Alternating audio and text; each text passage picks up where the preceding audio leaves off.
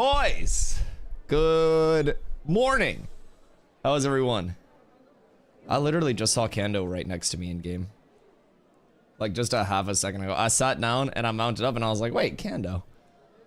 Good morning, Kando. Good morning, Gouchy, Nin, Rusty. How are we all?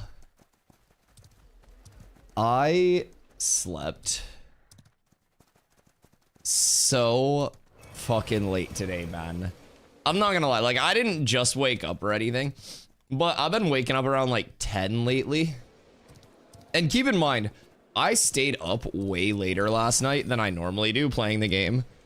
I have been like fucking degenning right now in terms of how late I am staying up compared to like how late I normally stay up gaming.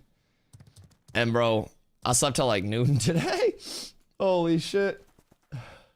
Yo, what up, Elite? Yo, what up, Tuna? Do I just stay at Oak until 15? Yeah, probably Oak until like 15, 16. Oak is so good. You literally just Oak until 15, 16 and then you're good. Whoo! Okay.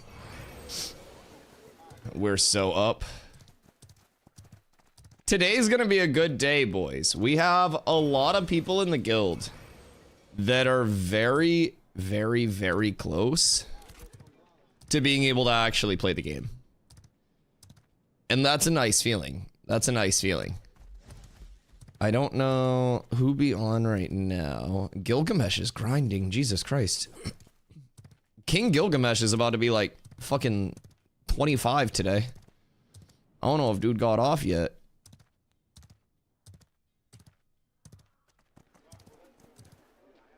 Let's see. Nin hopping on for a bit? Bet. Bro, I need to start setting like alarms at every point of my day. Like, I usually set an alarm to wake up. I didn't today, but I'm about to set an alarm that's like wake up, then another alarm that's like be, you know, be looking at YouTube shit by this time. Then another alarm that's like check metrics, check sponsorship email. And then another alarm that's like get stream ready. Then another alarm that's like work out before stream. Then another alarm that's like stream for 12 hours. I need to start getting myself on that like that fucking TikToker morning routine, bro. Like those get ready with me type shits. I need to hop on one of those joints. That's what I need to start doing, chat. Every morning it's a get ready with me. Get a big ass whiteboard. I have a big ass whiteboard in my kitchen.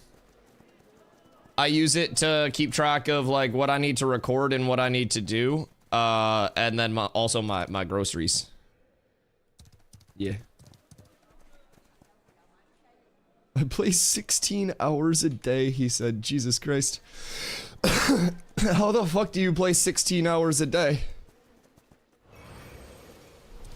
My brother. Do you literally just play this game and sleep right now?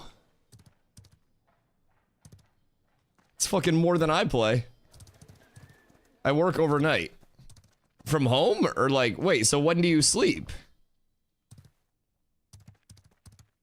Suspicious dev activity. Steven activity detected. What up, Tarvo? Good morning.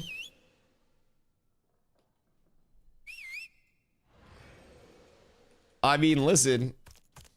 It would make sense if, like, you work 8 hours. And then, wait, did they fix my mount? You work 8 hours, you get out of work, you come home. You play this game, another 8 hours. Did you like the rap video? I haven't looked at it because we haven't done React content. I do React content on React days usually, which are like the server down days. Interesting.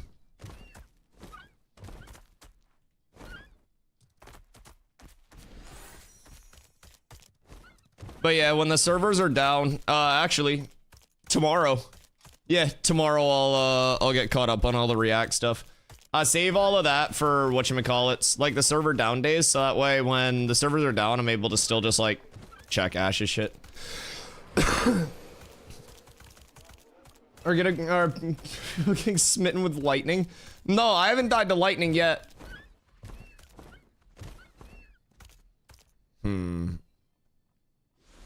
Cat with abs is absolutely S tier. Yo, Vanna, thank you for the follow. I appreciate you. Welcome in. I'm on to you, King Gilgamesh, the still level 12. I'm on to you.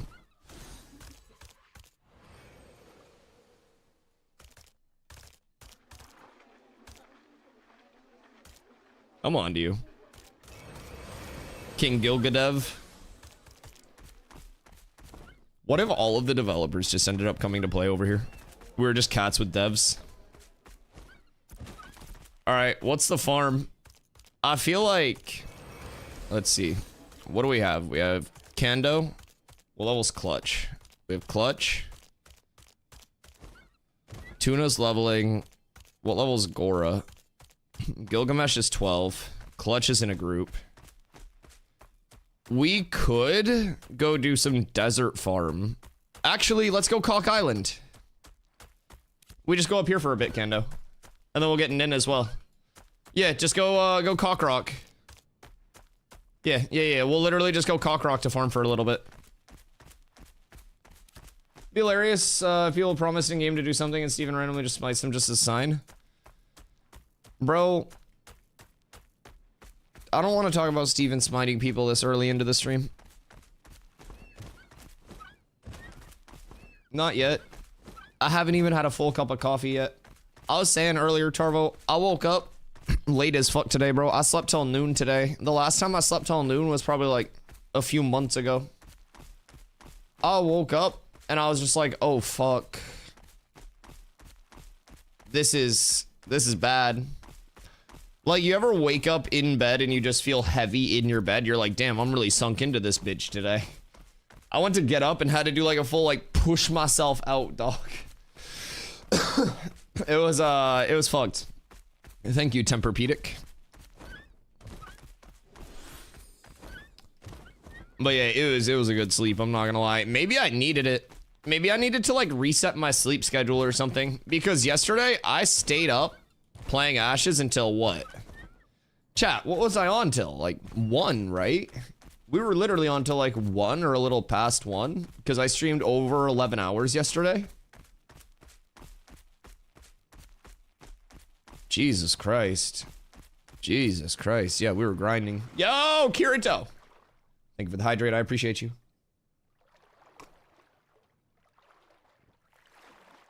$1 a.m.? Yeah, this game's got me fucking hooked. And like, so hear me out. That's a good thing for me. Because this is technically work. So the more addicted I am to streaming something, the better work ethic I have. And like, essentially people will see me playing a game 12 hours a day and they'll be like, oh my god, Dusty, you're working so hard. And I'm like, yeah, it's fucking exhausting, man. Really out here grinding. Meanwhile, I'm just out here degenning a video game and everyone's like, man, Dusty, you're so inspiring. Like, okay, man, this is not what my therapist says. Anyways. Grinding on the rock? Yeah, a little cock rock grind to start the day. So, I mean, this really isn't bad either. I'm not quite sure what we're looking at in terms of drop rates or anything. But, like, in theory, these should be pretty chill, right? Grinding on the rock is crazy. Boys, what are we getting into today?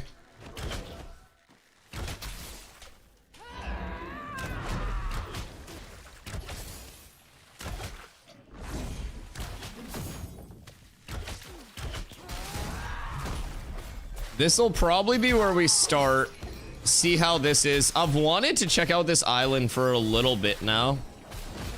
I feel like it's a good solo spot for those that want to like top off at 25 in, you know, a relatively safe spot without reefing or anything. But I don't know. It depends on like how the loot tables are. Like I know the loot table of these mobs themselves, but I don't know if they're all going to have identical drop rates, what we're going to be looking at. But what we could be peeking here is a very safe, non-contested farm, which I think is always like the best case scenario across the board. Just having that, like, you know, that non-contest. I talk about this a lot, but if something's like regarded as 100% efficiency, as soon as you have 2 people there, it's 50% efficiency. So, right now, if we have this whole island to ourselves, then we're chilling. And it doesn't seem like it would be like a bad little XP grind with a couple other people. Who this? Oh, cool. Gilgamesh! Brother, go level! You gotta go level, dog! We have so many people that are around your level. We need you 20 plus. Yo, what up, One Winged? I went there to solo in the low 20s. Nice chill spot. Yeah, Cockrock is fantastic. Did that summoner just receive healing when summons deal damage? Peculiar. Is that going to be like a summoner archetype ability? Because that's unique. You life leech off of your summons damage, and then spirit instability seems to be like an enrage. Isn't that kind of fucking neat? If the summoner pets explode next to them, they heal the damage. Huh. Do we think that's something that could come through to like the actual summoner class? Because I do like I call it a sack summoner, right? I played a lot of summoners as my ARPG class of choice. Tank is my MMO class of choice, or archetype, I should say. Summoners are always where I gravitate towards anything like ARPG, right? So I don't know, like a sack summoner for PvP standpoint could be really cool. Something where you have like a dedicated command for summons and then a sack where you can burst damage instead of just relying on like minion AI.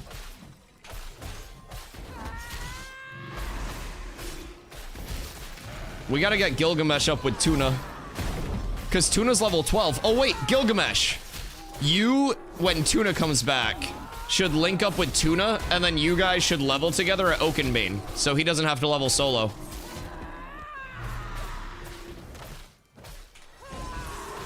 That would be sick, because we need more people up to level 20.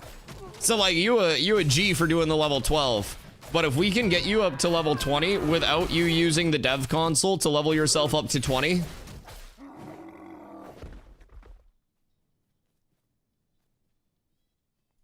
then we're set.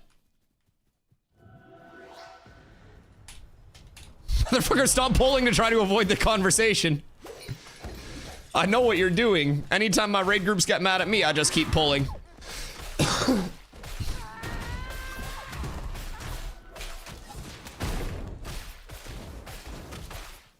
See, the concern for me, it's actually not a concern, but why I'm intrigued by this mysterious epic figure, right? Is that I don't know who they are in Twitch chat. I know everybody is in Twitch chat at some point. But like, dude just pulls up and then responds in game. I don't know who the fuck it is. It's like the one person that I'm not aware of who it is. Like, we have actual developers that are in the guild that outed themselves at some point and had to be like, yeah, I work in this part. Because I don't care if you're a dev. I just like to know what you work on so I can ask you cool questions. I like having reference material, and you become my reference material at that point. So, like, one of the people in the guild, they work on mounts. So if I ever have a question about mounts, I can just ask them shit. Personally, I think that's cool as hell. Well, one rule is if you're a dev in the guild, you just gotta tell me what you work on.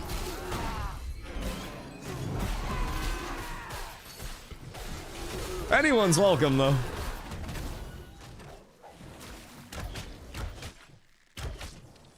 Good day, Wimpy. How you doing today? We finally got snow last night, boys.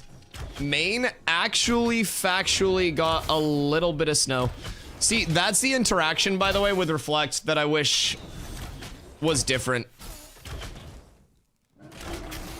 So basically with Reflect, yo, what up, Guggen? How you doing today? My one complaint with Reflect is that it's a lower priority than finishing attack animations and stuff. So if you're in the middle of an attack animation and you try to reflect, the game finishes your attack animation before it starts your reflect animation. And what I wish it would do is prioritize that reflect cast over your current attacks, where basically like I can go like attack block, right?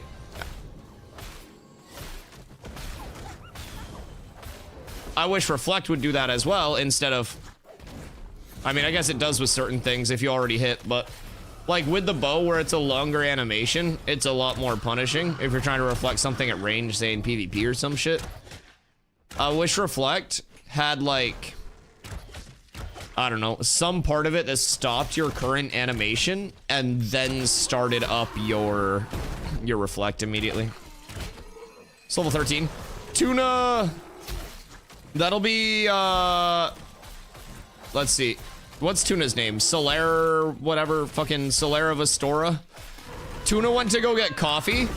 So, Gilgamesh, Tuna is over in Miraleth at Oakenbane Keep, which is right here on my map, if you can see it.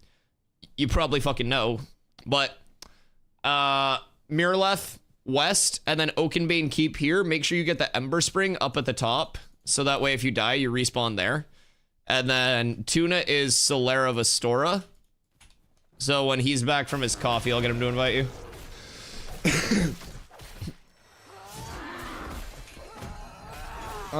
Live in Canada. It's minus 20 out where I live.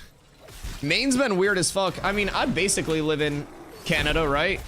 Like, I'm in Maine, so it's like, it's not Canada, but it's also not the rest of the United States.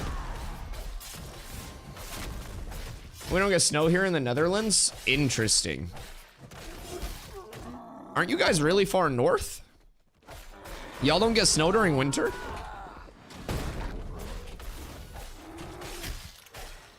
Where are the materials to gather? What materials are you looking for, Guggen?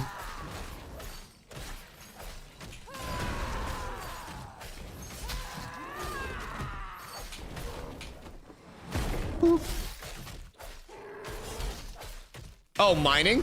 So those will just be, you know, around the entire world, but certain areas will have better spawn points. One that a lot of people have said is the beach in New Ayla for mining specifically is like a really good spot for basalt and granite, but you're going to be looking for those like little kind of pokey rocks. Are there events? Oh, there are like fishing derbies and everything, man. They're literally like lumber. It's like I've seen a lumberjacking one. I've seen a fishing one. Let's see. Are there more past that? Can't wait until they nuke the croc mount. I think it's just move speed bugged. That's all. But yeah, it's faster than mine. I saw a meteorologist talking about snow in the Gulf of Mexico tomorrow. The Gulf of fucking freedom. Screeka! Sorry. That's interesting. When was the last time it got like significant snow? I live in the north of my country, so I get no snow.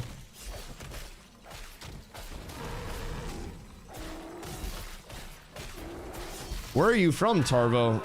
North means colder where I'm from. There's a crow, not an eagle. I don't fucking know. I don't fucking know my birds. San Diego gets a bit chilly, but no snow. Well, if San Diego got snow, it would cover up all of the human shit that's literally on the sidewalks. When I was in San Diego for TwitchCon last year, legitimately, the worst part of every single day was the first step out of the Airbnb in the morning when you just smelled the human feces. Like, I used to think New York City smelled bad. I legitimately would have smelled less shit if I took a dump in a toilet and stuck my head in the toilet and gave myself a swirly. My lord. Beautiful city, though. Just smelled like poop. You're not wrong? Yeah, beautiful city. even the homeless people were nice. Cause like I'm from Maine, so I just like say hi to everybody. We grew up in super small towns where everyone like waves at everyone and like we say hi. We're like, oh, how's it going? Even the homeless people were nice. I'd be walking by, I'd just be like, hey man, how's it going? And they'd be like, oh, hey, good, how are you? Beautiful day. Like they were very cordial. There's one guy that was like smoking a crack pipe, just gave a sup nod. So yeah, I don't know. People in San Diego were great.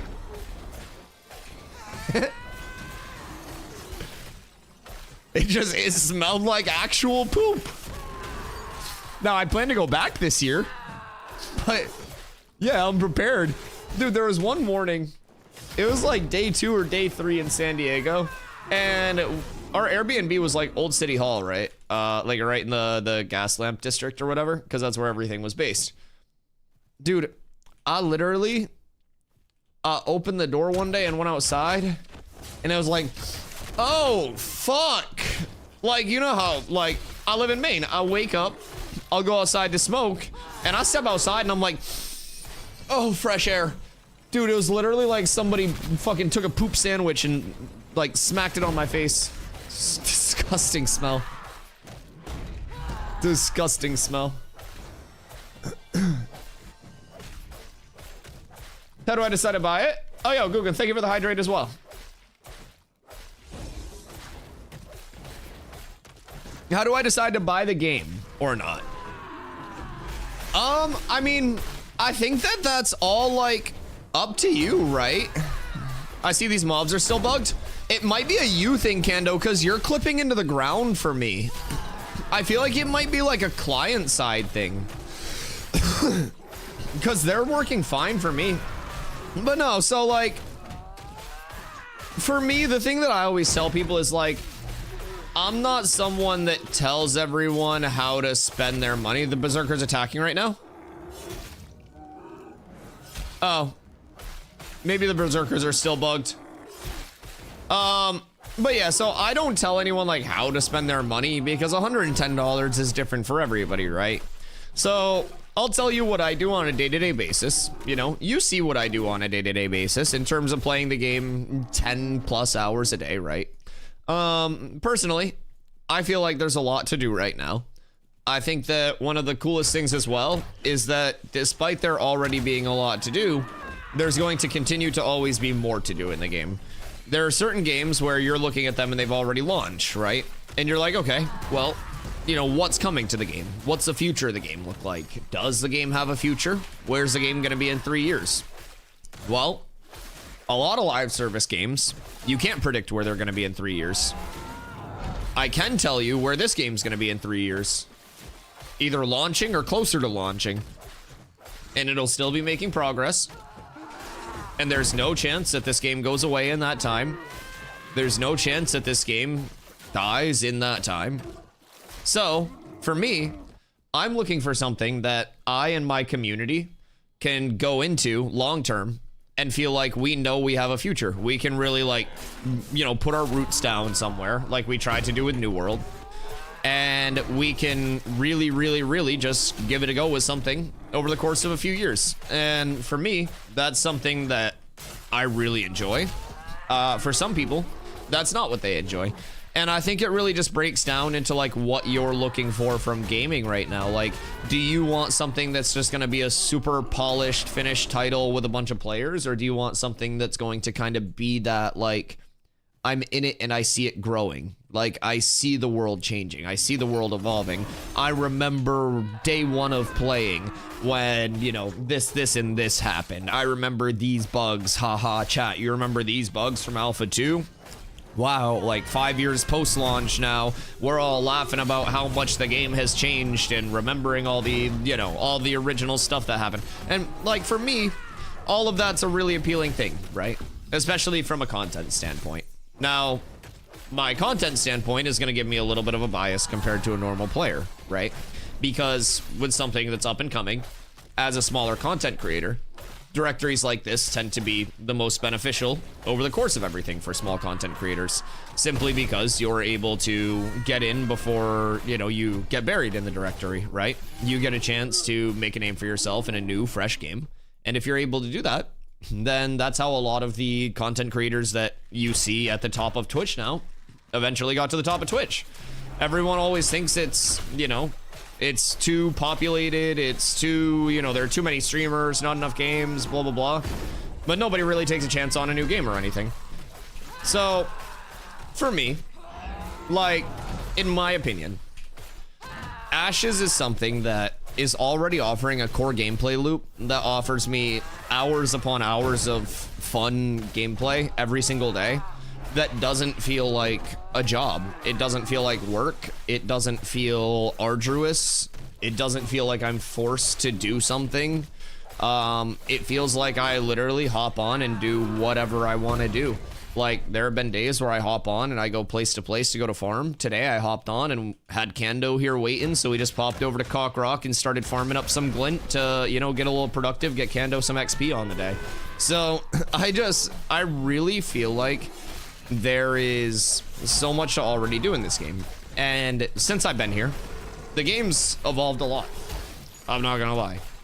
Like, graphics changes, gameplay changes, major bug fixes, mob updates that were actually like impacting people being able to exploit certain mob traits. There's just a lot, in my opinion. How many people are playing?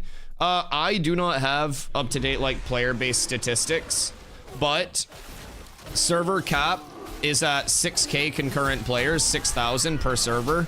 And from what I've been told by people, both servers have gone on like a queue at a certain point. I have not had a queue myself, but I also get on at 2 p.m. and don't really get off.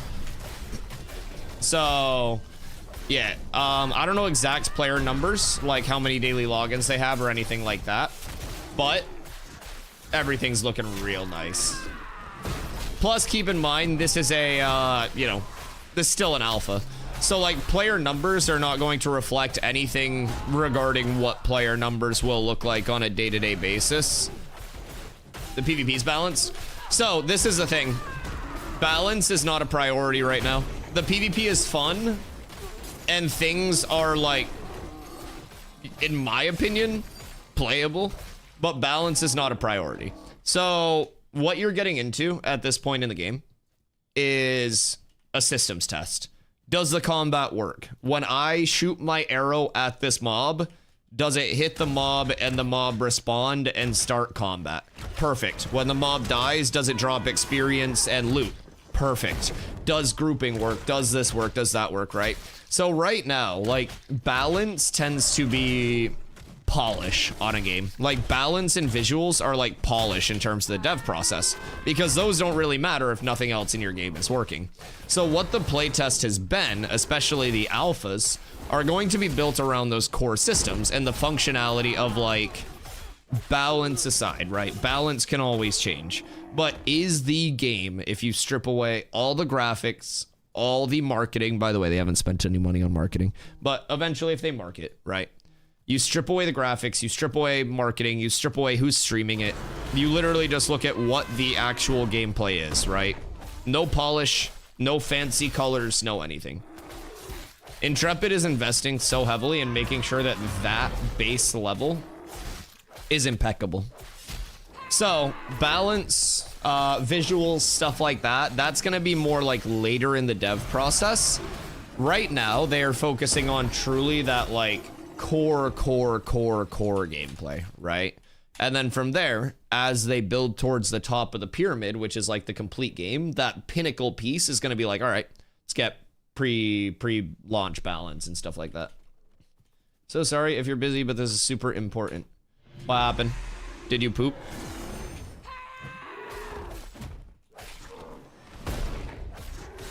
Check your email and tell me if everything is correct in the ticket stuff. How dare you come into my stream and ask me to take 10 seconds to check my email? You are fucking out of control, Carla. Jesus Christ. Fucking ridiculous. Yeah, hold on, let me check, love. God fucking damn it, Carla. I have an email. Oh, I'm supposed to look at this. Power trip. There was nothing I could have done. I'm sorry, you're fucking ridiculous. Hold on, Magi, I'm yelling at my girlfriend. Welcome in, by the way. When are we expecting the release, and is it gonna be huge?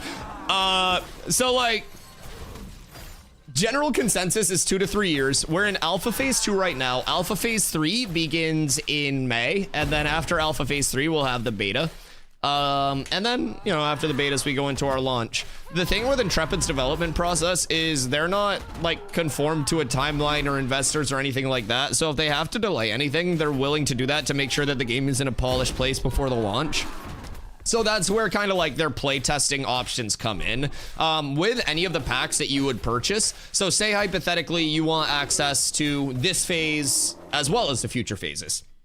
You go onto the Ashes website and it shows the $110 pack, but then it also shows the $100 pack for May.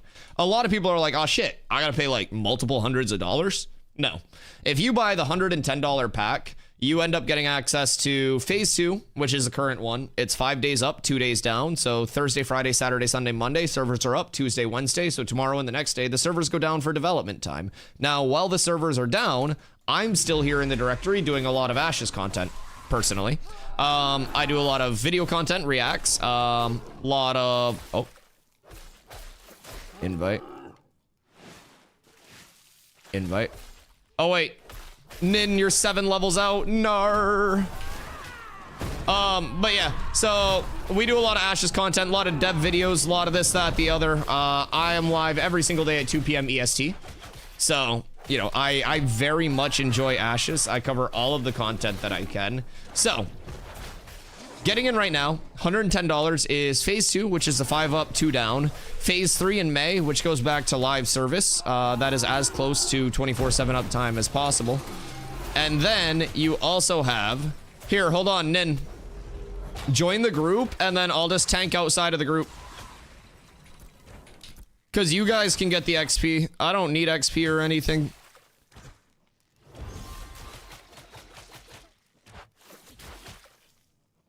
I'll just invite you here. Sorry. So Phase 2, Phase 3. Let's see, lead party. There you go. And then you also get access to the beta. So the current and all future phases of development testing, you get to play. Whether they go 1 year, 2 years, 3 years, 10 years, 20 years, you have access with your purchase.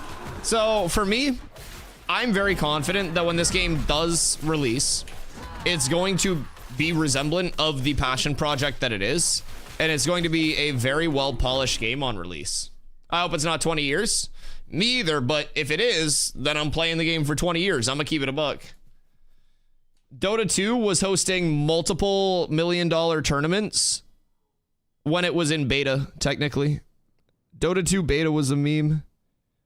Carlo, what am I confirming on here? My name?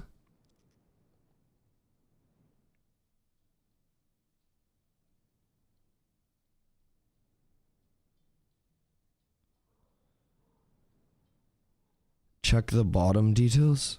Oh, wait.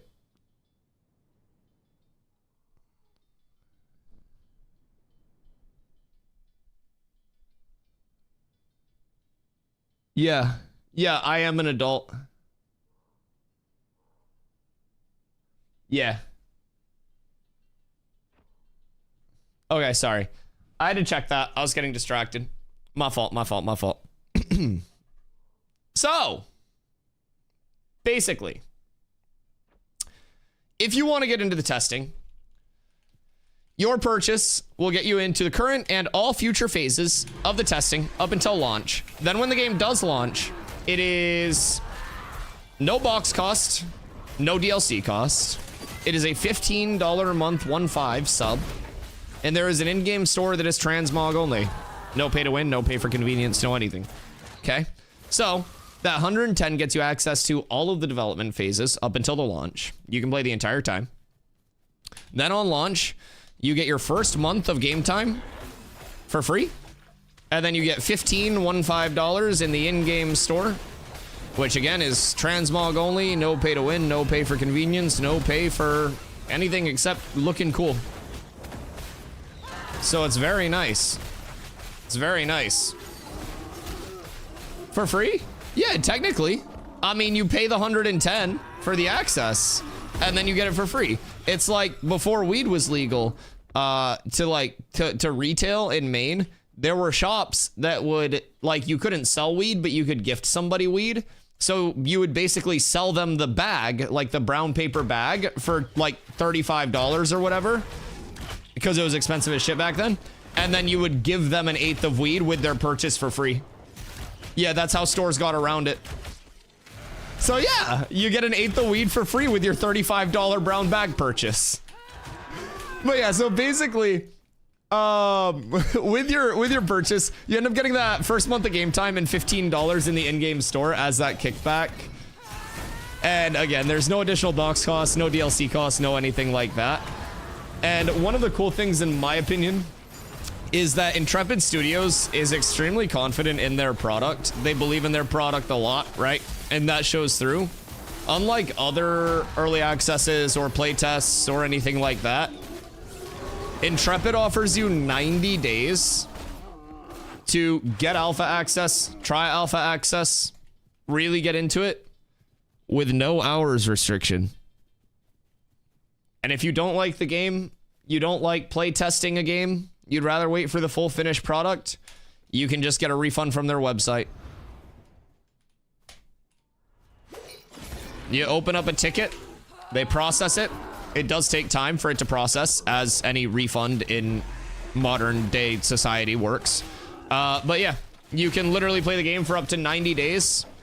You can try it out as much as you would like. And if you're like, oh shit, you know, I don't think I want to be a playtester. I think I'd rather wait for a more finished product, whatever it might be, right? Then you can just get a refund. You don't have to feel obligated to stay. You don't have to force yourself to play like something that you don't like. And the best part is, you don't have to like force yourself to even like play the game in the first place. Like, there is legitimately no FOMO, because again, a lot of testing phases this early on are still under wraps. You're not gonna see playtests. You're not gonna see streams. You're not gonna see developer live streams. You're gonna see developer videos, which are heavily edited, curated, and posted over to YouTube to prevent things going wrong in those streams. But the fact that they do not stop people from streaming their alpha. They literally do like live production testing on certain things.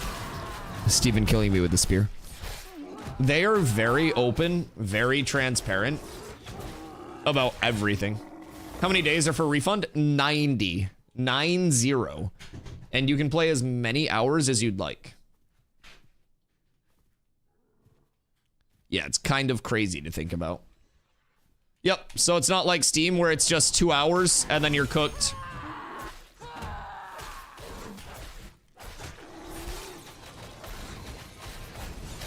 Steven in his double tap. Bro, my mount almost survived that one. Where are they refunded if I pay with your credit card? I would assume it's just through the payment processor. I haven't put through a refund. I haven't done a refund myself, nor am I their marketing department or like their payment processing department.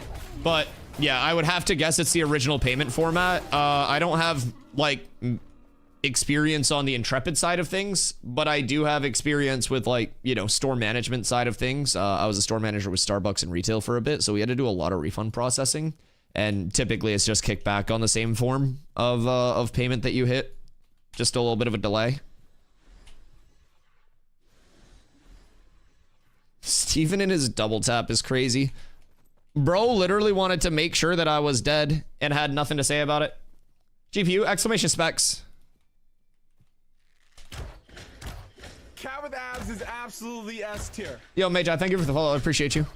Also, chat, if anybody is thinking about joining us over in Vera at any point, and you are going to check it out, make sure you do exclamation ashes. If you do enjoy the content, you want to support an Ashes content creator, one of the small boys and not one of the 10K plus average streamers that are going to be coming in here eventually when the game does launch, That exclamation ashes link gets you a referral code that helps support the stream. Your in-game purchases or any purchases that you make, a portion are kicked back to me as in-game currency. I can get all the drip and all of that stuff. And as Ashes and Intrepid starts to accept content creators into their official content creator program, the more hype we have there, the more support we have from the community, right?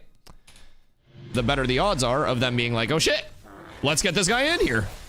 So that's just a one-time use on the account. You don't have to re-up it at all. You make your account using that link, and for the entire lifetime of your account, a portion of your purchases help support stream. So much love to anybody that decides to do that. You do not have to by any means, but you enjoy the content, you want to help support somebody that's grinding organically in the Ashes directory, good chance to do so.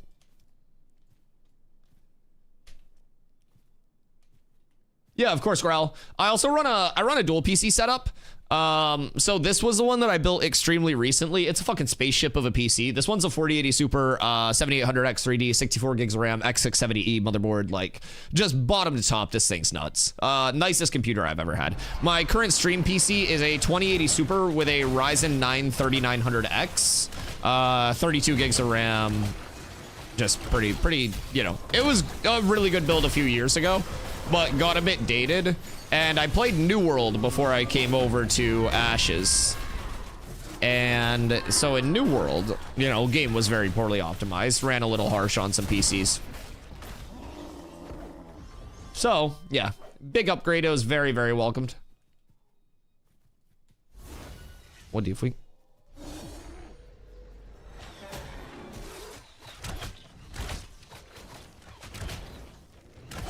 Still can't speak a word of Dutch. Oh God. There was a guy I went to high school with. He was from Finland. And that shit sounded crazy. Crazy if a 3070 could run AoC. Oh yeah. Oh fuck yeah. Chat, does anyone have like the minimum specs and rec specs pulled up? Yeah, I definitely think that you could run Ashes on a 3070. It doesn't seem too like crazy intensive to run by any means. You could also end up like, you know, just adjusting your graphics. So like view distance is a really large thing that's going to impact your, you know, your rendering and stuff.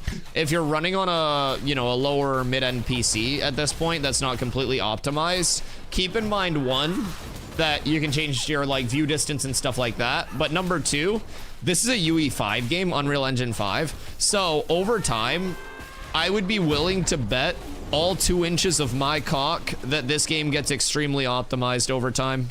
UE5 is very well known for processing code in one of the most efficient ways of like any major engine right now. And so I'm sure, again, I'm not a developer, so I'm saying that in very stupid terms because I only understand stupid terms. But I also come from a game that ran on a fucking heavily modified, like OpenDex 3D, some bullshit. Literally the worst engine in history is what I come from. So yeah, I think there will be very few optimization issues as the game continues to develop. Where'd Tuna go, by the way? Tuna went to go get coffee and then never came back. Tuna, where are you?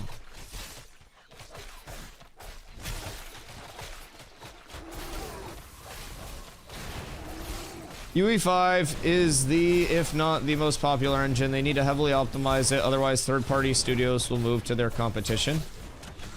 What do you mean move to their competition? Tuna left for the milk, literally. Yo, what up, Uzi? Do you know anyone running a key giveaway? I do not right now, honestly.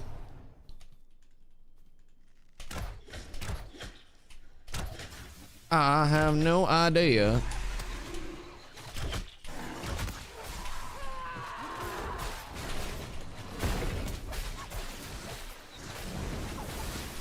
These keys are expensive. Yeah, those shits be 110. That's like a month of income for a streamer, man. Now, I have heard, like, their content creator program will basically... They said community giveaways. I don't know if it's key giveaways or what it is, but...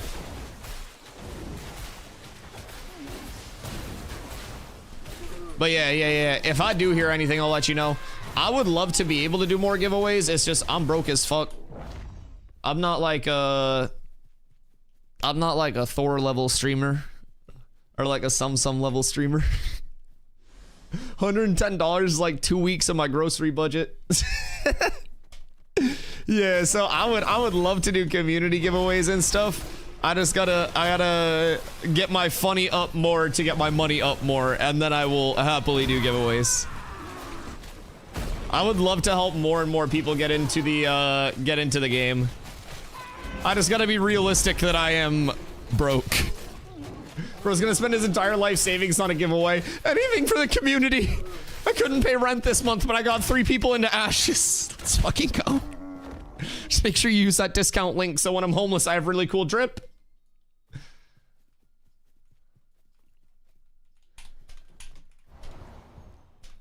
Start giving away mounts. I need more cool mounts before I can give away mounts. Yeah, I only have 3.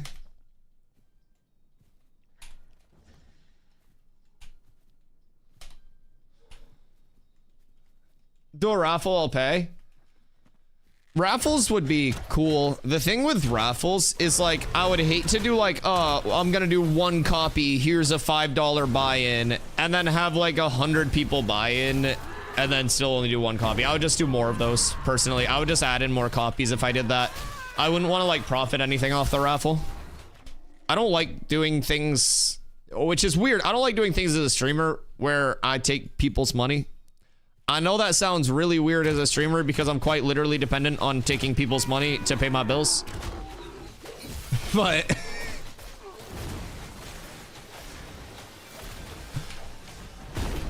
yeah, a raffle could be cool though. I just don't know like what Twitch's ethicality of raffles and lotteries and stuff are.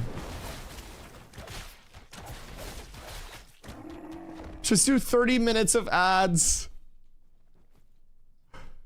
Listen, you gotta have a viewer count to get ad rev though.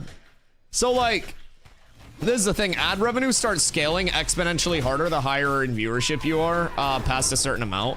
So for example, like, it also depends on your directory too.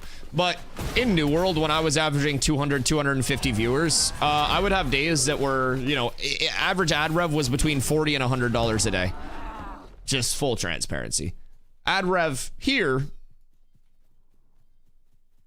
is not that, because there's probably a smaller ad spend because Amazon Games probably like marketing budgeted the fuck out of their entire ad spend, right?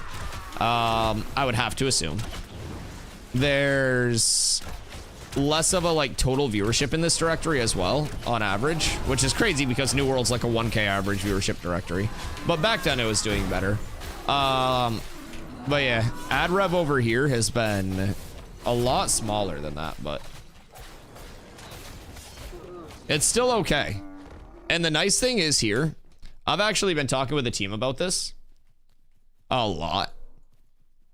All of the metrics with like new people coming into chat, checking out the stream, like, you know, viewers coming back in day over day, right? Has blown shit out of the water. Like peak New World launch, like a Eternum launch this October. The only thing that was better then was like gifted subs and overall viewer count.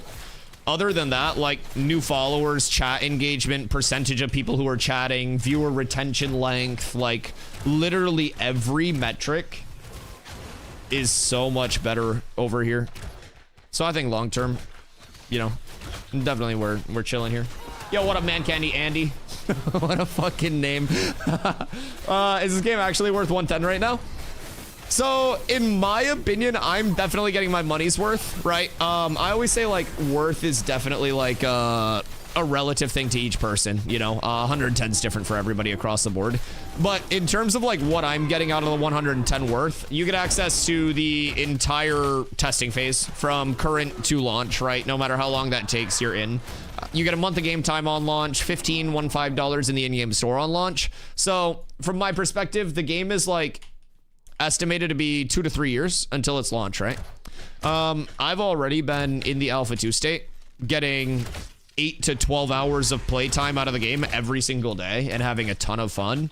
Now, game's not, you know, in a polished, finished state. There are bugs, there are things that are quirky, there's imbalance. It's definitely like, it's definitely an alpha. But with that being said, I'm personally having a ton of fun with the game. And if you're someone who hasn't really been, you know, into a game this early in phases before, and you're not really sure, like, would I have fun with something this early? Would it be cool, or would it just kind of suck overall? Intrepid offers a 90-day refund period with no hours limit on your purchase. So say you pick up the alpha and you want to check it out. You're like, I don't know, man. It's a lot of money, right? It's a lot of money. I'm not here to be like, you're a dumb, broke bitch, buy ashes, right? But Intrepid offers a 90-day refund period where if you don't end up liking the game, you open up a ticket on their website, you can get your money back. So you don't feel obligated to keep playing, keep forcing yourself to play. If you want to wait for the launch and wait for a more finished, polished product, you can.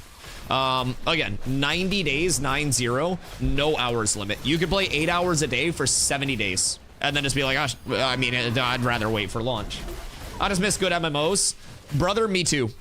I made New World content for the last 3 years. Yo, what up, bed? I legitimately made New World content for the last 3 years because I wanted a community-based MMO that badly. And I watched New World over the course of its, like, early lifespan to where it's at now go from something that was supposed to be a community-based MMO to something that doesn't even know what genre it is anymore, bro. It's crazy. Is absolutely S tier. Yo, Andy, thank you for the follow, man. I appreciate you. But yeah, so for me, day to day, I have a ton of fun. I have 150 hours in it. I'm part of the problem. New World, I have 7,000 plus hours in it. I have played thousands of wars in that game. I am one of the players in New World with the highest amount of wars played all time.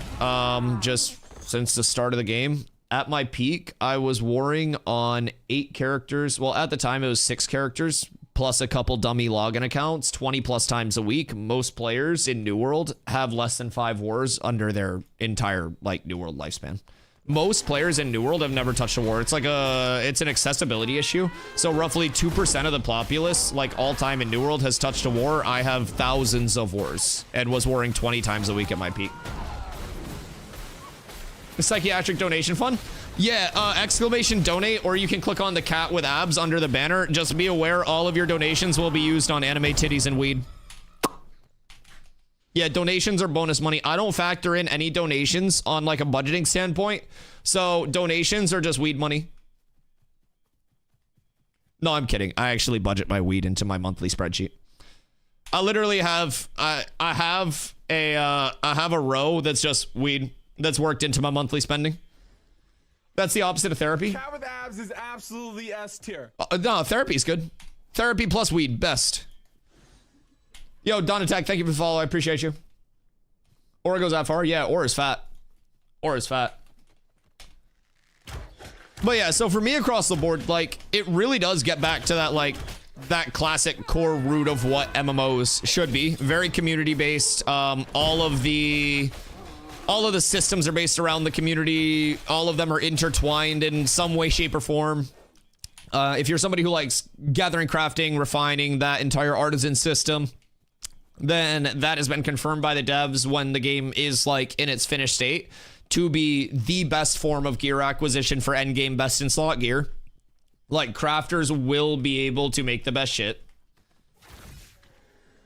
2 Giga Chad, not pothead to understand. Is the alpha playable until launch or are there windows of playtime? Good question, Scream. So with the alpha accessibility, phase 2, yo, Tuna, get Gilgamesh in your group. It's another level 12 cleric that we have in the guild. Yeah, you guys should start finding groups together because you could just like clear through everything insanely quick. But yeah, so basically with the alpha, it's alpha phase 2 right now. Scream phase 3 begins in May. So until May, the servers are on a 5 up, 2 down development cycle. So Thursday, Friday, Saturday, Sunday, Monday, the servers are up. And then Tuesday, Wednesday, they take the servers down for 48 hours to like implement big patches, fix major bugs, and basically just have an empty world to develop on, right? So as we go into May, Alpha Phase 3 will hit. Once Phase 3 hits, we're going to a live service schedule, or as close to live service as possible. There will still be downtimes for like, you know, maintenance time, updates, and stuff like that. But their goal once Phase 3 hits is to just have that, you know, as close to full server time as they can possibly do.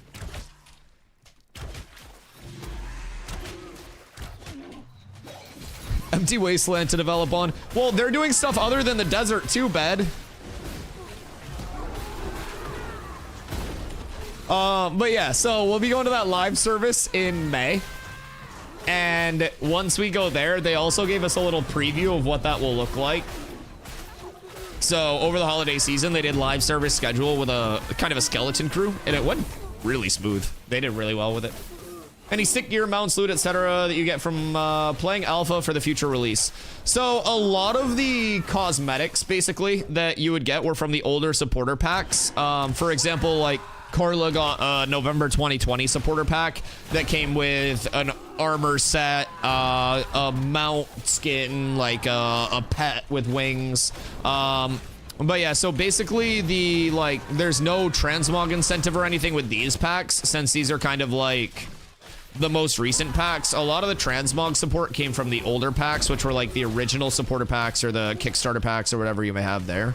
But yeah, what you get here is the access. You get the 1 month of game time on launch, and then you do get $15 in the in-game store, but it's not like an exclusive, you know, Alpha 2 pack skin set or anything like that. There are a lot of things, though, that they could do down the road. Like, we don't know everything that they have planned and stuff. They are extremely, extremely communicative with everything across the board. I wouldn't be shocked to see eventual, like, titles or something like that come in for people that were here. You know, something along those lines could be really cool. I like in-game titles a lot. Especially ones that are, like, progression gated instead of just, whatchamacallit. Get the opportunity to grief Dusty, which is worth $100. Listen, man, you didn't pay shit and you showed up and griefed me today. Griefing me for free right now, Bedco. You're not even subbed. Yeah, no, honestly, griefing me is good value. I'm pretty fun to grief too, because I put up a good fight and then I'll also yap at you and talk shit. But after the fights are done, you can come into chat and you won't be banned or anything, because I realize it's just a video game. Cursing you to get 20k average viewers. I followed Pirate since he had 40 average viewers. Damn, that's probably a long time, huh? Yeah, I saw you were saying shorts earlier while I was ranting. Shorts can be very conducive to growth as well. We do a lot of daily shorts. Like, my YouTube is extremely, extremely active. Multi-stream every day on YouTube and Twitch. We have a lot of shorts. Like daily shorts. We do long form content as well, so we're active everywhere. We had a TikTok for Ashes that had one of the most insane like to view ratios that I've ever seen on a fucking piece of short form video game content. Had over 250k views, and I think it was getting close to like 20k likes. Fucking insane.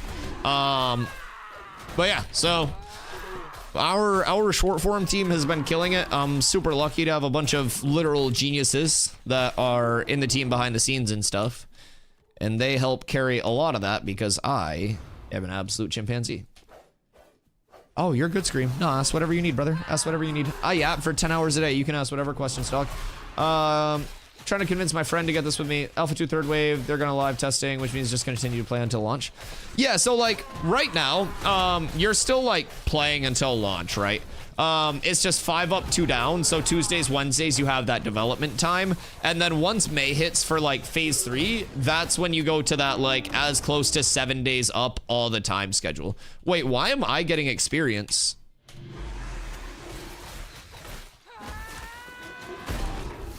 Yeah. And then I actually have a graphic as well, because some people ask about like wipes and stuff like that. So as a streamer, I actually took a 2-year course in Microsoft Paint efficiency. So a lot of people ask if their characters are gonna wipe. Basically, we're in phase 2 right now. Phase 2 is going to remain concurrent. So this is my character, Dusty Why So Hot. Dusty, why so hot? The big booba tank dwarf of your dreams just continues forever. You can't stop it. Phase 3 starts, and it's like fresh start servers. So you'll be able to start on Phase 3 servers if you want to start fresh, or you'll be able to just log into your Phase 2 character and continue with all the Phase 3 updates as it continues. Pretty reasonable. But yeah, that's the easiest way I can explain it. I don't know if there's anything hard confirmed about beta wipes or what that would be. I would have to lean towards beta being a wipe, but maybe split player base. So accessibility also goes up because you got to remember, like, we're so early in the testing phase that it's not like the game has launched. So we're in like the curve of like, you know, game launches, player base starts to go down, and then they do another round of fresh start servers. So you split this population, right? Like, we're in the phase where it's like here. Oh, a little uptick, a little uptick with the next phase, a little uptick, launch, right? So, like, we're in this phase right now where it's like, you're not going to be, like, splitting the player base by any means. Servers aren't going to feel any less popped or anything like that because you're just going to be continuing to add more and more accessibility in during that time. There are enough players for content. Oh, fuck yeah. So, one thing that's really cool is currently the player pop per server is 6,000. And it's going to be 10,000 on launch. Now, what we have right now for a map, and this is kind of like the best way that I can describe it. They're trying to stress test right now. So, oh, whoops, wrong one. Sorry. This is the current map. I thought I had the other display up still. This is the current map, okay? So we have some of the desert, it's the newest expansion, as well as the tropics over here. The tropics have like a small outpost over here, but nothing too crazy. Other than that, you've got your nodes here. And we're right now on what I call Cock Rock. The reason that I call it Cock Rock is because this rock looks like a penis. So right now we're over at Cock Rock. If we wanted to run down to back to New Ayla town, like the village, that's still going to be a few minute run just to go to there. If we want to run over to the desert, we're looking at like a commitment of a run. Like probably I have one of the fastest mounts in the game because Steven gives me mounts. Thank you, Steven. I love you. But yeah, I have some of the fastest mounts in the game.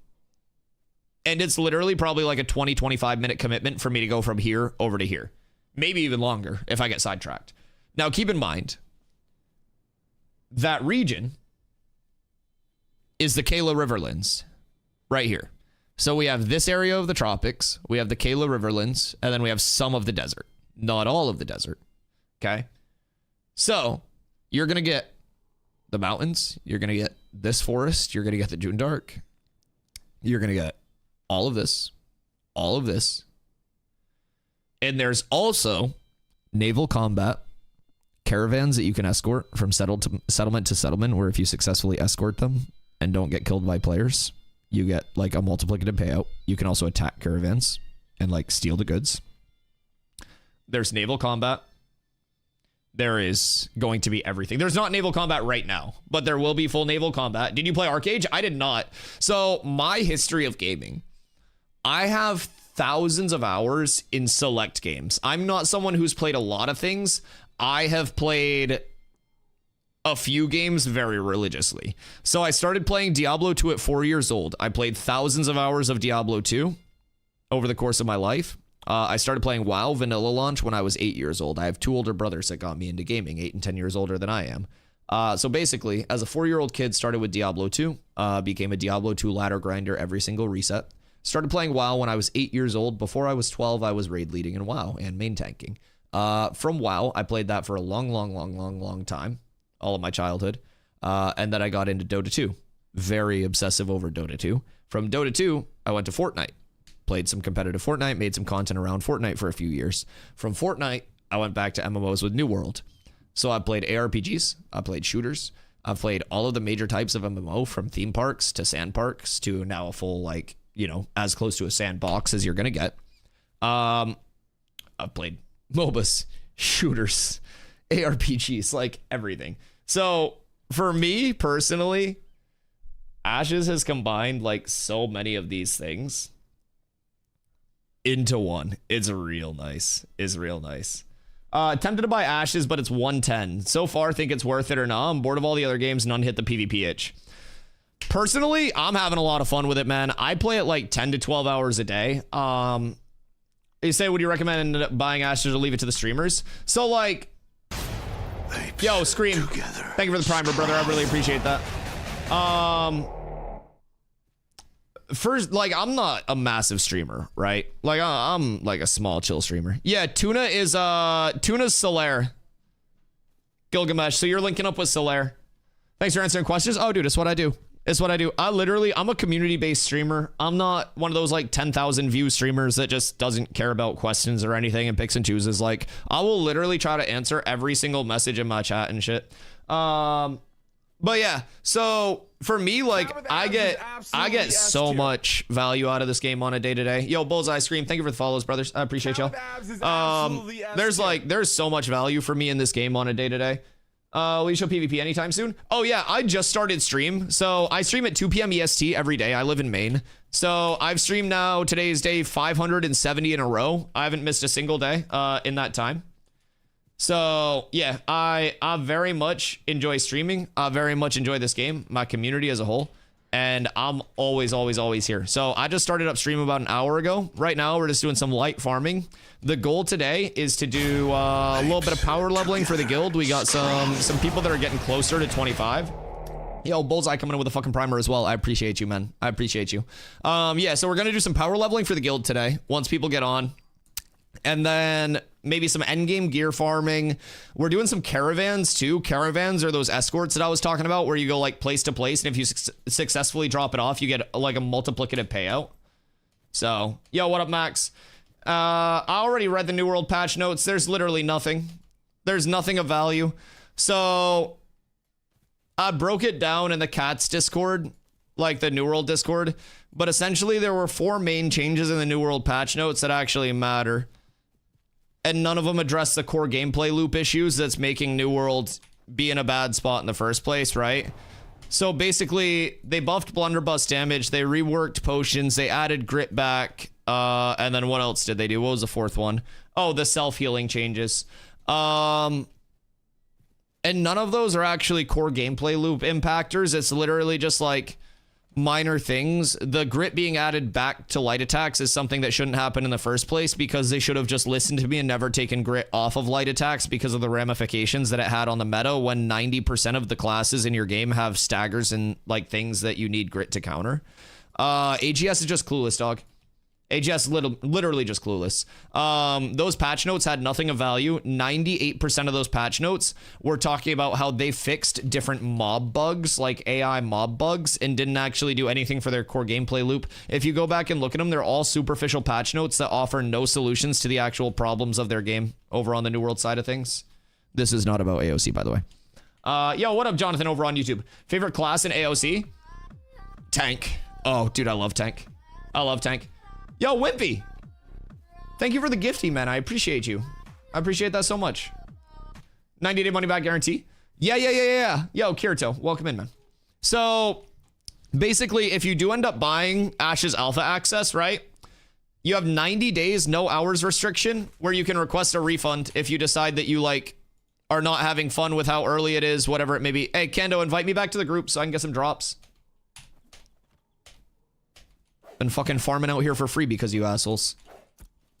But yeah, so if you do end up picking up the alpha, you try it out, you have 90 days with no hours restriction, right? You could play 8 to 10 hours a day, and at a certain point, if you hit the wall where you're just like, man, like, I don't think this is for me, it's a little too buggy, it's a little too early, I want to wait till launch, I don't really want to play test stuff, you get that full refund. Cool as fuck. How are you the first person to tell me? I'm gonna keep it a buck, man. Because most people are not giving Ashes a time of day. You're still showing the map on the stream.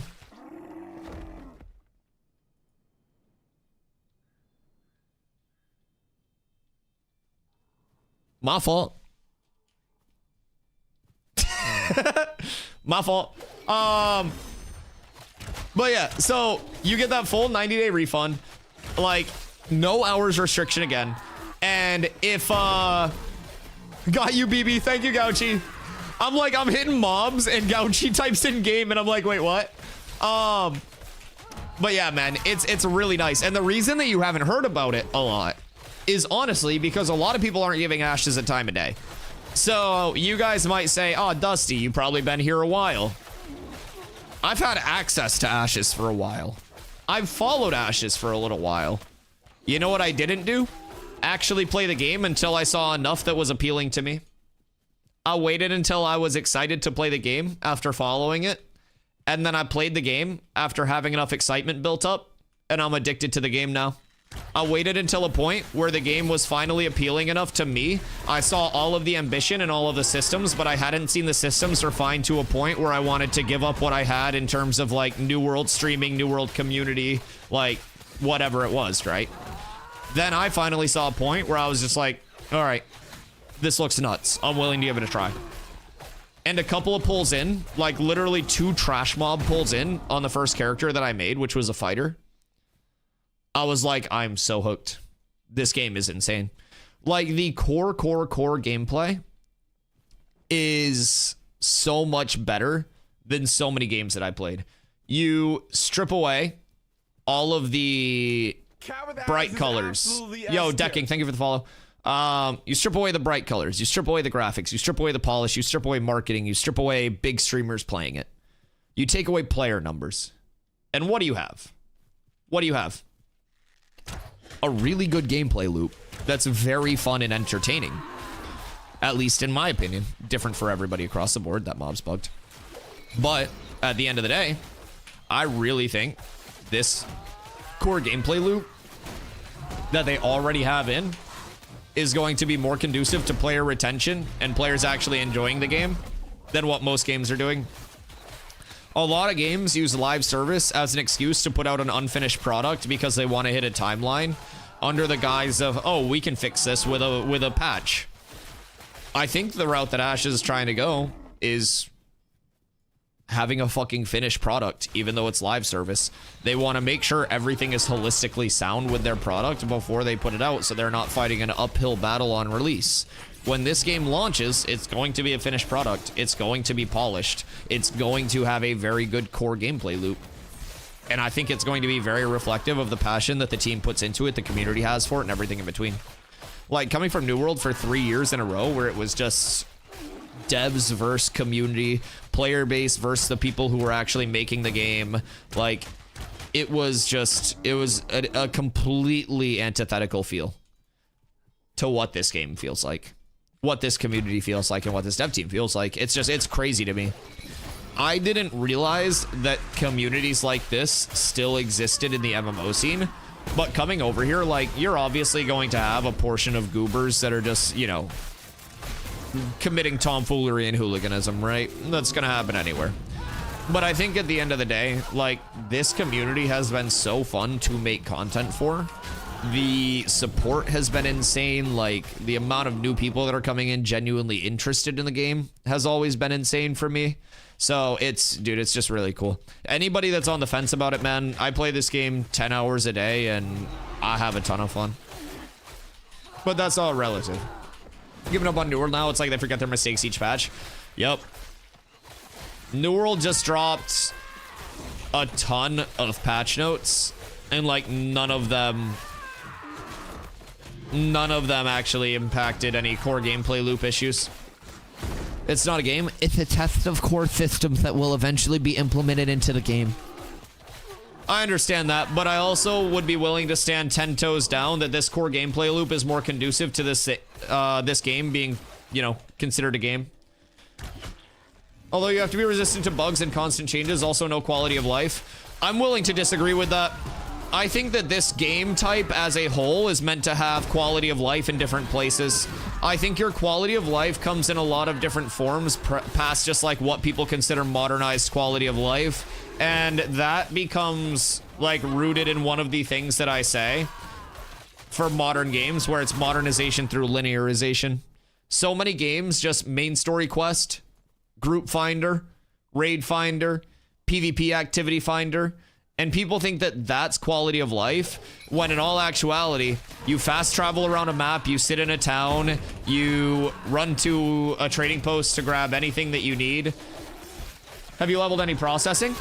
Yeah, I've started processing. And if you're looking at the quality of life of processing, then you should research the artisan system and know that that's 10% held up and it's nowhere near a complete artisan system. That's one of the things that they're very communicative. That is one of the least developed things in the game. Yeah. That's like me saying, hey guys, I lost my voice today. And then you coming into stream and being like, Dusty, why aren't you talking? You just got to do a little bit of research there, brother. That's why I said you have to be resistant. You just got to know what you're getting into, honestly. And I still don't think it's no quality of life in the artisan system. I don't think that's true at all. Saying no quality of life just because something doesn't have the quality of life that you're accustomed to isn't really a valid critique, in my opinion. This game has a lot of quality of life features and modernization that are just shown in different areas. One example of quality of life that I always use for people: you have commissions out, you have a complete all commissions button here as soon as you complete them. That's a quality of life feature that requires you to not have to run all the way back to like a town board and stuff like that. And it's a very, very simple thing. Meanwhile, they take away the quality of life, in my opinion, of like overdoing fast travels, taking out world interaction and stuff like that, right? So a lot of people think like no fast travels and shit like that is anti-quality of life. And then they'll run place to place in the world and they'll be like, well, shit, I just ran 30 minutes, but I had fun doing it. We did a caravan yesterday. Oh, Nelly, we only did one caravan, by the way, yesterday. We went into some leveling after that. But, like, a lot of the reduced quality of life areas, in my opinion, just are more conducive to you actually, like, engaging with the gameplay. Fast travel goes against some of the major systems of this game. I think fast travel, especially in an overwhelming sense, like New World, for example, goes against a lot of systems and MMOs as a whole, personally. When I think of MMOs, I think of a calculated, like, risk-reward decision being made for every action within the game, and you not just going, you know, full autopilot, queue for this, teleport here, stand in town, do that, right? Different systems lead to different levels of linearization, of course, like theme parks versus sandbox MMOs are going to feel entirely different on a core gameplay loop basis. But I really like the level of interaction and the level of immersiveness that's present within the world right now. It's one of my favorite things. Is archetype system and AoC. So, Ash just has set classes, and then you'll be able to do your secondary class. Why did he just die? That was weird. But yeah, you'll eventually be able to have a secondary class, combine any of the two classes across the board to make like the hybrid that you'd like to. The secondary class system isn't featured in the game yet, but will be featured later on.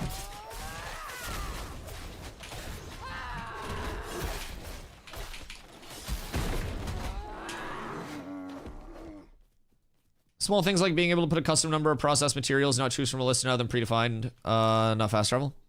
Yeah, I mean, again, you're examining a system that's 10% up, right? That would be kind of like going at the questing system and saying that the questing is less optimal right now.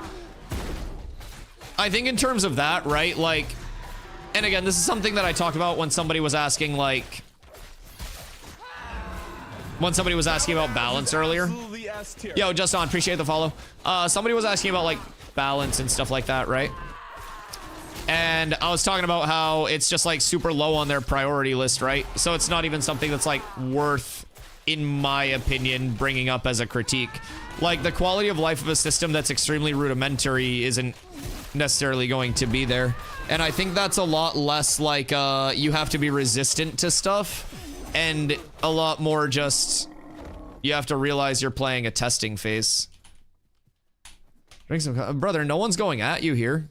I don't know if you feel targeted or offended because I'm like talking about what you said, but I don't know. You seem kind of hurt. Brother, nobody's even like talking to you in an aggressive way. Don't be so like, maybe my take was bad. No one's even saying it's a bad take. What do you mean? No one even said your take was bad. You got offended for no reason, brother. We're having like a friendly, civil conversation about like different quality of lives and systems and how those systems may be early on. And you're like, Dusty hates what I said. No, brother, I'm just telling you that that quality of life will come and it's not important to like really worry about right now. That's all. No one's saying you're a fucking idiot. It's the testosterone after the gym. Listen, I'll have you know, I did 1 superset of dumbbell curls, and I'm not aggressive at all. Toxic streamer, fuck all of you. There was absolutely nothing I could have done.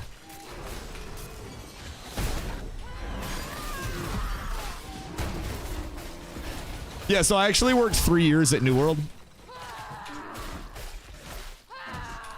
Toxic, toxic. Yeah, my bad if I came off as toxic, but no, I wasn't trying to like discredit you or anything like what you were saying. I was basically trying to say like quality of life and crafting systems and like those early implemented things are a lot less of a concern for me, because it's like something that's recently added that has lower quality of life. It's like, I know that's gonna come, right? But say it was like a quality of life system that was like something that they had been working on for 3 years, for example. New World. And they still couldn't get it right, then I'd be like, oh, fuck. Like, if we were 3 years post-launch and Artisans were still having all the issues that they're having now, I'd be like, oh, shit. But even when Steven goes live, he's like, yeah, our Artisan system's kind of poopy. And he's like, it'll get fixed. So, yeah, I definitely, like, I understand, like, that end of things as well. Yo, Vono, thank you for the follow. I appreciate you. Yeah, there are definitely quality of life things that are lacking there, but I also think, like, people knowing what they get into makes that a lot more... I don't want to say acceptable, but like, as long as people realize, hey man, if you want to craft, like, you can understand the baseline systems of how it's going to work, but like, once your systems are in place, like, you know, it's going to evolve through Alpha 2, through Alpha 3, through the beta, like, that's going to continue to evolve. Steven the Goat. Oh, we love Steven in this house. Yo, what up, Loop? We are on Vira. Been working as a software dev for 3 years at a food delivery company. I'm an authority on what people should eat. Wait, that's kind of cool. So what do you do software side for a food delivery company? Like how like orders are placed and handled and like that back end processing?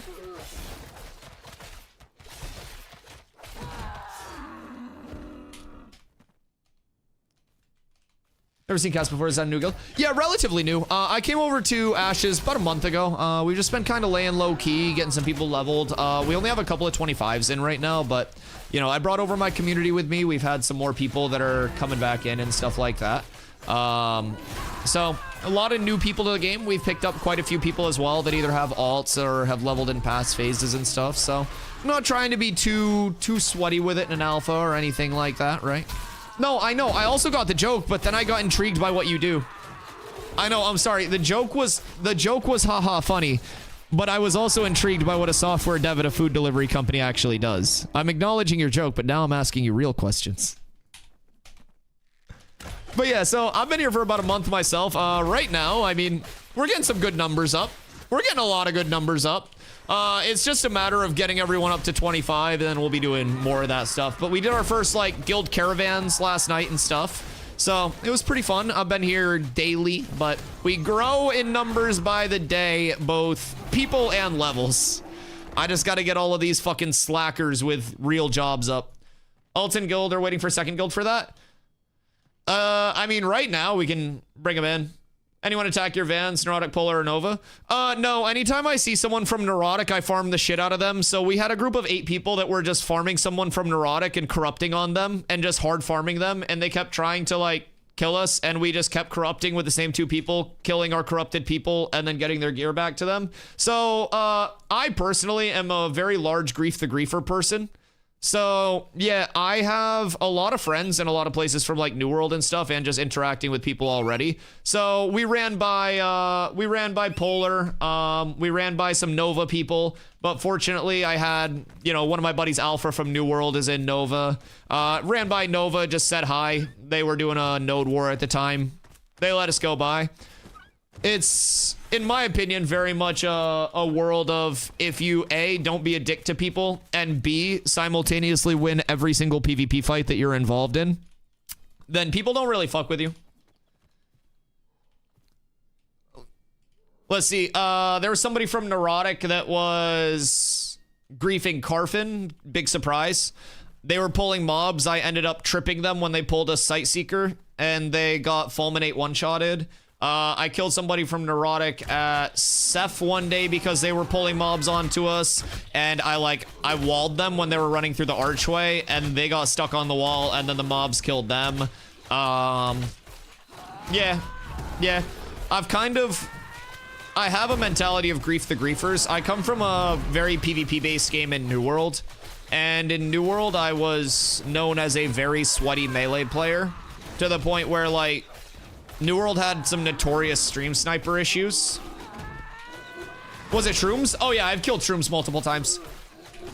Yeah. Shrooms is cheeks at the game. We actually chased Shrooms down one day, like killing him as well. But Ethani was the one that we were corrupting for.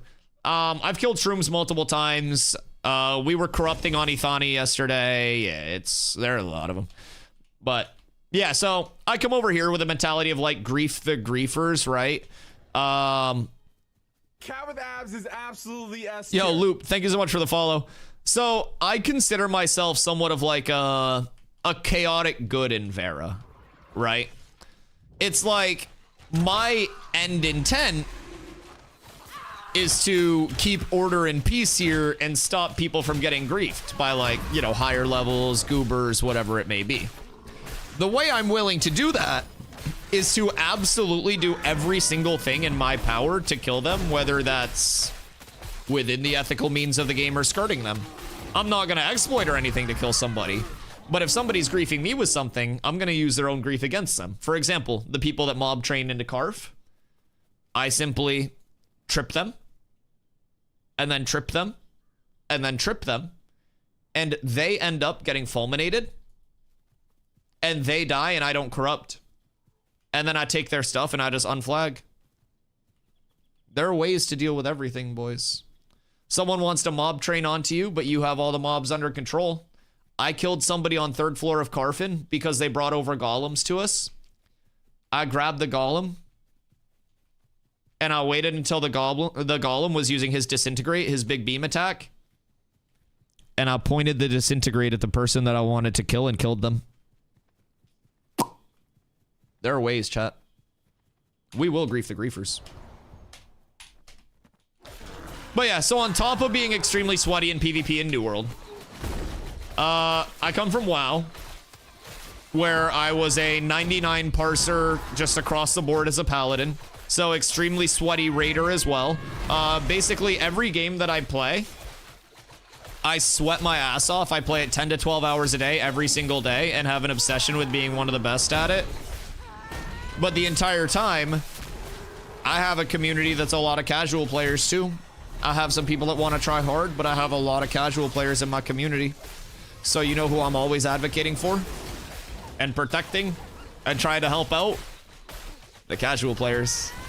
I don't care about the other people that play the game 12 hours a day. Fuck y'all, y'all got the means. What I do is farm up gear and power level and carry people that don't play the game 12 hours a day. And I have a lot of fun with that. And as we get more and more people, we'll teach them how to PvP. We'll teach them the ropes. And basically, we'll make our people better at the game. Done it with New World. Done it with pretty much every game in between. Kind of really wrong. You're liability to talk to that guy. Yeah. How do you feel about Reflect? I was actually talking about that earlier. Reflect is the ability that I want to like the most, but like the least as a tank right now, to put it very simply. There are two things with Reflect that I dislike that I would fundamentally change. The first of which is that it's a single attack reflection within a 3-second window. I think it should be a higher risk reward where it's a shorter window with multiple reflect instances. Either every attack in like a half second is reflected, or you can attack like 3 attacks, or you can reflect 3 attacks within a second. I think it should be a higher risk reward, shorter window with a slightly higher reward for it to be like a skill-based counter. On top of that, Reflect fundamentally has one issue with its like startup, I guess is how I would describe it. Currently, if you're in a long attack animation with like a bow, a book, or something else, Reflect is not prioritized over the attack animation finish. So, oh, sorry about that, Jonathan. YouTube sometimes gets mixed in with the Twitch chat. So, referral code? Oh, yes. So, if you come over to Twitch, YouTube doesn't have the commands all set up yet, but I multi-stream on Twitch, or if someone could, from Twitch, would do me a huge favor and run my code over to YouTube real quick. If someone on Twitch does !ashes and then copy-paste that code in YouTube chat, I'll love you forever. I think Kando's on the way, Jonathan. I think Kando's got it. Thank you, Kando. I love you. Best mod on Twitch, hands down. Referral code's on the way for you, Jonathan. I appreciate you, brother. But yeah, so like, for me, I would like a longer risk reward, right? Also, it says it's a 4-second cast, which is really weird. But the second thing that I would like it to do is have like a higher priority on like canceling animations, right? So if I'm in an attack animation that's a long animation, I personally would like it to stop your animation just across the board. Now I feel about these. Oh no, it's okay. Bedco, I don't mind at all, bro. I yap all the time. I have like fucking 5 of my everyday viewers that'll be like, wait, what the fuck? Dusty, are you angry? And I'm like, no, I just yell a lot. Yeah, no, it's all love, brother. Perfectly all love. See, one thing I like about this chat, right, is that people can come in with opinions that are different than mine, or they can say something that I don't necessarily agree with. And I don't necessarily think that's a bannable offense or anything wrong. I don't think just because I'm the streamer means that I'm right about everything in this channel. And I don't think that that means that nobody ever has an open floor to debate. One of the cool things about having a platform is the fact that so many people with so many different thought processes, so many different opinions, like everything else, come into my chat, right? And together we can work to like culminatively come to the best decision, right? I can take all of the input that people are saying across the board and use that to inform my dumb streamer brain. And then I can be like, oh, my community and I feel this sentiment, instead of me just being one of those speakers or one of those streamers that's like, I speak for everybody because I play the game in front of a camera. No, I don't have all the answers. I focus on my part of the game and I try to take input from people who specialize in their other parts of the game. I'm not a crafting whiz. I focus on PvP, PvE, and like sweating the actual combat stuff and like the mechanics within the game. I like movement mechanics. I like combat mechanics. I like world interaction. And those are my favorite things in games. So for me, that's my specialty. If someone asks me for input on something that's not my specialty, I'm not going to lie to you and be like, well, in my personal expertise, I'm going to be like, oh, I don't know a lot about that, but I got people in my chat. You know, a 10K ban list and send cry reports to Steven. I DM Steven. Yeah, I DM Steven. Usually just to tell him that his live streams are really cool and I appreciate him. Yeah, the last time he did a live stream, I shot him a stream and I was like, yo, great stream, brother.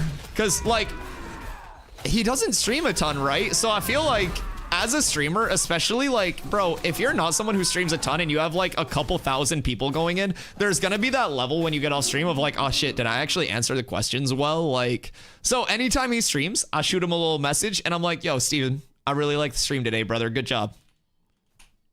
And I hope that that helps him. I hope that that helps him realize that people actually care about what he's doing. People actually value like the effort that he's putting in. And people see that work that not a lot of people are doing.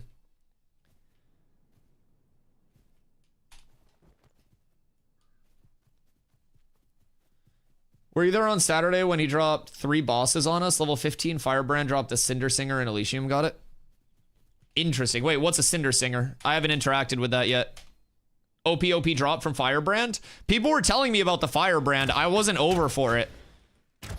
Heroic longbow. Oh fuck. Wait, do we have a wiki for it?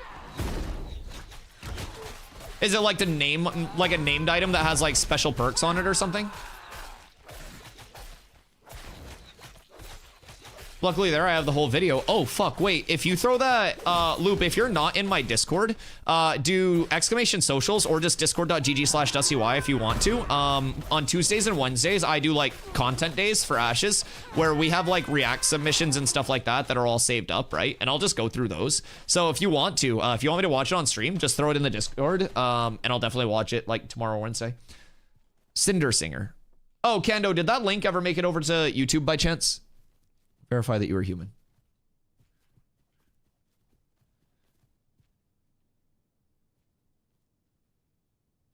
Longbow stats dropped by. Wait. Did it drop as a level 20 requirement? It did. Okay, thank you, Kando. 336 attack power is fucking ridiculous.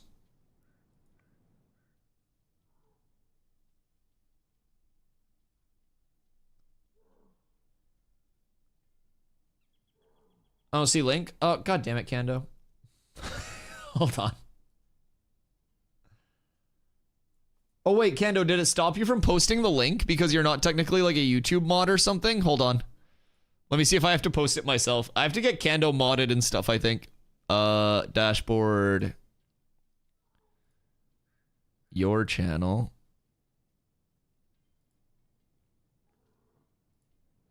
And then we'll go pop. I think that made it.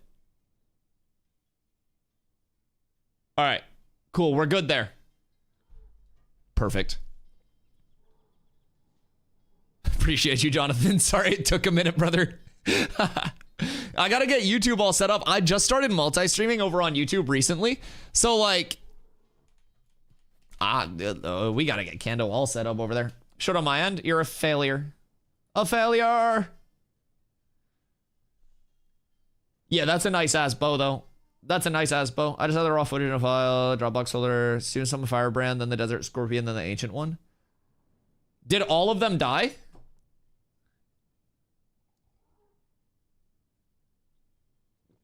I've had a few run-ins with various bosses. Yeah, I had a little bit of an oopsie daisy with the Ancient one time.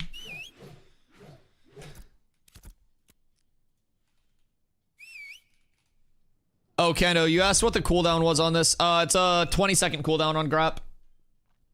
Yo, Wim, have a fantastic day. I appreciate you. Killed all three, only Firebrand drop loot, though. Interesting. Interesting. What if the other ones dropped loot, but nobody owned up to it?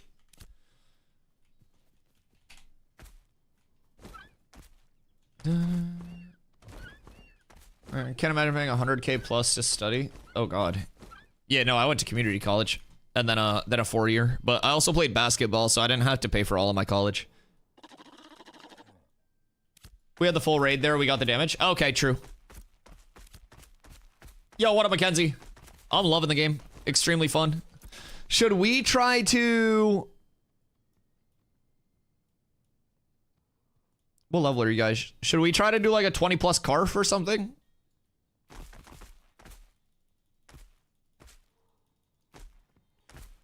Or we could go to the desert. I feel like Carf or desert.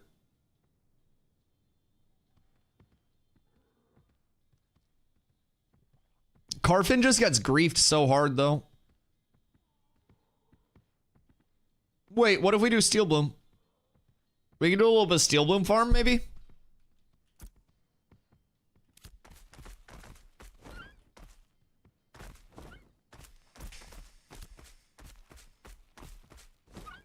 What do we think? Tank pull turns into a burning dot with CC when you do Paladin.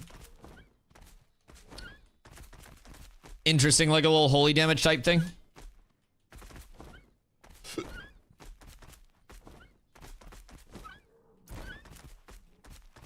Okay. Because I feel like this isn't going to be the craziest XP for y'all. Granted, like, Steel Bloom may not be either. Desert's the least likely to be griefed. We could do desert. Like, desert's super safe, especially if we get a couple more people and we can hit the level 33 stars. It's just like, that's... I feel like, again, suboptimal XP, but again, if it's not getting grief, then that's probably going to be safer. Like, this isn't bad, though. Until we get more people on, do we just stay here, then? And play this safe?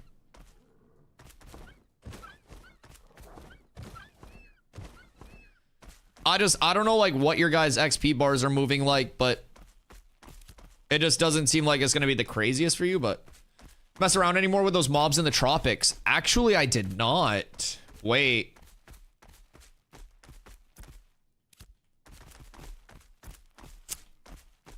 Gotten 15% of a level since being here? Oh, that's not bad. Yeah, I guess that's not bad then. About hitting 13. Did you get Gilgamesh in group with you, Tuna?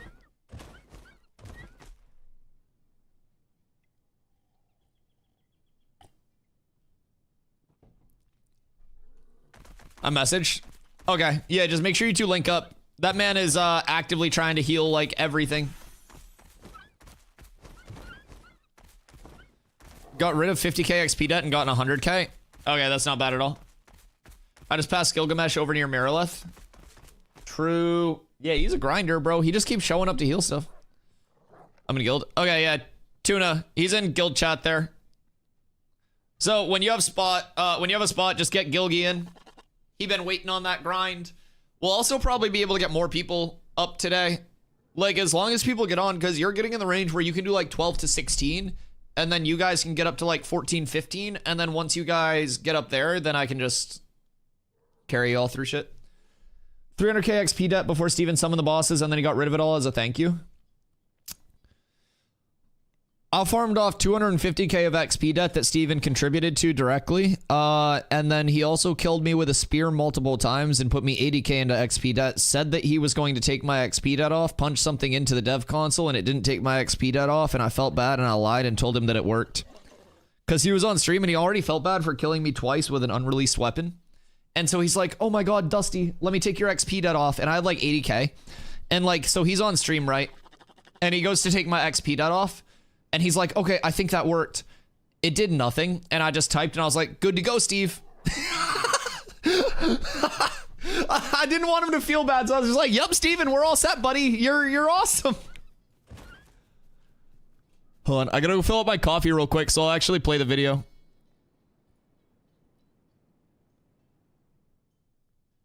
That's what highlighted you to me. I appreciate that.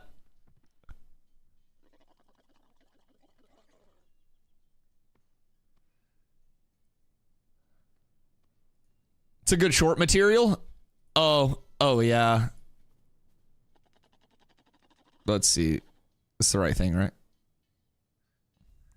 Okay, yeah. Here, I'm gonna let this play for you guys while I go fill up my coffee. You got a little Dusty video, but this was the unofficial, official Ashes Alpha 2 spear reveal. Unofficial, official. Here you go. What's going on, my cool cats and kittens? It is your boy Dusty Y back again. And if you've been in stream the past couple of weeks, you may have noticed that I've been playing a lot of Ashes of Creation. Now, the Alpha 2 has me absolutely hooked. From the core gameplay loops that are present in the game to the future vision for the game, the communication from the dev team, and the dev team letting me do a little developing of my own. I've been having an absolute blast. Check out how I helped the dev team fix some issues with, well, some literal bugs. And I got a nice little reward at the end for helping out and making Ashes a better place. If you have any questions, pop over to Twitch or my YouTube stream starting daily at 2 p.m. EST, where you can ask me anything about Ashes. And as always, like, comment, and subscribe so we can get the video out to more people. Much love, everybody. How's Ashes? I'm having a ton of fun with it. It's definitely like in an alpha state. Like it's a test of systems more than a test of the entire game. But like the core gameplay is in terms of the combat and a lot of the world interaction, mob types, like ability scaling, weapon scaling, gear scaling, like all of that stuff. The late game options as well. There are a lot of things that Ashes does currently offer that I really like seeing. Please fight the beetles for a little bit so I can debug the AI. Got you, boss. Chat. Chat. I just got a system message that said, please fight the beetles so I can debug the AI. Are you fucking serious? Are you fucking serious, chat?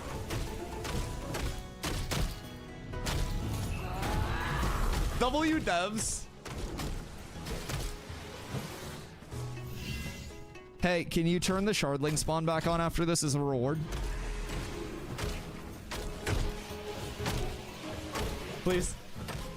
Shardling was so good, dude. So good. They took away the shardlings. They forced me into the beetles so they could debug it. They've just been turning all of my spawns off as I go throughout the desert. Free labor. I paid. I'm paying to be labor. Hey, you never said anything about the shardlings. Just by the way, in case you forgot.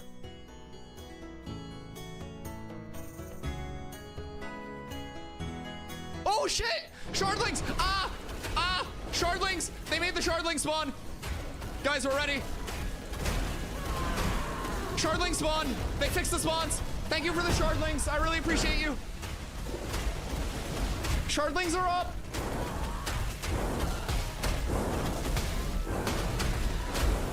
Oh god. They fixed the shardling spawn. Debug this. Steven flooded you with them? Good, I can tank them all day. More shardlings. Steven's gonna smite me if I actually win this pull. Oh, hey, look, it's Dusty. What up, Dusty? What up, brother? How you doing? Dusty is a content creator. Wait, this is sick. Did chat see the snores? I don't know. That's a good question. We could snorse it up a little bit. Let me see. I'll get a snorse too. Wait, are we gonna have matching snorses? Snorses. Stand by. Oh, it's not. I was like, snore. Snores. Okay, hold on.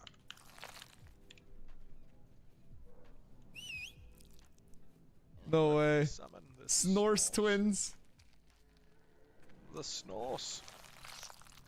Here it is. Shall we ride to the desert? We're getting a live look at the spear. I have this spear. This spear. That one. Okay. Let me check out the spear. That's a C.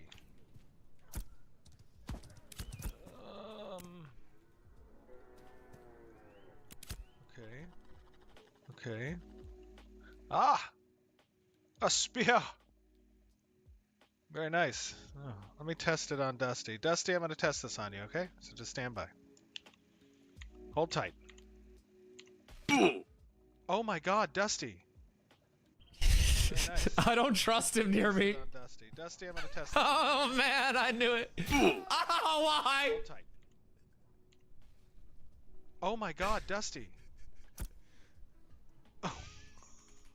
Oh no! Oh no! Any res in the chat? And that is why we don't do live production testing. Okay? I am so sorry. Steven, your source. Here, let me give you some experiences. Oh, here, I'll try it on this thing. I'll try to kill this. There we go. Oh my god, I didn't turn the flag off. Oh no! Oh no! Oh my god, I'm so sorry. I am so sorry. I swear to God. Oh, here. I'll try to kill this. There we go. Oh my god, I didn't turn the flag off. Oh no! He just cleaved me. Oh no! He just shot me again. Oh my god, I'm so sorry. Steven! Steven! Abs is absolutely so S tier. Yep. So that's the story of how I died to the spear twice. And I just wanted to help. I just wanted to help make Vera a better place. But nope. Streamer loot too stylish. I gotta start streaming again. Okay, yeah, so this is the plumed halberdier.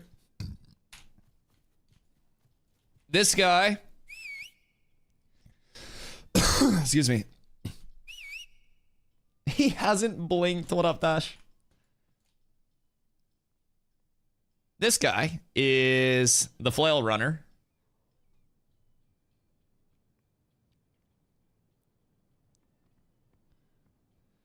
I can't wait until he gets actual sounds too. He has no sound on his flourish right now. And then this guy. Who dat? Oh, it's Gauchi. This is the famous Snorsington.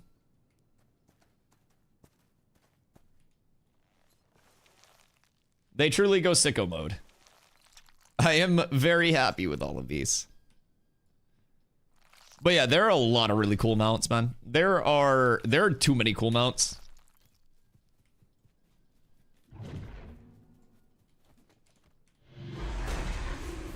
I love charge. Charge is the most fun ability in the game. You gotta make the sounds, just narrate the mount as a whole. That's reasonable. And give one of the plume tonight. Yeah, he was giving them out like crazy. He gave one to some. Yeah, he gave him out like crazy. Just gonna follow Dusty around one day and maybe I'll get him out. Vladis got the graveyard golem. Yeah, I saw the graveyard golem as well. Speaking of mounts, you guys still want the walrus mounts? Ooh, walrus mount. Good golly. I have to pay you for cardless mount today, by the way. I need to do more caravans is what I need to do. I'm broke as fuck. The walrus mounts are so cute. Did you go up to the tropics and grab those ones that were on the beach? Because you were saying that those were like a 1-to-1 guaranteed mount, right? Because they can't bob.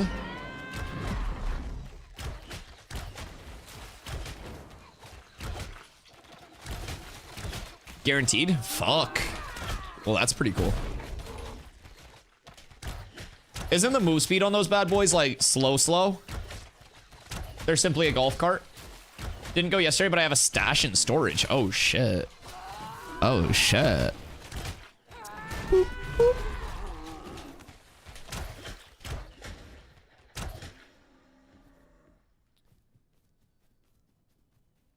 I think next time Steven comes in and smites me, I'm gonna try to make a deal where he can kill me multiple times if he gives me multiple mounts of the same one, so I can give a couple away to the community and do marble shoutcasts.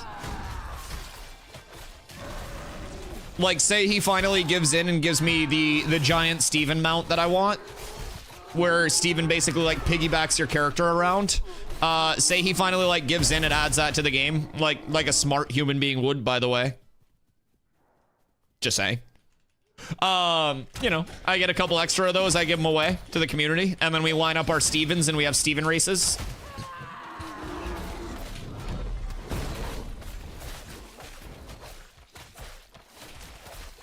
You carry Steven around? No, dude, I just want a mount that is either Steven giving me a piggyback or me sitting on Steven's shoulders with my little dwarf just...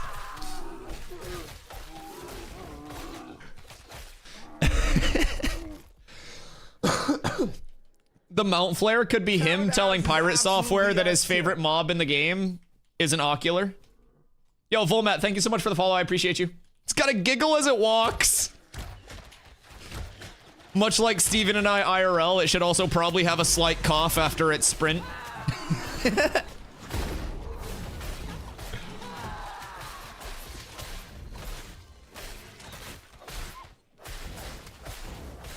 Just keep teasing till they add a Dusty mount. Listen, I know the mount team. I got one of those motherfuckers in my guild. I know where it's coming from. I know the right strings to pull. I'm recruiting all the right people. All I need now is the head of the tank development team, and I'm set. Just a couple more recruitment moves.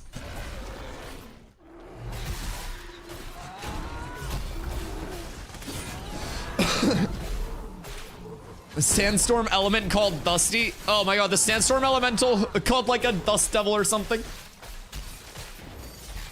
Yeah, so I actually worked for 3 hours at Intrepid Studios one time, and there are a lot of people there that still know me, so... Sorry. I've shifted from saying this will be my last Ashes of Creation video during stream 6 times to just dropping random live stream fails quotes. I'm truly corrupted.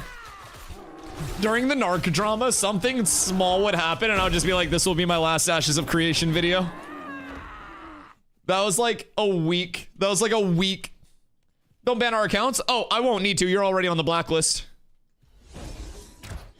Yeah, so someone actually view-botted my channel once, so I contacted Twitch support, their automated support, and so surely they remember me and all of my reports are being passed right up the chain. Dan Clancy took a picture with me at TwitchCon while I was shit-faced, and I told him that I watched his basketball content because he puts out basketball content and I played basketball in college. I was absolutely fucked up and he came over to our booth to take a picture with us at the Blurpee like pre-after party or whatever. And he was like in our group and I was just like, yo, Dan, you kind of a hooper. I was like, I like the basketball content, brother. Keep it up. I told the CEO of Twitch to keep it up. So yeah, you know, all of my reports are being passed right up to Dan directly. So you guys, you better count your fucking hours, buddies. Better count your fucking hours. Was it worth it, chat? Was it worth it? You all wanted your fucking 30 seconds in the limelight? I am the limelight!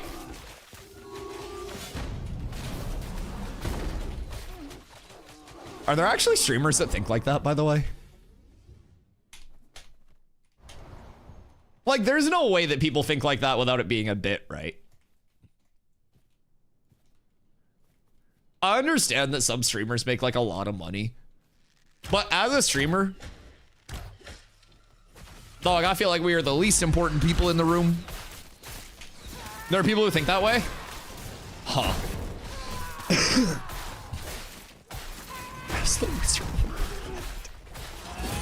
Yeah, I don't know, dude. I might just be like thinking about it wrong or something. Like maybe I should like degrade you guys more or something. But I'm just thankful that people show up every day and let me do this as my full-time job. I don't think that's a reason to get an ego, personally. I think being a streamer is an entirely crowd-funded life that you only live because people are generous enough to support you and like care enough about your content to support you. And the second you get an ego regarding any of that, I think it's a very detrimental thing to do. Not only to yourself, but to your community. I think it's like insulting to your community to get an ego as a streamer. But that's also just me. I also think there are different types of egos. Like, I'm a competitive person with the games that I play, right? So I will literally shit talk all day, like, in video games. But I was actually joking about this earlier. I could be shit talking somebody while I'm PvPing them. Like, hard shit talking them, telling them they're dog shit and that I hate them. And that I, like, fucking slapped their mother or something. And then they'll come in a chat and they'll be like, yo, Dusty, GG, fun fight. And I'll be like, hey, yo, man, you were fucking pumping. GG's, man. It was an absolute blast. Can't wait to do it again. And we'll just be friends. That's why I'm here. Bring me your mother.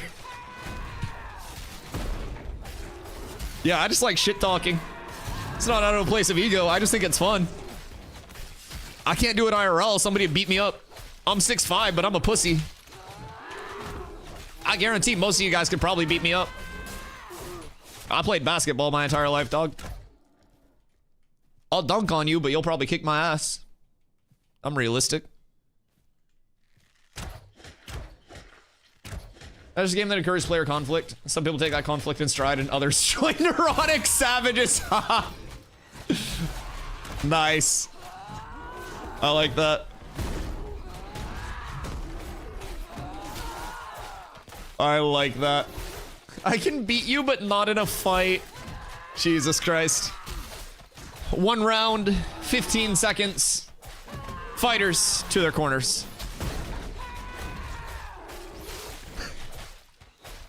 I can def beat it up, Puka said. Jesus Christ. Boys, we got snow. 15? Yeah, I like to cuddle after.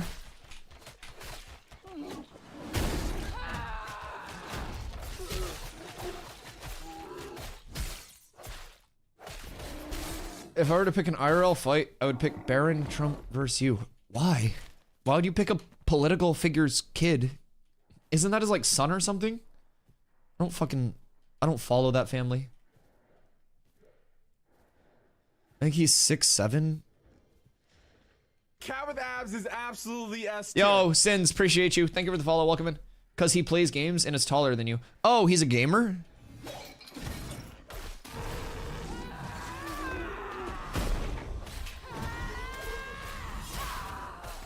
I would box Ninja.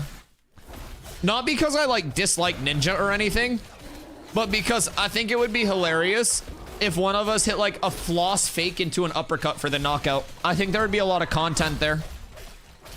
I don't dislike Ninja or anything. I just think it would be fun. Dusty, you like it?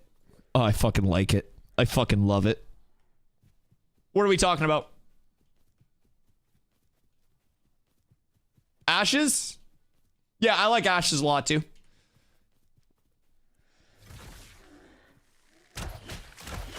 You hit him once and he bitch out? No, I'm not even looking at it like that.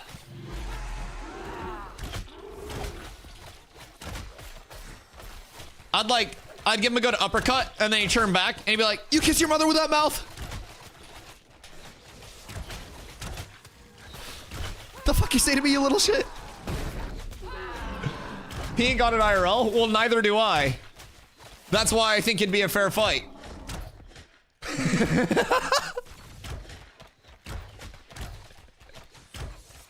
Neither do I, brother.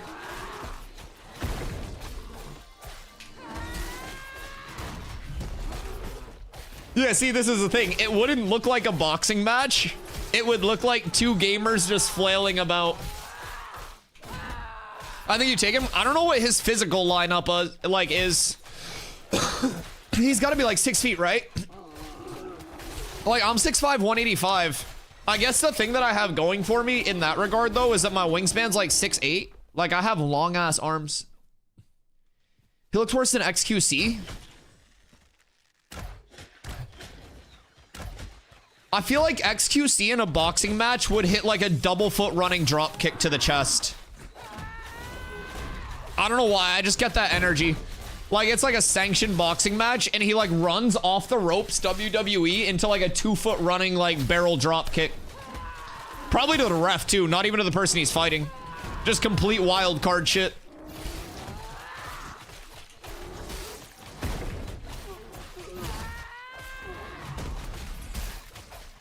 Your arms are held by screws, so all I need is a screwdriver and you're done. Man just starts taking apart my wrists. Listen, bro, if I die, just know I have actual titanium in my arms that someone can come grab. Like, I actually drop loot when I die, brothers. We're up tremendous.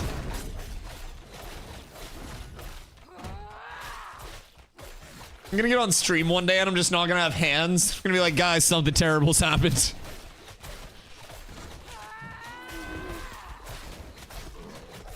Now I gotta play healer.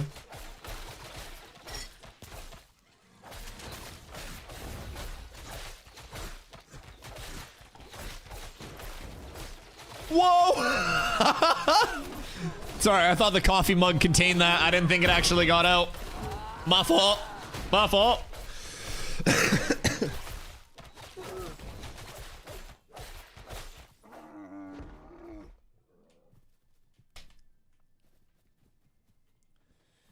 Fighting XQC would be lame because you couldn't understand the trash talk. I understand everything XQC says. Yeah, I interact with French Canadians on like a weekly basis. Everyone always asks what he says, and I understand every word of it. Yeah, I have zero translation issues. Like, honestly, I always say I only know one language, but I know, like, American English and French Canadian English. So that might count as 2 different languages. But yeah, I can understand XQC just fine. When I get talking fast, people will also say that they can't understand me sometimes when I get, like, really, really, really talking fast, which is why I try not to talk fast. Yo! Reality with a 120-day streakaroo? Thank you. Appreciate you. I can't wait to kill that soon. You're talking fast? Oh, no, you don't understand. Oh, you don't understand.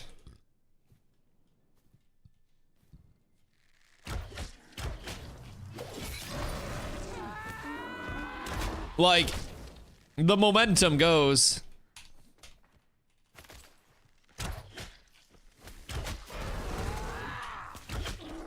We can do maps at some point, too.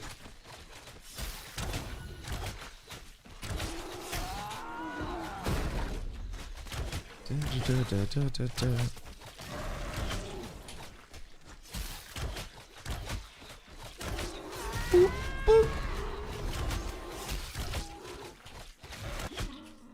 I like 360s. Liam likes llamas. What up, goat?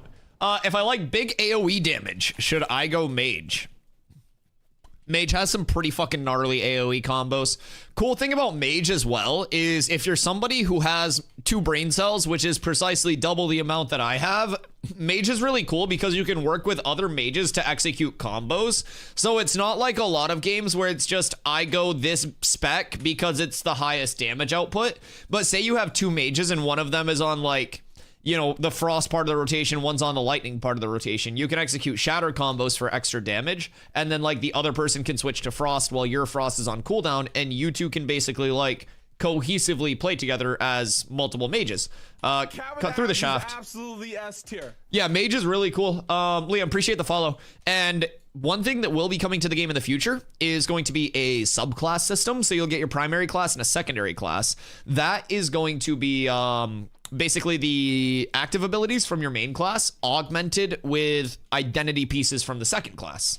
So quite a few options there that will make a lot of different things feel extremely unique, in my opinion. So you can do exclamation classes for the full list of those bad boys. Those aren't in yet, but will be another nice level of customization. Pretty sick, so it doesn't feel bad stacking the same classes. Exactly. We've even gone to the point where like the tank class is tank. So basically, like that base tank, most groups aren't going to run more than one, but you can still like outfit a tank in a way that it does reasonable damage. So it's obviously not going to be as optimized as like a full pumper DPS, but like a tank in a pinch can still do some decent damage. Ooh, we got that low level guild group going. Bet. It's Gilgamesh's time, boys. The nice news is too, Tuna, for you, Gilgamesh is used to trying to survive in level fucking 25 areas as a level 12. That man's been through the thick of it. No KSI.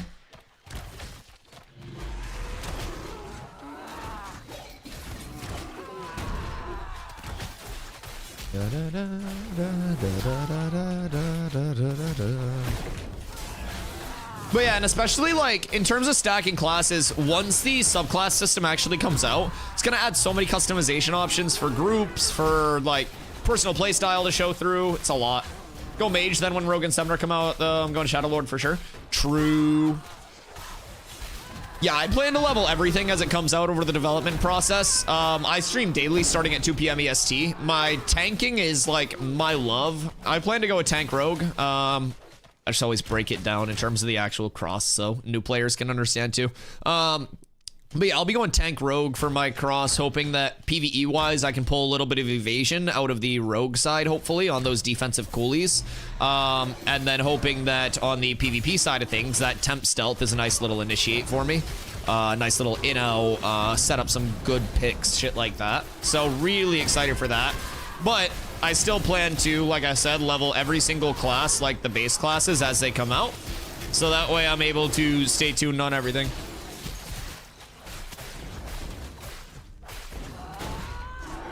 Ranger Fighter might be fun. Stuff like that's gonna be very, very cool. Because of like the melee range dynamic swap system, like where every class has that melee and the ranged weapon and everything is a physical and elemental variant. Like, I think there's so much customizability. Will everything reset from alpha to beta? Good question.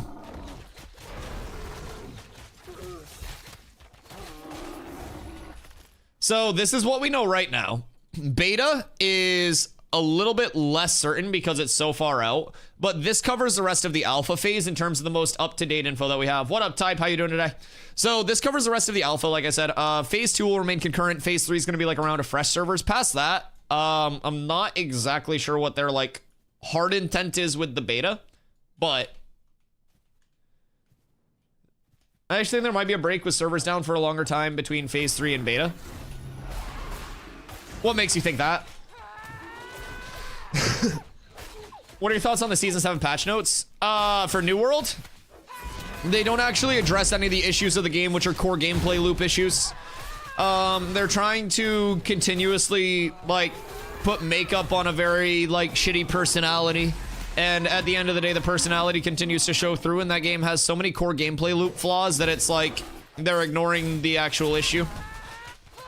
So I brought up a couple of my issues in like the Cats Guild company Discord earlier today when I was talking with people over there about it. But essentially they made 4 changes that even have impact on the game, from the grit coming back on 300 con, which should have never left in the first place, and I said it should have never left in the first place. But they don't talk to their content creators or their community, so they have no idea what they're doing with their game. Keep in mind, by the way, I said once grit was like, you know, known to be removed in the future, as soon as a public test realm came out, I legitimately said this is going to be a terrible change for bruisers and that their best bet would be to revert it. Hold on, let me see if it's still here. Exclamation wars.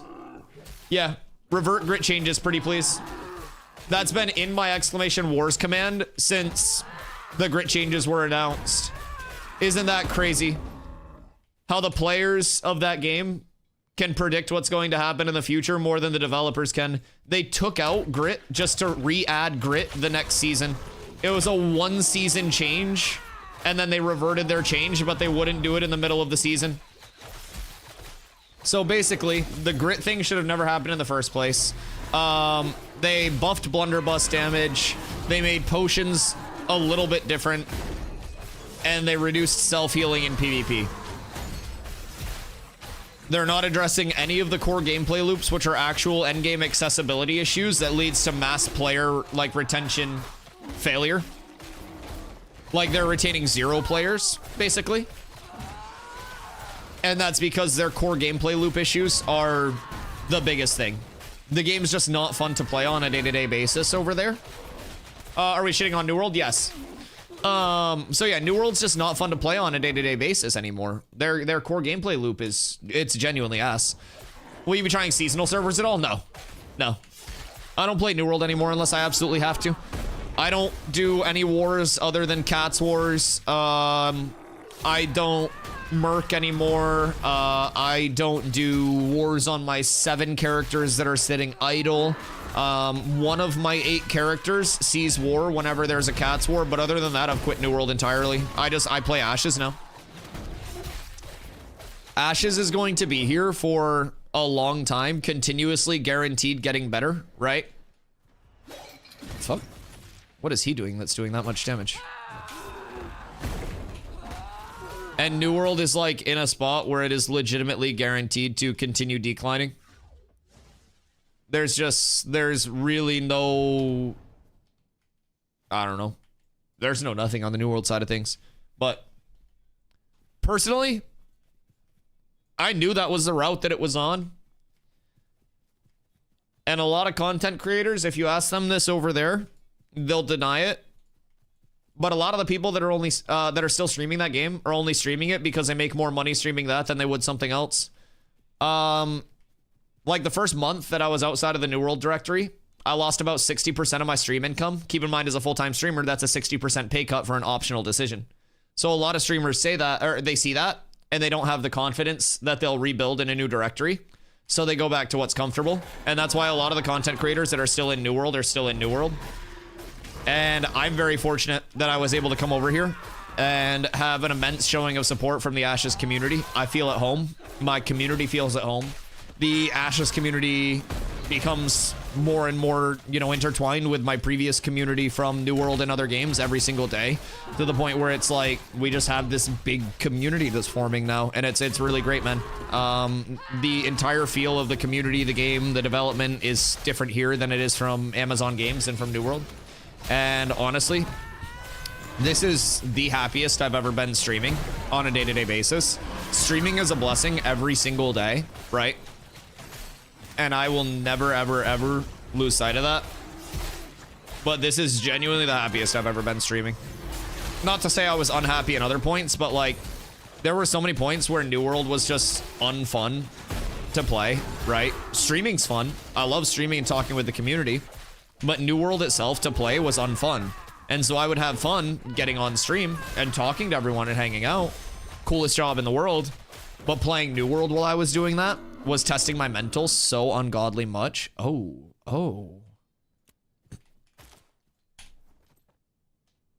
New World has had so much progress, it's so over. Yeah, 100%. I would wither if I needed to explain the same thing 100 times on one stream. I don't mind. I really like just being able to talk to people and help people out. In video games, like I've always been someone who's trying to spread information and stuff like that. Like I put out a lot of build guides in New World. A lot of people would come to me for like the meta choices for like what build I was playing. Like I was legitimately the person who made the meta for New World for my role. Every single season, people would come in and they would say, Dusty, tell me what to play for Bruiser, and I would say, oh, my build guide's out. Like, that was what New World was for me. And so I'm used to all of that, and I really like that people feel comfortable coming in and asking questions openly. Because I feel like there are a lot of streams where people go in, and they're like, ah, shit, like, I can't ask a question here. I can't, like, blah, blah, blah, right?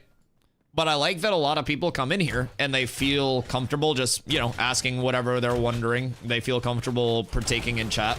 So it's kind of just like, I don't know, different types of streamers, right? Different types of streamers, different types of communities. But I really don't mind. I'm talking to people all day anyways. I figure if I can be someone that's answering a lot of questions and stuff, then it definitely helps. If you have 10K people, it's different too. And to a certain extent, yeah, but for the most part, like, you know, I've had raids of a few thousand where I've retained a few thousand. My chat was moving so fast that I couldn't interact with, you know, normal shit organically. I've been up at 700-ish myself.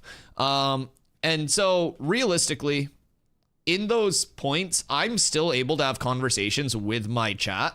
It's just a lot less like, oh, I'm, you know, constantly talking to Kirito and then this and then that. And like, it's more just it turns into one conversation that everybody weighs into. You're reading through and then you're picking out the things that are actually like good to respond to. First reading questions from chat nonstop as well. Yeah. And like there are a lot of people who do that. There are a lot of people who just simply ignore their chat once they get to a certain point. Like again, a lot of different styles of content creation, a lot of different styles of content creators. I think that's one of the nice things about Twitch is really it breaks down to like what you like doing, what you want to do. You know, I'm someone who has been streaming for a long time, didn't take it seriously at all until a few years back. And I'm super used to having those conversations, holding those conversations. It's always been something with my gaming where even in New World, when I was like PvPing and shit, I'd be running PvP and people would come in and they'd be like, I have no idea how you're able to keep talking in these conversations while you're casually just shitting on everybody. And I'm like, it's just what I like to do, dog. This is why I stream. So yeah, I don't know. I mean, I've had a very fast moving chat before and everything. I think a lot of it, you know, using commands to supplement is always super nice to help break stuff down. But to a certain point, it's just how much you want to yap.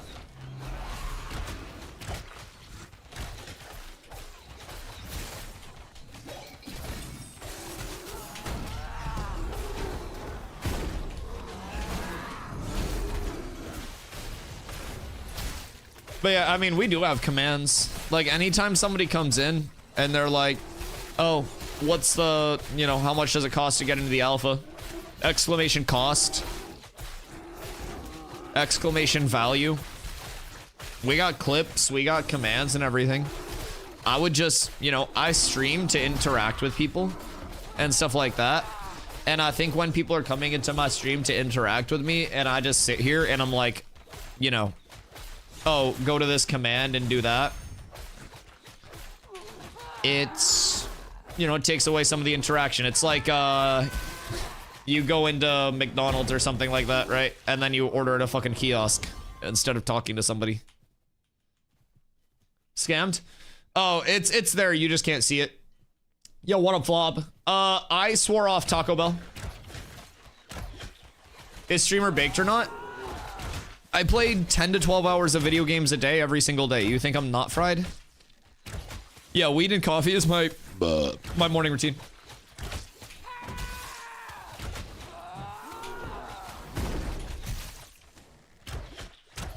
Yo, what up, Nocturnal? No questions from anybody new. No, I'm kidding. Welcome in. Was looking at this game a while back and kind of forgot about it, but I'm looking to install the game in a few here and was wondering if you had a short synapse of the character choices. Yeah, 100%. So if you'd like a really good just kind of graphic of all of the options that'll be in eventually, you can do exclamation classes. That'll show you everything to be released. But as of right now, there are 6 classes. I play a tank. It's a tank. There is a fighter, which is your melee DPS class, just traditionally kitted out for that. You have the ranger, which is bow based or, you know, just range based. You can use every weapon on every class, by the way. So very interchangeable. You'll notice I have a sword on. I switched to my bow because you have a melee and a range weapon. Now I put a spellbook on, but that spellbook scales off of physical damage. So you can literally do anything depending on what you want to do and the bonuses that you'd like to get from your weapon. But ranger is that, you know, that ranger archetype. Mage, going to be your spellcaster. Cleric is going to be your kind of like your traditional true healer. And then Bard is like the utility knife. Bard has a lot of builds that can be different like supporty type roles. It can also do good damage, pretty solid self heal, and some good like, you know, group heal off healing as well. So Bard is really that like seemingly universally adaptable class. Also has a lot of group benefits that you can throw out. Is that supposed to be nuking their health every time they summon? Like, are they supposed to have their summons linked to blood magic? Dude's got a fucking 2-link spectral wolf and it's just linked to blood magic. But yeah, so those are the 6 that are in right now. The next 2 base classes that are coming in, and the final 2 as of right now, Rogue is going to be that traditional stealthy find me if you can class, and then Summoner will be coming subsequent to Rogue. I believe Summoner is going to be in phase 3 at some point, and that's going to be your traditional summoner class. So all of the base archetypes may seem a little more, you know, basic and straightforward in their names, but on that class grid, you'll notice that there are like a lot of combinations. You can cross any 2 classes in the game, including doubling down. So I could go like tank per se. So with that, ton of customizability, and that's where the true like player identity side of things comes through.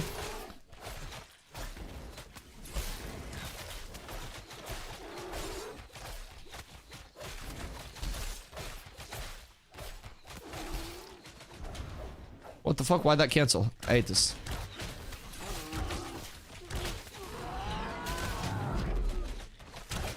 Yo, Bed, thank you for the hydrate, brother. What up, Zams?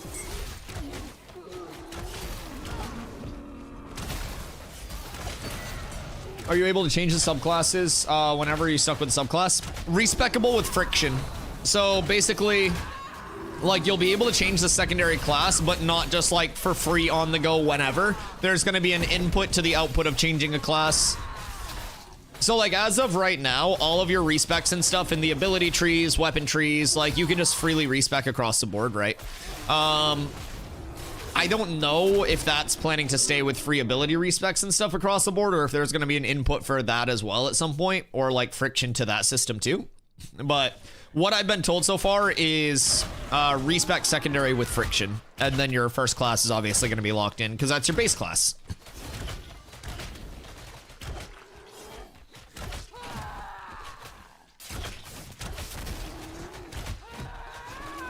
Spend so much time in Nuela, you may as well be a citizen already. I'm a citizen over in Mirala. I spent a lot of time in Mira too, and the desert's about to be lit. Gonna have to look a bit more to see. Usually a big PvP you're doing small versus large group play. Smart sounds more like what would work for me, but Mage also sounds fun. Everything is super fun in my opinion. And with the level cap only being 25 right now, it is a grind to level. I spent about 125 hours getting 1 to 25 at a pretty casual pace on my tank here. But I plan to level every class like as the development continues. It's gonna be like 2 to 3 years estimated before the launch. So yeah, I think there's plenty of time to go about your own pace, figure out really where you want to end up, man. I'm a huge PvPer myself in a lot of games. I come from New World where I had literally thousands of wars played. But I also have a lot of PvE roots just from like my vanilla WoW days, going back for classic and stuff. WoW, I was always a huge PvE gamer. Loved tanking, loved pushing as much numbers, as fast of runs as I could as a tank. So I'm really excited that Ashes is doing such a good job of blending those two things in like homogeneously. And I really, really, really look forward to getting into more of the systems as a whole. once the guild gets leveled. I've been focusing on, you know, you'll see I'm already at 20, but a lot of these goobers aren't exactly 25 yet. Or I'm already 25, these guys aren't 25. So basically, I've been trying to help the guild get leveled up to 25 as quickly as possible. We found a little bit of a power leveling strat that can be used for lower people too, so. Heard it's only 5 characters per server for now. Hope that gets expanded. Yeah, I mean, I definitely understand, like, if somebody's starting a bunch of early game characters, you'll want a lot to try those different class combos and stuff. But I think the actual percentage of the pop that would see that many characters completion, or see that many characters to completion, or anywhere near. God, dude, it's such a grindy game already with so much to do.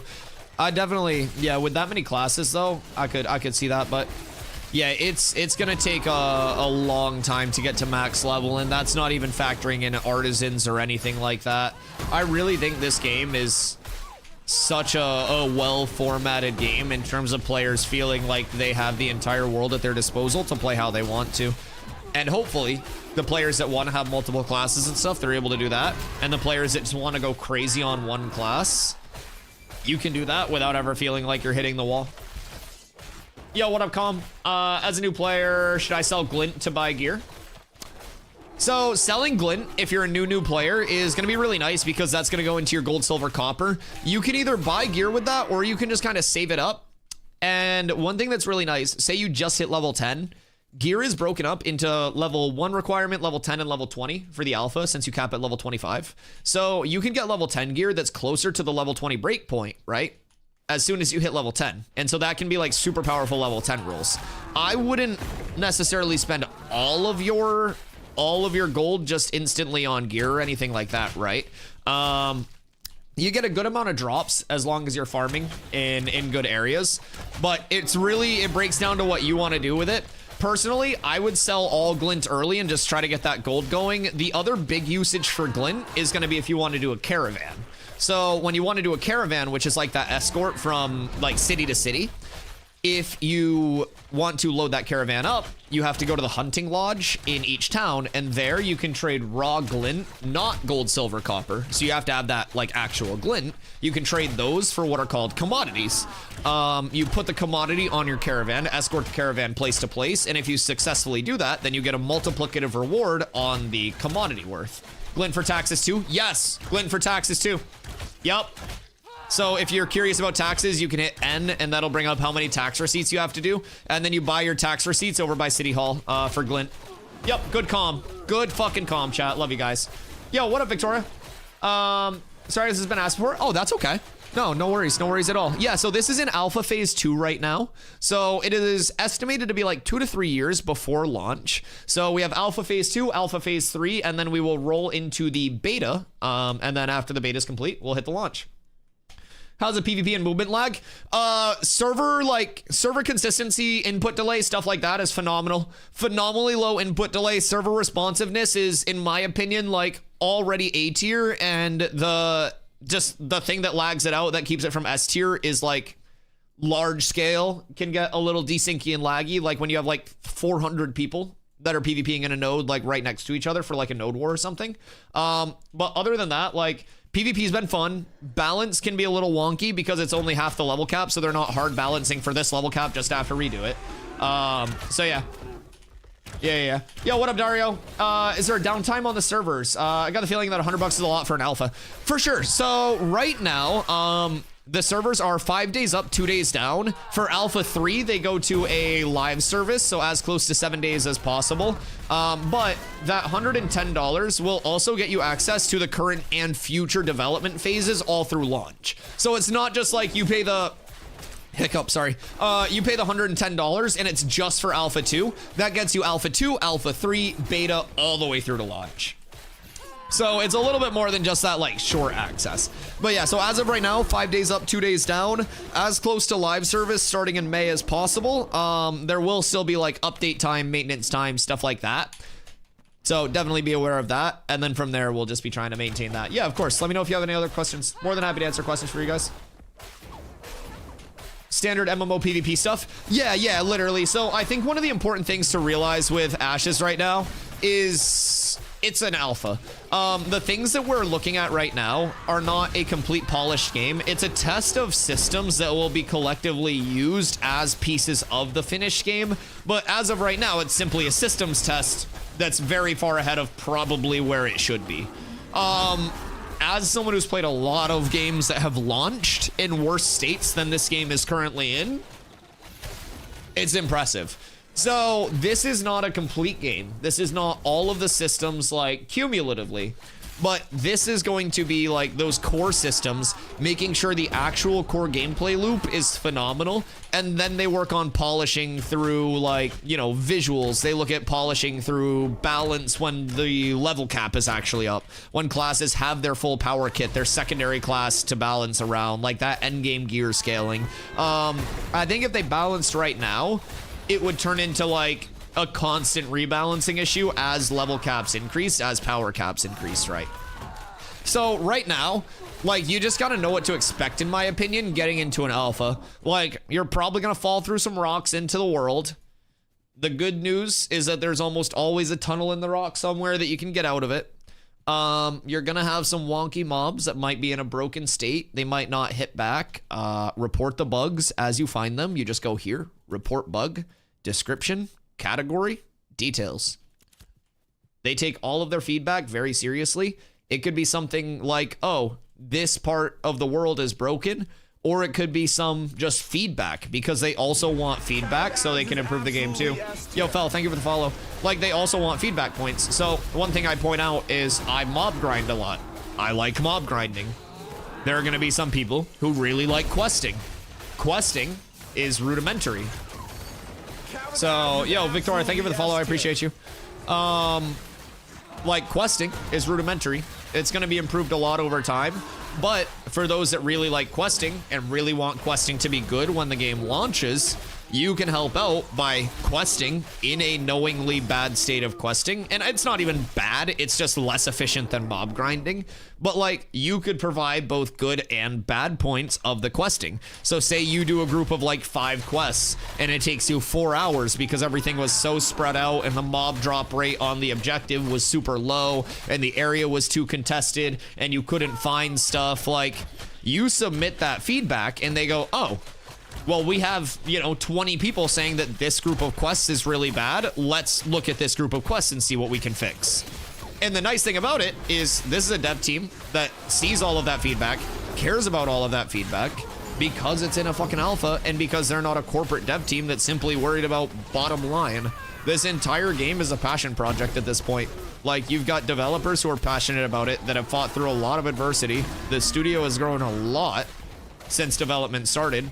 You have a community that's passionate about being here, for the most part, because, you know, they're actually invested. A lot of people have been following this game's development for years, since it was literally just an idea of a game. And so you've got a lot of people who have been here a long time that have seen the growth. You've got more and more people who are coming in every day as the game gets more polished, and they come into a spot where the game is, in my opinion, very fun. And I hope that that continues to grow. Still mostly convinced that people working on games are largely passionate. You can be passionate about a job the first 6 months that you're working that job, but if your managers drain all of the enjoyment and passion out of that job for you, then it ripples throughout the entire workplace. And I think certain studios are at a point where that effect has been so pronounced through the entire workplace that it shows through as a lack of passion and a complete disconnection through the entire studio. And then you look at Intrepid, and it's like the opposite of that. It's literally the opposite of that. It's just everyone's passionate, everyone's excited, everybody is optimistic about the future of the game. And I think everybody's realistic too. Like, there are some people out there that'll be like, oh, this is gonna be the biggest game ever. It probably will never be the biggest game ever. You know what it could be? A game that has a very dedicated player base that very much enjoys the game and is very fun. And I think that's all it has to be for people to enjoy it. I think a lot of people put a lot of stock into, like, what's the player base? Who gives a shit? If you want player base, go play Minecraft or Roblox.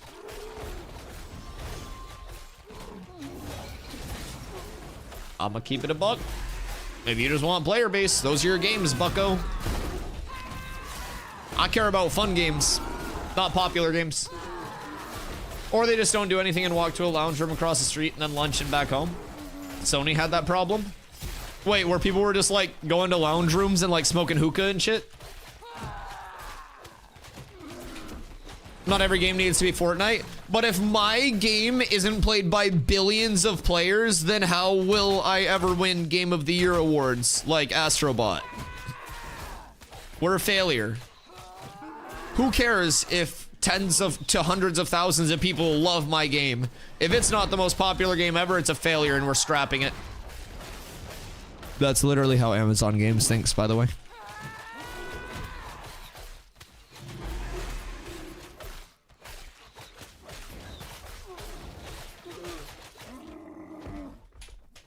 This could easily be a 10 to 15 year game for sure.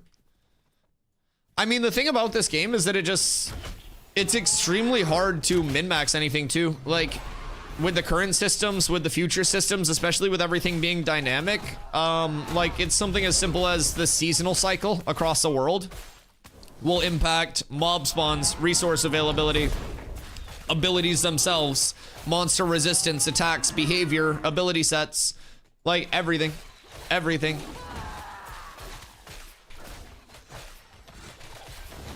Like, this game will be like forever unsolved, I think. You can have a certain level of solved, but you're never going to truly 100% solve something.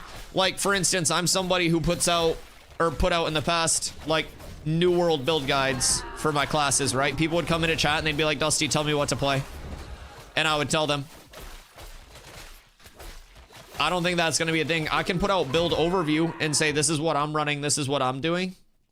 But I can't just sit there and say this is decisively the best because the math lines up and you cannot disagree with me because I am mathematically correct. I could do that with New World. Somebody could come in and they'd say, well, Dusty, what about this? And I would say, this is a math that disproves you. I can't do that here. I can't be decisively correct. Yo, what up, Nico? How do you get into the alpha? So you'll be looking for that second wave pack if you want to hop in today and start playing. But there are a couple options. So that second wave pack is for the Alpha 2. Alpha 2 will go until May, and then the servers will continue. Alpha 3 starts in May and is like a fresh server. So there's no reset in between those. It's just a round of fresh servers. Alpha 2 will continue to, you know, just develop as it is. So basically that $110 pack gets you access to the current testing and all future phases of testing up until the launch. Once the game launches, it's sub-based only, and you can, you do get 1 month of game time and then $15 in the in-game store when the game does launch. No pay to win, no pay for convenience, just transmogs and shit like that. So yeah, that 110 is the entire development process access, and then those kind of like kickbacks when the game launches. The best part about it is a lot of people, you know, we're not all professional game testers. This is not a finished game. This is not a finished game. This is an alpha. A literal alpha, okay? Cat with abs is Yo, Nico, thank you for the follow, tier. man. Welcome in. Channel's growing like a sea monkey. Do sea monkeys grow fast? But yeah, so basically, the alpha itself is a playtest. Not a lot of people have played alphas before. It's understandable. Not a lot of games are even viewable in their alpha. Intrepid offers you 90 days where you can try the game, play the game with your alpha purchase with no hours limit. Like Steam has a 2-hour limit. No hour limit within that 90-day period. If you don't like it, you don't want to alpha test anymore, you want to wait for the game to be more polished, more finished, whatever it is, you can get a refund.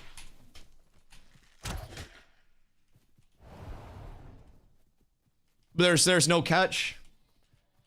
You don't get pistol whipped. They don't name and shame you publicly and call you poor and make you order Pokemon's cookies.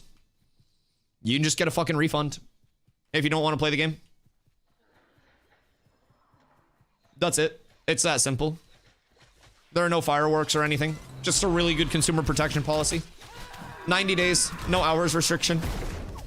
Play the game all you want. Test it out. If you decide it's not for you and you don't want to be here, you just refund the game and then watch streams for free and you wait for the game to come out.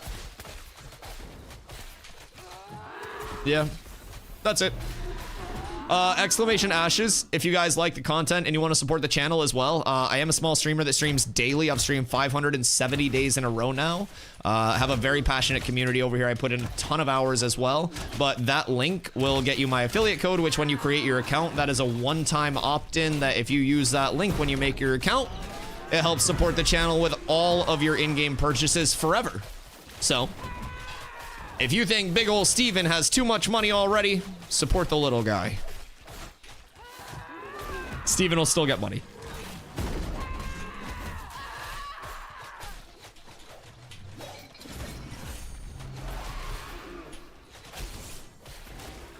Yo, Frags.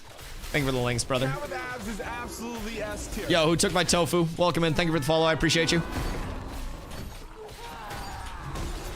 And boys, if anybody else out there is new as well, I appreciate you coming through. My name's Dusty. I stream every single day starting at 2 p.m. EST. Ashes 7 days a week, even on the server down days. Tuesday, Wednesday right now, the servers are down for some development time. And on those down days, I am still here doing Ashes videos, reaction content, whatever you guys like. So, make sure you drop the follow if you're not already so you never miss a stream. I typically stream 10 to 12 hours every single day. And I very much love Ashes, love my community. We got some great vibes here. And if you guys have any questions about Ashes, feel free to hit me up. Say it's cash rewards. No, it's, there are 0, like, cash incentivizations within that link for me. I can say from my personal experience, it is 15% of all of your purchases coming back to me as in-game currency. The link that I get is the same link that every other person gets. They haven't started, like, accepting people into their content creator program or anything like that. So maybe the content creator program includes, like, actual monetary kickbacks, but as of right now, everything that I've signed up for is just, that thing.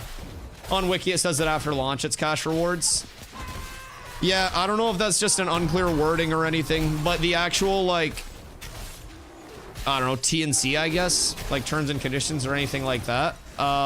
Everything that I have read has no denomination of, like, cash anywhere, which I would 100% disclose if it was cash. But yeah, no, there's no kickback that I've been made aware of that will be coming at any point outside of the actual content creator program. What I would assume is that that's just a miscommunication where content creators that are accepted into the CC program could see a monetary kickback, or they're seeing that, like, monetary kickback, like the cash as, like, in-game cash. Like, you get cash back as in-game money would be what I'm assuming that as. I think it's just a miscommunication there. Just like a lot of people on the website think that you have to pay $110 now, and then $100 in May, and then more for the beta.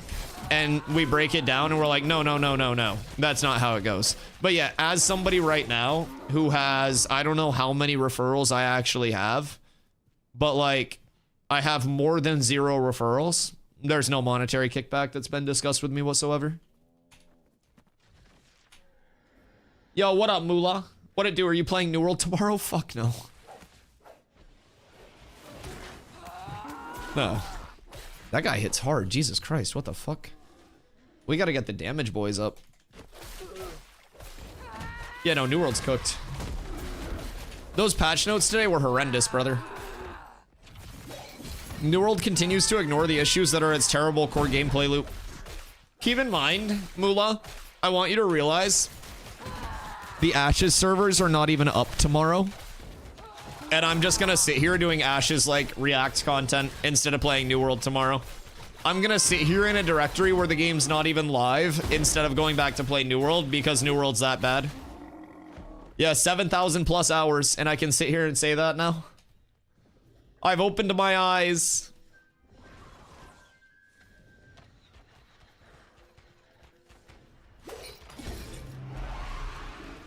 Dude, Ashes is just, it's so much more fun. It's so much more fun. Well, if there's any New World content creator that's going through the patch notes, ask them to keep track of how many changes in the patch notes are meaningful changes and how many are fluff changes where it has no noticeable impact on the game. They had hundreds of lines, and 95% plus of those patch notes were fixed AI mob behavior or, like, other meaningless things.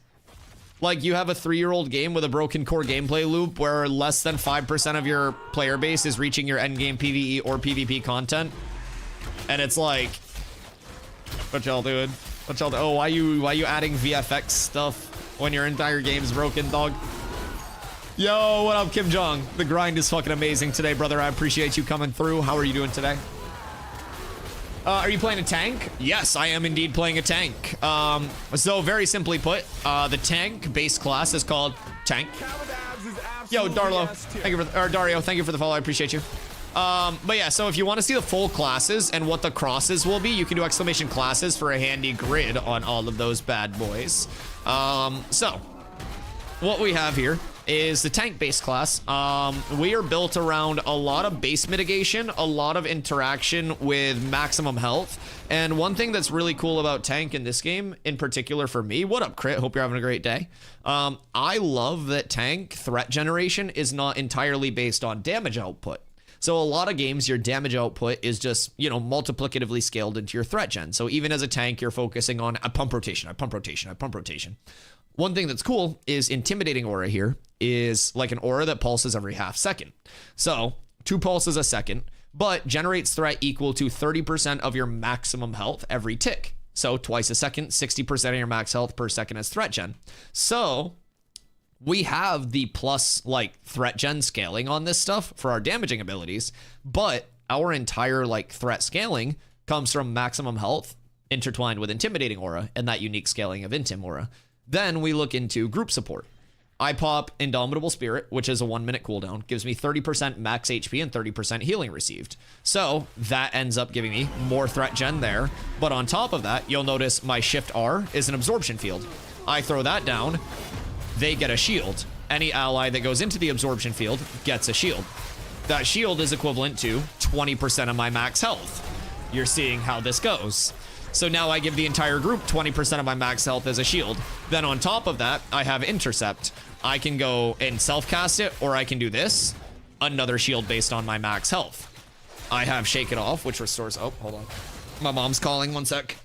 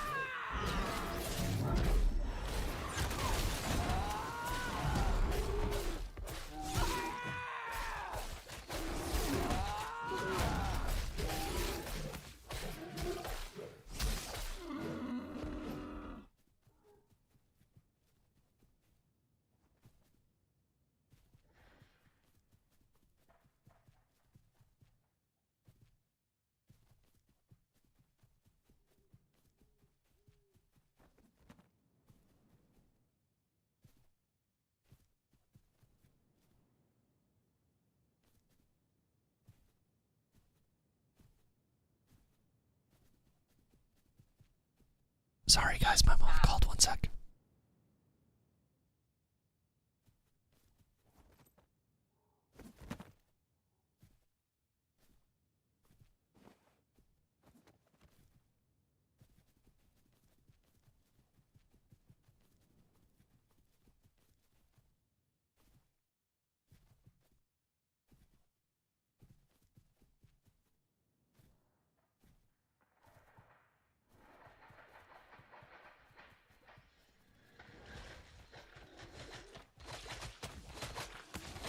All right, sorry, I'm back. My mom called on her way home from work to say hello and check in.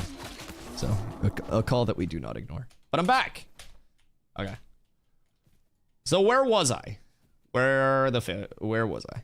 Goal for AoC is you don't need to reach the end game content to enjoy the game. Yeah, it's a social sandbox. I think Ashes is one of the few games that's genuinely conducive to players playing how they want to play and not feeling streamlined or min-maxed into a certain type of play. I think all of that is entirely based on like what you'd like to do with the game. If you want to be someone who grinds out to max level super fast, you can. If you want to be somebody who is a merchant that roams around territory to territory, node to node, and like buying low, selling high in areas where certain goods are more or less available, then, you know, I think that's all something that's within the core gameplay loop, and people can genuinely, it's a game where you can do whatever you want. And I think that's so rare nowadays, especially in the age of theme parks and linearization within games. I think across the board, there's just like, there's so much that's been lost in people being able to enjoy games in the way that they want to. But oh yeah, we're talking about tank stuff. Sorry, someone asked me about tank combos, and that's what we were talking about. So like, there's a lot that plays off of our maximum health, and then just like raw mitigation that turns our max health scaling into like A, our threat gen, but B, our like team utility as well. And I think that's a really cool way to look at tanking, because when I was playing WoW, it was, you know, I was a pally tank, so I would wait for heroism to pop. I would pop my wings, I would pop all of my cooldowns, and it was DPS, DPS, DPS. And I would finish boss fights higher DPS than my damage dealers would. And like, for me, it's kind of cool to play a tank and be okay with not being big pumper DPS. I've got trips, I've got CCs, I've got utility that even makes me viable in PvP. Like, I plan on tanking in PvP too. And it's really fucking good, because I can grapple people in, I can trip them, I can pretty much do everything else. Why are you farming if you're 25?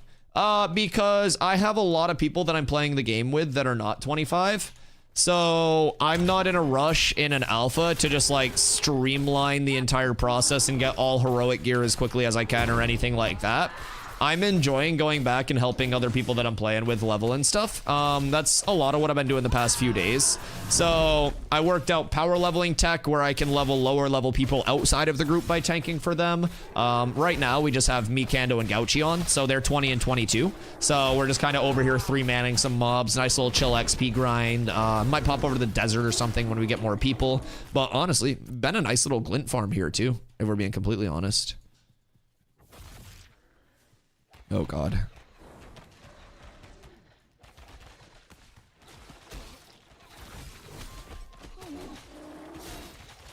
Yeah. So basically just helping the homies get all leveled, hoping that we can get some people into the end game. We have a lot of people in the guild that are like level 18 to 19, and then another wave of people that are right underneath that.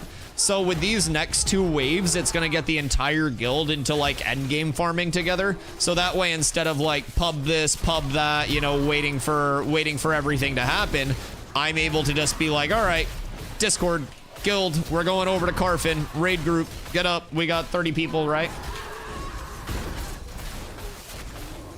I was trying to decide if I should play New World from scratch or buy this alpha. I guess I'm decided on this. Funny you mentioned that. I was a New World content creator for the last 3 years, and I quit New World to come to here about a month and a half ago.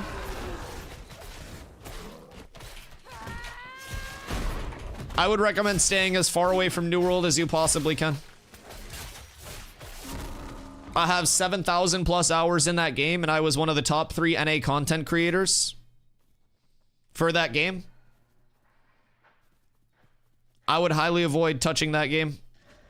If you're looking for something with longevity and like something that's not going to simply stress you out to play, New World is one of the very unique instances of the more I play a game, the less I enjoy it.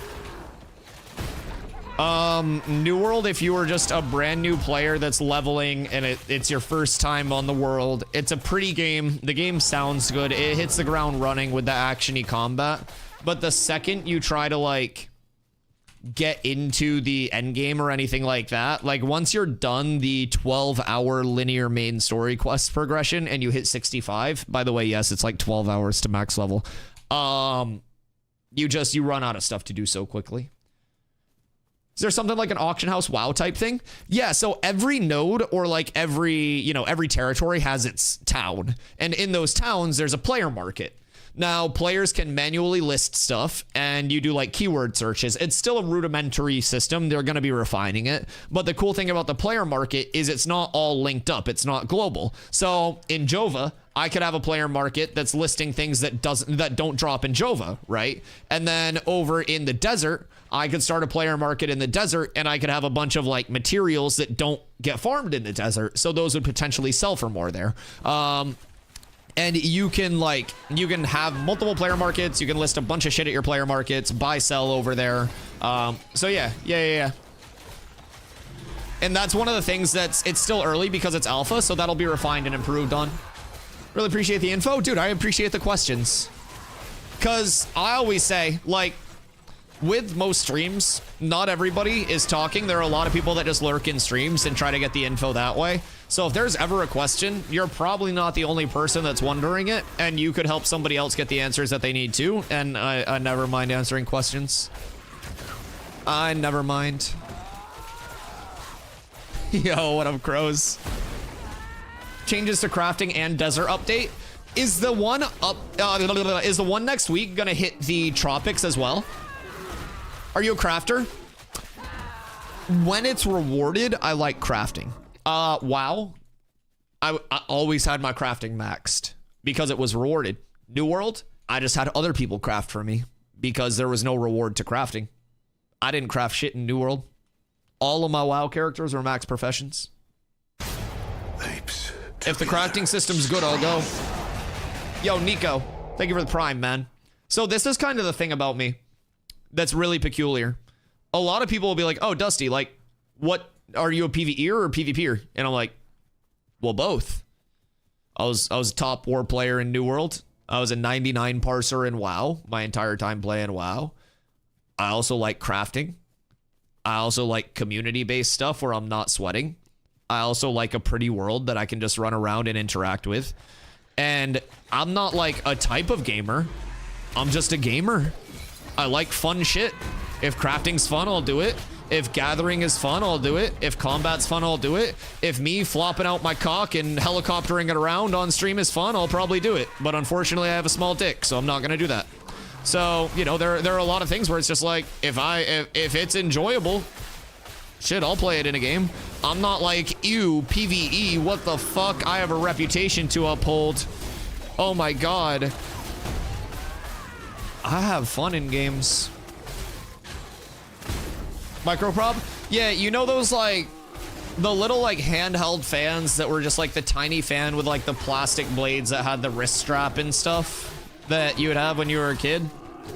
That was just like the button on the side to turn it on. Yeah, picture that.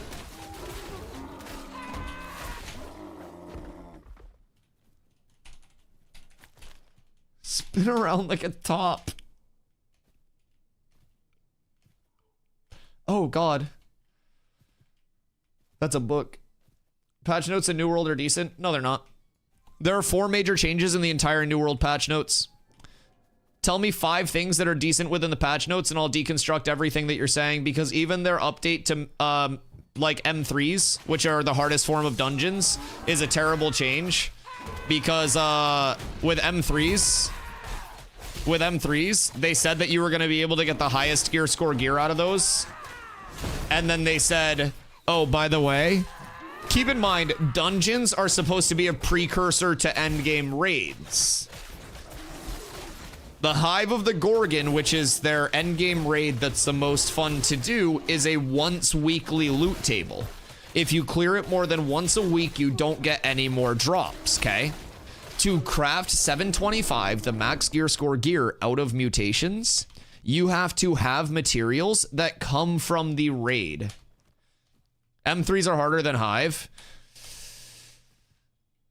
I think M3s are harder than Hive simply because people don't buy the proper elemental gear. Honestly. I think the thing with M3s that have... Hi, Nelly. I think the thing with M3s that have always made them difficult comparatively to like Hive and Worm and stuff. By the way, if anybody says Worm is the hardest content in the game, you're actually high on fentanyl, because Worm is a 3 mechanic boss fight. The only reason that it's hard is because they arbitrarily scaled its shit. You need a ranger for that grind? Shit, come through. What level are you? If we can get more, we can go somewhere else too. We were just doing this because it was super chill. But yeah, I also think, by the way, y'all didn't let me finish. To craft max gear score gear out of M3s, which are the mutated dungeons, right? You have to have trade skills leveled.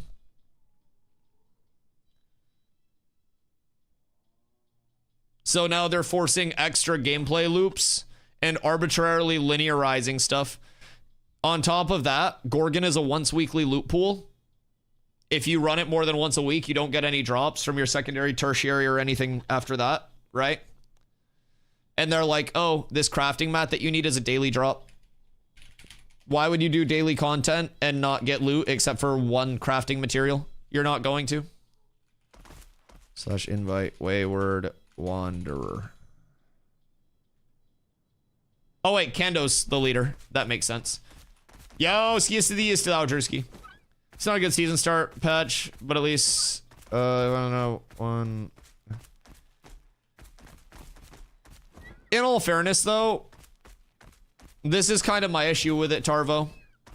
Look at the patch notes in depth. There are approximately 6 changes that actually have ramifications on the game. Everything else is simply just fluff. Daily quests are a company scam to drive KPI metrics. I mean, I think dailies make themselves if you have a fun gameplay loop. So, I say this a lot, but modernization through linearization is something that a lot of games do, right? And they say, oh, this is a modern system. This is a quality of life system. But you get on and it's like you're on a conveyor belt going through the game. A good game, you make your own daily quests. You're a gatherer, you hit your gathering loop. You're animal husbandress, you hit your animal husbandry loop. You go do your daily things, and then you go out and about, and you do what you want to do after that.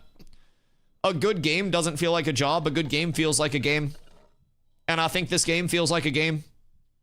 I know it sounds crazy to say, but if you break down your daily gameplay loop of the 5 most recent games that you've played, think about whether you're doing exactly what you want to do, or you're doing what the game is telling you to do. And then think about what you're doing in something like Ashes of Creation. It makes everything different. As soon as you think about that, it's like, am I on a conveyor belt just doing what I'm told, essentially watching a movie with extra steps? Or am I truly making my own story? And most games, it's a movie with extra steps. Yo, what up, Helios? How often do the Ashes servers go down? Right now, for Alpha Phase 2, it is 5 days up, 2 days down. Tuesday, Wednesdays are the down times. Once we hit May, for Alpha Phase 3, it's going to be as close to live service as possible, so that, like, full uptime, whenever possible. Mandating them just turns it into a job? Yep. Go back to New World when I see streamers I watch. Go back to New World, otherwise it's not worth it anymore. I'm sad about it because I love New World. I think everybody loved New World, but New World was like... I don't know. I grew up in a small town, right? So it's like New World was that one person in the small town that had a ton of potential, and then they just kept smoking crack. And then one day you like go down to the basketball courts and they're just there huffing galaxy gas, and you're like, brother, what has happened to you? You were the chosen one. You were the chosen one. You were supposed to make it out. You were supposed to go pro. You were supposed to be the one. Devs didn't listen to the players. So I think it's a balance. I think the devs need to consider the players, but I think, like, a lot of people think devs listen to the players is me say, developer, give me this, and they say, yes, daddy, and they give it to me. Devs listening to the players is saying, okay, I hear you, here's why it's a good idea, or here's why you're a fucking idiot. And they're able to differentiate those two things, and good devs will tell the community that. They're like, okay, here's why you guys don't understand what you're asking for. Here's the chain of implications that's caused by this change, and here's why we can't do this. Or, you know what? That's a really good idea. We hear the community sentiment on this. We do this more, right? We fix this. Super fucking simple. Super simple. If I started stream every day by bending over and farting into my mic, and for 2 years straight, you guys were like, hey, Dusty, maybe cut out the fart bit. Maybe just stop shitting into your microphone every stream to start stream. And I'm like, okay, Then eventually you guys are gonna be like, all right, man, I'm just gonna go to a streamer that doesn't shit into his microphone. Same thing with gaming. Why is this opening fart not a thing already? I take a pre-stream poop because I stream so long and I don't want to have to shit during stream. I'm very self-conscious about long AFK breaks because then people will think I poop. Yeah, I don't poop during stream. I have a pre-stream and a post-stream poop. If you must know. Actually downloading at the moment. I love that.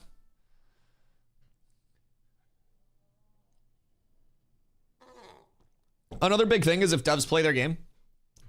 So I don't even think like devs playing their game, yes, is a good thing.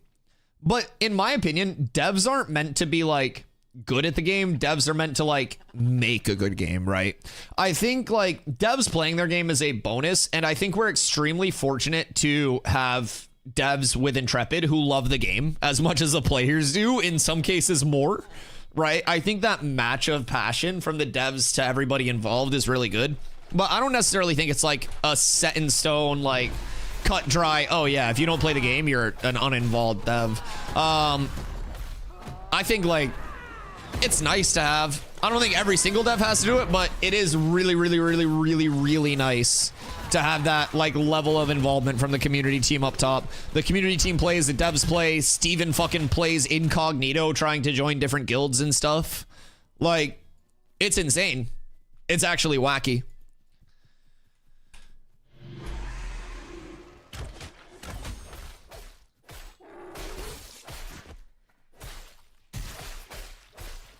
Network engineers probably really need to play the game. They just understand the mission. Yeah, I mean, certain roles require certain levels of input, but I think at least a familiarity with it, right? Like, you don't need to be fucking top tier PvPer in your game to be a dev that talks about PvP, but I think having a baseline understanding is always important in anything you're doing, right? But yeah, like a lot of people make fun of the New World developers simply because they're bad at the game, and it's like, I don't know. I don't expect developers to necessarily be good at the game. Those that make decisions for a project need to play it. Well worded. I think that's a good clear up. Yeah, I think there are plenty of devs that like don't need to be like as hands-on, but like having someone like Steven at the top that is like really, really involved in the game, having your community team that's involved, your GMs that are super involved. Yeah, I think that's a really good clarification. Yeah, that's well worded. That made it click. Yeah. Yo, what up, Crow? How you doing today? We had Planendorf come down and settle a bugged caravan dispute for us. Then we all gathered around for story time and told us a story about flowers yearning for the light. Burned and hiding from the pay-to-win games, and then revealed that we were the flowers. I love that. Yeah, Dorf's chill. Dorf was in chat hanging out one day because I was in Carfin and we were getting hard griefed by people that were openly stream sniping and talking about stream sniping and /yell. So we had a couple like goobers that went to pull mobs onto us again. And Dorf like descended from the sky and was in /saying was like, hey man, if you continue to pull mobs onto people in mob train, your account's subject to punishment. Please stop it. And then miraculously, all of the mob training stopped. It's what WoW used to have, devs and people making choices that actually played the game and cared. And I also feel like, hear me out, Steven plays the game incognito for a reason. If he was on his GM Steven account in a guild, everybody would act differently. And that's what I don't like personally. I think, you know, I try to remain very positive, but I also have no problem talking about things I don't like. And I think toxic positivity is more harmful for games than people being upfront in a positive way, right? I think you can offer critiques and talk about things that are pain points or negatives in a positive light and in a constructive way. And I think if Steven and like the dev team were to just openly play on their dev accounts all the time, people would like change what they're saying, how they're acting. It wouldn't be authentic. And so I really like that they're going that extra route and just trying to have that anonymity while they play to truly like immerse themselves in the player base in an organic way. Is really cool.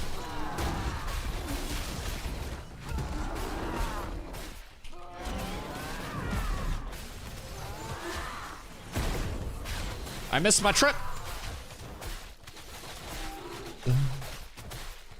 World changes for New World sound like a solution for a market problem, not for a game problem. Yeah. Also, one thing that's crazy about New World is they finally openly went pay to win. But New World is officially pay to win with the seasonal servers, and I'll break down how. you complete PvP activities, you gain PvP experience. That PvP experience has a track that gives you rewards for each level with a chance of giving you a super powerful item called an artifact, which can be integral to the builds. Completing the PvP only like season or participating in that will give you a reward that carries over to your normal characters, which is a trophy that you put up in your house that increases your experience gained from PvP activities. But the only way to get this reward is to purchase the premium track. Now there's a free track and a premium track. Free battle pass, premium battle pass, paid battle pass. They made it so you have to purchase the paid battle pass to have that reward, which impacts how quickly you get super powerful items on your character on live servers. They finally went full pay to win cash grab. Just straight up.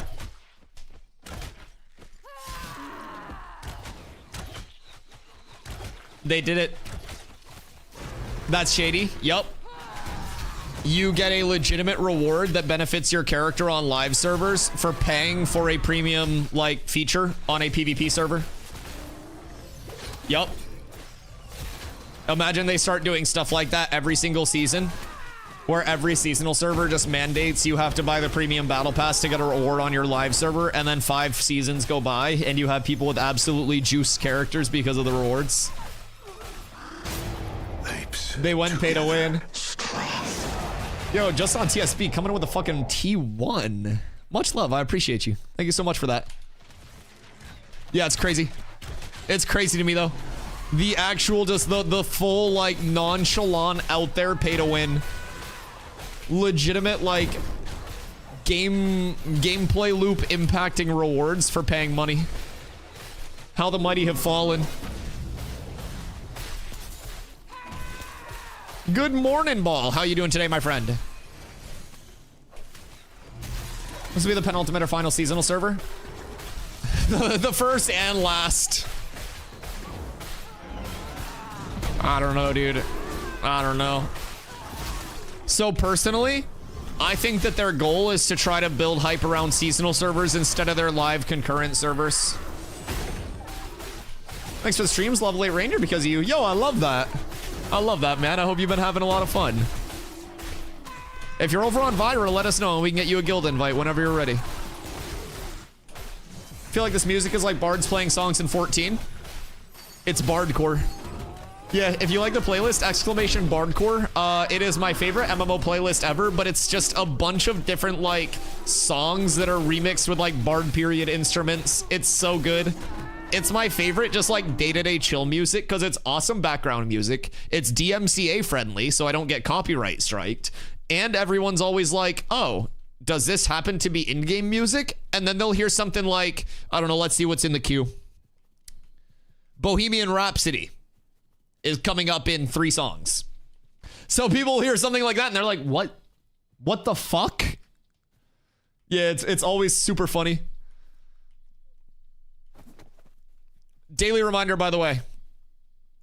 This rock looks like a penis. I'm gonna go pee real quick while you look at Cock Rock. This is called Cock Rock Island, by the way. So this is Cock Rock. This is Cock Rock Island. If you happen to zoom in and you're an absolute degen like me, Cock Rock Island points at this, which, by the way, that is brown grass in the middle and green grass around the outside. And these legs of the lake, chat, these legs of the lake, Cock Rock Island's bending us all over and fucking us. I'm just putting that out there. I'll be right back. I gotta pee. Don't kill me. You're fixated on Cock Rock? I just don't understand how they in Timor are too strong. No, I'm tanking a lot right now, Kando. I'm working hard. Tank AFK. I'm working hard. Don't nerf in Timora. Listen, I just don't understand how this got in the game and nobody noticed it before me. This is a literal full bend over scene. Like, I probably have to blur this if anybody's watching in Japan. But like, I just don't know which map designer just put a full-on dick pointing at a butt in the game. But that's just me. I'm going to go pee real quick and take my coffee out because it's 5:30. I don't know how it happened. I don't know how it fucking got through QA. But I'll be right back. I'm going to pop in Timor and get active. Just run the mob by me if you need anything. 6 seconds of tank. Be right back.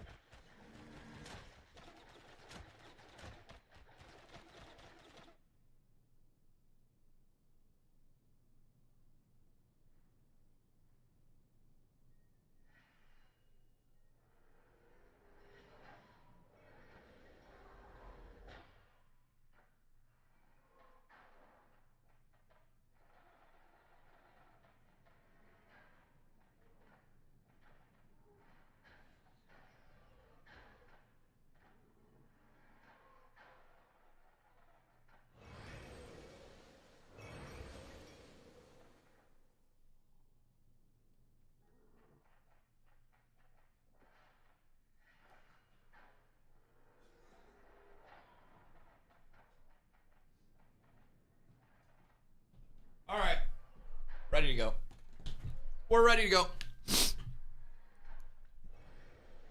Sorry. I had a little bong rip as well. Sometimes you just need the necessities, right, chat? So I'm thinking, by the way. We have 4 now. Let's go up to the tropics. There was there were some nice mob spots in the tropics that I wanted to check out that I think would probably be better than this. Especially since we haven't seen a single piece of loot yet. Excuse me. Dev needs a raise.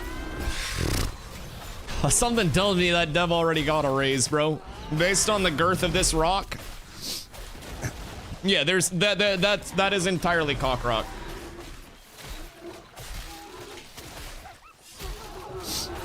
You can do all trades in this game? On like a baseline level, yes, but if you want to have them at the highest level, then you have to specialize in certain ones at the highest level.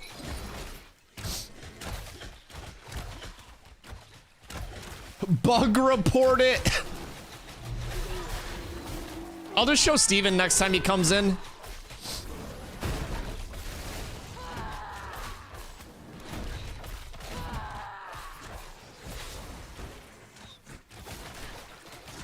Oh, excuse me.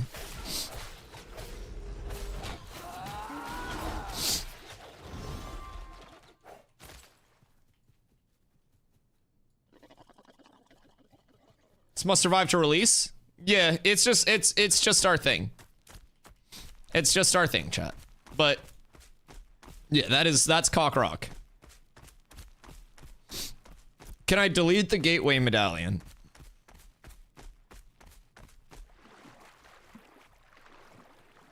I mean, maybe?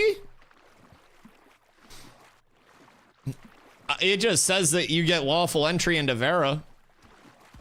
But like, what if somebody asks to see your medallion one day and you don't have it? And then you die because of it, you know? I don't know. I don't know what the ramifications of not having your identification are. I'm already here? Yeah, I don't know though. Maybe that's like losing your social security number or something? Banking it? Yeah, it's in my other pants. Like, I have it, but...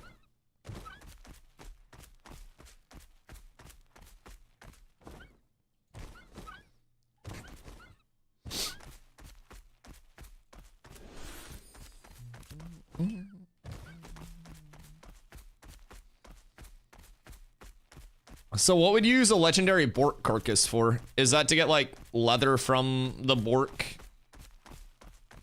Legendary leather and then you just cook that? Hi, Corla.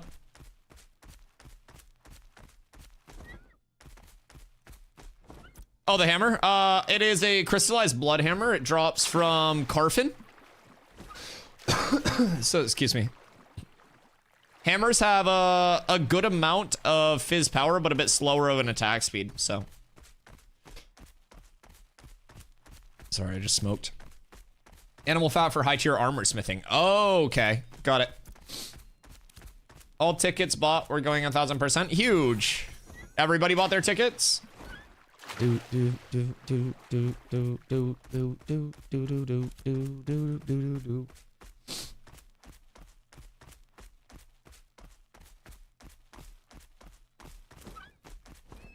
So this is I mean, hammer is gonna be like your mace tree. That's gonna be your same thing, but I'm using a sword instead of it. There's no two-handed hammer in right now. It's like a one-handed or a scepter, which is a spell one. I see people selling fat. Heroic fat. Yo, what up, Wub? It's going fantastic, brother. How are you doing today?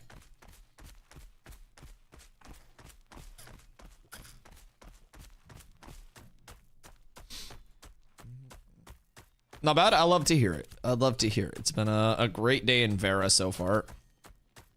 Oh, I was like, who's keeping up with me? It's a fucking croc. Warming up? Yeah, it's a little cold out here. We got snow yesterday. A little bit of overnight. We actually got a couple inches, so Shoveled some snow today and last night. Yeah, I don't know how much more we're gonna get, but I have a haircut tomorrow and I have a dentist appointment tomorrow in the morning. So stream will be a little late tomorrow. But yeah, I don't know. I hope the roads are clear. I don't mind driving in snow. It's just cold as fuck. North getting real cold. Yeah, don't we have some like polar vortex bullshit or something? Sounds like a fucking mage ability. Everyone lock the fwick in.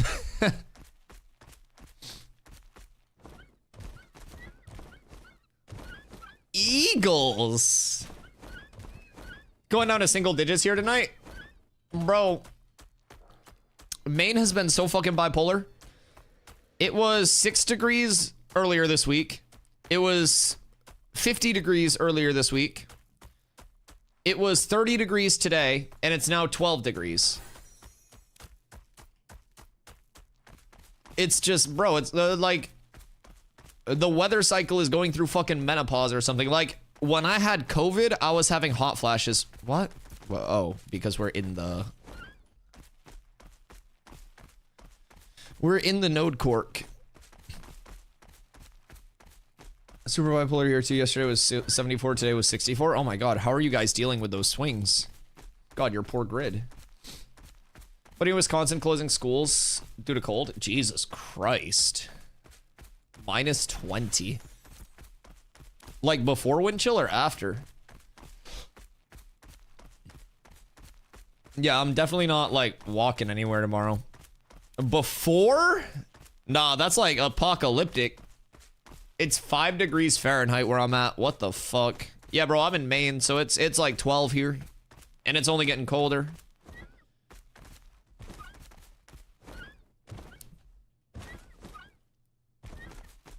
Climate change, everything's chaos. Yeah, I just figured I was gonna be dead before that shit actually hit. I'm gonna keep it a buck. Like, it's not like I'm this mass polluter. I recycle my cardboards and shit. I just figured I was gonna be dead before the weather got all fucking wacky, but here we are.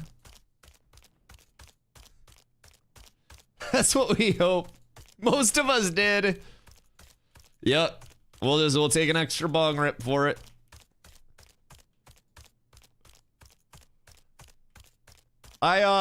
I mean, like, I'm doing what I can. I sold 2 of my private jets, 3 of my yachts. One of the yachts was the one that Twitch sent me when I got my check mark as well, because every partnered Twitch streamer just gets a yacht sent to them immediately. That was the one with the helipad as well. So I had to sell that. I now walk to work from my bedroom to my stream room instead of having a chauffeur drive me. So, like, I'm cutting down where I can. It's just, bro, it's a hard life to live. The other day, I took like 150 steps.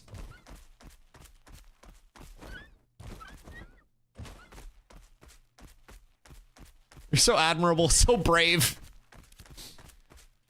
Now we have yearly 100-year floods. Bro, half of Maine was underwater like last year, 2 years ago, something like that.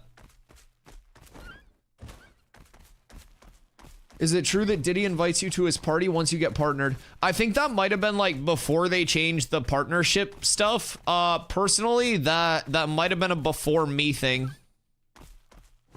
Yeah, I did not end up getting the Diddy party invites, fortunately. Yeah, they just sent me the yacht instead. I think prior to the yacht, it might have been the Diddy party. Yeah, so probably anyone partnered like 2023 or before. It's gonna be the ones you want. I'm a 2024 partner, brother. 150 steps, that's almost working class. Oh, I gotta cut it down then. Jesus, can't have any of those misconceptions. Fuck. Rich streamer here, chat. Oh, billions of dollars. Oh, huge biceps. Fucking awesome. Everything's great. By the way, this is satire, chat, if you're new here. I'm actually very poor. He missed out for sure. Whoa, first Diddy, then Doc. Let's calm it down in here, boys. Let's calm it down in here. Man's gonna be level 25 going over to Oakenbane looking for people for his group.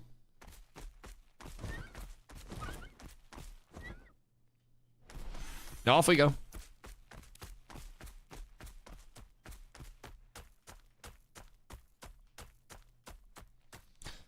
Imagine the effect your breathing outtake has on the ozone.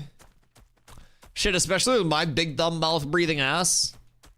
Yeah, I haven't done cardio in a sec either. I'd probably be like huffing and puffing and shit. You're right. My breathing is the problem. I'll do everything I can to remedy that, Raph. I'll come up with a solution as soon as possible. Alright, so welcome to the tropics, everyone. This, much like the desert, does not actually exist. You're on galaxy gas right now. The tropics have a few pretty cool mob spawns. Boop. Yo, Raph, thank you so much for the follow, man. Welcome in. We've got these laddies, which personally, I'm excited to try to kill. I don't think we can right now, but there are a lot of those level 30s here. I want to get more people out, like raid group, to farm it. Because there are multiple spawns as well. I'd like to see what their loot table is. There are smaller 25 plus mobs throughout as well. That is Flora. Or is that fauna? No, Flora. Iguanas, I assume, would be really good glint and poop farm. Work sucks. Well, didn't your manager quit? Just got into the alpha today and have no idea what I'm doing, not gonna lie. Having driver issues too, so can hardly play anyways. What are the driver issues you're having? Is it just causing crashes on launch? If you just downloaded, I would recommend launching the game, going through the first crash, and then honestly restarting your PC. It sounds really weird, but I had a lot of my friends do that their first day, and it stopped, like, a lot of their shit. Oh, it's an actual driver download? Interesting. Okay. Yeah, specific driver update. Okay. Were you crashing before the driver update? I mean, fuck it, just don't update the driver.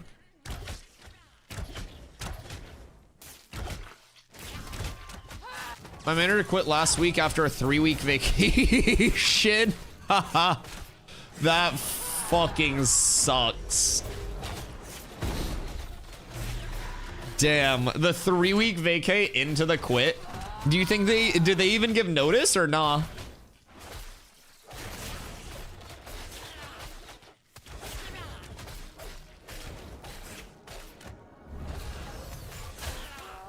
Someone wanted to get rid of their vacation days before quitting. Factos. Gouchy's mount's so slow. What's slower though, Gouchy's mount or our DPS? 3 weeks was the notice.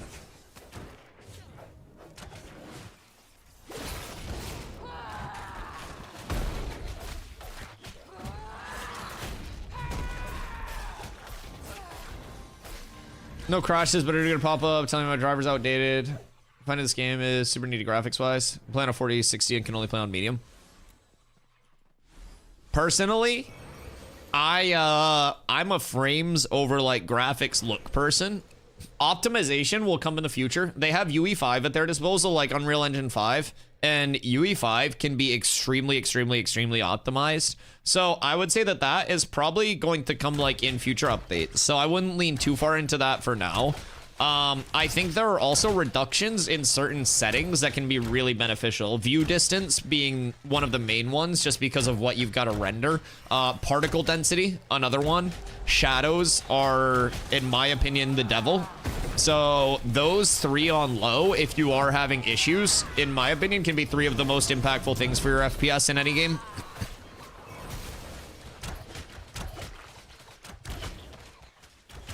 No crashes is great though. This jungle is very cool. Yes.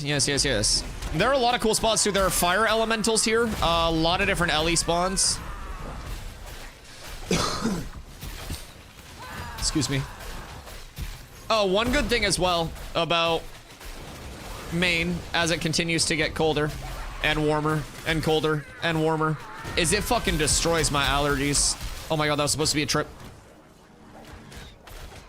Destroys my allergies, and like the air gets so fucking dry. It's miserable up here.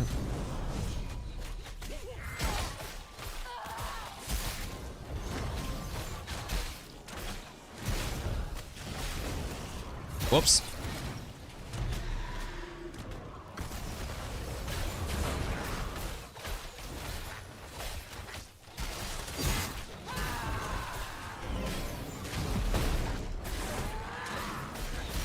I work at financial institutions. There's a rules for sales job. Not really my company don't pay out vacation is, but they also don't pay out your final commit. Wait, what?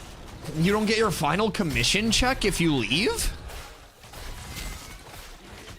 Nah, that's fucked. That's gotta be like something shady. I thought that was illegal. It's gotta be. When I worked a commission-based sales job, was like the second to last job before going like full-time on stream. Yo, what up, Nap? I finished up at that job and received a commission check for like a $10,000 order that, you know, we made like 18% on highest bracket. Like, I had a fat order that was outstanding, and I still got my commission from that, even after I was done with the company. Wish I was higher level. Tuna and Gilgamesh have, I think, a good group going with Wazi as well. So we have some people that are in that, like, 10 to 12, too. Where I live against 110, and the lowest it gets is -20. Yeah, that sounds like main. I don't know if it's just like some main adjacent thing, but yeah, main in the summer peaks over 100. In the winter gets cold as fuck. Winter's dry as fuck. Summer's like humid as fuck. Got the game installing? Yo, I love to hear it. I love to hear it. We are over on the virus server. If you want to come through with the community, everybody is more than welcome. We are all just a bunch of gamers hanging out and having some fun, man. Don't have to be the best or the sweatiest gamer, and we got plenty of room for everyone. 6k XP. Yeah, it's not too bad. This might be a really good 20 to 25 farm, especially with a raid. Yeah, this is decent. Nocturnal, what class are you gonna play? Midwest, where you live? Is it flat out there? So y'all just get like hella wind too? Because Maine gets a bit windy, but we have so many like trees and mountains and everything to knock stuff down. Me and the puppy watching live on the big screen type shit, in the home theater type shit. Wayward, hit a relog if you don't get XP real quick. Or if you have XP debt. Yeah, that one as well.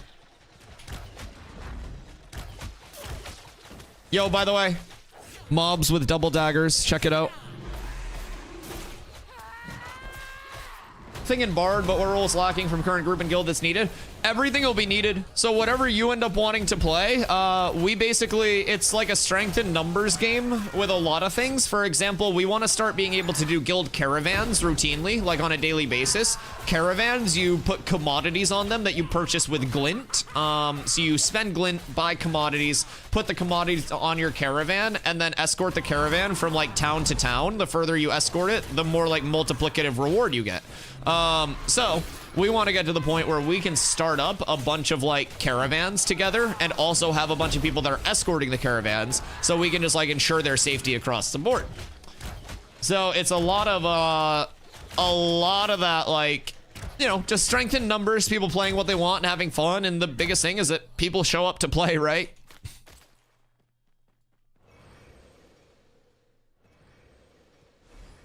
Actually chose Vyro randomly. Hey, I love that. No, we got room for literally, bro. Just because I play the game 10 plus hours a day does not mean that you also have to have fun with the game.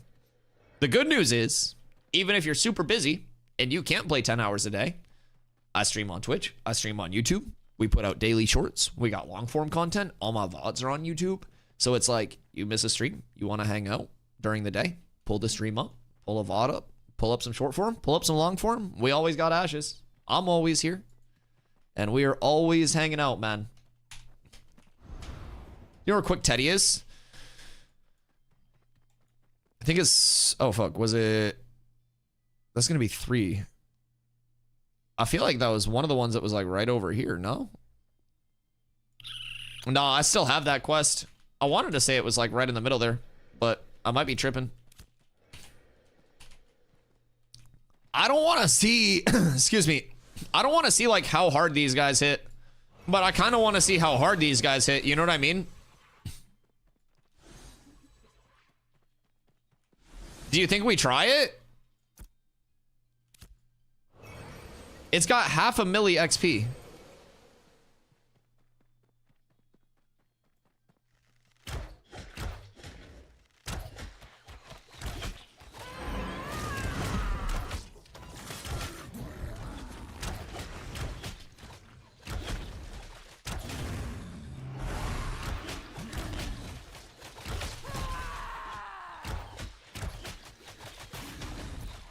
Actually, I need the chill. If I get chill, I think I can just kite him. He's healing. Wait.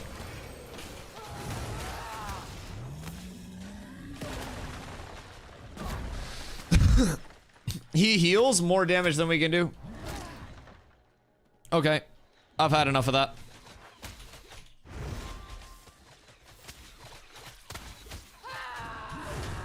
Yep. I don't want to play anymore.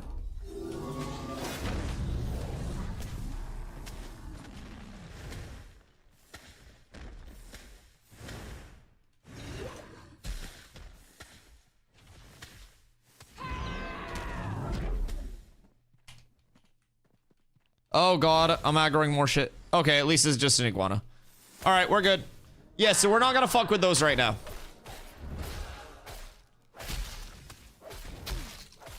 We're not gonna fuck with those right now. We're gonna let those giants be. This is their home. But did you die? Nope. And nobody in the group did either because I held aggro the entire way out. I made sure my group got out.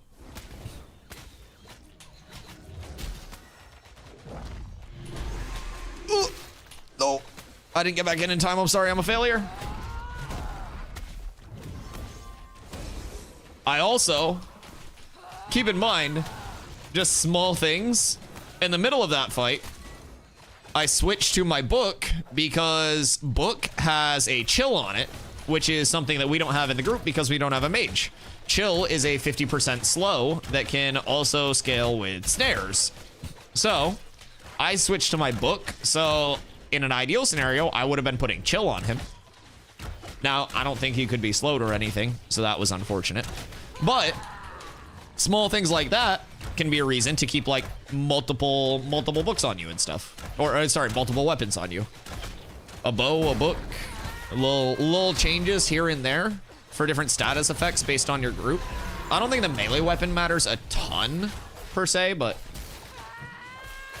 normally a PvP sweat lord, but I'm also big into crafting and stuff as well. Yeah, I was talking earlier about like how I've done so much over the course of like playing video games my entire life, especially a lot of MMOs.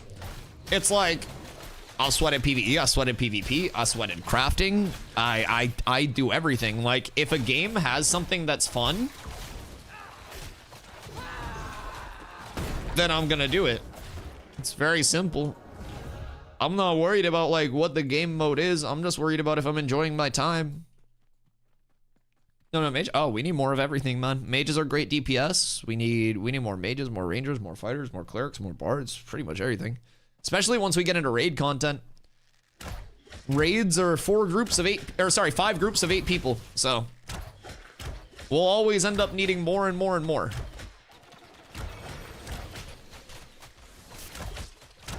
We only have the one guild up right now, but once we fill this one, we're just gonna start making more guilds, and everybody will always have a place to come through and hang out.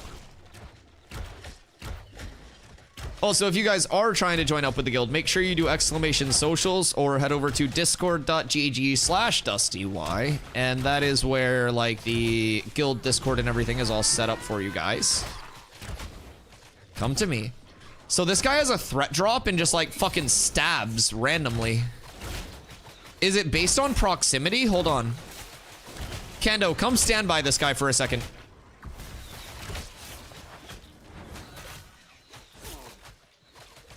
No.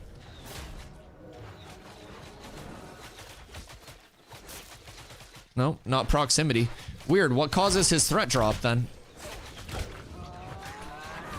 Gouchy, come here. Don't move.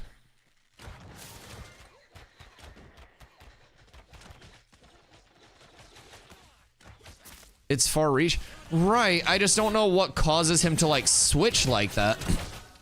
Is it like an ability? I'm so sorry. I did not think you were gonna die there.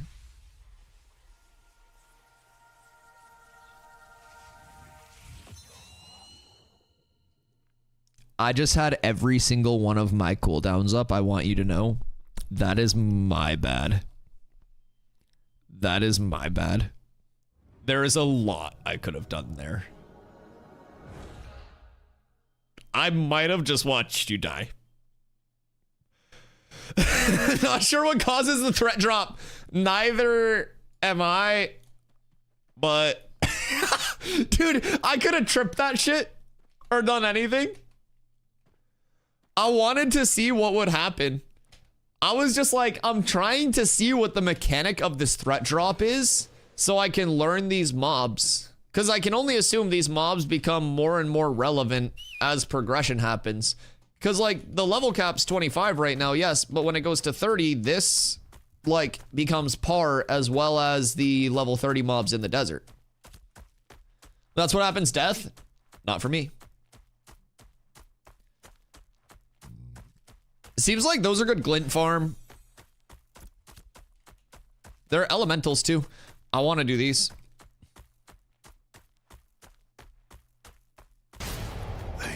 Yo, Eddie. The 6 freaking months, brother. Thanks to Attenviate for my sub gift. Hey, thanks to you for existing, brother. Hope you're doing well. You're beautiful. Are you super excited for New World's new server tomorrow?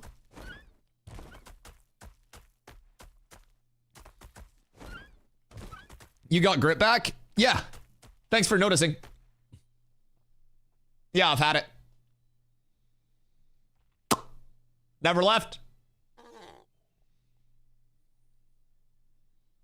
Yep. I turn it on every day as soon as I start stream. Wake up, turn my swag on, log in, turn my grid on. I mean, in New World? Yeah, I will never get excited about them fixing a change that never should have occurred in the first place. Considering I explained in detail multiple times on stream. Not here, by the way. I want to find the elementals. I explained in detail multiple times on stream why changing grit was a terrible idea for the health of the game and the health of melee classes in general. Begged and pleaded and came up with actual like presentation worthy level breakdowns of why grit was terrible with numbers, math, and everything. Percentage of classes in the game that had staggers. Everything.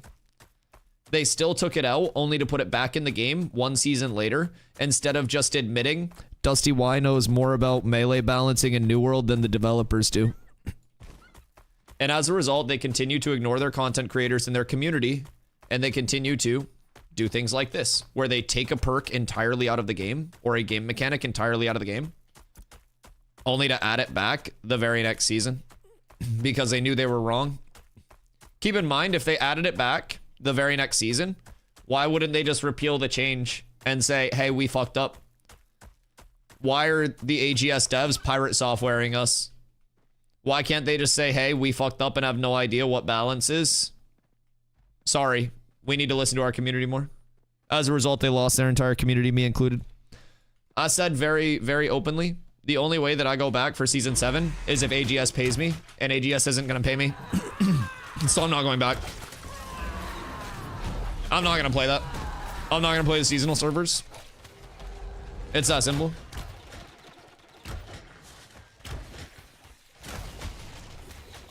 No part of me has any interest in playing New World. Ash, is your home now? Oh yeah. Yeah, 100%. The only reason that I would ever go back to New World is to take AGS's money with a smile on my face and then bring it back home to Ashes and give away a key with it.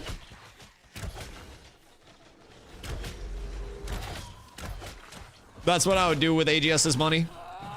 I would give away Ash's keys. I would do a 2-hour sponsored stream. I'd leave and then I would come back and I'd give away Ash's keys with the money that I got from the sponsored stream. But they know better than to sponsor me to come back and stream the game. Because I was like their biggest fucking adversary when I was streaming. Simply because I'm a very opinionated person. One of the really cool things that happened was you know, typically content creators can use their platform to bring attention to things, right? So I was having a bit of a communication issue with AGS's creator relations manager. And by a communications issue, anytime I messaged him, he would ignore me for months on end before finally responding with anything, right? So yeah, I was talking on stream one day about how, like, I was trying to get in touch with anybody from the community team, and it was always falling upon deaf ears, and how that was a huge pain point for me, right? And I got a message one day randomly that's like, hey, Dusty, so word got up to me that you were talking about me on your stream. And I'm like, all right, what's going on here? And he's basically like, well, neither I nor AGS will ever try to silence you. I need you to keep in mind that discussing our private matters on stream can have implications on future opportunities, basically, blah, blah, blah, blah, blah. And it was basically like, we're not going to try to silence you, but if you mention that our community team sucks on your stream, we're never going to work with you. And guess what? They never worked with me. Threatened by AGS. Yeah. He was also coping a ton. Because basically, the entire thing that started my retribution against their community team was for the Eternum launch. A lot of the time, I was the #1 streamer in the New World directory, with the exception of, like, you know, Baggins or one of the massive people being on, or somebody embedding or view botting in the directory. Big shout out, New World. But with the Eternum launch, I was averaging, like, 150 to 250 viewers a stream, somewhere in there. It was a really hype period, right? And so basically, a lot of directories and developers will do, you know, Twitch drops for big launches and stuff like that, right? So pretty much every New World content creator was like, oh, what are the drops going to be with the Eternum launch? Like, what do we get to give our communities? Blah, blah, blah, blah, blah, right? What up, Ragnar? And essentially what happened was they did not run, like, directory-wide drops during that period. What they ended up doing were picking people, like content creators, to distribute codes to, which those codes were then to be given away to their community, right? The only issue is no in-house content creators were being picked to receive codes because they were picking. All of the codes were going to every streamer that came from outside of the directory that averaged more viewership than their in-house creators. Instead of them even throwing, like, the slightest of bones to their in-house content creators, they basically were like, nah, fuck all of you. Those fire elementals hurt, by the way. They gave a bunch of codes to a bunch of content creators who didn't even know that they had the codes. So keep in mind, these codes were for exclusive skins that weren't even that cool in the first place, but at least it was an exclusive skin, like just from that event, just from that time, right? The thing about it is most of those codes never ended up being distributed. A lot of the streamers that they picked to receive the codes either didn't know that they had the codes in the first place, or knew, but they only streamed New World for 2 hours for their sponsored segment, and then they left to stream something else. So, I had reached out originally for codes. Again, to this person that ignored my DMs on multiple occasions, who was supposedly the content creator relations manager. Now, friendly reminder, I, again, was one of the top 3 NA content creators in the game. Every single one of my streams at the time. I was getting ghosted by the literal content creator relations manager. Every single DM. As someone who has been a content creator for the game for 3 years. Every single day, nearly. So just getting that across. I reached out. And at first I was like, yo, you know, just hoping that I can get involved with the Eternum launch stuff. You know, my community's super passionate. I stream every single day. Like, we would love to have some of those skins in the community, be able to give them away. I like doing marble shoutcasts for things. So, like, if I ever get a bunch of mounts, like say Steven gives me like duplicate mounts, I would do just community giveaways where I do marble shoutcasts and the winner gets the mount. Shit like that. So I was like, yo, can I get some skins or some codes? Give away to my community. We'll do big marble shoutcast events. Like I've given away copies of New World from marble shoutcast events. Like I've done a lot of giveaways with those. They're usually very hype, very fun. Western Larch.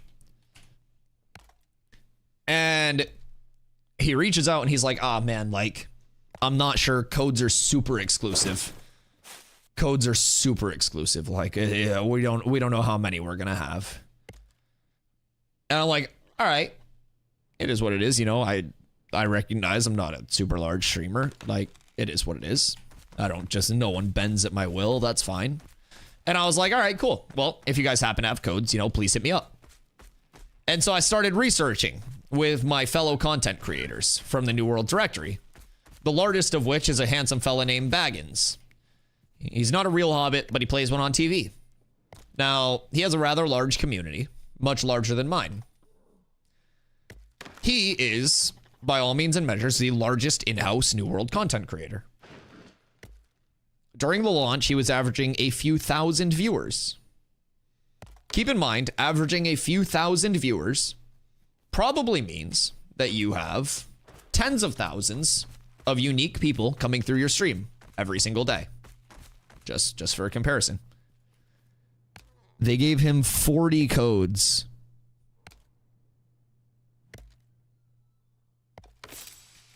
40 for his entire multi-thousand viewer community.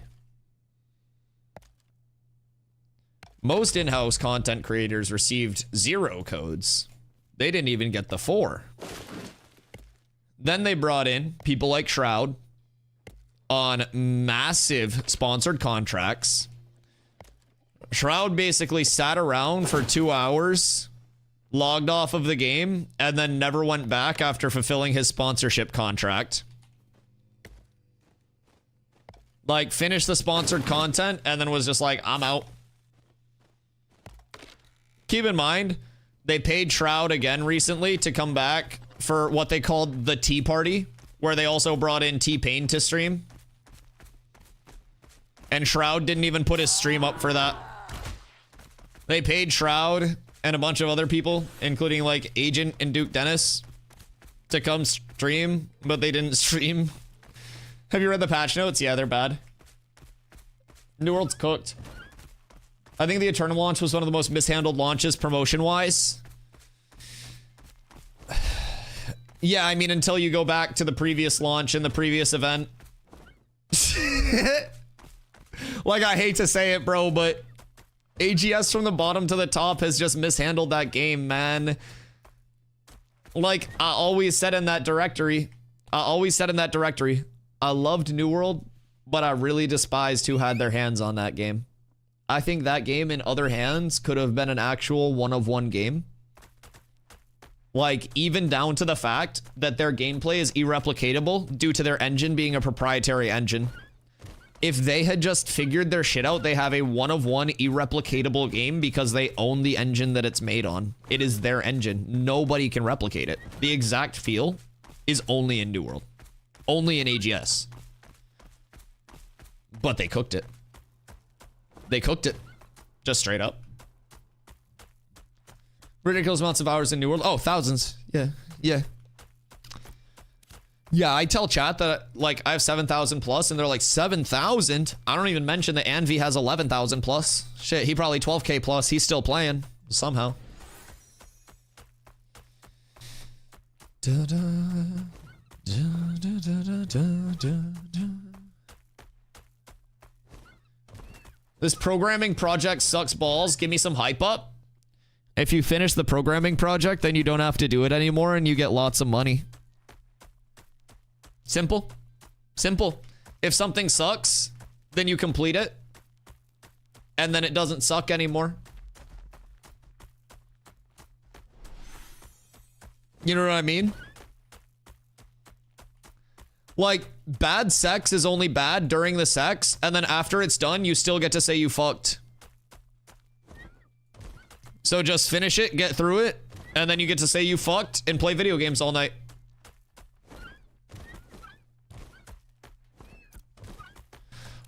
Someone in chat's gonna be like, Dusty, there's no such thing as bad sex. You've never fucked me. Just hold your fucking judgments, chat. I can disappoint you on a very rapid scale.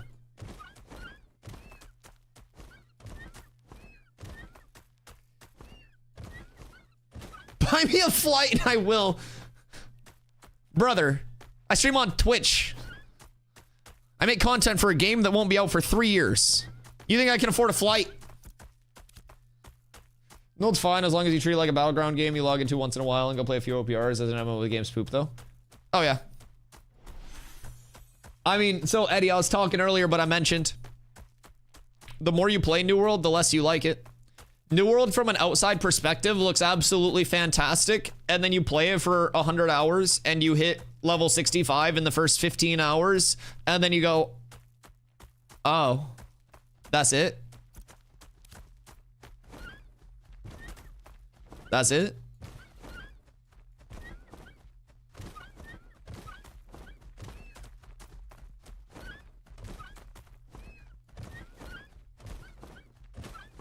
If you spam 8 hours of OPRs a day, you'll hate him in a few months. If you spam 8 hours of OPR a day, you'll hate him in the first hour. I feel so bad for all the players that are playing Melee that go, oh, OPRs are going to be better because they gave us a wall that we can hide behind. And I'm like, oh, yeah, man. That's definitely how I want to play PvP modes. Hiding behind a wall. That sounds so fun. Okay, so maybe we go back to not the fire elementals for right now. These guys are assholes. They hit very hard. There are fire golems as well. Maybe back to like the iguanas and the stabby guys.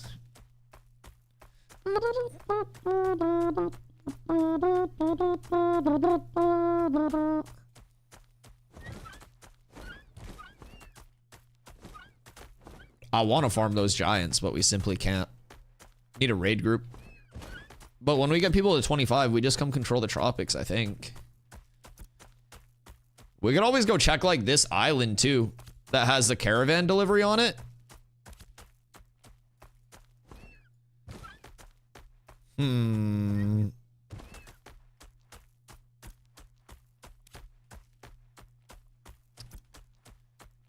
Because this has like a small settlement on it.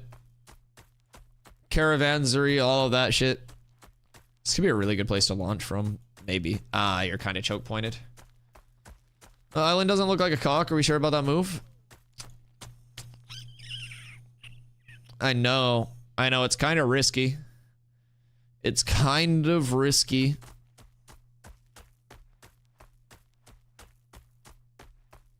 I don't know. I mean, there's only one way to find out, right, chat? Got at least another 3 hours of coding. 3 hours isn't bad. How many hours did you have when you started? Probably a lot more than 3.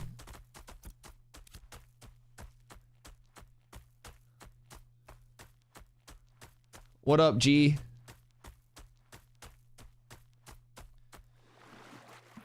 Bro, I might go get a fucking hoodie on. I'm actually freezing.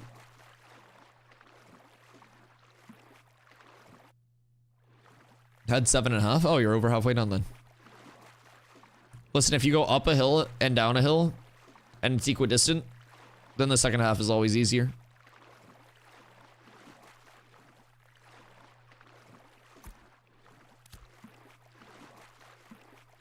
So this is just some fucky interim island. This looks like it would have mobs on it, though.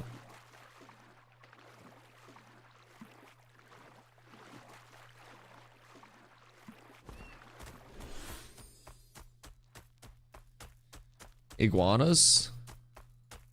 Okay. The iguanas were pretty chill. War? War. War. Lucky I get to work from home? True. A bad day of working from home is better than a good day of driving to work. Are these gonna 3-pull or can we 1-pull these? It's the island where you can take a caravan. Yeah. Well, this is the one next to it. This is the one where you can take a caravan. So this is like the small one in the middle. Is this just Iguana Island? Yeah, this deadass might just be a bunch of fucking iguanas.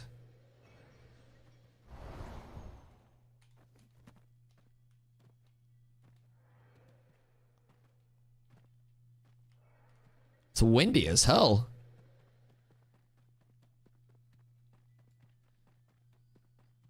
I think the wind might have got a little messed up here, maybe. Oh, we got more of those guys.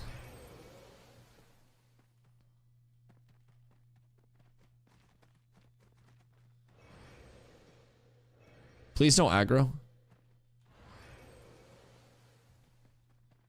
Yo, what up, JC? This is a game. New good MMO to play. Listen, just go into it knowing that it's not a complete game, and go into it with the expectation of finding your current system and just testing the fuck out of it. And the mentality that I have is if I find something that's bugged with the game and I submit the bug report and I help get it fixed for the launch, I know that I'm helping the entire game have more longevity and be better. It's a really cool feeling. Yeah, exclamation ashes if you haven't made your account. You want to support the stream as well.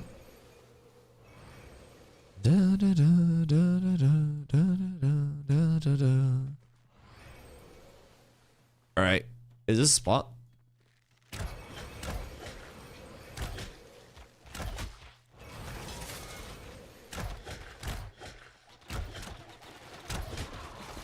No racial bonuses at the moment. There will be like small racial bonuses at some point, but they don't want to have racial bonuses be conducive to a race class min-max. So we're kind of like, we've been theorizing what we think could happen, and it'd probably be just like some canonically accurate type shit, like maybe I think someone had said like a rarity crafting bonus to dwarves, the Dunier, since dwarves are typically like those master crafters and shit. Love alphas and helping test them. Oh, fuck yeah. Oh, if you're familiar then, man, let me tell you, I have been playing, you know, a mix of early access and finished products. Between the dev communication and like, you know, Steven himself does live streams. They're super open in their Discord. I would highly recommend the Ashes of Creation Discord. They have an account link for Alpha 2 access. You get into that Alpha 2 Discord and they post anytime there are server downtimes. As soon as the servers are back up, there are patch notes of what they fixed. Really good comms across the board. But the coolest thing for me is in an alpha, I typically don't expect systems to feel polished, like very playable. I don't really feel that alphas are typically conducive to emergent behavior, or like emergent gameplay, or like emergent player behavior coming about. It's typically just more of a static, you know, boring testing process, so to say. One of my favorite things about the game is that every system, whether it's a simple system like, oh, I dodge and then I jump so I can carry my momentum, right? That's already a step above somebody who is just dodging and then not jumping. Then you throw in, oh, I dodge, I jump, I tap, I charge, I jump, and then if I have more, I dodge. And like, the systems themselves allow you to explore and be creative and like evolve upon those systems across the board a lot more than I feel like a lot of other games do. And I very much like that coming from, you know, I played a lot of Fortnite. And a lot of people are like, oh, Fortnite, blah, blah, blah. But I think Fortnite is one of the biggest cases of like emergent gameplay evolving the entire state of a game constantly and providing longevity to it. Fortnite, through its like actual updates between Playground into eventually Creative, allowing people to get into that sandboxy side of their systems, elevated the entire game so much. And I really think that Ashes has a lot of systems that are, you know, similarly structured, where players can take a very baseline system and elevate it on a lot of unique levels based on that player. One thing that I always talk about, like, you know, you're a new player and you're fighting mobs and you dodge and it carries you a little bit. And then you're fighting another mob and you see somebody for the first time that hits a dodge jump, right? You see that while they're kiting and you're like, oh shit. Well, that was really cool. I'm gonna start dodge jumping. Then you see somebody who hits like a dodge jump B-hop and you see them like literally glide across the ground because they're just toe tapping the entire time. And you're like, oh fuck, there are levels to this. Like, you're using your abilities in a certain way, you get hit with a combo in PvP, or you figure out an ability interaction that you didn't even think of before. One thing that's really cool about tank, in my opinion, especially for PvP scaling, you'll notice we have a taunt. I don't use taunt for PvE because I don't have threat gen issues in PvP. One really unique thing about, sorry, in PvE. One thing that's really unique about this taunt, though, taunts are typically dead weight in PvP and only good in PvE. You'll notice, taunt your target enemy, granting threat equal to 2x your max health and applying humiliated. Okay.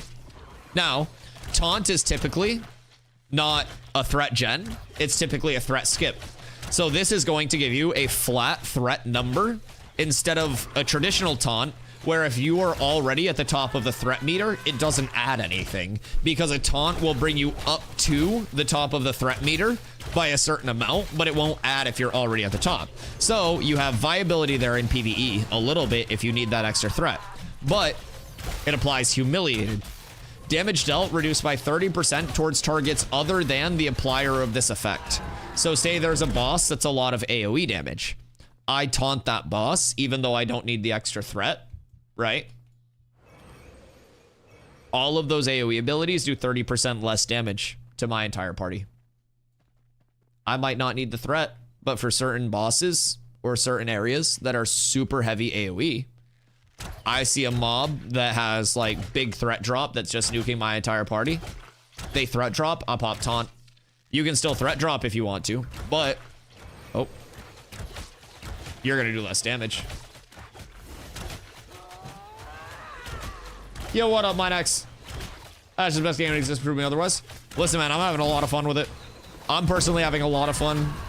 I feel like there is a lot of potential in the gameplay. I mean, you just saw me hit like 4 B-hops in a row there where I was just like super speeding across the ground backwards. It's all about those like emergent systems, right? I love how much skill-based customization there is in this game. So many little unique playstyle things that can come about, which will all be community sourced, that are simply based on like evolutions to the systems that they've already given us.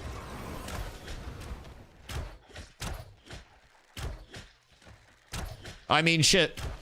I am a tank that is sitting here range tanking mobs because tank number 1 goal is to hold aggro. Tank number 2 goal is to not die. I could be face tanking all this damage and requiring heals, or with a small group, I could be avoiding all the damage in the first place and just kiting the mob around with the group.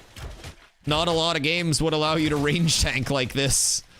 It's a pretty fucking cool, like, small tweak to the traditions of tanking where you just sit here and you kite mobs around. It's like, I played Hunter in WoW and I played Pally in WoW as my 2 classes, and I feel like I've got that Hunter tab target kiting coming through, and then I've got like that Pally actual tanking coming through.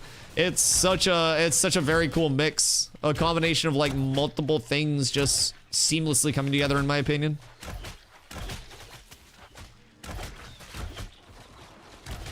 Then you've got like the stamina management, you've got like active dodges, you've got the block that's a stam drain. It's a lot of just, I don't know, it's a lot of really cool systems with a very low floor and a very high ceiling. Basically that you can hold aggro without using your skills. So, I mean, threat gen's always going to be a bit relative. Keep in mind right now, a lot of my aggro, especially like intimidating aura, can be scaled off of my max health, and level 25 is the current cap. So like threat gen numbers and stuff will be subject to more finalization as the level cap increases and stuff, in my opinion. Like, there are certain things in the game that hit really hard, certain things that gen a lot of threat. So numbers and all of that stuff is a little bit wonky, but also the trade-off is that, like, I'm able to hold threat because of this. Enter a defensive stance, I reduce all physical damage, then get an augment that copies that to my LE damage by 10%, but all of my outgoing damage is reduced by 25. The reason that I'm, 25% by the way. The reason that I'm able to hold threat so easily is because it increases all of my threat gen by 50%. So it's like I hit some of my abilities while I go in, and those have the 200%, 300% additional threat. I auto attack, I hit an ability chain off cooldown when it comes close. That generates more threat, right? Like that alone is a 500% additional threat that's also going with the 50% additional threat. So like we're getting a lot of threat scaling simply off of that. So in most instances, you know, as a tank, depending on what your DPS is up to, you don't really have to work that hard to hold threat. Even WoW tanking, I would downrank my Consecrate in WoW as a Paladin when downranking was a valid like way of mana conservation. But yeah, all of that'll continue to be tweaked. I do think threat's a bit sticky right now, personally, but the reason that threat's also so sticky is because a lot of the purlin noise on that is not correctly layered. What the fuck does that mean? All right, dev man, explain yourself. What do you know about video games? I'm not a developer, I just play them. You're allowed to be smart here, but you have to explain things so I can understand. I'm not one of those streamers that pretends to be a super smart game dev and talk about coding and shit. I see tree being weird and I go, oh, tree's weird. I don't know how that happened. Very simple, self-aware streamer here. Think they also have too much wind physics? This looks fine. What do you mean? This is exactly how the trees outside look. Guys, I've never seen a fucking tree before. God. I know you're gamers, but just look outside, guys. It's fine.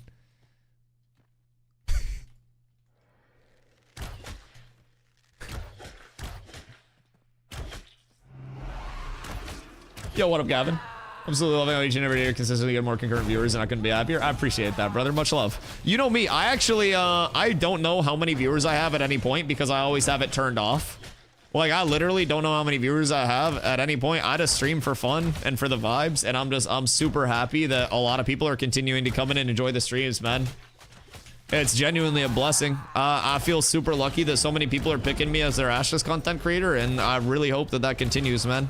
We're growing a great community over here, and I think we're on a really good path.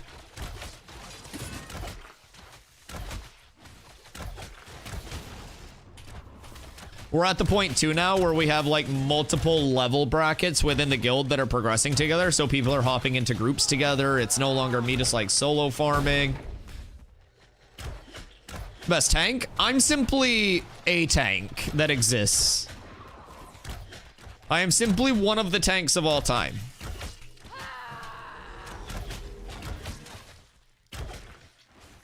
Not best tank. Listen, man, maybe if you use your iframe. Best tank currently sitting in your chair? That's fair. That's fair. I am a tank. I am a tank who likes to break games in like a chaotic good way.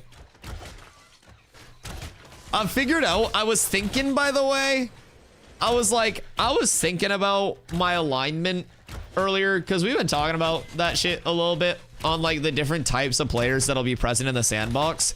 And I really feel like I align as like the chaotic good, and that's where Cats is. Like, we want the game to be played in like a fun way that's inviting to other people. But if somebody's like hard griefing, we're not just gonna be like, you need to stop. Like, we literally corruption trained to farm somebody for like an hour yesterday on repeat. Like, we are such a grief the griefer community, and I fucking love that.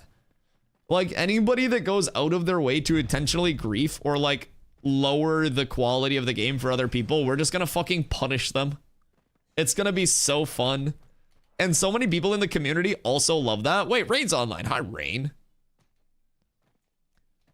Dude, I love the vibe of everything so far. Everybody over here has fun.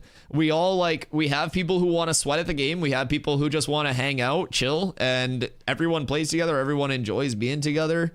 We all are in agreement that it's like, we want the game to be fun and that true sandbox, but there's a certain level where you're not participating in a sandbox, you're just being a dick. And I think a lot of us are very aware of where that like cutoff is, and we're willing to intervene when we need to. Roll the Bard for now to see how it is. Normally I play Mage as a rogue, so I want to try the supporty type role. Bard can do some fucking damage too, brother. Resonant Weapon is really good. All of games let you do that. I remember playing Arcage in a guildie, getting killed, and 20 plus of us swarm in and farm the dude who killed our buddy. Yup. And keep in mind, you can't just hard farm somebody without punishment in this. So there was somebody that was like trying to mob train and like grief us yesterday. And so he was like in DMs just being a freak, right? And basically what ended up happening is we caught him outside and we just corrupted. So with corruption, you'll notice we're purple flagged right now. Purple is a consensual PvP state where if we're purple and somebody else is purple and we hit them, it's just normal PvP. You die, you go on with your day, right? If you are purple and somebody is unflagged, you can still hit them. But if I kill somebody that doesn't hit me back, then I become corrupted, which is red. When I'm red, I show on the map. I get stat dampening, so I lose a portion of my stats. I move slower, and when I die, I drop 3 to 6 pieces of my equipped gear. Equipped gear, by the way. Well, any of your gear, I guess, in your bags, but... because you've got mounts and stuff that have dropped, too. But you can literally lose equipment. So, dying while you're corrupted, you can lose... if you got a really cool mount. If you got really good gear. Like, you're not gonna want to do that shit. So, basically, what we did... is we had a big group of people and we were just like, nah, fuck it, we're corrupting. We had like 10 people that were just taking turns kicking the shit out of someone. Other people would come over.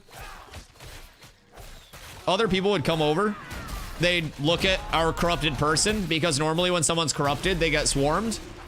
They would see all of us there protecting the corrupted person, and they just wouldn't do anything about it because we had too many people there. We literally used our numbers to bully the fuck out of somebody that was griefing an entire zone, to where there were people that were like, oh, what's going on, when they came into chat, and they were wondering like why we were corrupted and just farming a solo person. And then they saw who we were farming and they go, oh, fuck yeah, Dusty, let's fucking go. You show them who's boss. It was just somebody that was hated on the server because they always grief. They literally play the game to exist in a way to just grief people. And so griefing people like that, bro, shit, I love that.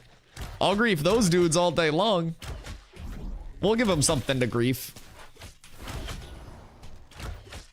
Yeah, I mean, those people will literally be like level 25s, which is the max level, going to low-level areas to pull mobs onto low-level players, kill them, and loot their bodies, like when they drop their materials. It's crazy. An entire group of people just playing that side of it, but... within their defense of, oh, it's a sandbox, that's why I do that. It's a sandbox, and that's why I'm just gonna cook all of you boys. We've already been doing it too. I don't even need to corrupt. One of them was on 4th floor Carfin. I tripped him into one of the mobs that he pulled, and the mobs killed him. I didn't corrupt. I flagged up. He was unflagged. I tripped him. I didn't get the last hit, so I didn't corrupt. Oops. Let's see, I've taken golems and I've pointed a golem's disintegrate, like the big beam, at people to kill them. So I've been like tanking golems and then like turned the golem into people and they die because of it. I have used my wall to block off doorways where people are training mobs and they've died because of that. We can restore order and balance, boys, however we need to. And that's one of the fun things about it. It's like we go about improving the community by showing them how much they can truly hate the game. And I've been a PvP sweat long enough. I have thousands of New World Wars. I know the mental warfare. And I don't think they're ready for it.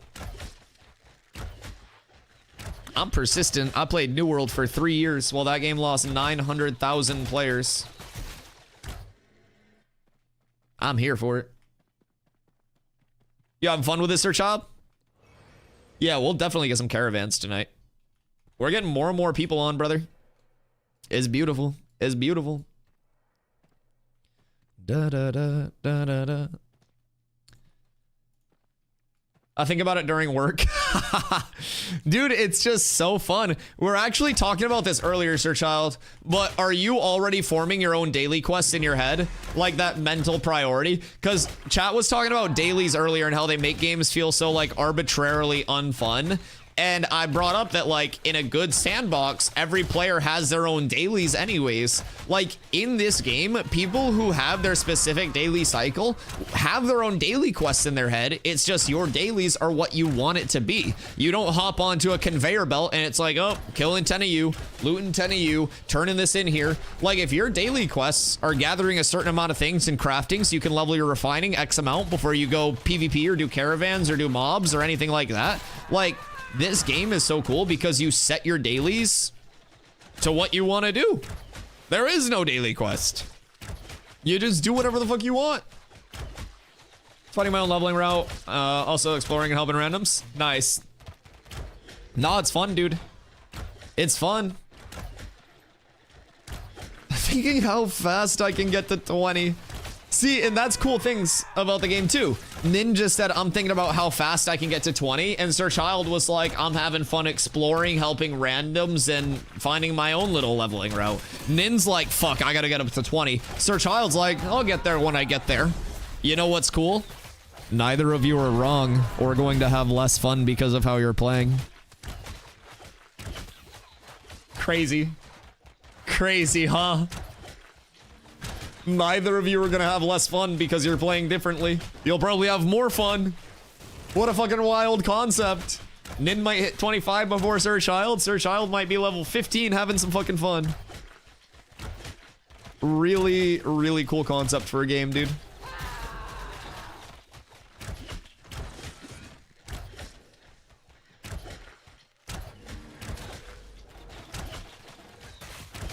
Enabling separate playstyles and rewarding them. Incentivizing them, dude.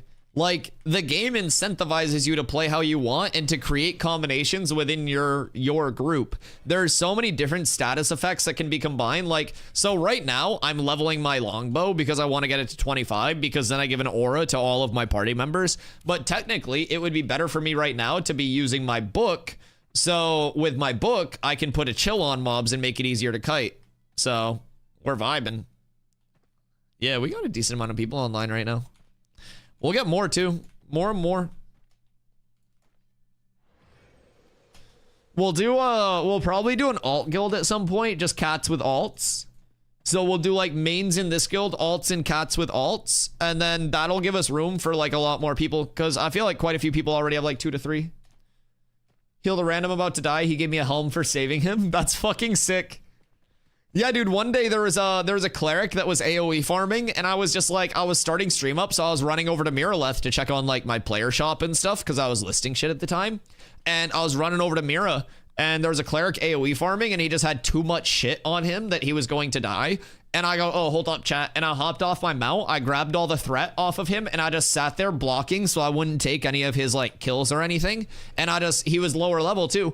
And I held all of his threat for him. He killed the mobs. And I was just like, be safe out there, brother. And I just ran off.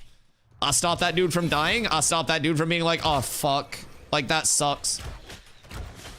Just a cool little 30-second interaction where even now I'm like, oh, shit. Like, that was nice.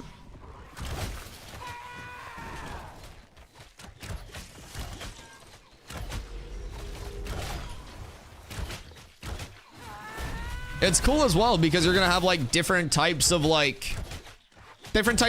You're gonna have people that want their group to just have like the advantage however possible. You're gonna have people who are like, oh, well, let's use our group to help people who don't have groups. And like, you know, they're gonna want to spread everything across the board. Like, there's gonna be so much variance in this game. It's gonna be so cool. It's truly community based, man. You're gonna have an entire community. Coffee break over? Yes, sir. Have a good rest of your workday, brother. Love you. Skirt. Carla gonna re-level, by the way. What are you playing this time, Carla? Christian and Killa were both getting ashes. Sorry, I responded in my head and then got distracted yapping. But no, that's cool. I'm glad they're getting it. Are you guys all gonna start grinding today?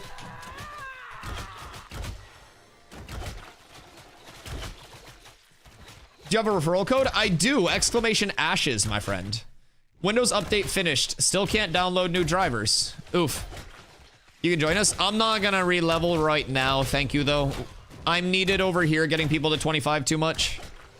That is a large commitment. I don't want to start another character until this one's set. That's why I didn't start re-leveling with you on Friday, remember?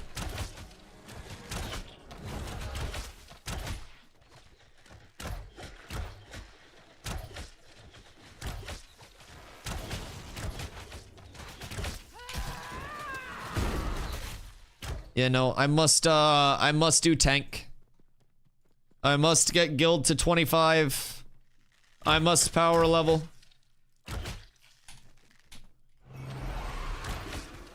You don't join once you get your bearings? Yeah. Make sure you get in the guild as well.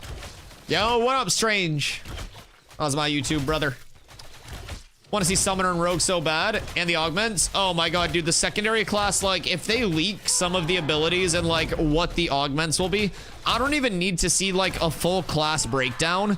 But if they give us a preview from the private test realm of, like, here's what charge looks like from a fighter mage with certain augments, and they just show, like, one teaser augmented ability per class, they're like, oh, here's, I don't fucking know, here's what this super cool tank ability looks like with an augment, here's what mage fucking cleric looks, I don't even know. Just, like, drop a one cool, like, teaser from each class with augments and it would go crazy. Yeah, I crave it. I crave it. I haven't decided what I want to level in the first place. Ranger or fighter is appealing to you? If the melee versus range is what's holding you back, keep in mind that you also have the melee and range weapons on each loadout as well that you can just switch back and forth between. So I have my sword and my bow equipped at all times. I just hit Q to switch between them, and you can always like rebind that key and stuff, but probably a loaded question, but you can nutshell it. How do the secondary classes work? Augments of your main class abilities. An ad just hit. Rip ads. I'll answer when he's out. Do we know the topic of this month's live stream already? Maybe they can show the rogue. I hope they show more rogue stuff. More rogue stuff would be amazing. So Steven on his last live stream said that the rogue was getting animations, sounds finished, and then it was deploying on the private test realm. And I'm hoping that by this month's live stream, they'll probably have some private test realm stuff to show us from the rogue. That would be really fucking cool.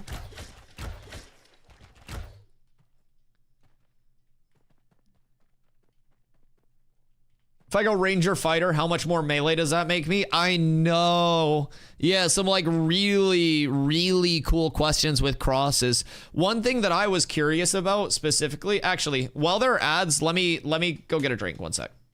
Heck them ads. Are you already out? Okay, hold on. I'm gonna pee and fill up my water and then I answer. One sec, because there are a couple of questions I gotta get to. Hold on, I'm getting water.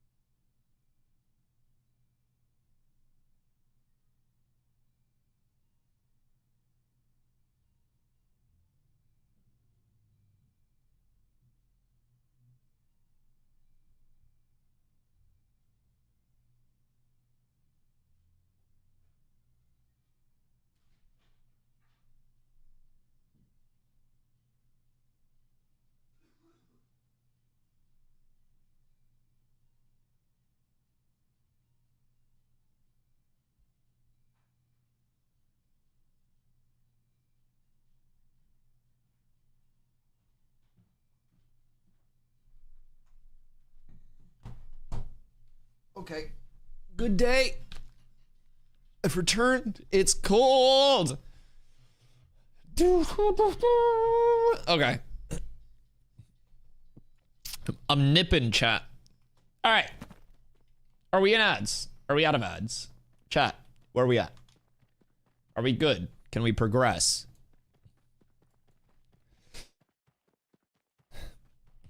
Nice little bong Rapinski while we were out. As God intended. Do do do do do do do.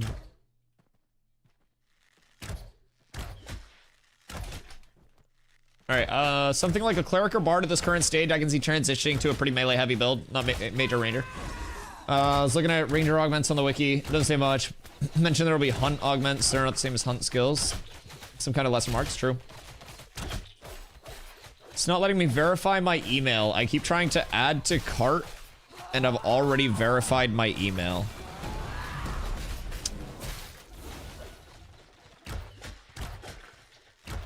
Is it the username thing versus the email thing? Or is it just like it's giving you the email link and then not letting you verify? Because some people have said something about like people try to make their username with an email instead, and that can cause issues or something, but fuck, where's Grey Pelt? Fupo, Grey Pelt, where are my community people? Do I have anyone from Ashes in here by chance? Any Intrepids? Any Intrepiders in the chat?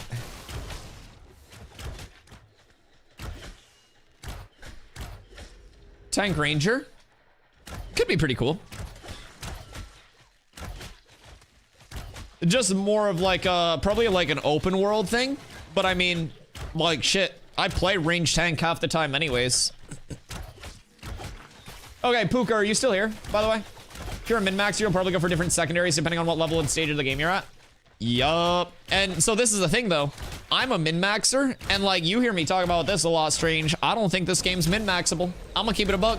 What's best for tanking one thing will be, like, you know, different than what's best for tanking another thing, group to group, like, you know, boss to boss, day to day, just everything changes. All right, so Pook. Main class is going to be your identity for your class. Like, that is going to be the core of your class.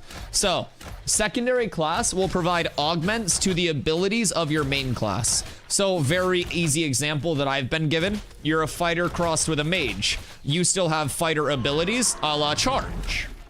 So, charge, very, very, very good, you know, just ability across the board. Very unique to fighters.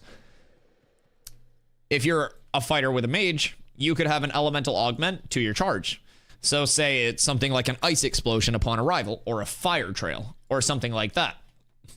Can't be meta across all areas of the game. It's not possible. Nope.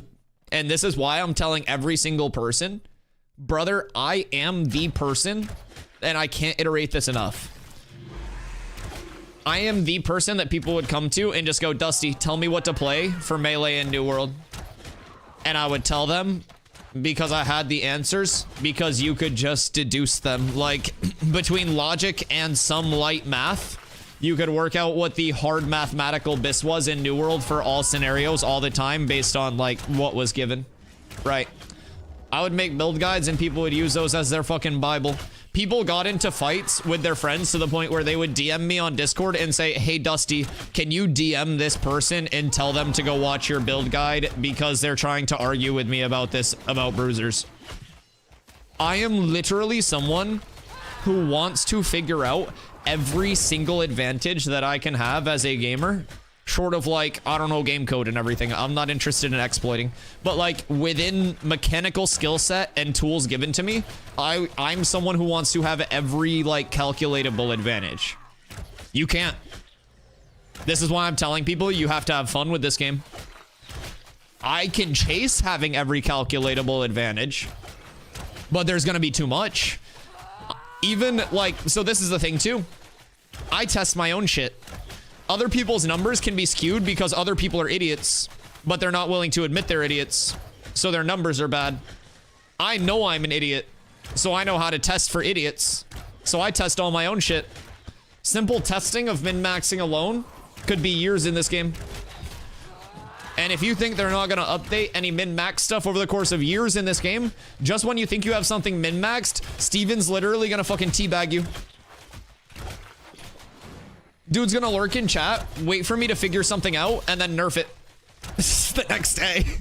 I'm going to be like, oh, chat, I finally solved the tank meta. Bam. And I get smited. It's been like 5 days. No, chat, how long has it been since I died to Steven, by the way? 4 days? 3 days? It's been good. It's been a good time. Just waiting for you to figure out the tech, then change it. Okay, but see, this is the thing. This is why I decisively have determined that I am chaotic good in gaming. I have found so many exploit spots as well, and I don't sit there like abusing the exploit spots, but I basically break down how the exploits work, how like mob pathing bugs work, why the mobs, like not from a fucking coding perspective, but I go, oh, I can stack these mobs here and they don't hit me because it's a melee mob that thinks I'm in melee range, but because of the vertical change, they can't hit me with their melee attacks. And then I show it, and then I don't use it anymore. I try to like find ways to break the game. Like, how could I kite this iguana in a way that I take the least amount of damage possible? Look behind us.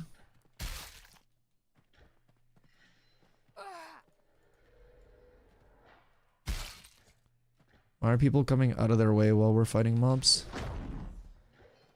This is weird. Okay. What happened to Kando?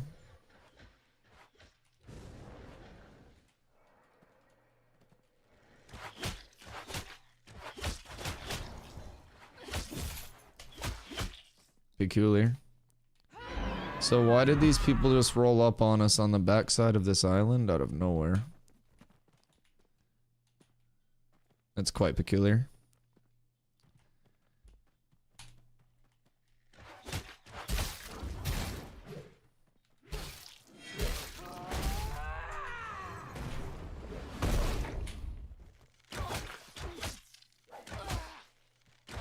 I have so many mobs on me. Why am I not able to target him? Hello? Wait. I'm confused. I don't think it's a stream snipe, but I'm also getting an invalid target whenever I'm trying to target them. Is that a setting thing? I feel like in a force flag, I shouldn't be getting an invalid target when I try to target someone, right? I couldn't even left click him or target him with abilities or anything. I don't think it was a stream snipe. I think it was just coincidence. But what I'm confused about is why I couldn't do anything to them. That was a force flag area, right? No, I don't think it was a stream snipe. I just think they pulled up on us, but that was really weird. I couldn't left click to them. I couldn't grapple them. None of my abilities. You're not flagged? It's a force flag. The Tropics is a force flag.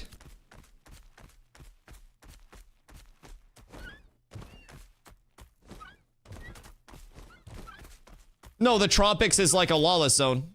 The Tropics is a full force flag area. That's why everyone was flagged. Yeah, they didn't just run up and corrupt or anything.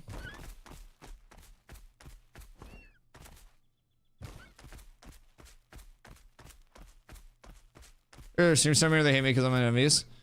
No, I don't think they're stream sniping. They might just hate you. That's weird though. Your flag isn't on by default. Gotta check the buffer. No, I think the flag was on by default because it was a force flag zone, like being in the desert. It is on by default when you're in the lawless zone. Like, I'm out of the lawless zone right now. So my flag turned off. But when you go into the tropics where we were, see here, it's a lawless zone. It shows purple, but you're not able to attack in PvP until you Alt F and get the buff. That's fucking weird. Huh. That must be bugged. That's fucking strange. You have to turn on the combatant part of the flagging. That seems counterintuitive, no? Well, we learn. Head back and check buff bar. Yeah, that's really strange. You have to flag if your settings are correct so you don't get hit. Settings require force PvPs. You want this in non-lawless zones. It's not a bug, you have good settings. Right, but if it's in a lawless zone where you're force flagged, it should override those settings to allow you to participate in combat on mutually flagged opponents. I feel like I'm aware of the settings that I have set up, but when you're in a lawless zone, it should opt you into that mutual combat since you can't get corruption baited in a lawless zone. I feel like those settings shouldn't apply the second that you're force flagged in lawless, right? That just seems like a logical thing. You shouldn't have to opt into PvP when you're forced into PvP in a lawless zone. Probably not using group from my guild is out there and they were talking about it. Yeah. I think that's what Kando just said too. He had to like force flag. But the weird thing is he had to force flag to heal me, but I wasn't force flagged. So it's not even like you have to have mutual force flag states where he's like, oh, Dusty, you also have to force flag. That seems like a logical thing where it should just override those settings. Like if you're in a force flag state, it shouldn't consider those settings. And then those settings should only apply when you're not in a force flag state. Because if it's a mutual force flag, there's no chance of a corruption bait. But I just sat there for like 30 seconds just going, oh geez, maybe I'm CC'd just watching those guys shoot me because I was like, well, I literally, I thought it was my settings at first, but I'm like, no, that wouldn't make any sense. Like, why would I have to, like, force flag when I'm already force flagged? That's redundant. That's like putting socks on when you have socks on. You shut the fuck up, bot.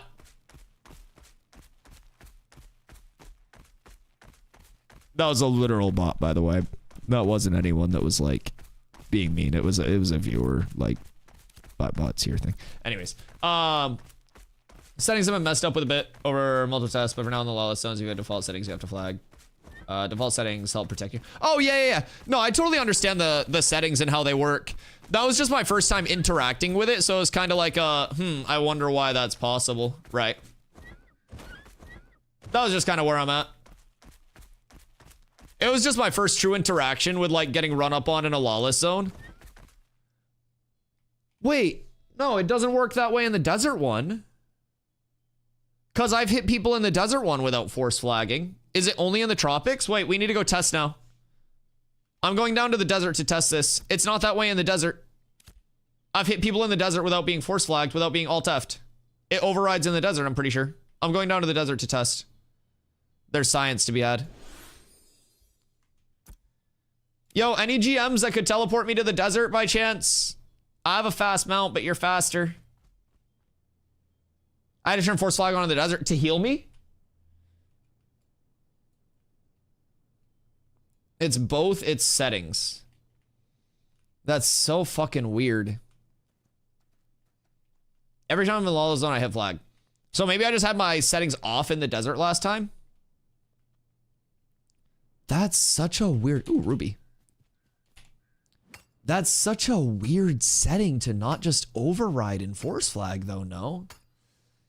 Am I alone, or does that seem really weird? Check both settings.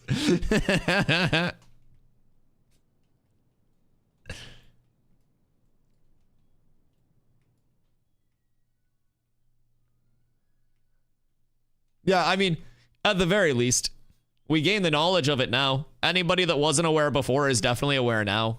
So net gain. I die. Everybody learns. Tank life. It is what it is. Fuck. Well, I wish I knew so I could have force flagged. Dude, I was trying to throw grapples. I was trying to like peel for Kando. I was like, fuck. I was trying to throw everything and I'm just like, am I CC'd? Am I still CC'd? Am I still CC'd? I was like, dude, I started to switch weapons. I was like, maybe my mouse is broken? At one point, the dude was 20 meters away and my bow wasn't shooting and I go, no, we're good. And I switched back to my bow and it still wasn't shooting and I'm like, what's going on here? Hi, Leona, how you doing tonight? That needs to be explained better. It's very confusing until you figure it out. I mean, like, it makes sense. It's just, in my very simple mind, I feel like, not from you, but by the game. Oh, 100%, 100%. I feel like, just from like a logic perspective, Lawless Zone should just override those settings since there's no corruption flag risk in a Lawless Zone. Like, you step in, and then those settings are turned off and grayed out. You step out, and then those settings are enabled again. Because, I mean, shit, I played this game, like, probably 250 hours now. And, like, that's my first instance of actually getting run up on in a Lawless Zone while I wasn't expecting anything. But, yeah, that felt weird. Just not being able to, like, swing back or anything was like, oh, fuck. Oh, fuck. The good news is we know now. So, in the future, we will put up a much better fight. I bet they were confused as fuck, too. I bet they were like, bro, what is Dusty doing right now? I was literally shadowboxing them. I did a combined 0 damage. I bet they were more confused than I was. I was trying to, like, scare them off by yelling at them or something.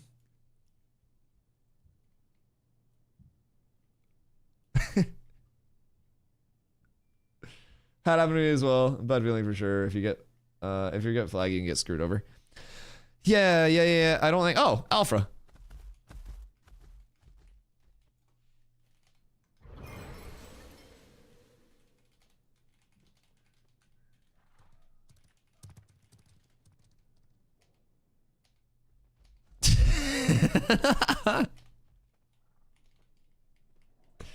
Hold on, wait. I can do the full cosplay.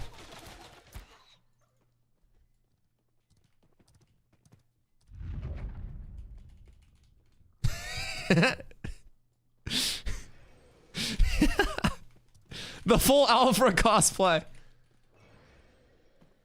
One thing I liked about L2, he didn't have to force flag to retaliate. There's a force attack by holding control. So I think that's exclusively like a PvP force flag zone issue. We're at maximum capacity for now.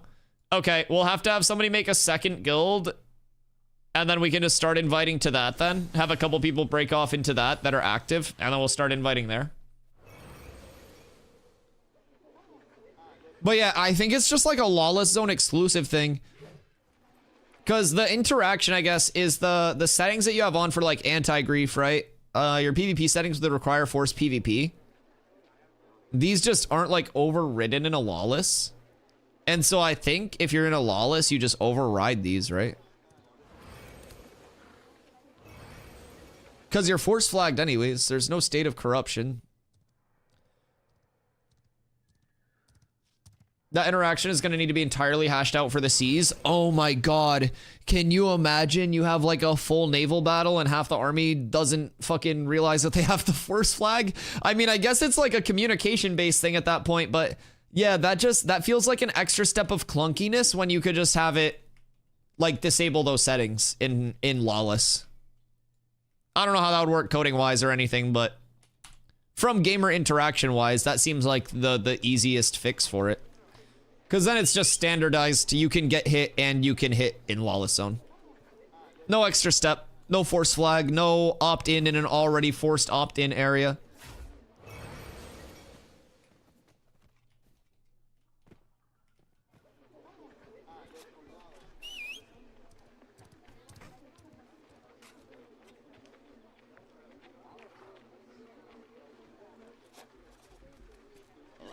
Might definitely want to throw in a bug report. I could do... Didn't they ask like a few things about like player feedback in the Discord as well? I could just include that in one of my like... Who just said, what is your weird slug fetish? Bro. Please tell me they're not talking about my mount. No need to opt into PvP in a non-opt-in PvP area. Yeah. They pinged about it yesterday. Makes sense. Makes sense. 285 plus fizz longbows? Jesus Christ. Jesus Christ. I understand why that scaling is scaling. Not on Ash's Discord. Oh yeah, they put out a thing where it's like they're asking people what a few of their like I guess favorite points and like least favorite points are, I guess.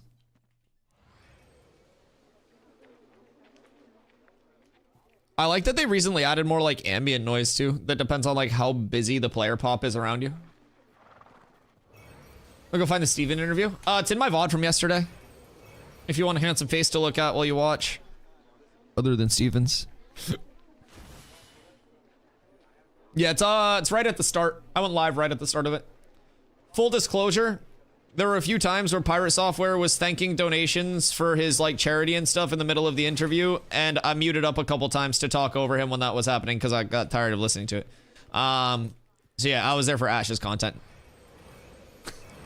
So yeah, there are a couple parts where I'm just yapping to chat as well, but a lot of it's related to that. What's even more strange is if you're not horse flagged in Lawless Land, you won't get buffs from folks that are. Oh, so that entire time I just didn't have any group buffs because I wasn't force flagged. Well, that just seems a bit scuffed. Does it not? Huh.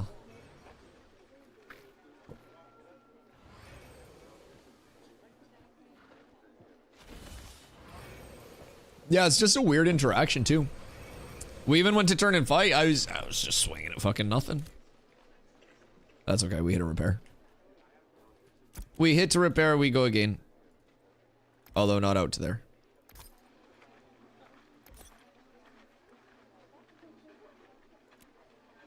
At least we know now. Go into Lawless. Force flag. It's weird. It's still weird to me.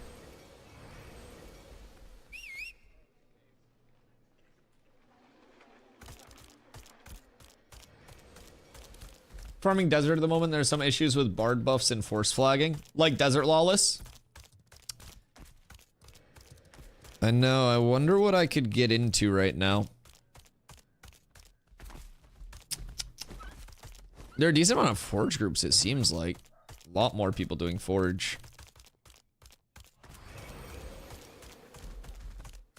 Is Carf still just like being fucking hard griefed constantly?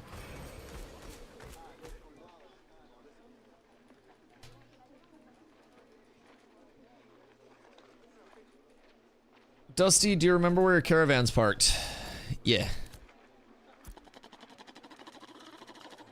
It's here.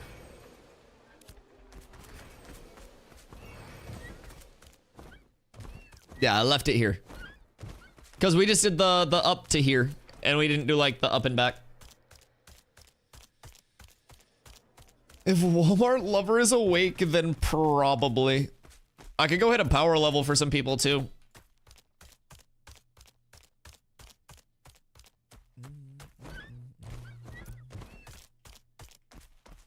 What up, Douglas? Thank you, Kando. Said to remind you last night. Thank you, sir. Dude loves that place.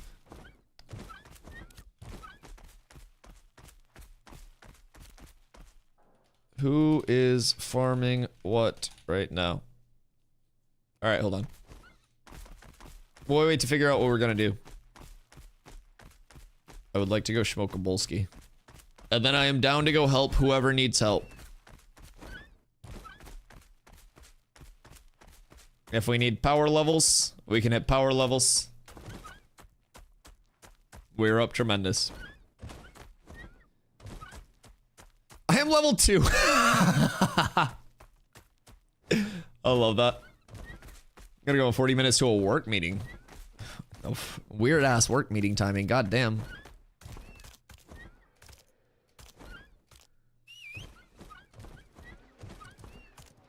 Hey man! Oh wait, how much do I owe you for Carla's mount? You never collected your fucking taxes. You gotta like break my kneecaps or some shit. 350, right?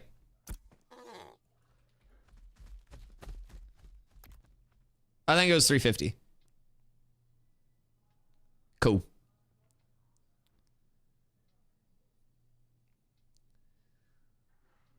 I even saw you earlier And I was like, oh, should probably give Nelly her money. Aw, shit, the shoal skipper? Bet.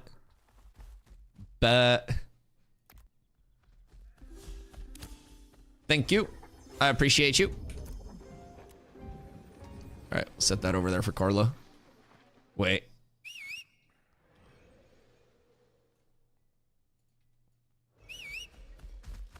I wish there was like a made by or like a tamed by tag in the game. Made by tags go so crazy. This is cute.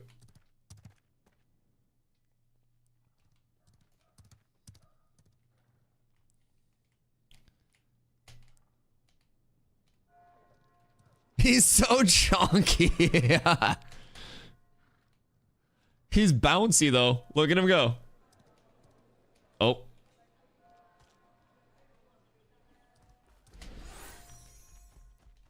We're up.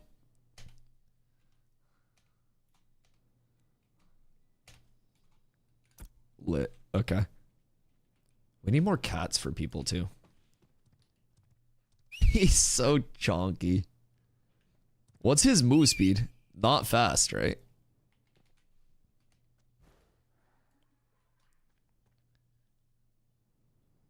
All right.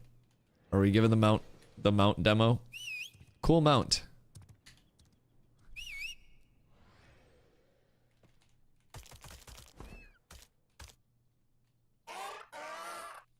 And then wait on it. Wait on it. Where's your mount going?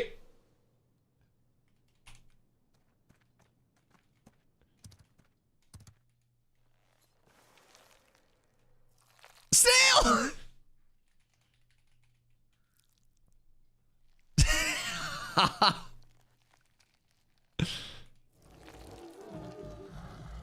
Snail!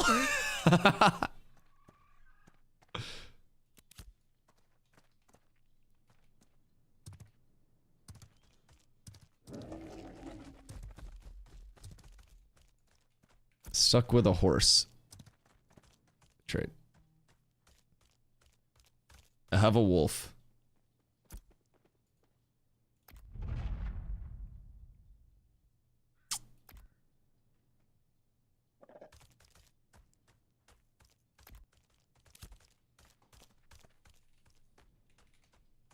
Enjoy journeying around Vera, friend.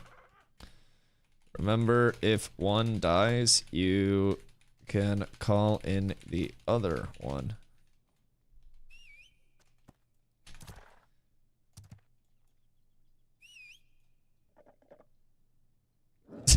He called in the horse again.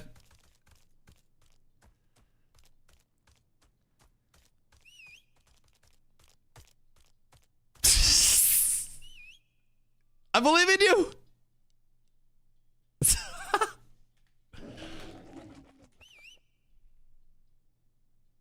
He's up.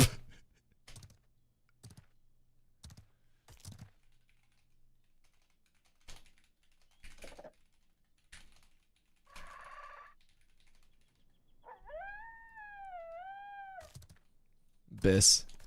Where Burb? Burb here.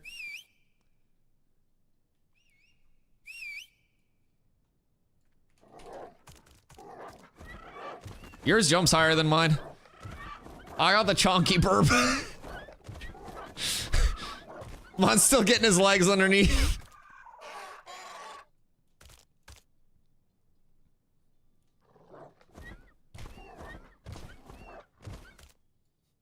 Springy, Jesus Christ, it's like twice the height of mine.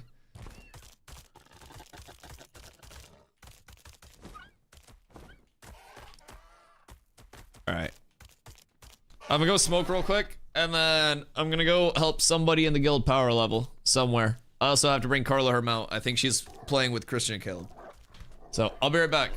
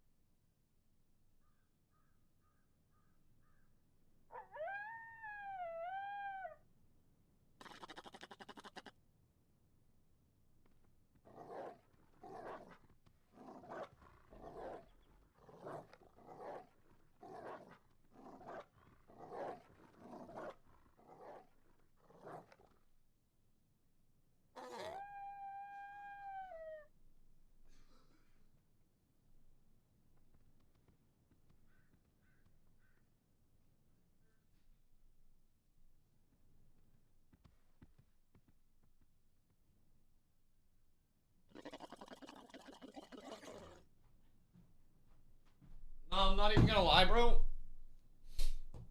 Oh my god. I went to get a blanket. Just like a little throw blanket, but oh my fucking lord, it's holy shit, dog. Whoo! Fuck, I hate the cold. I live in Maine, and I hate the cold. Oh, shit, fuck, ass, fuck, shit, man. It's so fucking cold. Fuck me. Oh, I hate it. Anyways, sorry, I'm back. Just had to get that out. You know, chat, sometimes you just got to. Whew. Peep DMs, this is huge. Oh yeah, no, I'm aware. Unfortunately, nothing will save that game. The thing is, Nova, why I will never give them any positive feedback for putting grit on 300 Constitution is because as soon as a change hit the public test realm, I tried it and I explained why it was a terrible change fundamentally for every part of Melee in the game.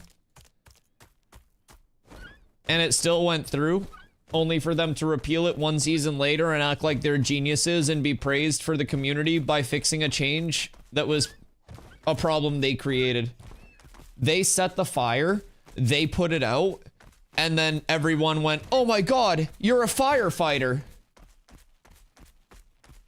No, the change never should have happened in the first place, and it was an ill-advised decision that was based on no communication with their community or the people that actually interact with their changes. AGS has lost any sort of praise from me. There were 4 things that were notable in those entire patch notes, by the way.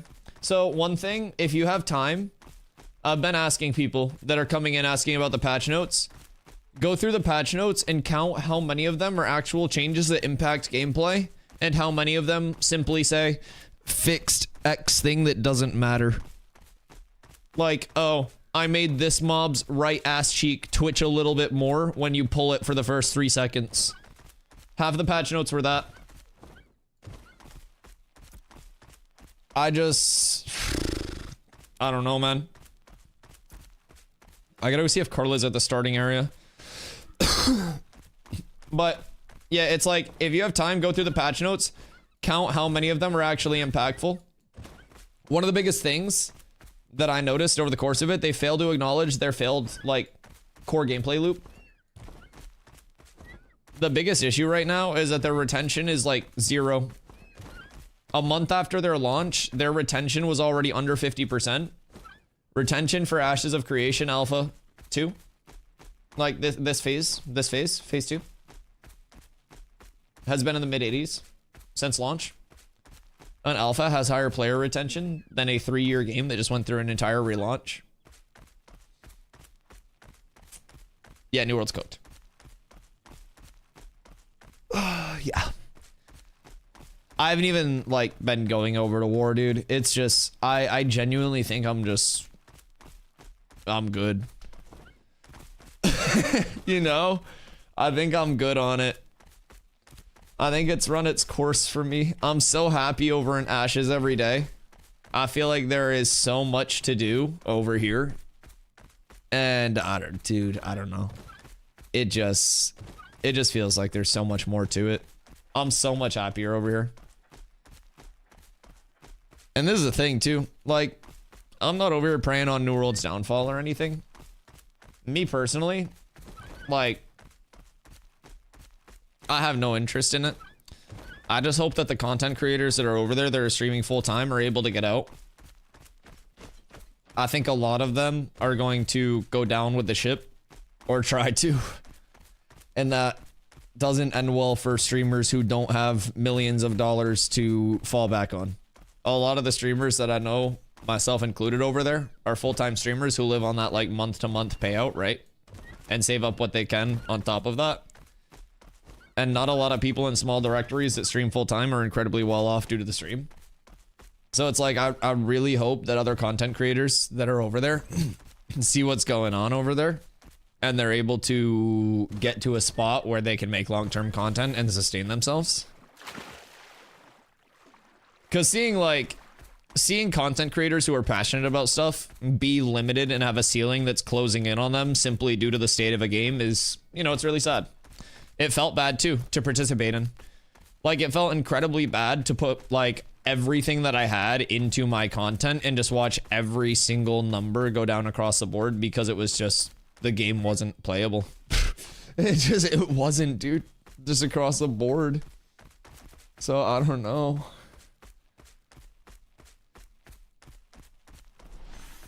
It's been a good game for you. Dude, Ashes has been so good. Ashes has felt more like home in terms of a streaming it standpoint than any other game ever has.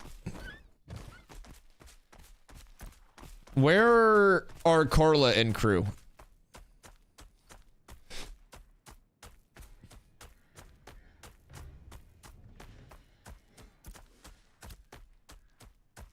They should be somewhere around here. I don't know if they've already started yet, though.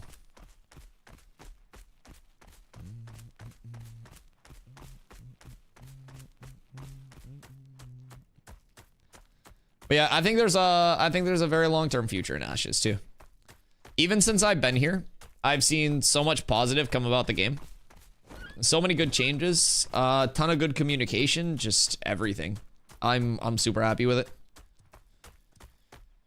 Clerics and bards. Everybody needs clerics and bards and clerics and bards.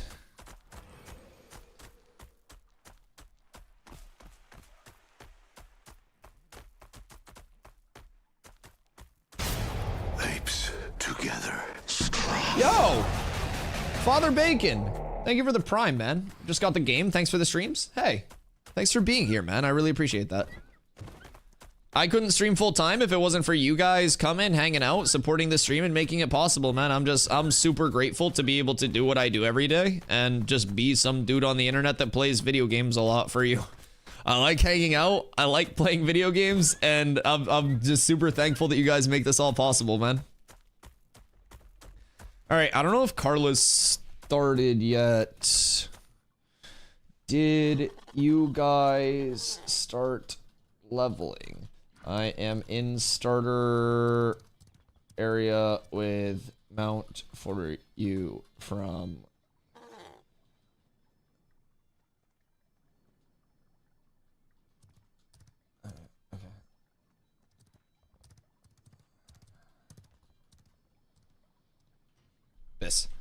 Biss! We got the Nelly special. We're up tremendous. Yo! Nin, why are you shaking my ass? I want there to be a made by tag. Like Shoal Skipper, like tamed by Nelly. Ah, that would be cool. Would it be like tamed by or like bred by? Like, that would be cool. Crafting tags for like weapons, armor. Got a level 8 cleric. I love that. What's your favorite thing about cleric so far? Almost done. I love that. You're pumping. All right. What would be my best chance of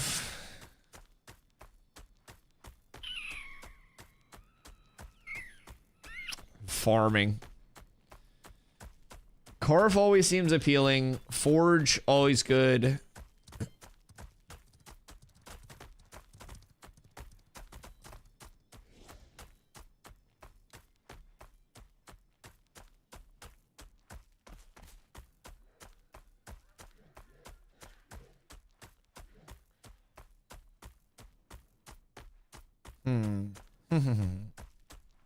I don't think Corliss started with them yet. Had my caffeinated drinks and I'm locked in. Biss, I'm proud of you.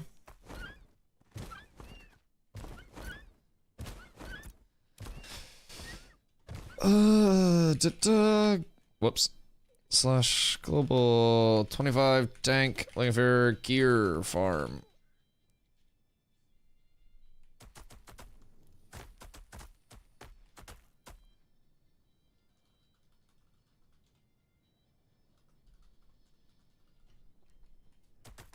It'd be cool if we could brand our animals in some way.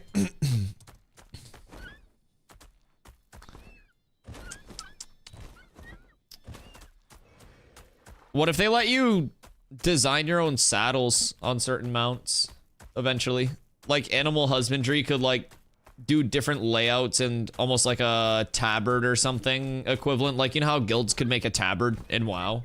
But you do like animal husbandress can do like either like a tapestry that hangs off the mount or like ooh, a tapestry could be cool. Either like the saddle itself or just like a tapestry. Slash whisper night mage. Where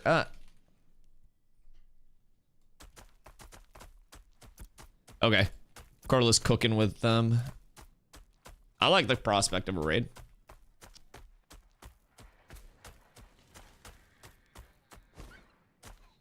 I see a lot of new players.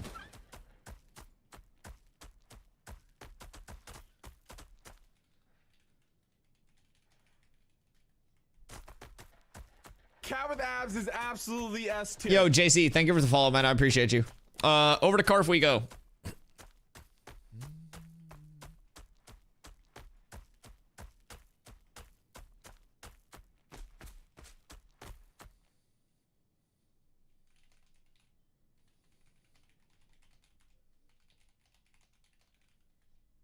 Okay, this guy's smart. Look at this. This guy has loot settings set and needs disabled. So everything that drops is just greed because it's a raid. You got second guild up yet? I do not have second guild up yet. Vira is a server? It is indeed, yes. Try again in the morning, nothing's working. Are you in the Ashes Discord, JC? They usually have people that can help troubleshoot stuff like that that are available. Oh, fuck.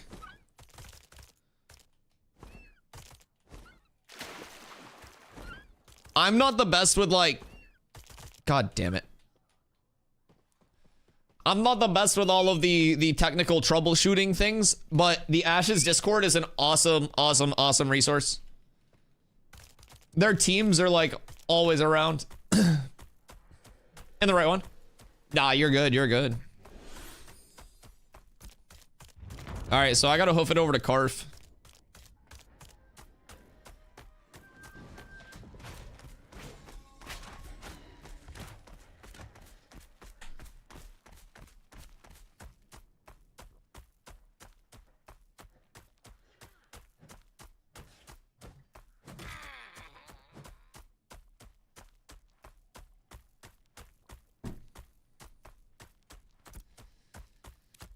I have a little bit of a haul, but that's okay. I wouldn't stream this game anyway. It makes you a griefing target.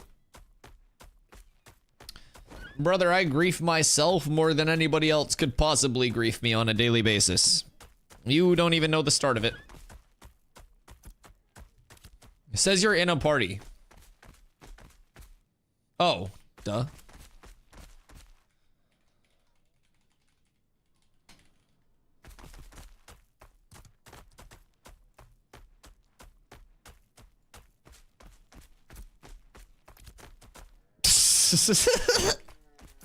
Whoops. Yo, all my goats.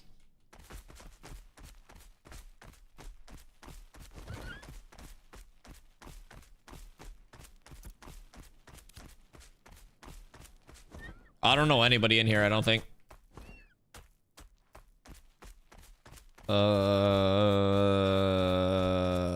Yeah, no, I don't think so.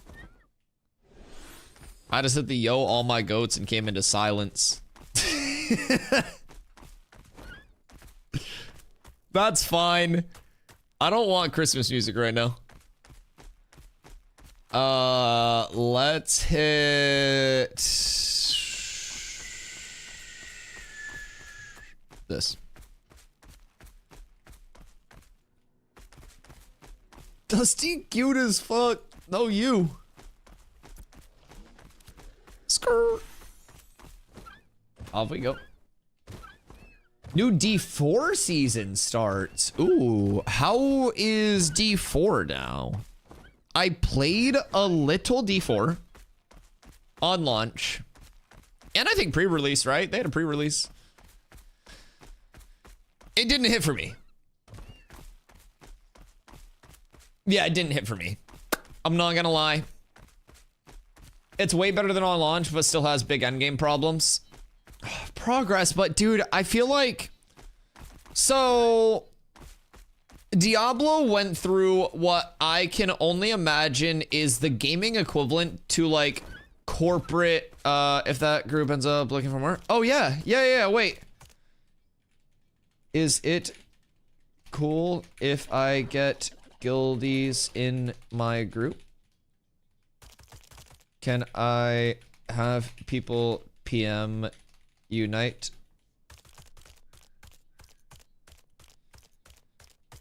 Shoot a DM over to Night Mage.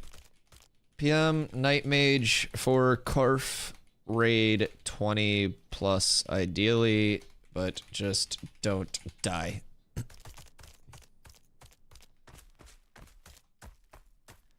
But yeah, so like I worked a few like corporate jobs, right, where they were, you know, profit driven. And we would have a record year. And then it would be like, all right, next year, we got to get another record. Like, these are our projections. We're projected to be up. And it's just like record over record over record is like expected at that point because of the performance, right? So we look at Diablo 2. The best ARPG ever made. Diablo 2 Lord of Destruction is the best ARPG ever created. Path of Exile doesn't exist without it. Do you accept level 20? Yeah. Message Night Mage. Night Mage is the group lead. But we almost have a full raid here. So many hours I wasted on D2 in high school. What if I told you I started playing Diablo 2 when I was 4 years old because I have two brothers who are 8 and 10 years older than I am? I started playing Diablo 2 when I was 4 years old. I started playing World of Warcraft on launch when I was 8 years old. And I started raid leading when I was less than 12 years old, bro. I was literally... I was raised in gaming. Yo, Clutch, appreciate the follow. Welcome in. I was raid leading and main tanking when I was pre-squeaker. My voice wasn't even cracking yet. I remember one of the most tragic events of my life was that around that time when I had started raid leading and main tanking at the same time, I still had a house phone, right? And somebody called the house phone one day and I picked up and they started talking to me because they thought I was my mom. And that was before, I was young at that time, but I was like, damn, I gotta hit puberty fast. And this is what I got. It's not the greatest still, kind of nasally, but we made it out. We made it out. But yeah, so that was the point that I was at when I started raid leading. It was pre-squeaker, bro. It was pre-voice cracks. So for me, D2 is like, oh my god, bro, D2 into like OG WoW was my first experience with gaming, right? Like that was my childhood. That was what I was raised on. And so part of what's so appealing about this, about Ashes, is it gets me back to the feeling of those roots. It really does. It's like that true, like, I don't, it's just what I want the game to be. It's crazy. It's the right pacing. It's the right difficulty. It's everything, man. It's community based. I'm so happy about it. Also cold as shit. Sooner or later, D4 will probably receive its version of the Atlas tree and loop filters. Oh yeah. Level 8, where do I grind? Tower is a good one until you head over to Oakenbane at like 11, 12-ish. What up, Quinn? How you doing tonight? Tower is a really good spot. Sorry, I'm not Tower. Not, Church. Tower's later. Tower is down to the bottom of New Ayla. That's later. Church is probably level 8. Sorry, not Tower yet. If Church is overpopulated, there's a spot for level 8 to 10-ish. That is here. This little like up island here in Jova. So you go Jova, that little middle island. That can be a decent, like, small group farm spot if you can't find a good church group. It's also right near church, which is here. Church of the 7 stars. So church of the 7 stars there. This island is a good secondary there. And then once you hit like 11, 12-ish, Oakenbane Keep, in my opinion, is just like the god farm until 15, 16. And then you'll go to Seth. And from there, once you're 20, you get into like Steel Bloom, Carf, stuff like that. And so right now, we are getting into a Carf raid group. So with raid groups, everybody gets reduced experience, but there is an increased drop rate. So kind of like the trade-off. But you also have more people rolling on stuff. So we're going in here and we are simply trying to gear farm in like a very safe manner where they should hopefully have a lot of healers, a lot of bards, a lot of everything in between, right? And if that is true, then we all ball.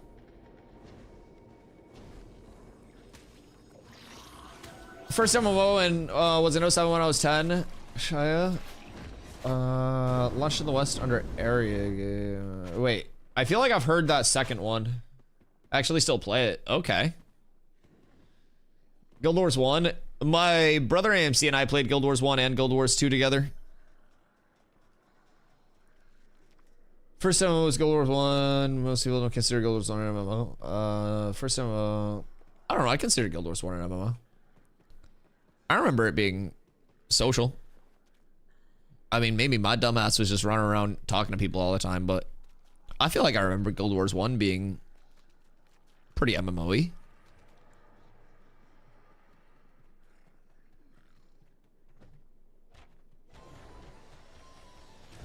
Yeah, I don't think I had any, like, anti-MMO sentiment about Guild Wars 1.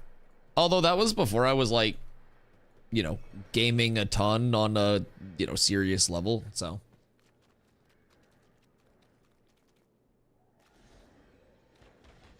Are we 4th floor?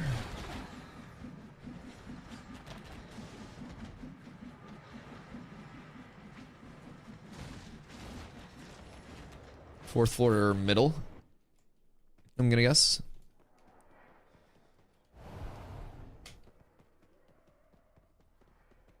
No, fuck me. Please don't pull.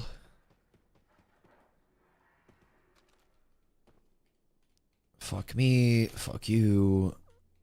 Fuck everything here. Fuck this. Please, sir. I'm just trying to bunny hop around.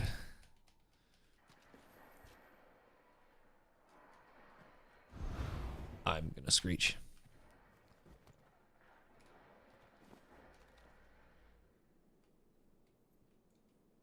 Okay, we're just gonna chill here for a sec. We'll skirt this way. Please let me climb. Dude, I'm so desynced. Uh-oh. I'm not trying to pull any mobs. I'm simply desynced and lagging my ass off. I'm sorry if I pulled anything. I'm not mob training, I'm just stupid. Excuse me, sires.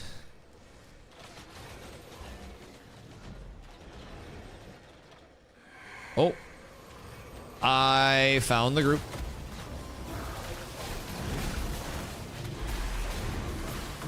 Understood.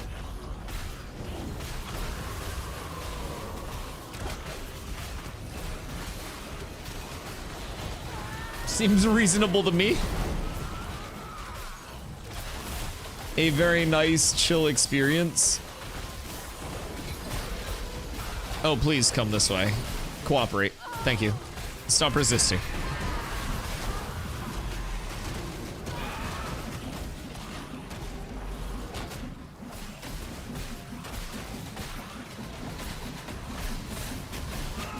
Guild 2 was way more social back in the day before Discord was a thing. Nowadays, nobody uses guild chats anymore. It was just one of the publishers tried to get us online. Notorious for their bad pay-to-win cash shops. Man, pay-to-win MMOs are a fucking concept. I feel like, actually, I feel like that's a commonality with a lot of games, but MMOs in particular, I think, fall particularly susceptible to, like, everyone's goal being the end game and not, like, the journey along the way to get to that end game, right? I feel like people just kind of want to rush through everything and get to that, like, I'm finished point. And that facilitated, in my opinion, a good amount of the, like, pay to win vibes, because people, you know, just had sight of, you know, I want to have this huge power spike. I'd rather just swipe for it. I have more money than I have time for this shit. GG. And the shitty thing is, I don't necessarily know that pay to win is something that's entirely preventable from, like, you know, even if you don't have pay to win in your shop system itself, there's always going to be that, like, extremely small portion of the population that's willing to RMT. And so one thing that I really like about Intrepid, tied to that, is that Steven has talked about how, you know, even though they're probably never going to 100% shut down RMT or anything, like, you know, he's a gamer, he knows. He has said that they're going to try to, like, actively combat RMT as much as they can, and they'll be investing in, like, preventing it. So I think that's quite nice. Yo, what up, Nell? You having any problems with your bags today? Moving stuff in materials. Anything in particular you're having an issue moving?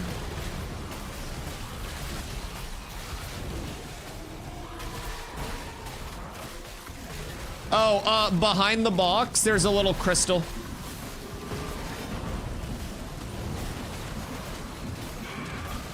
Just relogged and it's working now. Biss. Yeah, the old turn it off and back on again. Always holds true. I like that this boosted guy's just sweating right now, so I don't have to. I simply sit here and I hold my auto attack.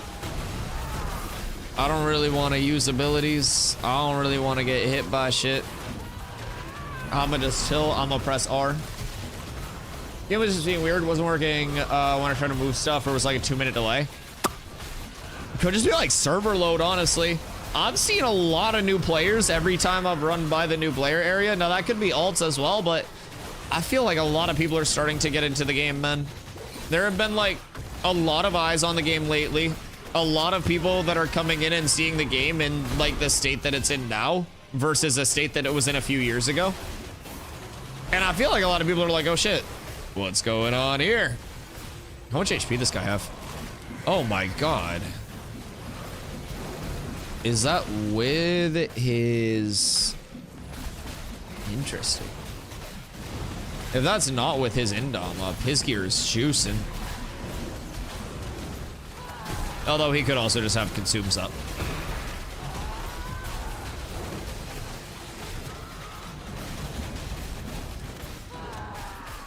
Brother be pumping that health. What's this one have? 4560. Oh god damn it, I got aggro. I pressed too many fucking buttons. Stay away from me.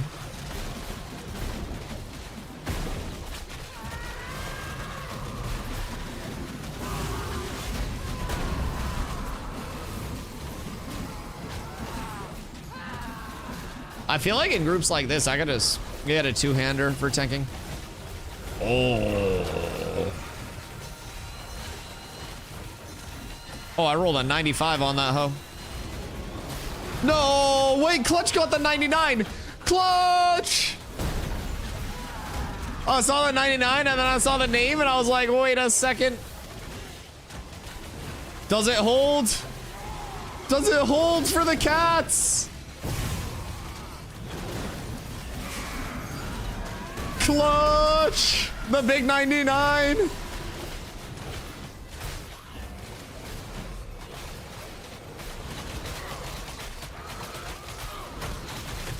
Torn challenge petition piece. I wonder what that is.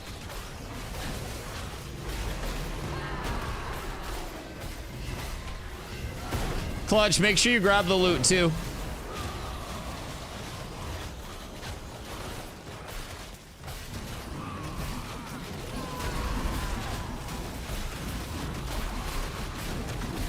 But I like that needs disabled as well. Very nice loot settings. That's probably what we'll do for the guild when we do like raids and stuff. Everybody green, and then if you don't need it, you just give it to somebody that does.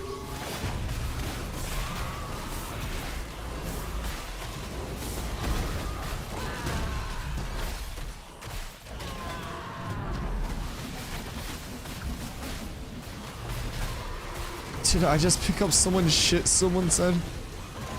Probably.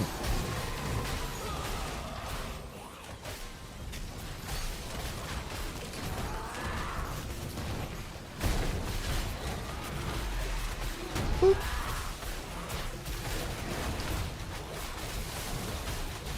I feel like the Ashen mobs have better drops. Oh, I won something. Fuck. Where is it?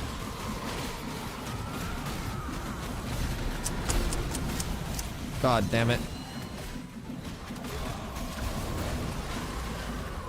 I don't know where my loot is, dog. It's fortunate. This is Carfin, so we're on the top floor of Carfin right now. Well, at least the 4th floor. There's a floor above this, technically. A couple. But we're on the 4th floor of Carfin. And as you go higher in the Tower of Carfin, there's the wreckage, which is outside, and then there's the tower here. And the higher you go up in the tower, the harder the mobs get. So we have a big raid group in Carfin right now. I do want to do more forge farming, though.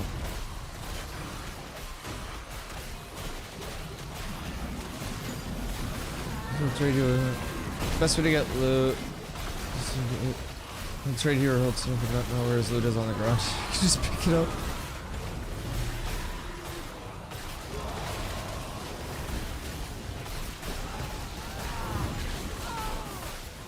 Yo, what up, Ace?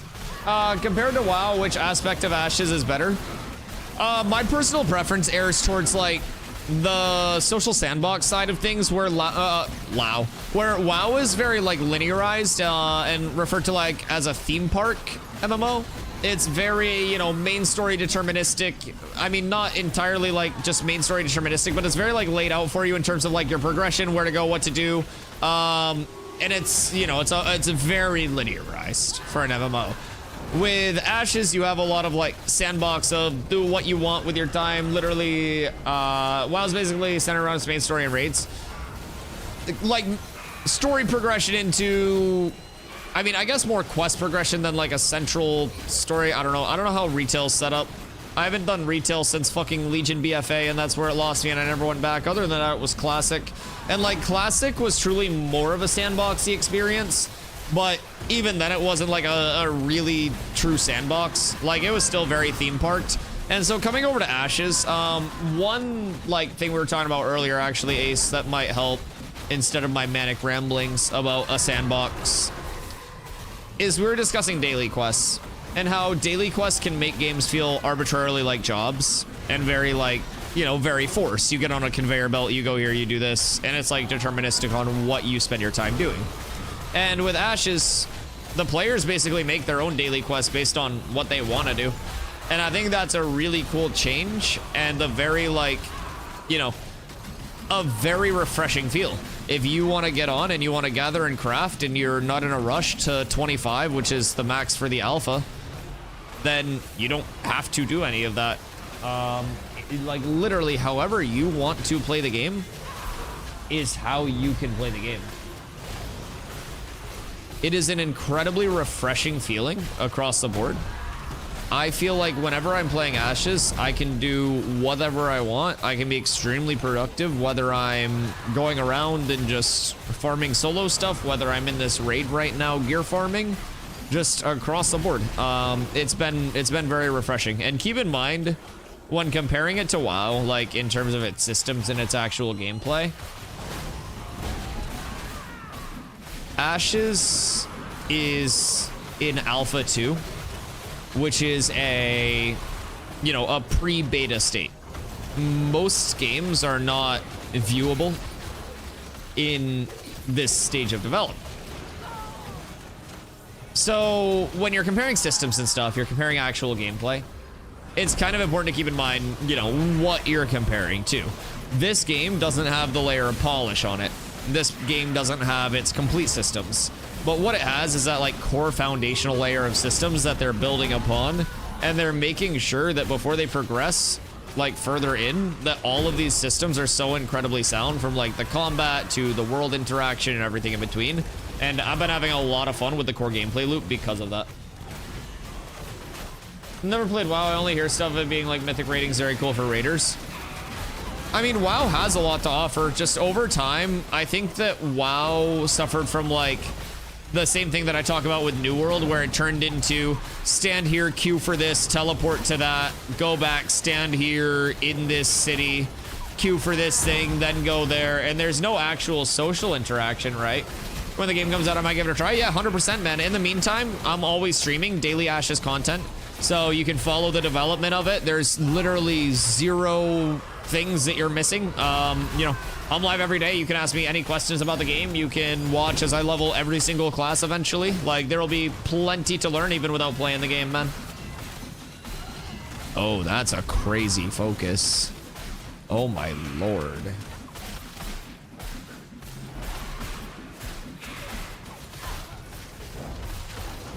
No. What are you guys doing? So we're on Carfin on 4th floor right now, and we have a raid group. Raid groups increase the drop rate of gear, and we are currently just trying to, you know, get some nice loot. More gear farming because I'm currently 25. There aren't a lot of people on that need like power levels because everyone's kind of got a group. They're just chilling, progressing. And so I hopped into this raid, tanking some mobs for him, hoping that I get rewarded with some blessings from RN Jesus. Before I came here, I showed a lower level player my mounts. They mentioned that they were stuck on the basic horse, and so I gave them a wolf. So surely good things are coming my way.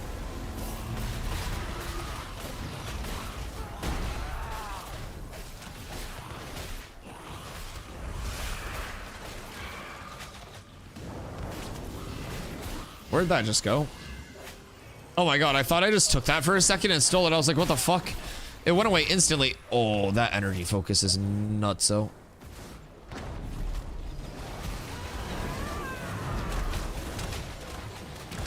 I don't even know what I rolled. Frankie won it. Who's Frankie?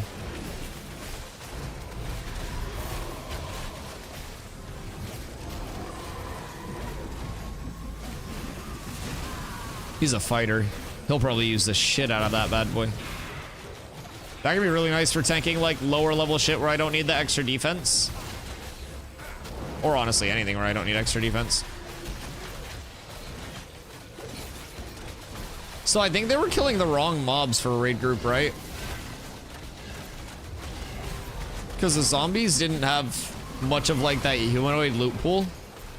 And I think killing the Ashen in the sighted was the best thing. I actually said that earlier when we came over. And I think they caught on.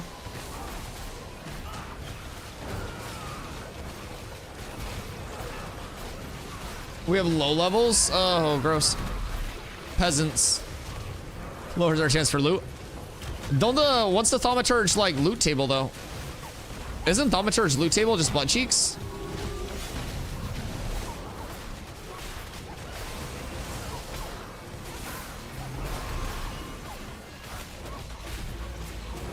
Mage gear? Oh yeah, it's butt cheeks. Listen, everyone says it's mage gear until it ends up being more mitigation than the tank's gear. Hey now. Okay, I guess you could have gear too. No, listen though. On God, y'all remember the hunter weapon meme from WoW? So the big difference between light, medium, and heavy gear in Ashes in terms of armor is how the mitigation is distributed. It's a different skew between fizz heavy on heavy, balanced on medium, and then magic heavy on light gear. So as a tank, I'm looking at all that and I'm like, ooh, magic bosses and mobs, I put on the light gear. Fizz mobs, I put on the heavy gear. Stonks. Yo, what up, Saker? What days are the servers up? The servers are up Thursday, Friday, Saturday, Sunday, and Monday, and then they are down Tuesday and Wednesday. So if you're one of my people in chat who are just getting the game today, or you're just thinking about it, haha, go fuck yourselves, bozos. Fortnite, take the L. You can't play the next 2 days. Love you guys. Thank you for using my affiliate link, by the way. I will be live in the Ashes directory anyways, doing a lot of like, we watch a lot of the dev videos and stuff. And I make, you know, 8 to 10 hours of Ashes content even when the servers aren't live. So if you want to hang out, learn a bit more about the game, watch some Ashes related content, and talk about the game a lot, make sure you show up tomorrow as well. The light effects on the wall. Oh yeah, like when big abilities go off and it like shines on the wall and shit. Yep. Yo, what up, Sir Child? Taking a 15. How's work been, brother?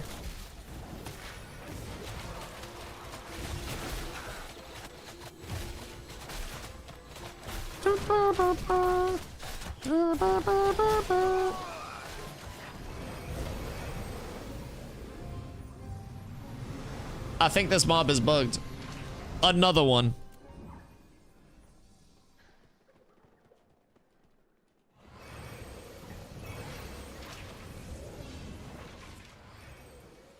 A lot of hammers.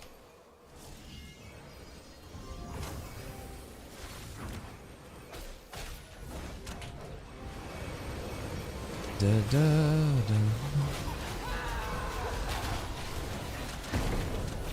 Shitty, but I ordered my new monitor and RAM. I mean, that's good. Why, work busy?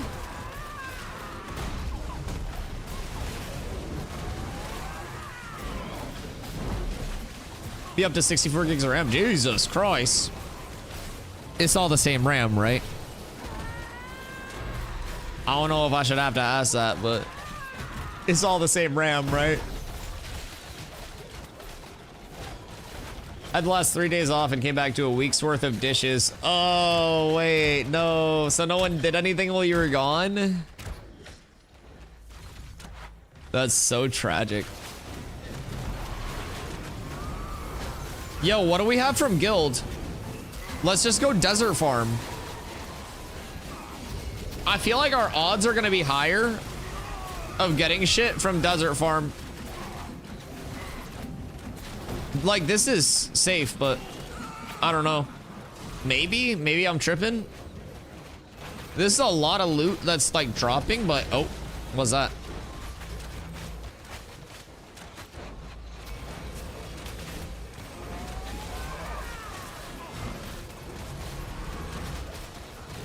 I like how there are people just hanging out there waiting at the body for it to flip loot. Nah, these people are fucking vultures. Look at them. If you don't loot your shit for a certain amount of time, it goes as public loot. Damn, somebody rolled 100 on that chest. So these vultures are just sitting there waiting, plotting on the loot. That's craziness. What even is it?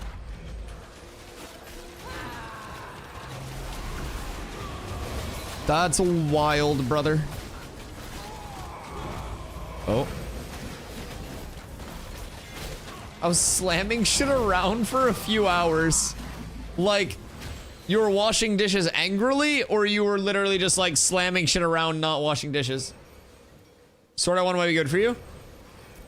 I have a 131.88 with 4 strength and 3 con on it right now, which I feel like kind of fucks.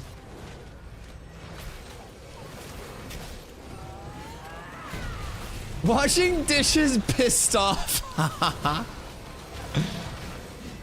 That's funny. That's good.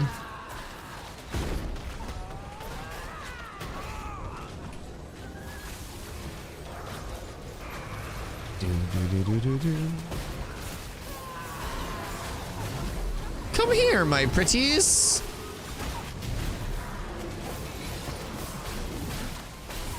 Tell my boss I'll do this one time. So why is nobody else doing them?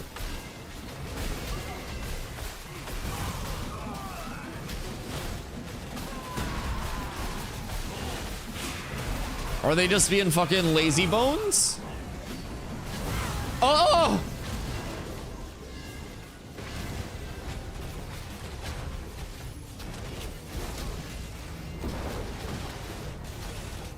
I went to take a drink.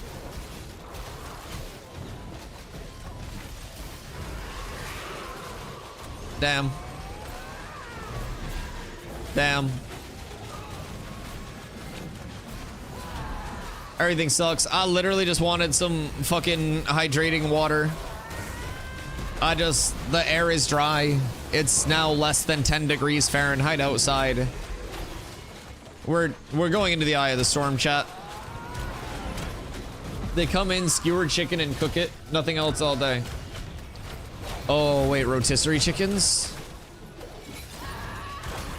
I could not be trusted to make rotisserie chickens because I would eat the rotisserie chickens. I love rotisserie chicken. I don't know if there's a person that doesn't. I don't know, dude. Rotisserie chicken is that good shit.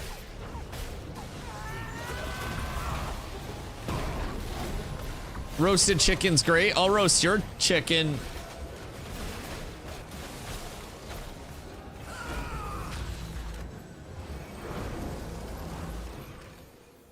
We're gonna move on.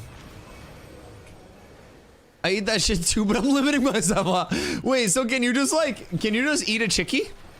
Like at work? You just pop one out like the rotisserie, and you're just like, oh yeah, one for me.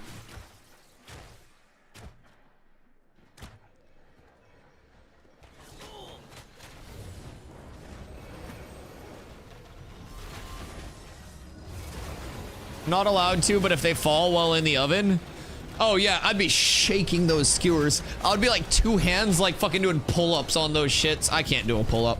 I play video games 10 hours a day, but you get the idea. I would be causing a ruckus. Yo, Z, what up, goat? Thank you for the hydrate. Chat, look at how much effort I'm putting in right now. Tank, by the way.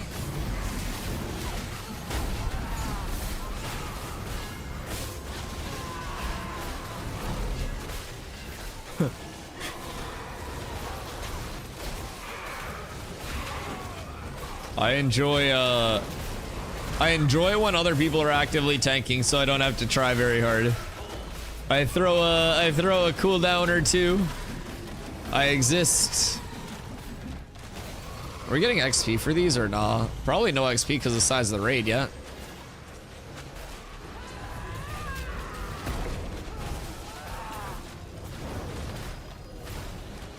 Surely there's like a world boss somewhere that this group could kill, right?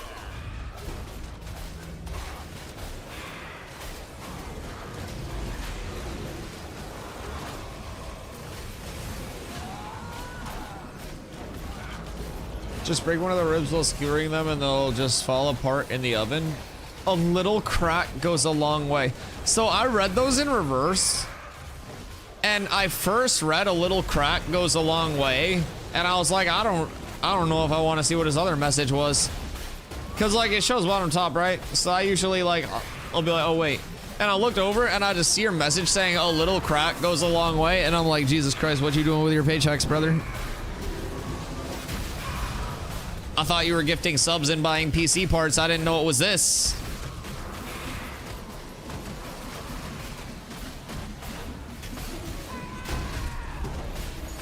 Can confirm it does. Jesus Christ. Father Bacon putting a new fucking meaning to pork cracklins, huh?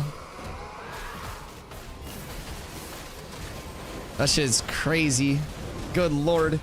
When I was in San Diego for TwitchCon, I saw a homeless guy smoke a crack. Never done it myself, but he didn't look too happy. So I think I'll just stick to bong rips. Bong rips make me happy. I can't give subs order PC parts and do crack on a 9 to 5. Well, time to sell the PC then.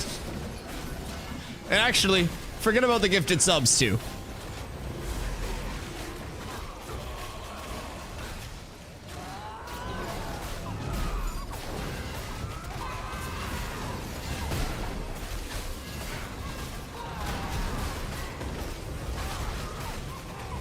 Dude, I'm putting in like the lowest effort possible right now. My Intim aura has like a 10% uptime. I don't want threat. I might turn my grid off. I'm actually gonna turn my grid off so I do less threat.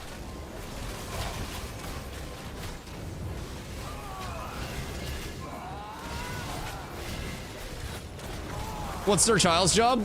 DEA.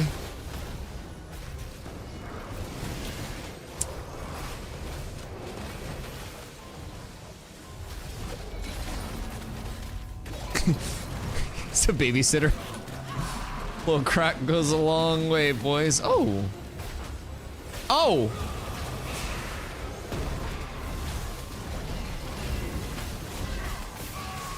Yeah, I'm just gonna put my grit back on for a little extra middy-wittigation.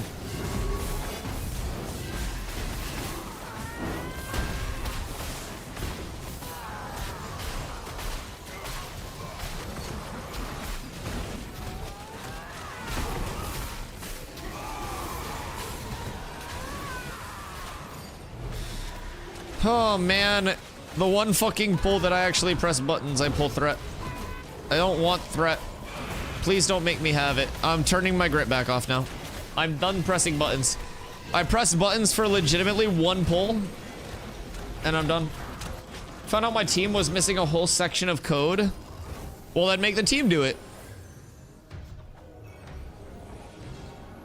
Tell them the nets are going up on the windows and they can come out when the code is fixed.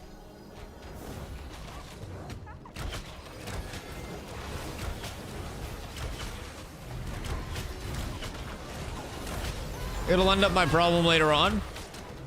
Not if you just continue to ignore it. Nothing's your problem as long as you don't acknowledge it.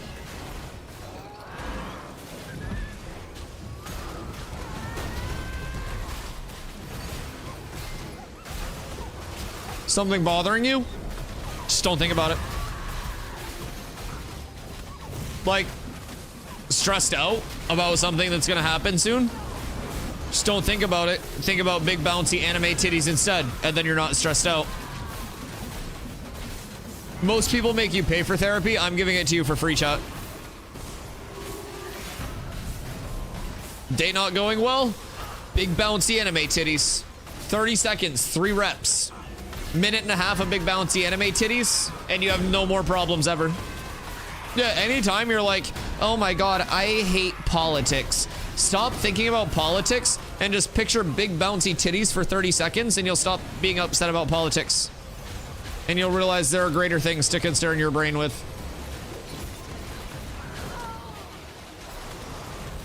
I tell my wife that, but she just doesn't understand. Then she hasn't seen the right set of titties yet. You must enlighten her. There's a set of boobas for everyone out there.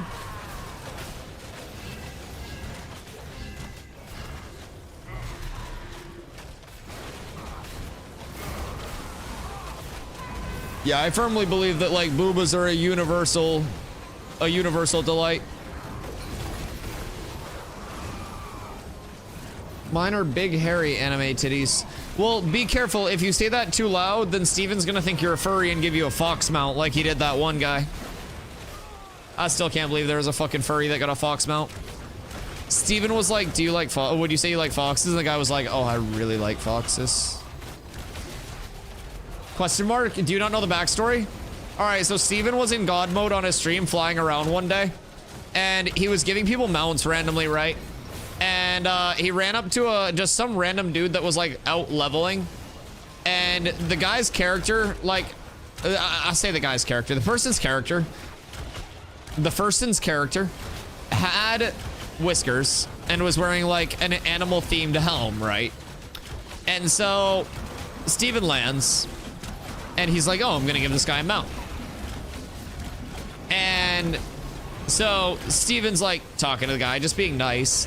And Steven, just this pure soul, this pure kindred spirit. He's like, oh, would you say you're a lover of animals? And the guy's like, yeah, I would definitely consider myself a lover of animals, yes. And I'm like, oh no.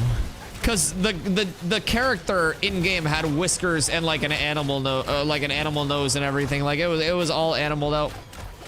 And the guy was like, oh, I would definitely consider myself a lover of animals, yes. And then Steven goes, would you say you like foxes?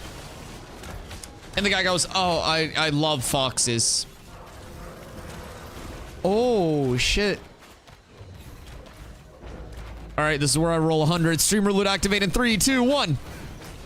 Nope, I lost. I rolled a 20. Good luck, everyone. But yeah, so dude goes, oh, I love foxes. And TLDR, Steven gave a furry a fox mount.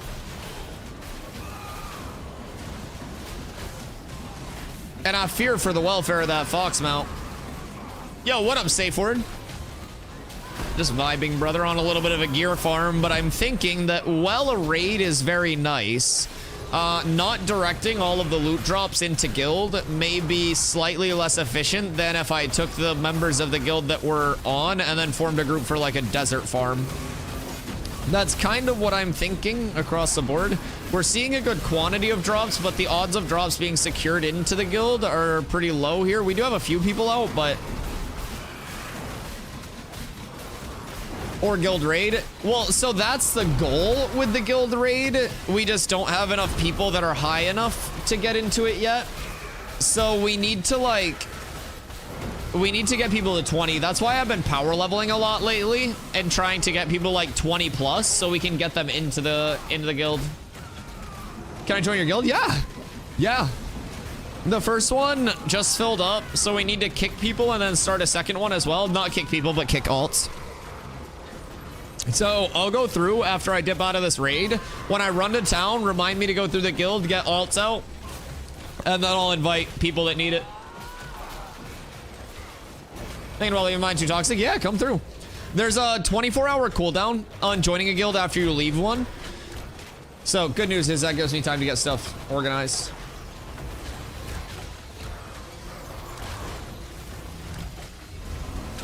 What do you think of the ferret with butterfly wings? Oh, that was actually, so Carla's gonna have that. Yeah. So Carla's gonna have that. That was the November 2020 pack. Where if you bought that supporter pack across the board, you got that shit. Do you need an editor? Do you need compensation? Because if your answer is no, then mine might be yes.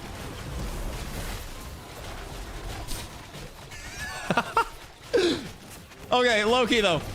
So we can talk more. We can talk more. If you actually want to get involved with that stuff though, I always have like, we basically have a team that's set up that does the clip generation from like, you know, Kando or other people that lurk a lot, getting clips fed into the team, sent over to Drewski, does a lot of short form. But like more churning out of content means there's more content available as well. And we are always open to more people that like really want to help and believe in the channel. So if you're in the Discord, just hit myself or like one of the mods up with a DM and I will definitely hit you back and we can talk more.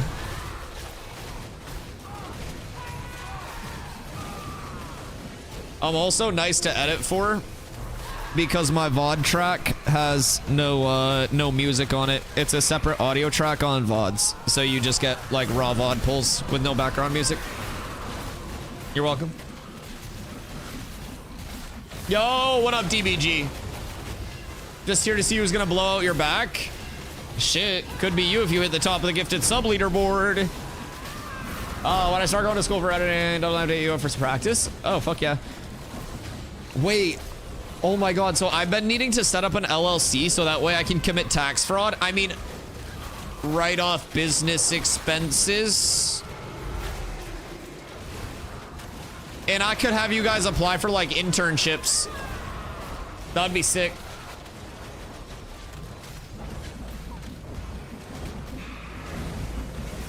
Got some stuff going on, but I'll check out your channel more. You have some good ones. I appreciate that, brother. I appreciate that. Yeah, I mean, we got a lot of clips and stuff, so if you ever just want to cook something up and like fucking send it over with what your like vision on it is, feel free as well. I mean, entirely up to you. But yeah, I mean, more people helping the team as we continue to hopefully grow and expand. Like, I'm really convinced that Ashes is going to be a big thing long term for the channel.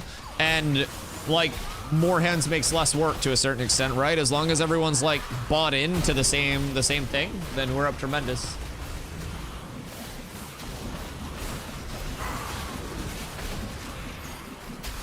At this point, hire me. Listen, I set up an LLC, and then I can literally, I'll be like, oh yeah, I'll put so many people through internships, business meetings, investors. I'm just throwing out flair words. I'm not going anywhere with it. Yeah, I'm literally just throwing out cool flair words. I hope I got you guys excited, though. I have no business strategy. Dusty, my boss? Listen here, you little shit. Oh, fuck. Okay, so I think I desynced there. Listen here, you little shit. I'll have you know, I ran one of the busiest Starbucks stores in all of Maine, which isn't saying a lot, but prestige worldwide, wide. Oh, yeah. Yeah, it would be a full prestige worldwide type thing. I'd have to come up with a cool LLC name. I also need to learn how to start an LLC. Someone helped me with it a little bit and like explained it to me, but I know my weaknesses and I know my strengths. And one of my biggest weaknesses is that I'm a fucking idiot. I acknowledge it. That's why some people think I'm smart. I don't do shit or talk about shit I don't know about. So personally, I don't know shit about setting up an LLC. What I do know is once it's done, then I also need an accountant. And as of right now, I can't afford an accountant. So we got a lot of things here. Legit question, have you ever done a 24-hour stream? Oh yeah. Oh yeah. Yeah. I used to like very routinely go like 18 hours plus on off days, especially when I was like working and not streaming like full time. And then I had a couple seizures and I was like, I should probably get good sleep. But I've actually been streaming like a lot longer hours again. Like I cut it down for a while to like 8-hour streams pretty exclusively for New World stuff when I wasn't having fun. But I plan to do some subathon related stuff anytime there's like a major Ashes update. The medical reason is a cover up. Yeah. That's some commitment. Nah, you want to hear this shit? So the first time that I had a seizure on stream, I was leveling a New World character. And I guess this was the only time it happened on stream. The only time it happened on stream. But I was leveling a New World character. And we're just vibing. And I just like fucking hit the Harlem Shake, right? And I came out of it, and like people saw in chat, and they were like, "Dusty, you should go to bed." And I was like, "Nah, just give me a minute, and we're gonna get back on the grind. We gotta level these characters." They made me go to bed, but I was literally like, "Nah, just give me a minute. I'm gonna go get water, and then we're good." I was ready. I was gonna cook. But yeah, no, I haven't had anything like that happen in a long time. Part of it was really like, they think stress related, because between my like work schedule and how much I was streaming, I was putting in like 100 to 120 hours a week between like streaming stuff, stream backend stuff, working on top of that, commuting factored in there. It was a lot, dude, and I was not sleeping much. So it was a combination of like sleep deprivation and stress, all culminating into one bad situation was the common thought. And since I've gone full time, like on stream, and it like continues to be something that, you know, is supported, and I have to stress less about like, okay, is this month to month going to be okay? Then, you know, my stress levels go down immensely, especially like now compared to where I was in those 120-hour weeks. Like, dude, I'm very thankful. It's actually had a very positive impact on like my health and my mental health, especially since coming over to Ashes, man. Those that were here for my New World content know that I love streaming so much, but I really hit a point where I just didn't love New World anymore. And a lot of that was just, you know, the community over there, part of the community over there, mostly like the dev interaction over there and stuff, and how they just didn't care about their game. And so coming over to Ashes, man, I've been so refreshed. I've been pumping out 12-hour streams, and they feel like 5-hour streams.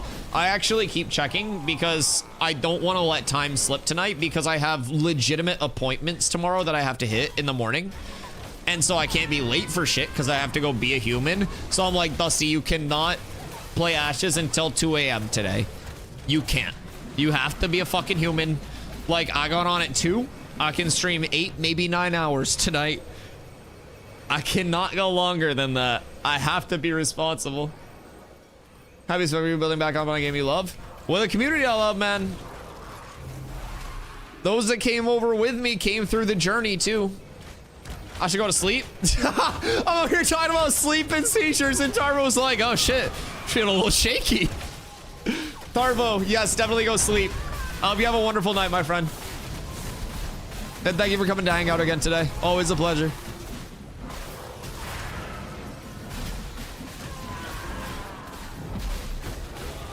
Bop, bop.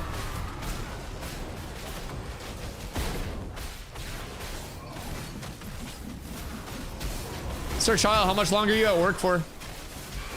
When's the next? Yo, honestly, I'd do it for a sub goal. I think that'd be fair. I haven't broken one out in a while, but I could break one out. I always got it in me, especially with Ashes. Oh my god. Oh my god. Especially with Ashes, I could stay so entertained. But the first step is that one. Chat wanted to pick which class I level next, and so I proposed that. We hit that, we'll do 600 for a 24-hour stream. We'll cook it up. 1 hour left of work. How much longer your break for?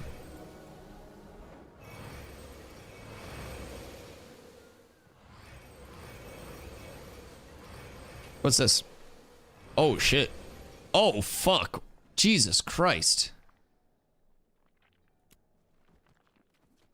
I rolled an 85. I don't think that's gonna hold. Nope, that's a 97.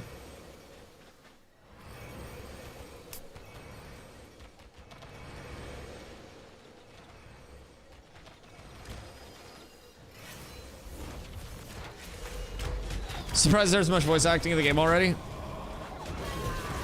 There's gonna be more and more refinement to that too. Like, some of it is like the AI shit still, and that's all just placeholder. There are so many things in this game that, like, if you consider what's like core gameplay loop and then consider what's polish, we're so heavily into the core gameplay loop that everything that people are interacting with is like unpolished, rudimentary. Like, if you are already having fun and you're like, oh shit, this is cool, bro, wait until you see 3 weeks worth of progress in the updates. I've seen so many things change and improve since I've been here that just improve my gameplay experience as a whole. Like, is some shit still wonky? Yeah, I'm teleporting around right now. Server's desync. It is what it is. Technically, we're stress testing right now. We're doing God's work.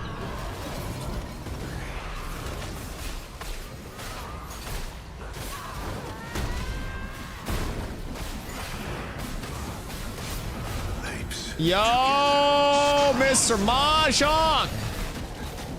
Thank you for the 14 months, brother. I appreciate you.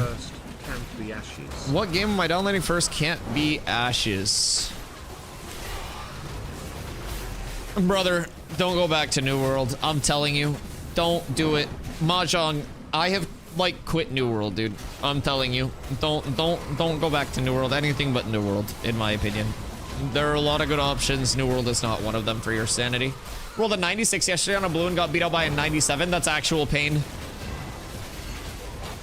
Hello Kitty Island Adventure. An absolute slapper. One of the timeless ones. I heard it's a competitor with WoW. A truly immersive experience.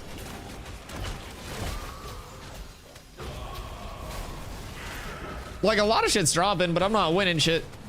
Marvel Rivals arc? Are you too old for shooters? Level 3 looking for someone called Muckmaw. Well, what if Muckmaw is higher level than skeletons? What are you gonna do then? Yo, Wrath, if you're questing, by the way, if you're questing, make sure that you, if you interact with like a group of quests that's really good, you submit feedback. And if you interact with a group of quests that are either broken or just not very optimized, you submit feedback describing like why or why not it was a good or bad questing loop. Big thing for questing so they can get more data and feedback on it. Download Ashes during that May thing you were saying? Oh, when it goes 24/7 for next phase? Yeah, no, that makes sense. I will say though, just know, the difference between now and May is $10 for like, at this point, 3.5 months of content. Almost 4. Just for your consideration, Mr. Mahjong.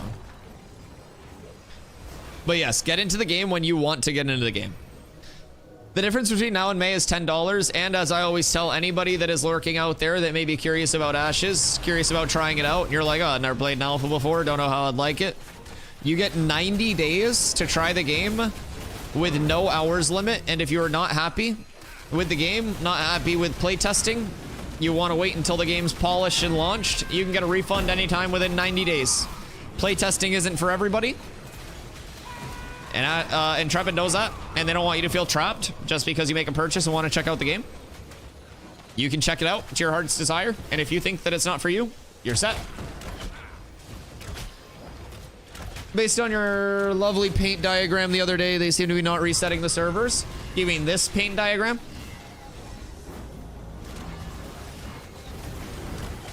You hate how readily available I have that, huh? You wonder, Dusty, how many paint diagrams do you have saved? Years of paint diagrams.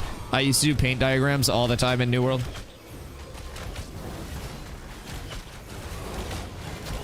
Honestly, you shouldn't buy it unless you plan on actually testing. Oh yeah, I mean, I think the definite emphasis is like going into it knowing that you're a playtester and you're not just participating in this big like polished MMO, right? That's the largest thing. If you want to contribute to the future of the game, then it's perfect for you. If you're someone who wants to like wait until the game's all set up and launched and good to go, then wait until that. There's no shame in either one.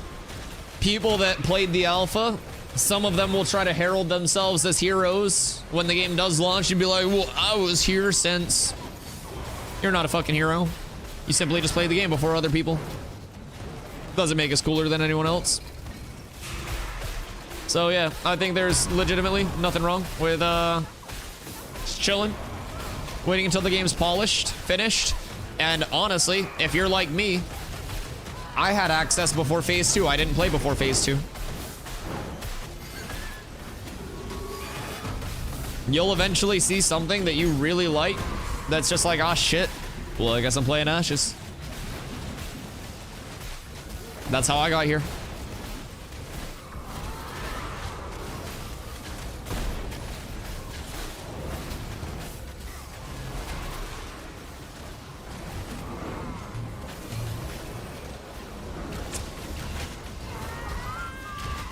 I saw a couple things in particular that really stood out to me. Yo, Endless Night, thank you for the follow. I appreciate you. Welcome in. Couple things that really stood out to me in particular. Caravan Showcase. And then the Ranger Showcase. The Caravan Showcase because it was really fucking cool. The Ranger Showcase because I said, oh shit, I bet Ranger's gonna be hard as hell to deal with. And the reason that that made me want to play is because I said, oh, I want to cook the Rangers. I want to outplay them. Fuck their movement, I can move better. I just rolled 2 90s back to back. Do I win either of these? Nope. Someone rolled a 98. Someone rolled 100. Oh my god, the dice are fucking weighted. Oh, I won one of the hammers. Oh shit. We're up tremendous. Did I win that one?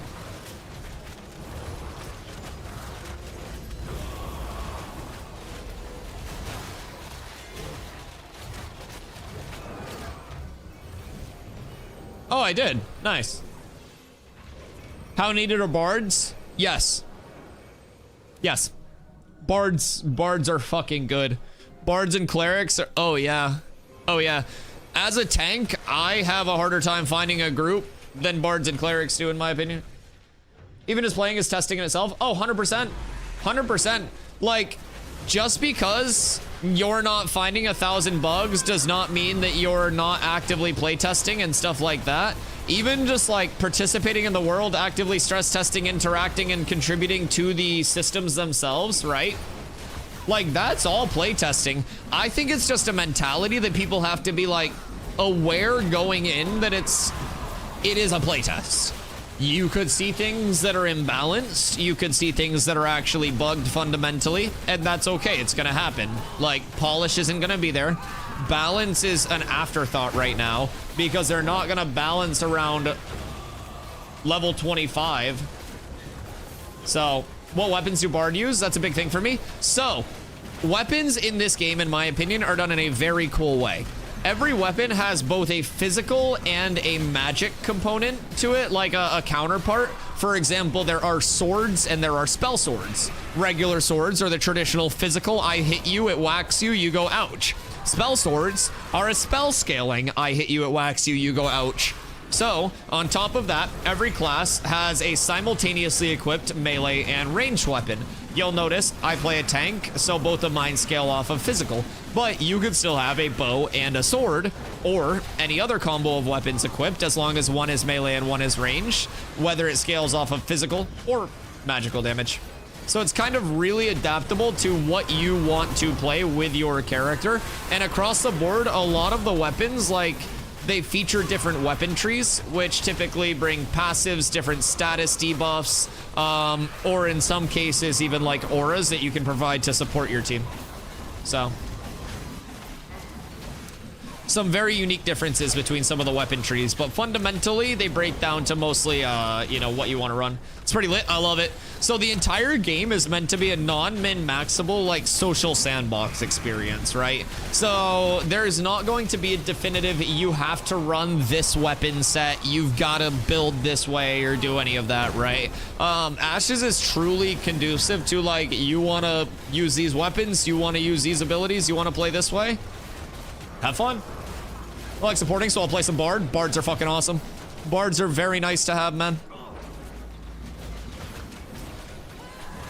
Also, if you haven't made your account yet, or anybody else in chat that hasn't made an account, and you do want to support the stream, you can do !ashes. And if you go over there and make your account using that link, 15% of your in-game purchases will help support stream through in-game coin, which I can use for cool transmogs and shit.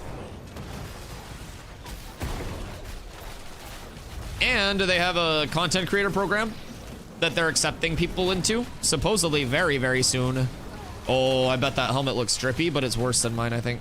I mean, actually, it's heavy. So that'd be nice to snag, but I rolled a 20 on it, of course I did. But yeah, so supposedly they're accepting people into their content creator program, soon TM. So the more people that we have that are, you know, using the code, the more people that we're showing that are present in the community every day and building that support, I think the better case it makes for me to get into that program. And hopefully I get a coffee cup at that point. I really like coffee cups. I just want cool Ashes related coffee mugs and maybe like a really nice stitched hoodie. I like hoodies and like sweatshirts in general, and like a nice fucking like stitched Phoenix logo. Oh, we'd be cooking. Oh, we'd be cooking. Yeah, I don't know if I'm supposed to ask for more as a content creator or something, but I just want a really cool Phoenix logo hoodie.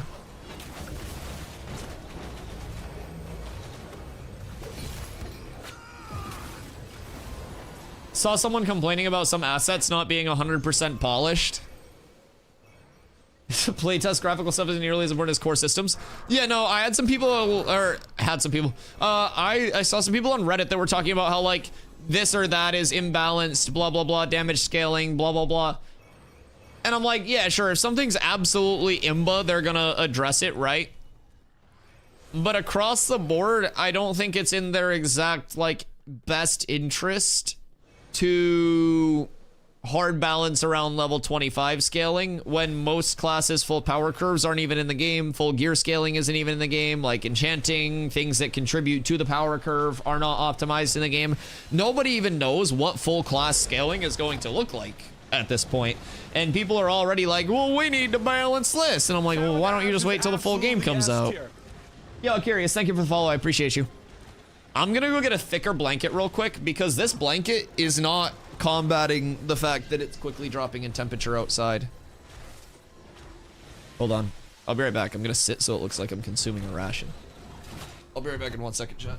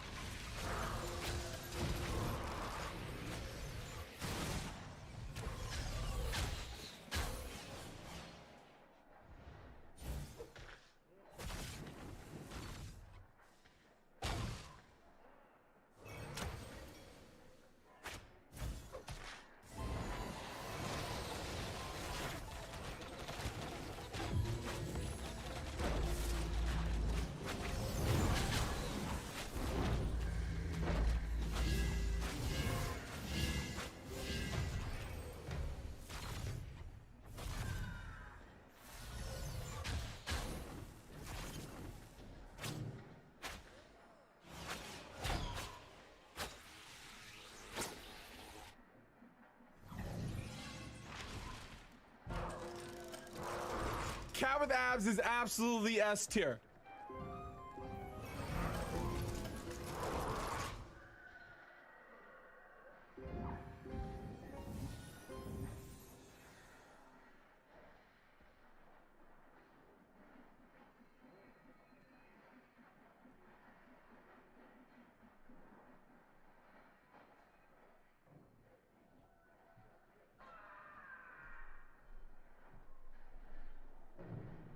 Oh shit.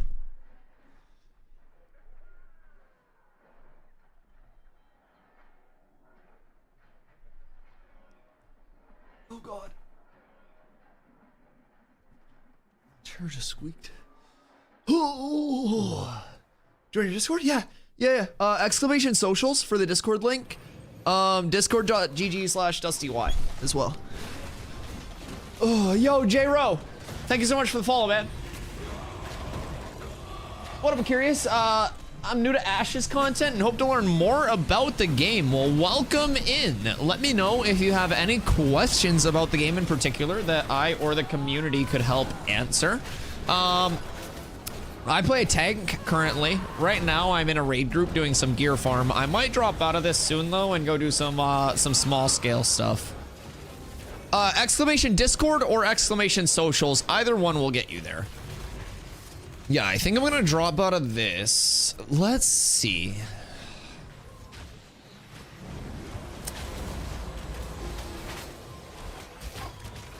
Where are like Gilgamesh and Tuna and everyone farming? Where is Tuna? Tuna is offline, he's weak. Do you have a starting out guide video? I don't have one currently. I probably should record one considering it'd be pretty easy to do. But overall, my recommendation here is very simply chunked up start with this area here. It's highwaymen, non-elite bandit people until you hit level 6. Find a church group at level 6 ideally. If you can't do that, then head over here with a small group and you can start to kill mobs over on this island. From there, once you hit level 11 or level 12, you're going to start to get an Oakenbane group. Oakenbane Keep is going to be here, which someone in my raid group is in Oakenbane right now.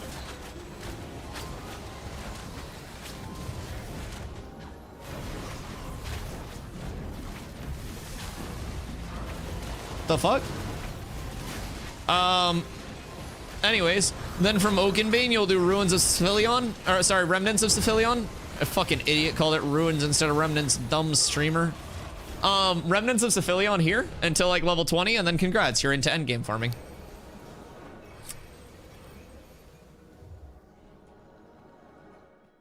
I think I should reroll a new tune on your server. Almost level 12 on my mage on another server. I mean, I guess that depends on how much you like us versus the people on your other server, huh? I guess that's up to you. What server are we on? We're on Vira.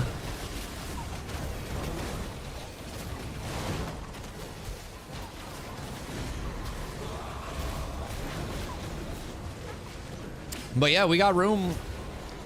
We got the Ashes like channels all set up and everything in the Discord as well. So if you guys are going to be playing with us, join it over here. Make sure you do exclamation Discord pop in there. It is also discord.gg/DustyY if you want to do just a direct join. I feel like I'm dying a lot on the early commissions. Yeah, so having like no gear or anything starting out can definitely be rough. One of the things that I learned very early that helped me a lot was that humanoid mobs have the best loot table in terms of dropping armor and weapons. So that can be a very, very, very good starting piece. That's why I like that little highwayman farm first, the bandits. They are, once again, if you look at the starting area here, they are right on this little like bridge area, and that's where Quick Teddy is as well. Somebody was asking Quick Teddy before, but yeah, he spawns in a little hut there, so that's one of the early commissions, and you can kind of like chill there, mob grind there, get that mob kill, head back around level 6, turn that one in, and head to your next area. And by level 6, you should have a decent set of starting loot.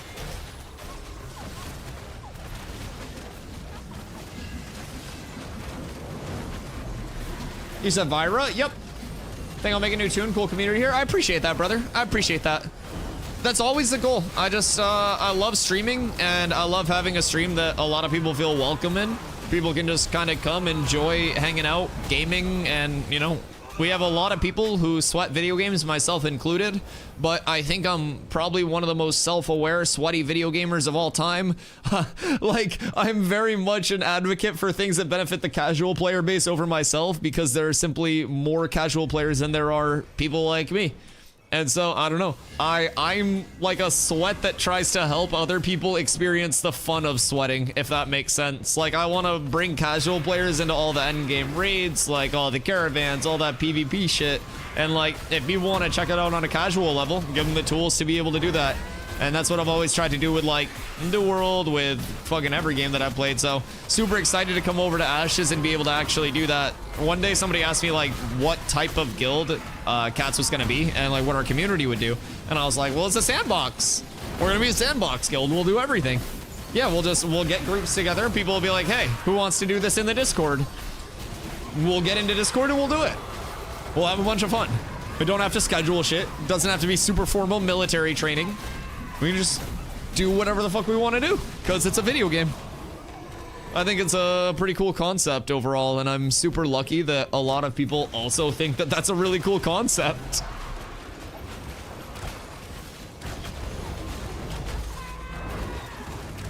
I have many questions, but I try to keep them to a minimum. Oh, that's okay. That's okay. You don't have to keep anything to a minimum here. You can blow up chat as much as you want. If you are here for an extended period of time, you will learn that I am a fucking yapper. At a certain point, you will wish that I would stop talking for a second. So you can ask whatever the hell you'd like.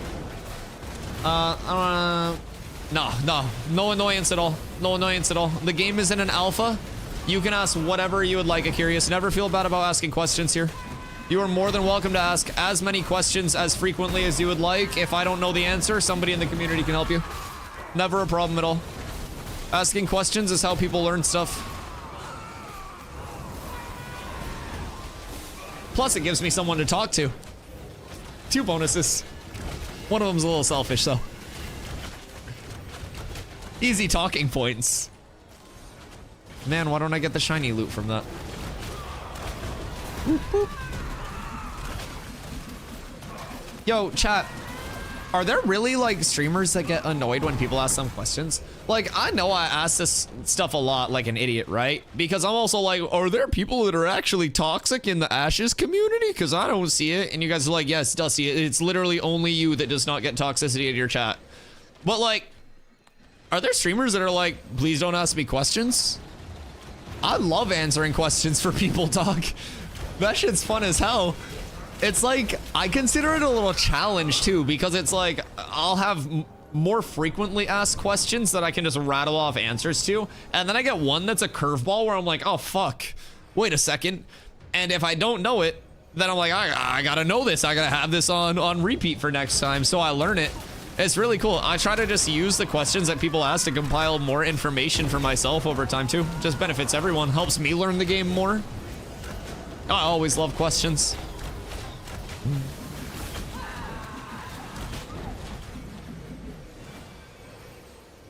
Also, sorry about the ads. I lack even the basic info like knowledge classes where info's located on the UI. Fuck yeah. I'll give you a quick rundown. So, Ashes of Creation in its whole is a social sandbox MMO. So what you'll notice is not a lot of hand holding through the progression. You want to be a mob grinder? You want to hit mobs all day with a group? Good, you can do that. You want to do quests? You can do that. You want to be a crafter? You can do that. You want to take part in being like a merchant and going town to town, selling goods to other players that you've either harvested yourself or you're like thrifting where you buy from one place for cheap, bring it somewhere else or repost it? You can do that. It's truly a sandbox in the sense that they give you the systems to play the game how you want. In terms of classes, one cool thing about Twitch, I spend so much time here that we try to have resources built right into the chat. If you do exclamation classes, that'll bring up an entire grid of what the full class system will look like. It's going to be a little bit confusing at first, but I'll walk you through that. Essentially, right now, we have a main class. When the game launches, we'll have a main class and a subclass or a secondary class that we can combine with it. It's just a cross of 2 classes. For example, I play a tank. I could go tank, or I could go tank with a different class to kind of like augment my tank abilities.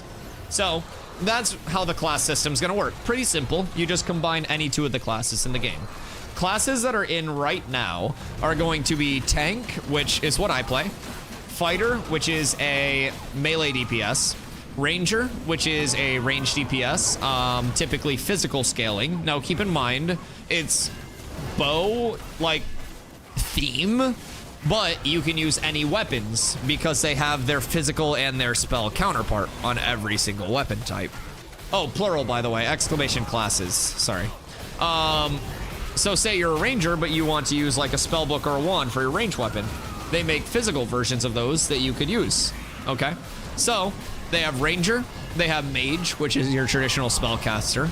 Then they have Cleric, which is your, like, healer type, your pure healer. And then they have Bard, which is kind of like the Swiss Army knife of classes. It offers a lot of support, but it can also be built in a way that it does good damage and just brings a lot of benefit to the group as a whole. You can heal a little bit with it, so very big supporty class. There are 2 classes that are not released yet, and those are the Rogue, which is coming next. That's going to be a stealth class, which Steven has said it's going to be find me if you can. And then after that, we'll be getting the Summoner.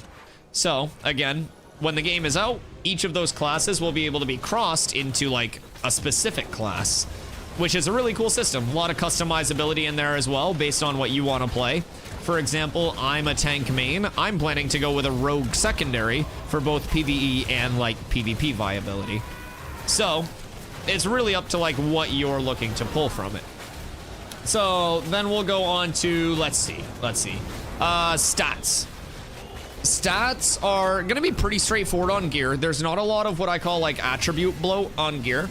Pretty straightforward, with strength being fizz power, dex being crit chance attack speed, and then some fizz evasion. Con being your health and like your tanky stat. Int being your spellcaster stuff. Wisdom is crit chance, similar to dexterity, but for casters. And then you have mentality, which is going to be mana, the equivalent to your constitution. So these are your physical scaling ones for phys power, crit chance, and attack speed, and constitution. And then these are your Ellie ones, power, chance, and attack speed, and mana, or constitution. So, pretty cool. Yo, what up, Craze? When archetypes are supposed to come in? I think that's gonna be Summoner's gonna be phase 3. I think Steven said phase 3 as well, and we have a couple devs that will come by chat and hang out sometimes. And from what I've heard, they're doing it on a staggered like class basis, with tanks and clerics being the first one to receive the cross classing. Get fucked, everybody else. Class combo similar to Rift. I didn't play Rift, but yeah, pretty simple cross class there. Straightforward stats with gearing in terms of armor. You have light, medium, and heavy armor sets. Now, basically the biggest split is that it determines the biggest difference is that it determines how your mitigation or your like armor stats are split on the piece. Heavy armor is going to have more physical protection than spell. Medium is going to be nice and balanced, and then light is going to have more spell protection than physical. So, as a tank, I may not necessarily wear heavy armor all the time. Say, for instance, we're fighting a spellcaster boss that does just a ton of spell damage. I'll actually want a light armor set because it's going to give me a lot more protection to that spell damage. So small things like that make it very hard to min-max with just one set across the board, making it so you have a lot of replayability, a lot of customizability, and a lot of whatever, you know, you want to run. And you don't have to feel like having the best thing all the time. Other than that, info and UI optimization. It's alpha 2, so phase 2. There's phase 3 of the alpha, and then we go into the beta. Beta is when a lot of the polish is going to come in, and so a lot of the UI, visuals, you know, visual effects, stuff like that, a lot of those are in progress. For example, Tank got a patch. Yo, Coop, what up, Goat? Thank you for the follow, I appreciate you. We got a patch a couple days ago that changed a lot of the graphics on tank abilities. So previously, my absorption field was just like a circle that would pop up on the ground. It's on cooldown for 30 seconds, so I'll yap for 30 seconds, and then I'll show you how they reworked that. But as we get closer to launch, they'll be focusing on more of those, like, the peripheral things that are like, all right, polish this, make this look pretty.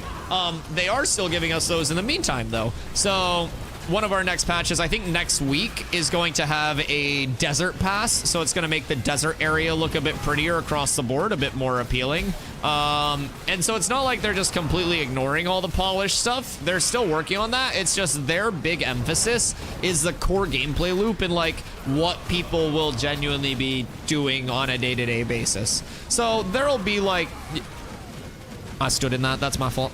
There will be more emphasis on the polish and stuff as it continues. Brother, do not steal my loot.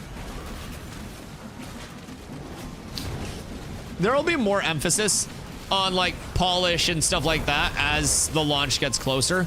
But for the time being, like their core emphasis tends to be the core gameplay loop. But in terms of what you've got on the UI, so this is just like an active guard. This is taking you through like what you can do for your actions. You've got an active guard, which is like a block. So with the block, you still take a portion of damage. So what you have that determines that is in your defensive stats, you have a percentage of physical block mitigation and then elemental block mitigation or magical block mitigation. Now, when I block, it detracts that much or subtracts that much from the damage, right? And then the rest is what I call a bleed block, or it bleeds through my block and hits me. So block is not 100% like damage reduction or anything like that. You've got a sprint, which consumes stamina, and you kind of like gain momentum up while you sprint. Please don't mind my sprint looking absolutely ridiculous. I am very tiny, I know. I also have disproportionately large booba. We'll get to that later. But then, one of my favorite core systems that they're giving us is their dodge. So on a surface level, it costs 50 stam, and you go, whee! But you'll notice, a very simple addition that I make to my dodges is jumping at the end. And that's because the momentum is like a momentum carry movement, essentially. So as long as you don't hit the ground in an instance where you're there long enough to decelerate, you can keep that momentum going for, you know, multiple jumps, multiple toe taps, and everything like that, right? So what I like to do is go dodge, jump, and then the servers are kind of laggy because we have so many people here right now. But you can actually like bunny hop, bee hop, whatever you want to call it, just by hitting the ground and then tapping your toes at the perfect time. And you're on the ground for less time than the deceleration rate of the game. So it allows you to do like really cool movement stuff. In addition to that, a lot of classes have movement abilities. So that was just my charge. So I think one of my favorite features overall has been the movement part of the combat. I really like the combat as well. I grew up playing WoW, so tap target's nothing crazy to me. They do also have an action chem, by the way. Like if you want the left click attack, right click block, more of that like just true, you know, action combat type feel. They have that as well. I just prefer the tab target for how this game's laid out. It's just my personal preference. There are also multiple people in chat who play on the action POV or like the action chem or whatever. So really up to you. But yeah, so I like the movement a lot. The combat has been amazing, in my opinion. Having a ton of fun with the combat overall. The world is very interactive, and it's meant to be a slower paced game. In the sense that it's a longer grind to max level. It's not just like a 12 to 15 hour main story quest. There aren't a lot of fast travels. Any. So, to get to one place to another on the map, you've got to actually commit to running there. If it's far away, you got to journey. So there are many levels to the game that actually like incentivize you to interact with the game past just fast travel here, run this instanced content, and, you know, keep going along that route, which I really, really, really like. So in terms of like just the combat approach, it's an extremely clean combat system in my opinion so far.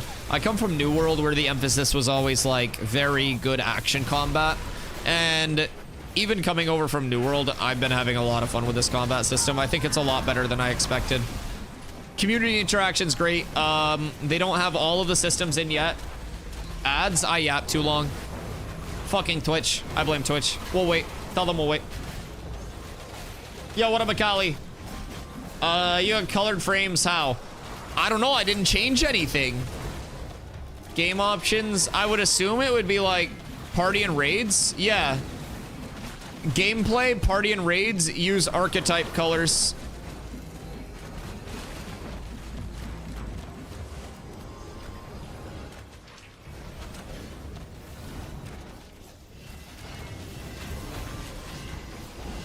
Much easier leveling at the start when you know what you're doing. 100%. 100%. Yeah, having a nice little leveling loop at the start can be amazing. What do you need to start a guild? Oh, wait. Everybody's probably in ads right now, huh? We'll wait. We'll wait on the ads here.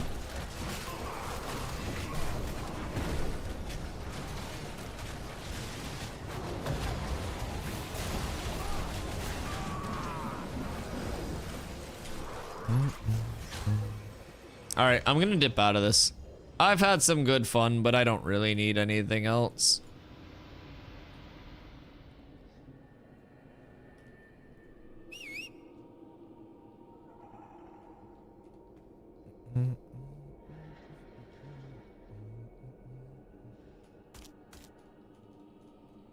Oh yeah, I have to get some people's alts out of the guild, don't I? I don't know which one Hotek's playing. Who has alts in the guild that I can kick? That's her child's old one. Oh shit. Oh, I didn't accidentally kick anybody else.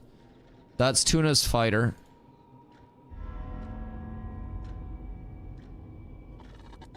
Oh, hi Hotek. Playing the healer? Okay, Biss.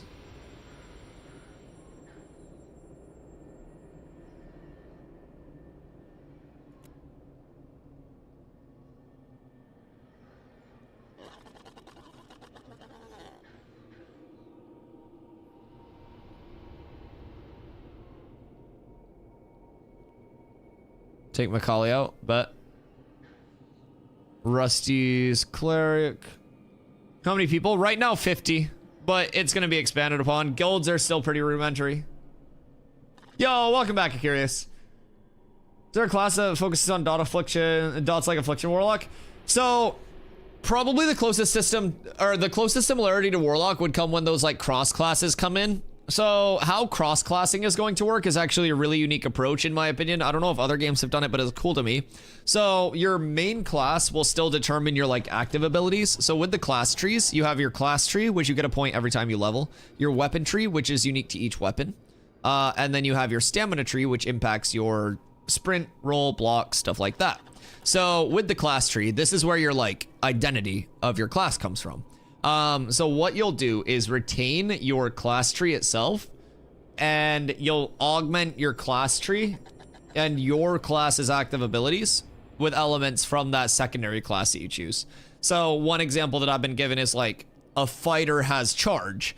That charge, if you're crossed with a mage, could have like an elemental explosion or an elemental status effect upon arrival, or like a fire trail while you're charging, something like that, right?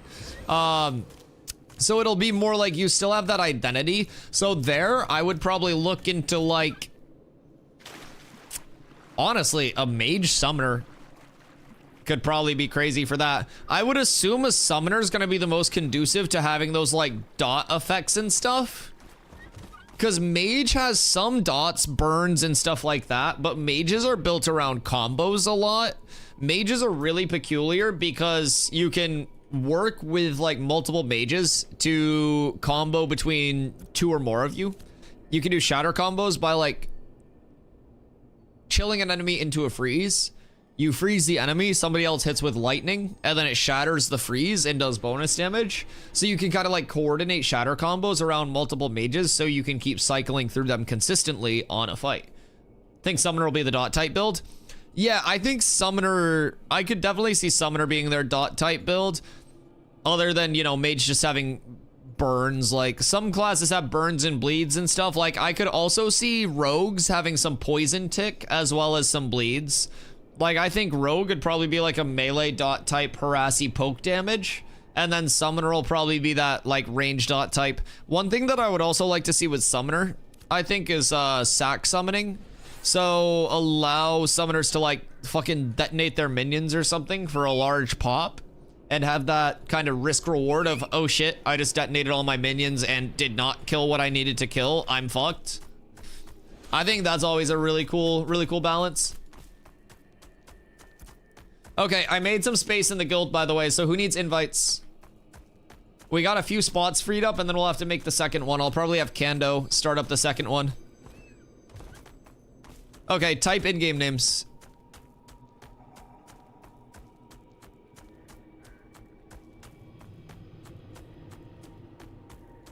All right.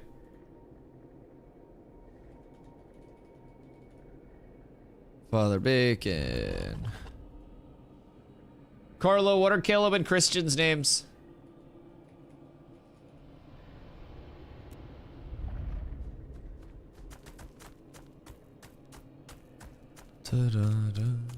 How do we see how many people we have? And do we have any other alts in the guilds?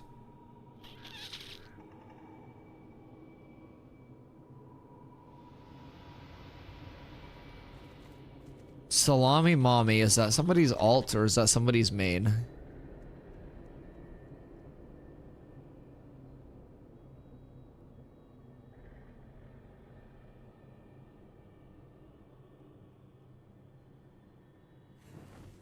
Okay, yeah, we have so many active people.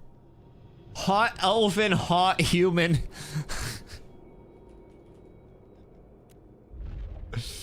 What the fuck? Oh.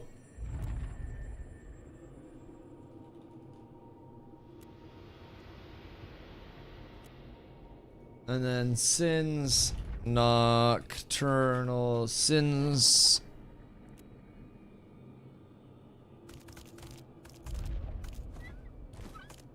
Nico.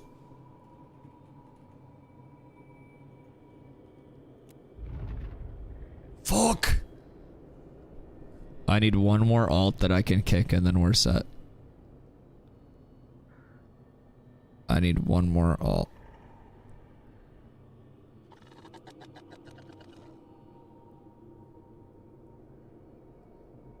Notice how many people were last on. Well, the issue is that everybody's playing that we have. Yeah, nobody's quit. Retention for this game's too damn high. Okay. I'll have to have Kendall make the second one. But make sure you're in the Discord. We'll get Kendall making the second one tomorrow.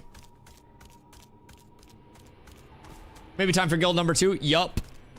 Yeah, we're actually at capacity now. That's crazy. Basically, cleric heals and dots and curses for damage. Interesting. So you may actually like a summoner cleric or a cleric summoner cross. Yeah, there'll be some differences there too. Yo, what up, Mesker? How you doing, man? Does your guild work together to upgrade the buildings and craft, or do you all just prefer to PvP everyone? So we still have a lot of people. We're still a pretty new guild across the board. We haven't done too much in terms of like the actual territory ownership or anything like that. We don't own a node. I'm not a mayor or anything. I just happen to have cool ground mounts. So we have a lot of people that are still leveling, but we're all citizens and most of us are citizens in the same place. So as more people level, we're going to be getting a lot more into a lot of the systems. We've just been focusing on leveling so far. I've done a little bit of caravans, a little bit of commissions, good mix of everything too. I always top off my commissions over in Mira and then just kind of turn them all in when I'm out and about. Got those con abs? We could. We could. When you're all in, I'm in Miraleth. Miraleth has seemed to be the one that gets like decked on the most by other nodes. And from what I've heard, it was also the one that was like furthest ahead, and that's why people wanted to keep decking on it. So they were losing a lot of wars. So I figure if we can help them win some wars, then we'll be up tremendous. We'll be truly up tremendous. Do. Good day, sir.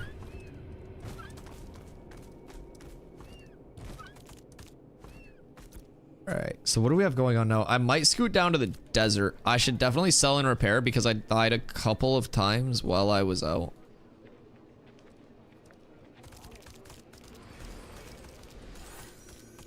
And then I might pop down to the desert. The desert has been a pretty solid spot for me. When wants to group up, level 4. True, yeah, Sins, make sure you, oh wait, fuck.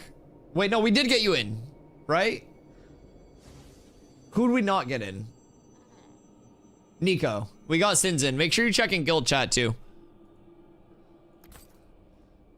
Give me 100-person guild, please. Gosh darn it.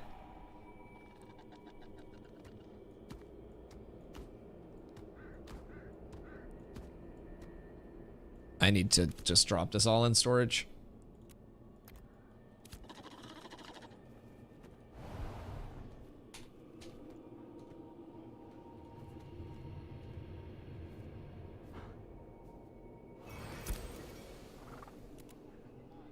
Doop. Brother. No, the right click bug. Okay, I have to restart my game. I'm so sad. I actually haven't restarted my game all day, so probably a large bonus. I'm shocked I haven't crashed all day. Actually, no, I'm not. My game's run way smoother than it probably should with me not restarting it for like 7 to 12 hours on end every day.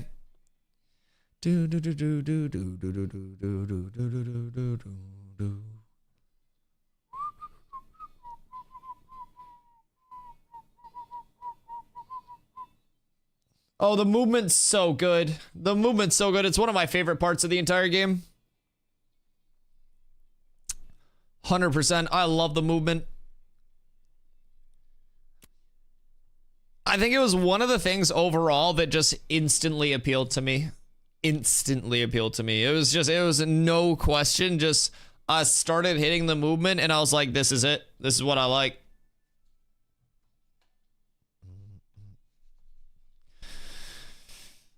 Oh, I don't want to have to get up early tomorrow, but I do. Chat, why do I have to be a responsible human being? Why can't I just degen? Actually, servers are down tomorrow too, so it's reasonable. Oh yeah, stream will be starting a little later tomorrow. I have a dentist appointment at 2, which is when I normally start stream. So I'll be live after the dentist appointment.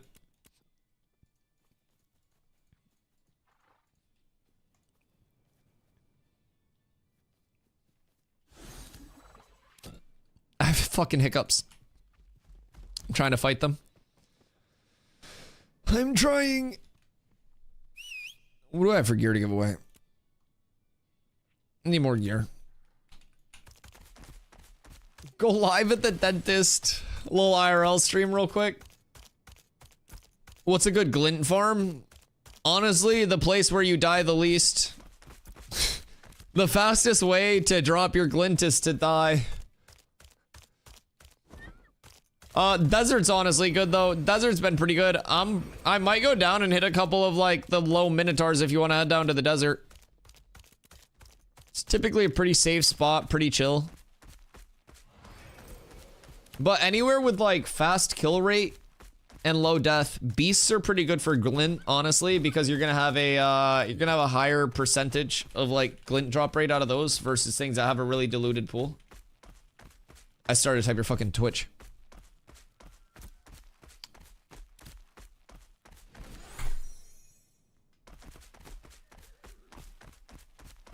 Da, da, da, da, da, da, da, da, da, da, da, da.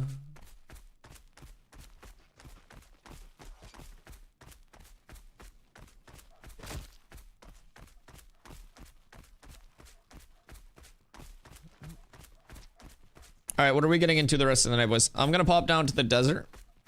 Maybe get set up for a little bit of a farm, see how that's going down there. What are we all getting into? I know we got a lot of people on the leveling grind, which I love to see.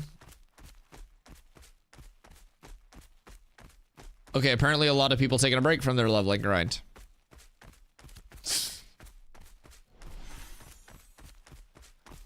Order 66, seeking all bards, only bards. Support guild to another.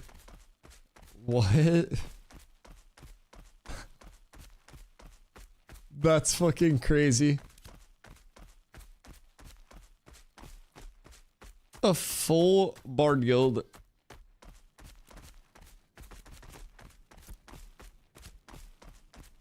I started a bard meta. Oops, all bards.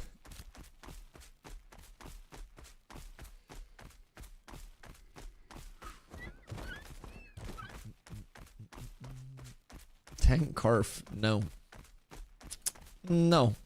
Oh, dude, I can't wait to get my hair cut tomorrow. I'm not like cutting it short, but I legitimately have my hair in my eyes all the time. Maximum Riz.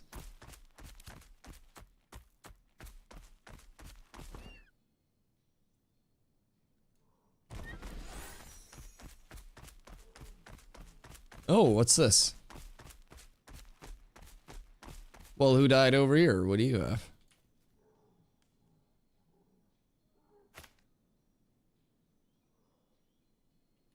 Sure.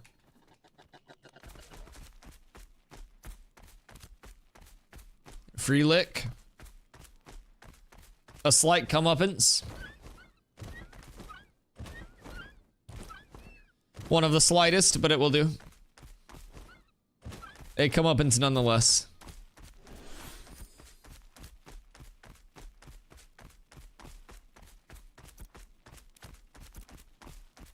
When do I have to pay taxes? Okay, 3 days.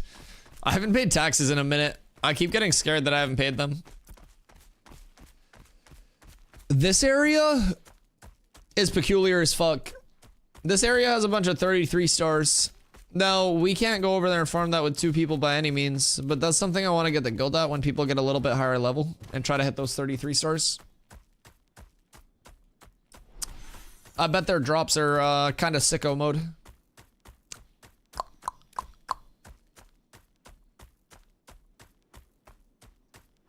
Do do do do do do do.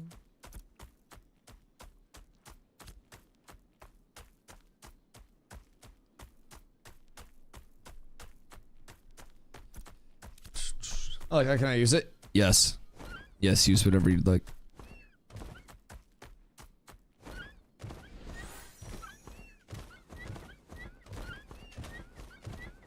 I don't know if I move slower while I'm spam jumping, but I move cuter.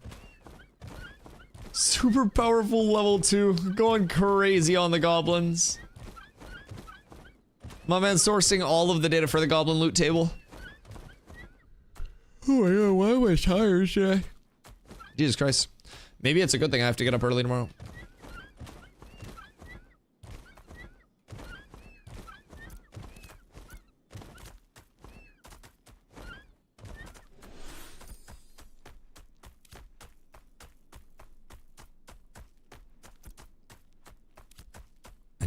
I need a quick pick me up Polsky before we get into this.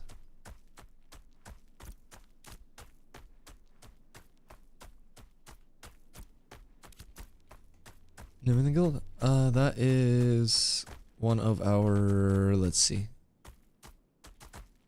Close, but almost. Spent 16 silver to repair. Listen, I spend like 20 plus regularly. I don't want to hear it. I dropped 24 to repair before I came out this bitch, and it's like the second repair today. Oh god.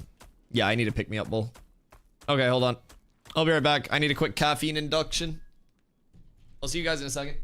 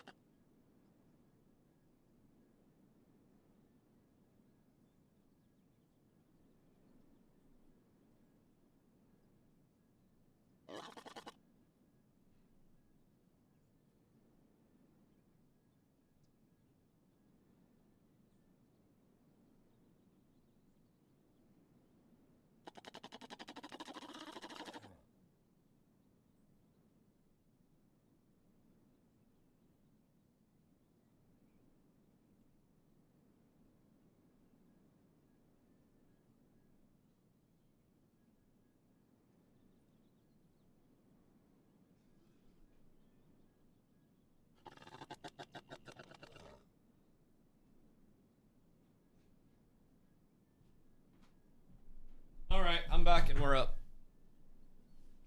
I feel revitalized, energized, invigorated. And I wrap myself up in a blankie so I'm all comfy.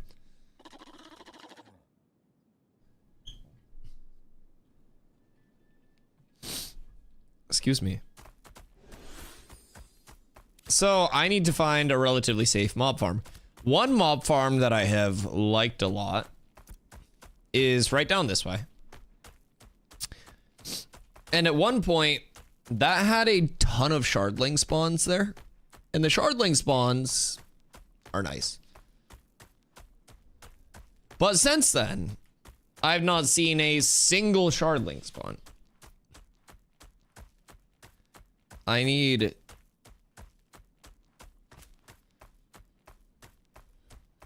I don't know, I might need goober beets for a little bit of mob farm. Let's see. Skirt! Oh no. My lord.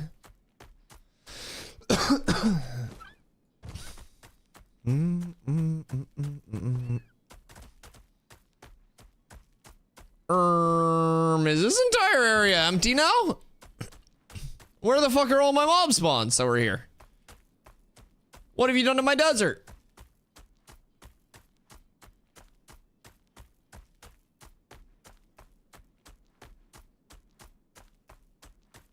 Steven, explain yourself.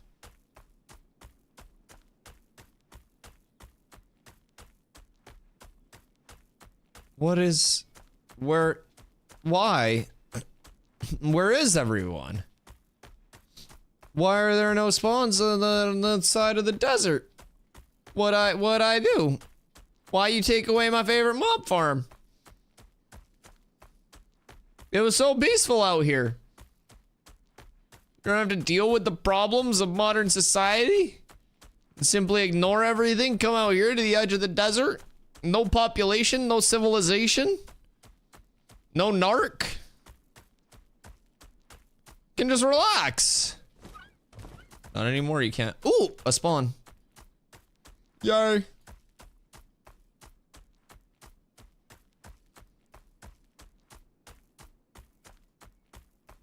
Get off the mountain, it's gonna TP you back. No, it's not like server rollback.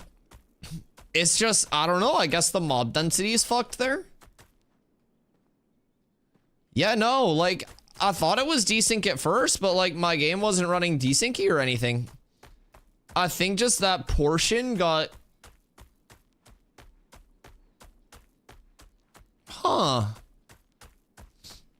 Yeah, because this area has been through some significant changes. Now, keep in mind, mob spawns are dynamic around the world. Like, even within certain zones of interest, like, you could have different mob spawns based on different circumstances. But goddamn, I have seen this bitch go through it, bro. So I came here one day, the first day that I came here, there were a fuckload of shardlings, like hundreds of little shardlings, right? And I was loving it. It had a few of the war horns, the centaurs, or sorry, I keep calling them centaurs. I'm sorry, I'm racist. The minotaurs. Forgive me. I don't try to be racist, it's just my lack of culture. The minotaurs, I do apologize to any centaurs in the chat. Did not mean to do that. It was simply a slip. Please don't let this change your opinion of who I am as a person. Anyways, the minotaurs that throw the spears. Once again, apologies to the centaurs in the chat. There were a few of them out here. And then it basically, like, it flipped, right? I came out here another day, and it was like 5 of the shardlings, and then a bunch of the minotaurs. And I was like, all right, well, this is fucking weird. And then I came out to the desert again, and Steven killed me with a lightning bolt from heaven. You might think I'm lying, but it's how I got this mount. I was just riding along. I don't fucking care about astrology, Macaulay.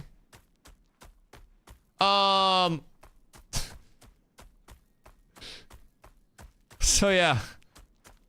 Can we go kill Scorpion Mama? Surely. Yeah, fucking definitely. Does the game have factions like Horde or Alliance, or is it just guilds? Different guilds. So it does have like races, but the race has no like implication on like what you can do there.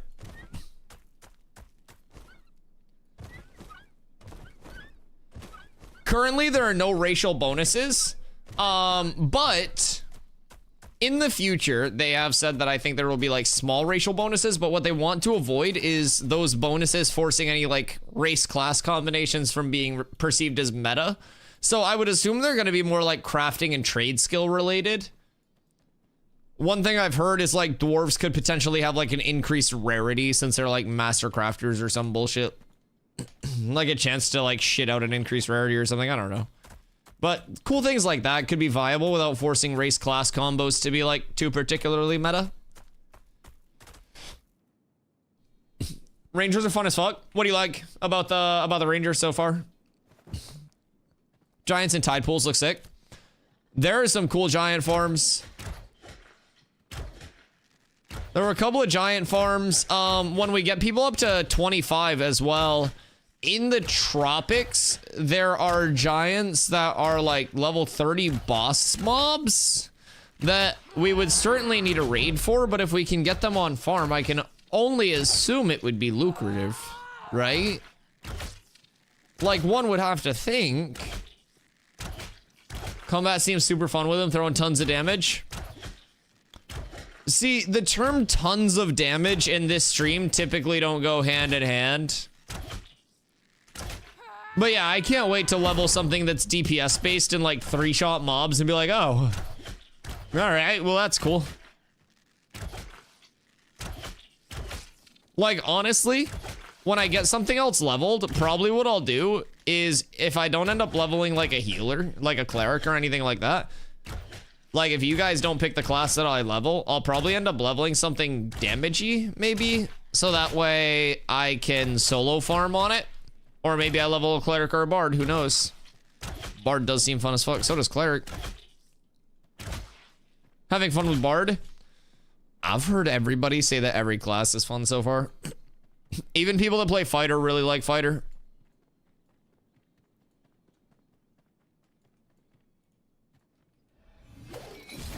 Yeah, I think a lot of their classes are designed extremely well. Just seems more fast-paced. True. No, I mean, that's one thing that I've really liked about the tank. Tank feels like the pacing and the distribution of cooldowns is one thing that I really like. Abilities feel a proper mix of like rewarding but also available. Rewarding in the sense that there's like, you know, certain scenarios where you want to use certain abilities versus holding them, certain abilities that you're going to use off cooldown versus like, you know, abilities that you're not going to. And I feel like the mix on tank of abilities that are both like threat gens, defensive mitigators, group buffs, just across the board, right? I feel like there are a lot of very unique feeling abilities that all culminate in an extremely fun build.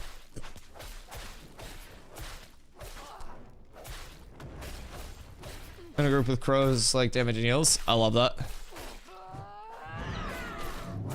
Yeah, that's the nicest thing about people coming over as well to the guild. Hopefully, as people keep coming over and we get more people, there are always going to be people in chat that are like at relative levels. Whenever we have guild groups as well, I typically don't mind going back and helping power level when I don't have shit going on. Whoa, my W key just stopped working for a second. But yeah, I really like helping people out. I've got big power leveling tech too that just makes the entire leveling process way faster. Where, oh my, what the fuck was that? Jesus Christ. The fuck did that just hit for?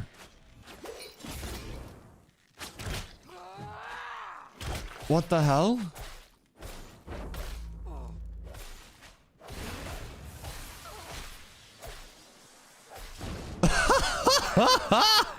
That's like 1800 damage. The fuck?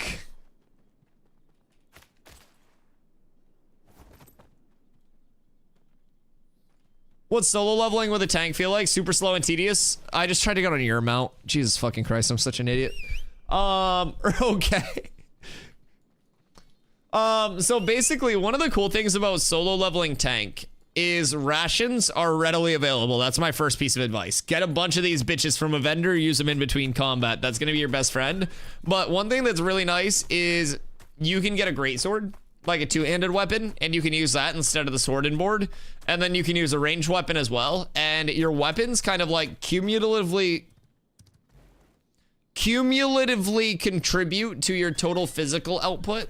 And so if you take off your shield and you replace it with either what would be called an energy focus. So anything that is traditionally like spell scaling that is physical instead is called an energy wand, energy focus, energy spell book. So you can put an energy focus in your offhand, or you could have a two-handed weapon. Now, one thing that Steven showed in one of his streams that I picked up on and seemingly nobody else did was that when he was showing the double daggers, he accidentally showed the entire dual wield architecture that's coming to the game because the daggers weren't coded as like one item that drops two daggers that occupy both your main hand and your offhand. It was coded as specific main hand, offhand, and one hand weapon slots, which would indicate that every weapon type will then be receiving dedicated main hand, one hand, and offhand denominations. Now, main hand, hardest hitting, slowest, offhand, dedicated offhand, of course, fastest hitting, but less damage per hit. one hand can be used in either hand as a complement to whatever to make your build feel unique. And that's going to be your hybrid between the two. So within that, you would have all of your weapons with main hand, one hand, offhand denominations, and you would be able to mix and match the main hand of your choice with the offhand of your choice. You could do 2 of the same weapons or 2 different weapons. And instead of, like, if I put an energy focus on with my sword, it gives me bonus damage, but I still have my sword tree, right? My weapon tree for my sword. Dual wielding, having that weapon in your offhand, is going to facilitate a dual wield weapon tree that's going to be different than that of your just plain main hand weapon. That is what I've got all kind of cooked up in the noggin. So I think that there's going to be a shitload of customizability as well in terms of dual wielding. Dual wielding scaling is already in the game. Like, you can get that bonus damage that you're gonna get from an offhand weapon just from an energy focus instead. But what dual wielding does is A, look cool as fuck, and 2, potentially give us access to a new weapon tree that could be very good for, like, maybe some sustain or something solo leveling based. But mostly looks cool as fuck. Because again, you can just get an energy focus and use that with a one-hand weapon. And then you have that extra damage. Just leveled 4 to 5, only killing level 2 mobs, trying to get all the items needed for a quest. I'm still missing 3 items. Fuck yeah.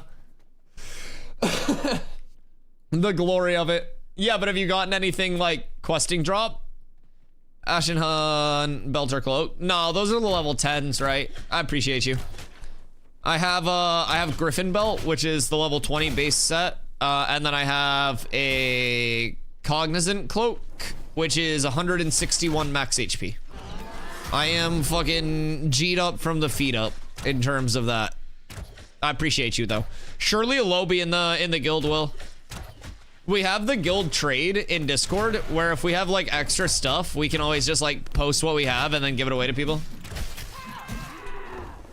Yo, what up, Hidden? New area? No, this area doesn't exist. Ah!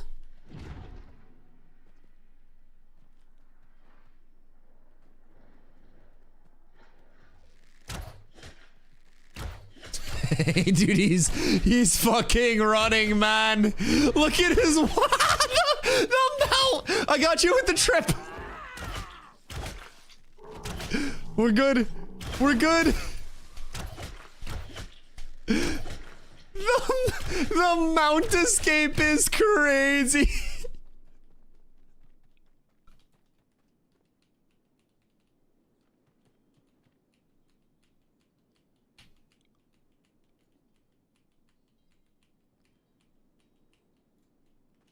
He got what was coming to him.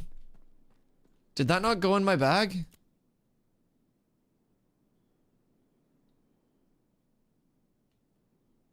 I just got scammed. I just got scammed. Relogging. Freaking heck. I've been scammed. I'm out 2 blue glint. Almost lost my life for that goddamn mob. If you trade and your pack is full, it deletes it. That wasn't even a trade, and my pack wasn't even full. I had plenty of room for the materials, it just scammed me. I went to loot the dead mob, and it took my glint. I've been done dastardly today.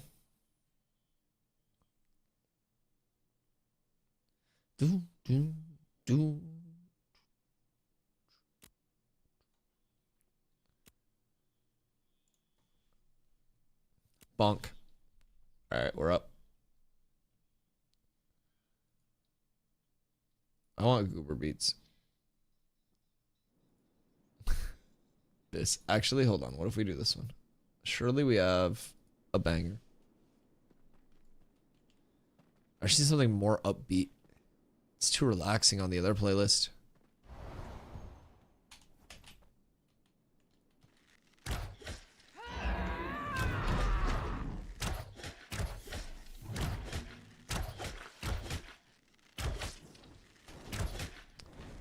Like, the broodlings are nice and chill.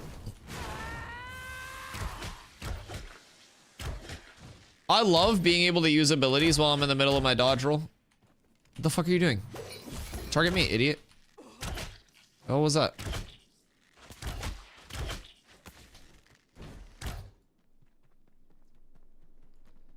Fucking aggressive ass scorpion. Do we go for it again? Oh, fuck.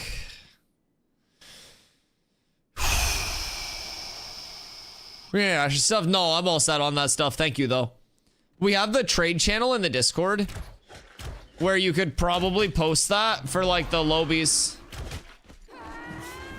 I just try to give away all of like my older stuff.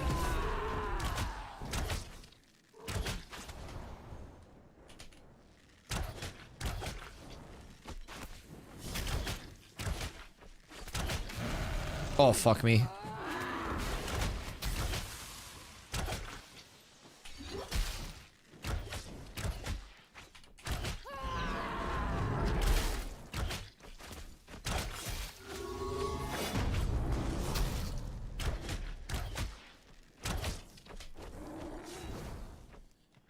Oh, I hit the invisible wall. Oh no, we're on the actual edge of the map. I can't kite that way. Oh, fuck me, I got scammed. Oh, shit. Fuck, the desert doesn't exist. Oh, God. Disadvantages to farming on the literal edge of the map, chat. I just ran into an invisible wall like a bird into a window. Okay, that's okay. That actually went smoother than the last one. I love that he just ended up staying there. Bro looks like he just got his soul sucked out. Also, give me axes like these that I can like dual wield and shit. One-hand axes, I think, are the most aesthetically pleasing one-hand weapon. I don't think there's a single type of weapon that looks cooler than one-hand axes in MMOs. Like some chonky axes that look like just geode shards and shit. I like axes. Let's clear this scorpion first, so it doesn't get pulled.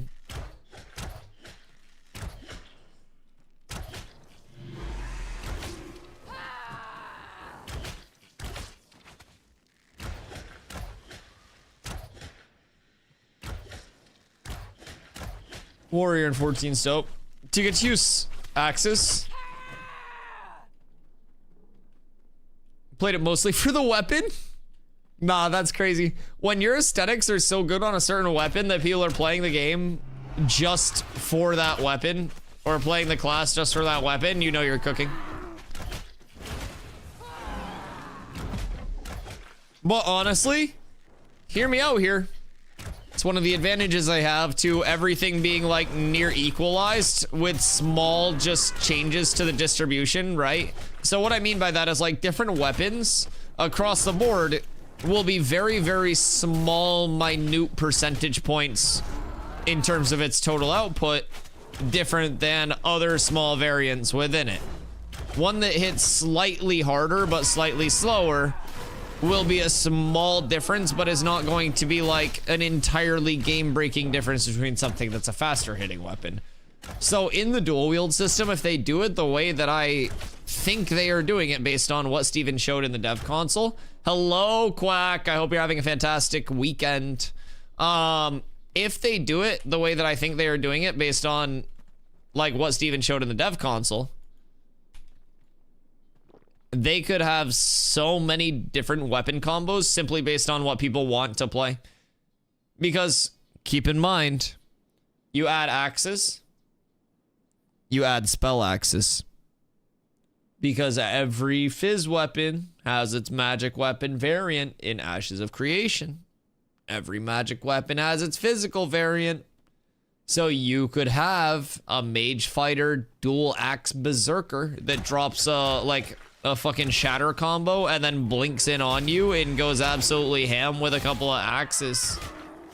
Like, there's a lot. I like when the axes are semi bigger than the character. Yup. One hand axes that are like very large and like top heavy axes, especially as a dwarf. Like with my character being like a Dunir, I want to have an axe in my main hand that is like very like geode colored, like purple or red, right? I want that in my main hand. I want a big ass chonky shield when I'm main tanking, and then when I'm soloing, I want to have either another axe or like a sword in my offhand.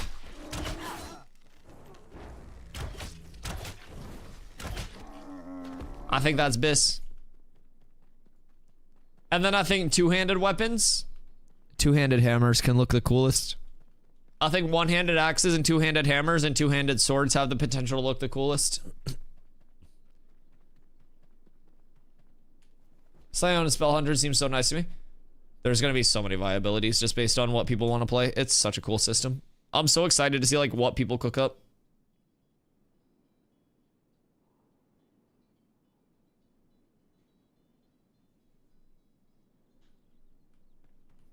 We just sat at like the same exact time.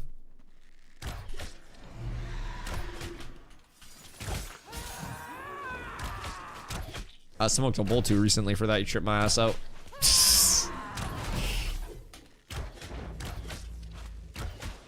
Yeet! I love, by the way, that the dodge roll is an actual iframe. You'll notice that when he does his crop jab, it misses because it's an iframe. All you have to do is be better at the game and you can literally iframe huge combos. In addition to having like defensive cooldowns built around it. Tanking's so good. It's so high skill. Yup.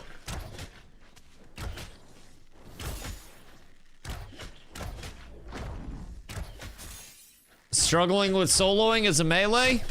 Learn to dodge the cooldowns.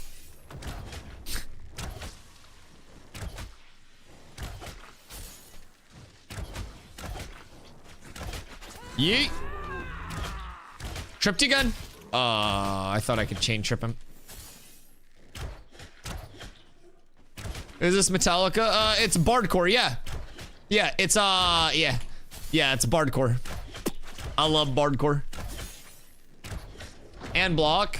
Well, so blocking is what I call a bleed block, right? So blocking is peculiar in Ashes because a lot of games have that like full I block a hit and it absorbs all the damage.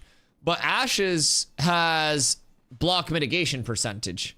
So if I block, I get this percentage subtracted from the damage total, and then I take the rest of the damage. So it's not a true block. In addition to that, a lot of tab targets have a parry. Ashes does not. A passive block parry dodge system. And that's your avoidance. So avoidance as a tank in games is naturally the mob's natural mischance with your block, parry, and dodge, and you're trying to like figure out the avoidance that you need depending on the game systems, right? So you have in WoW, you have avoidance cap, and then you have crit cap, right? So those are your two big things that you want to get. Different games have different levels for avoidance targets, but the thing about avoidance stats here, block, parry, dodge, is that block is not 100% damage block. Parry doesn't exist, and so it's only dodge or evasion in this game.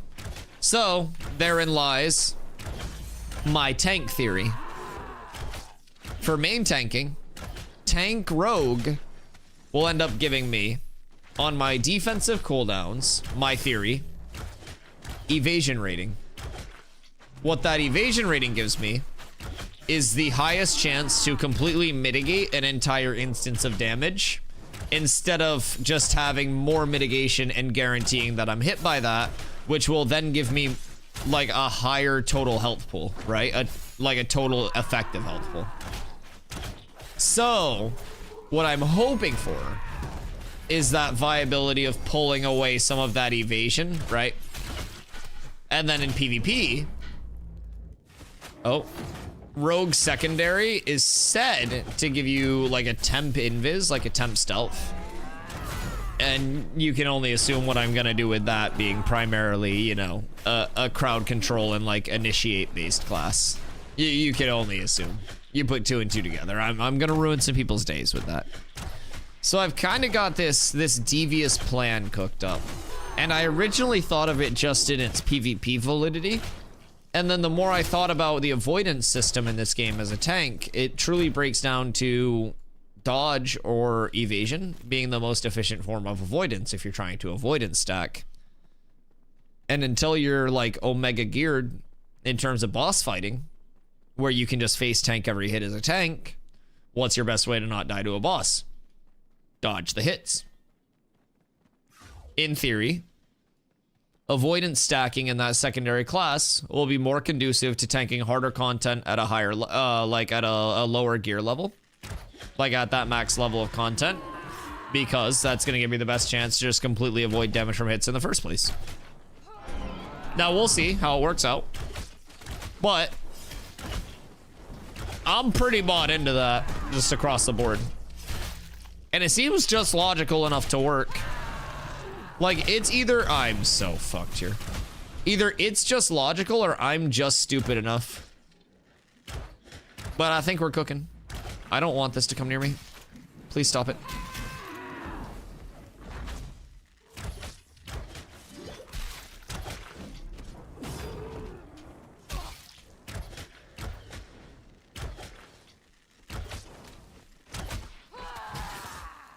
Oh, fuck. I didn't see the trip immune. Elbozo.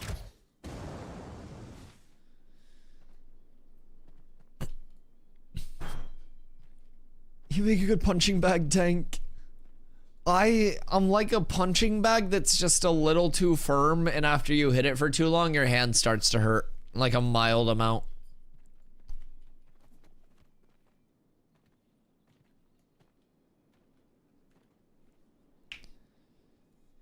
If we could get into the scorpions in a better way, I think it'd be better. The scorpions were consistent.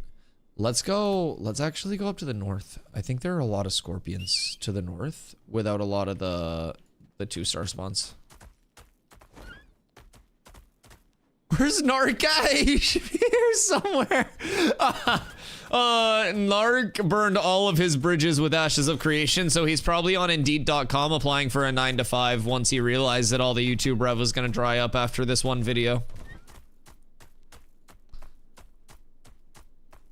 If I had to guess.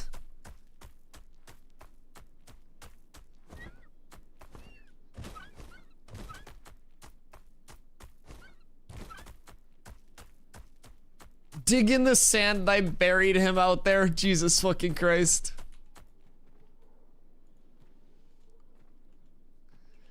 The desert doesn't exist and neither does he anymore.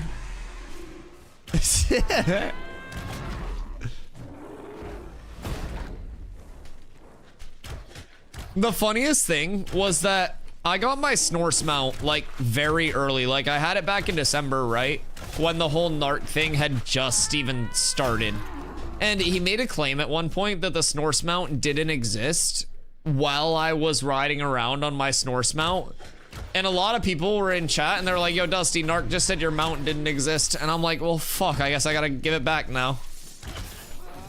I guess it's gone. I actually had the mount before it was finished, though. That's my claim to fame on the Snorse. When I first got the mount, it wasn't even finished. Try to avoid depending on dodge too heavily. I don't like the way it leads to damage spikes. Prefer the consistent mitigation of armor and resist, but it's all preference. Oh yeah, there are definitely instances where like if I'm AoE tanking or boss tanking in a confined area, you're not gonna see me dodging a lot. Like I will definitely lean into that block and that mitigation. We also have a lot of it worked into our kit here too as a tank. But hear me out. Dodging looks cool as fuck.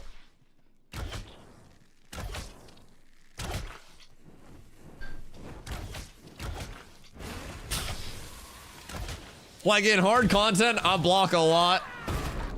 But you can't lie. Those javelins coming and all getting dodged looks pretty fucking sick.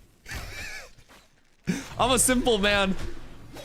When I need to try hard, I try hard and I do the most efficient thing. But it's like when I'm just out here chilling, hitting mobs, I'm like freestyling. It's all cool points right now. I'm hitting drive-by trips. I'm hitting like dodge flick hatchets and shit.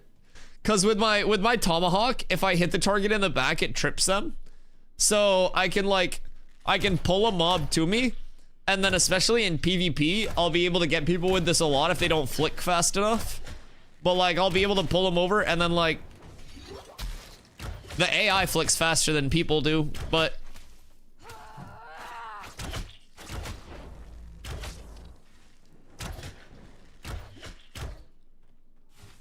this isn't bad. What'd you leave over here? Make sure you get your loot. I'm pretty sure that was yours. I missed something while making food. I was thinking about percent dodge chance. Oh, yes. So, this game has a little bit different of like a block parry dodge system than WoW does, right? WoW is like my most tanking experience. I was a paladin tank in WoW, so there it was all like avoidance, which was block parry dodge all added together. And so in WoW and like traditional tab target blocks, you're gonna see the block being like a full mitigate, right? It's like a full block. With other games, you also have parries. New World also has a full block, and I hate it. I hate that New World has a full block. Anyways, parry. Parry doesn't exist in this game at all. Block is only a portion of your block based on your like block mitigation. Block value is a term that was used a lot for that. But outside of boss fights, your block value was typically high enough to mitigate, you know, everything. Because it was just like a raw number. Here, block value scales into your percent mitigation. So when I'm blocking, I take 33.3% of all the damage off of the attack. The rest of it still comes through to me as taken damage through my block. And again, there's no parry. Parry is typically another form of mitigation where it just staves off an instance of damage. Excuse me. Oh my god. Excuse me. I just almost died. With parry not being in the game as like a worked in stat at the moment, we rely on evasion rating or like that true dodge. Now it's evasion here because you have your active dodge with your stamina bar, right? Like that's gonna be your dodge. You get 100% evasion for 0.5 seconds when you dodge. So that's why everything misses when you're in your dodge animation if you time it right. You have a half-second window where you can actually like avoid all attacks with that dodge. And the reason that you avoid it is because it puts your evasion up. So what I'm thinking with Tank Rogue as my cross for PvE is that hopefully like my defensive cooldowns like Indomitable Spirit and like my large tank cooldowns will be supplemented instead of say like going tank and getting more of like that extra defensive across the board. I'll be able to go like Tank Rogue and get the defensive of tank with the evasion that rogues typically come with. Wrinkles, you got 2 HP, big dog. I don't even know. You're getting hit by an invis mob. I think. I don't see the mob that was hitting you.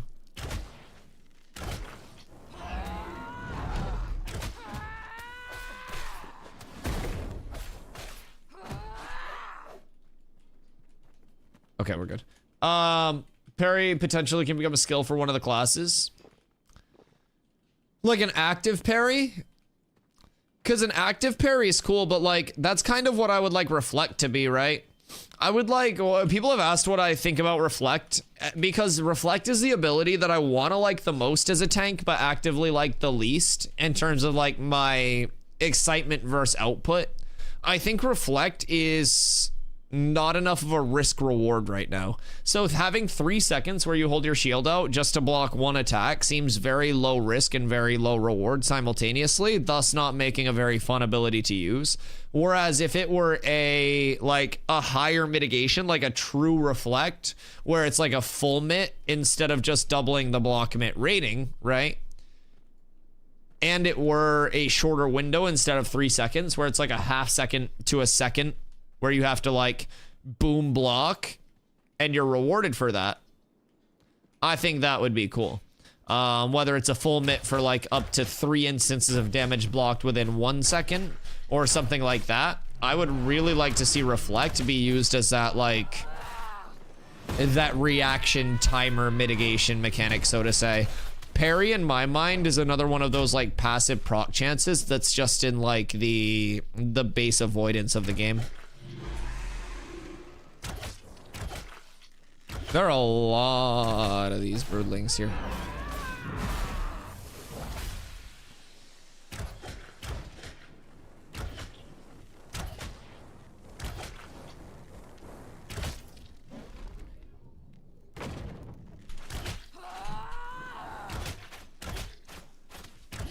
Reflect is a skill RNG.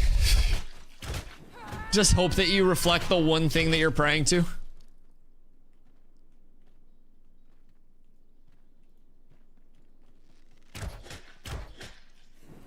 That was my instant thought too, because initially I was like, damn, Reflect will be really cool in PvP if I'm getting hit with like a big instances of damage, like a big instance of damage. And I was like, wait a second. What are the odds I, as a tank, am ever going to be getting hit by just one person in PvP unless it's a specific 1v1? And I'm like, well, fuck me. Is there a chain lightning ability? Mage, yes. Mage has ball lightning and chain lightning. Chain lightning just got buffed, actually. Got a, what, 20 or 30% damage increase. Ball lightning got a 50% hit frequency reduction. So ball lightning nerf, chain lightning buff. There's ball lightning. Chain lightning big damage. Is that hot human or is that hot elf? Which one of the hotties is that?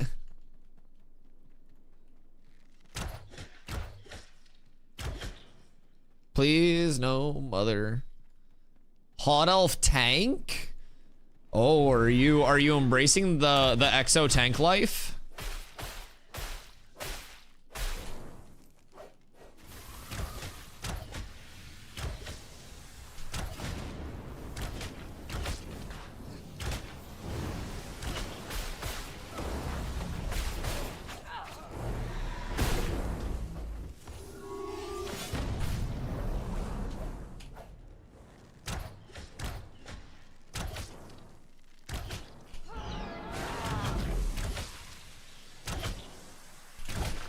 Until Rogue killed wannabe Ranger, makes sense. Tank Ranger is such a sick combo for PvP too.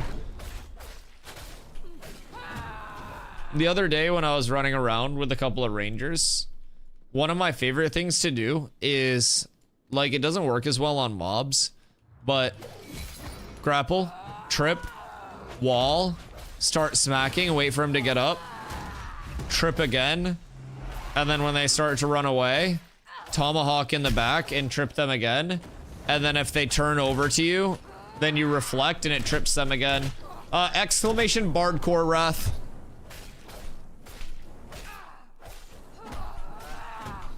This one's actually a slightly different playlist. Hold on. This one is this playlist. I'll share it.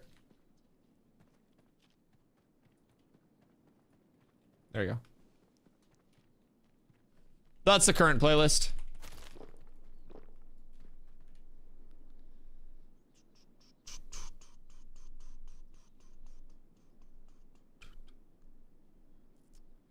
Dude, it's so good for gaming, isn't it?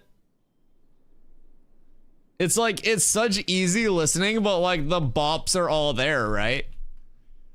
It's so good. It's my favorite music for gaming.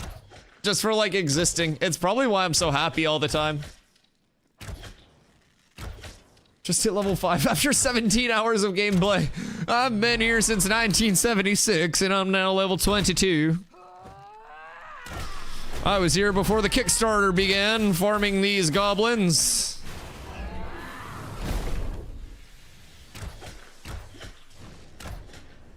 That was a lot of damage from that lightning. What the fuck?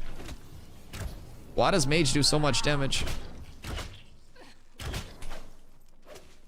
Cleric's so broken. Are you liking Cleric, Carla?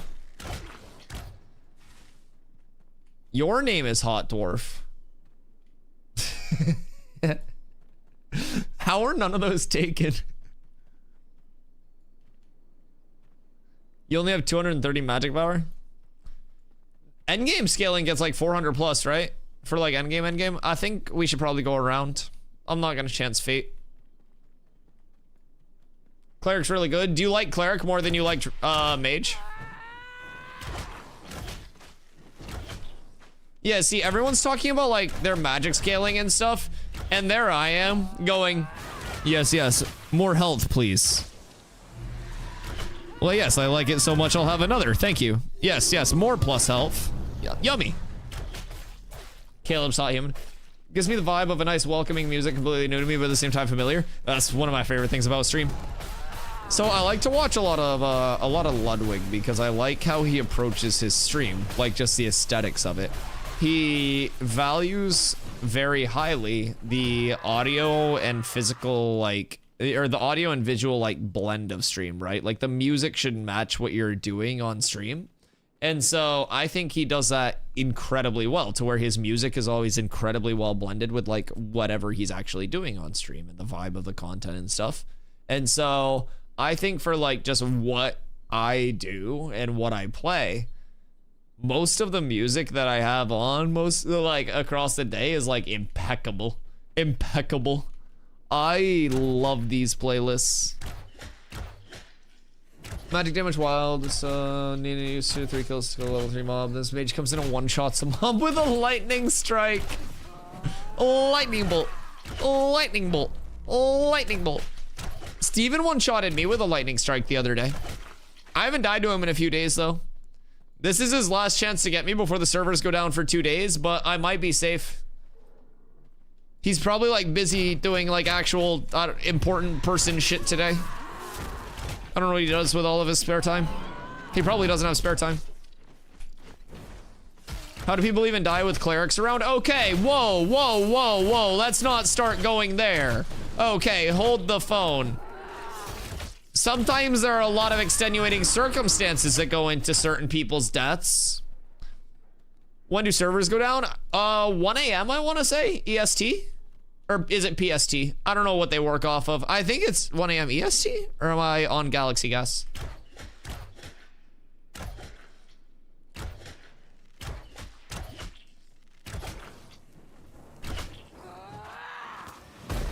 You're tempting fate? No, tempting fate is farting after getting Taco Bell.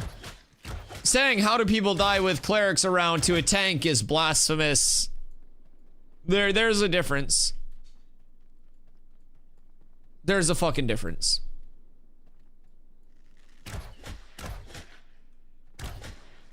Sounds like you're making excuses. You want me to get Taco Bell and fart into my mic, don't you? Fucking freak. Well, maybe that'll be the sub goal after the 24-hour stream. You're giving me ideas. I like where you're going, Crit.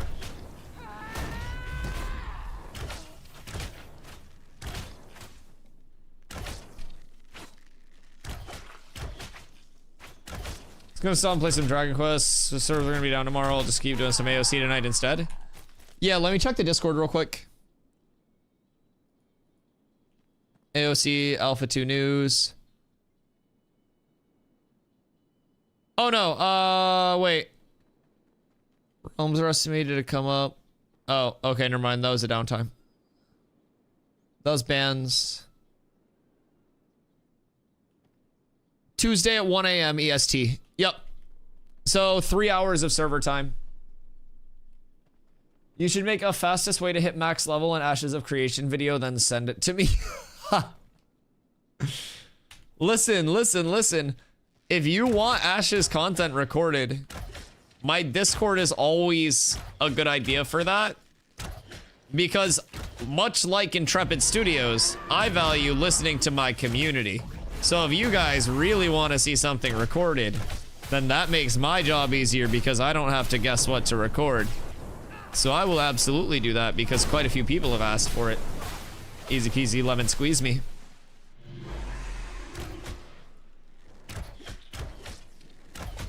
There's a scorpion lurking in that cliff.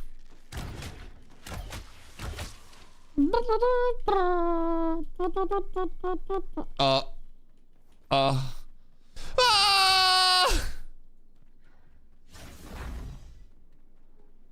Save yourself, Wrinkles. You've got the blink. Do not turn in Blizzard. Don't be a hero. I know you may be inspired to based on recent events, but it's okay. You can just run and let me die. I lose nothing. Okay, we're safe. Crazy how the group stays together and everyone makes it out.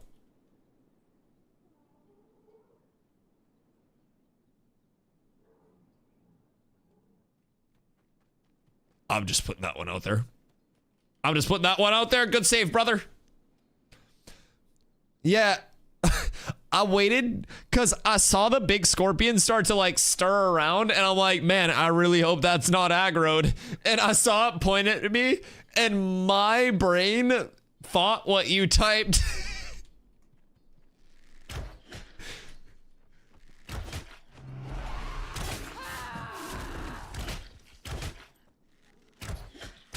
I saw a UFO outside of it looked like it was an egg. New flying mountain confirmed. Is Steven just whipping in a spaceship right now?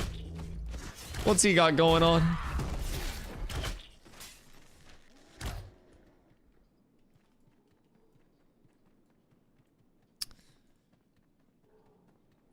I love how large my bow is.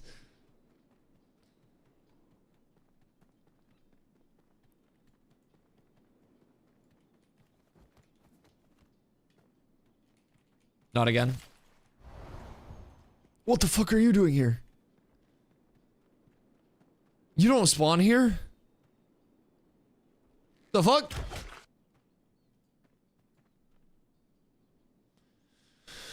What the fuck is happening?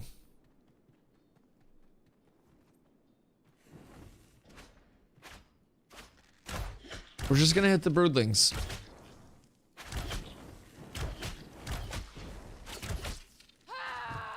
Dude was fucking drunk. Doesn't even know where he spawns. I know where he spawns better than he knows where he spawns. This is ridiculous.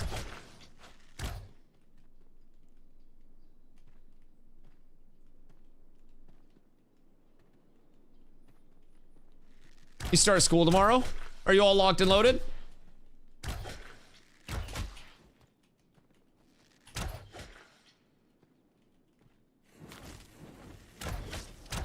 Nope. Well, just be ready to play defense in case shit goes down. Remember, in the event of an emergency, a stapler can be used as a weapon. There was one kid I went to high school with that used to, like, staple his arm for fun. This fucking weird kid. He has a kid now. I don't want to know what that kid's internal rationale is. I wish instead of wands, they did fist casting.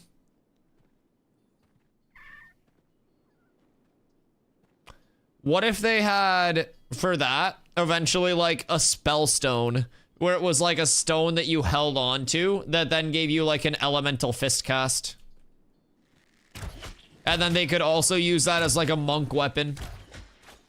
It could be like a melee, like a fist weapon, right? And then it could be like a spell stone for for casters. Because fist weapons are also a pretty common like MMO thing, right?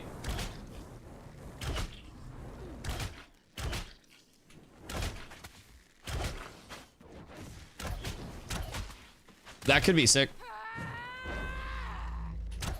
Some brass knucks.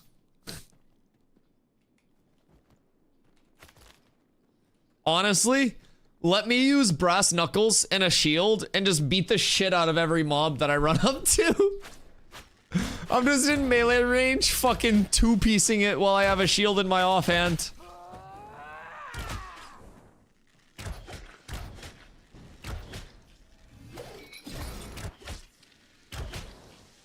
You need dual shields. Everyone keeps saying dual shield tank build.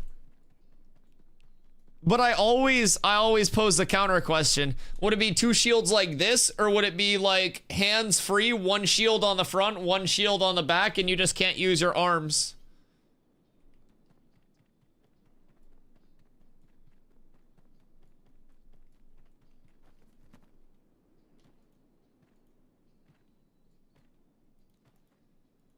Scarabs? Probably.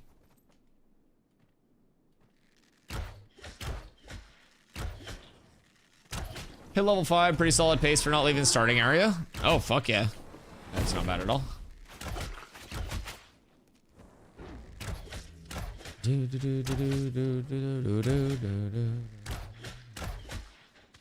Dual wield shields and hands double as blunt weapons.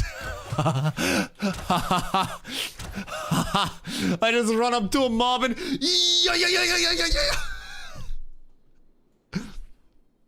wrinkles. You seeing what I'm seeing?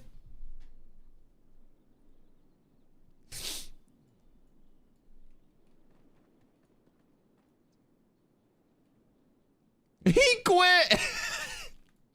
He's trying to reset the pull.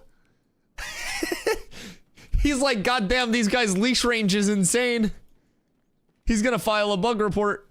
All right, well, I guess we move on. I don't think he wanted to fight us anymore. Should we find another one of those perchance? And see if it also hits the digidash? Wait, this turned into a horror game all of a sudden. Dude, he got closer. Don't stop looking at it or it's gonna sneak up on you. Oh, fuck. Oh, God.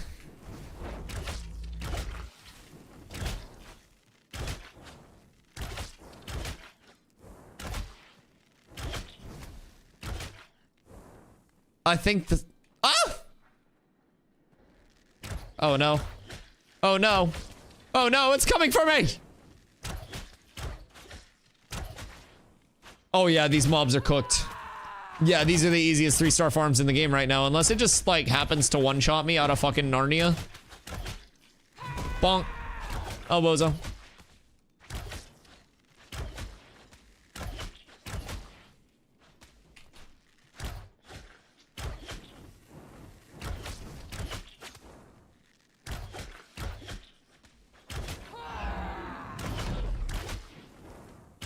Skirt.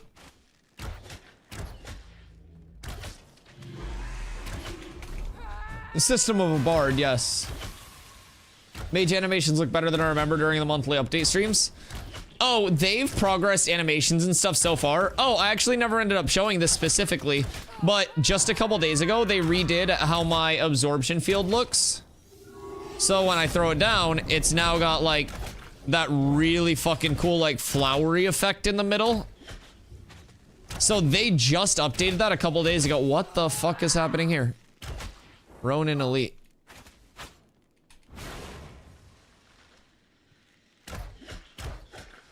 Intriguing.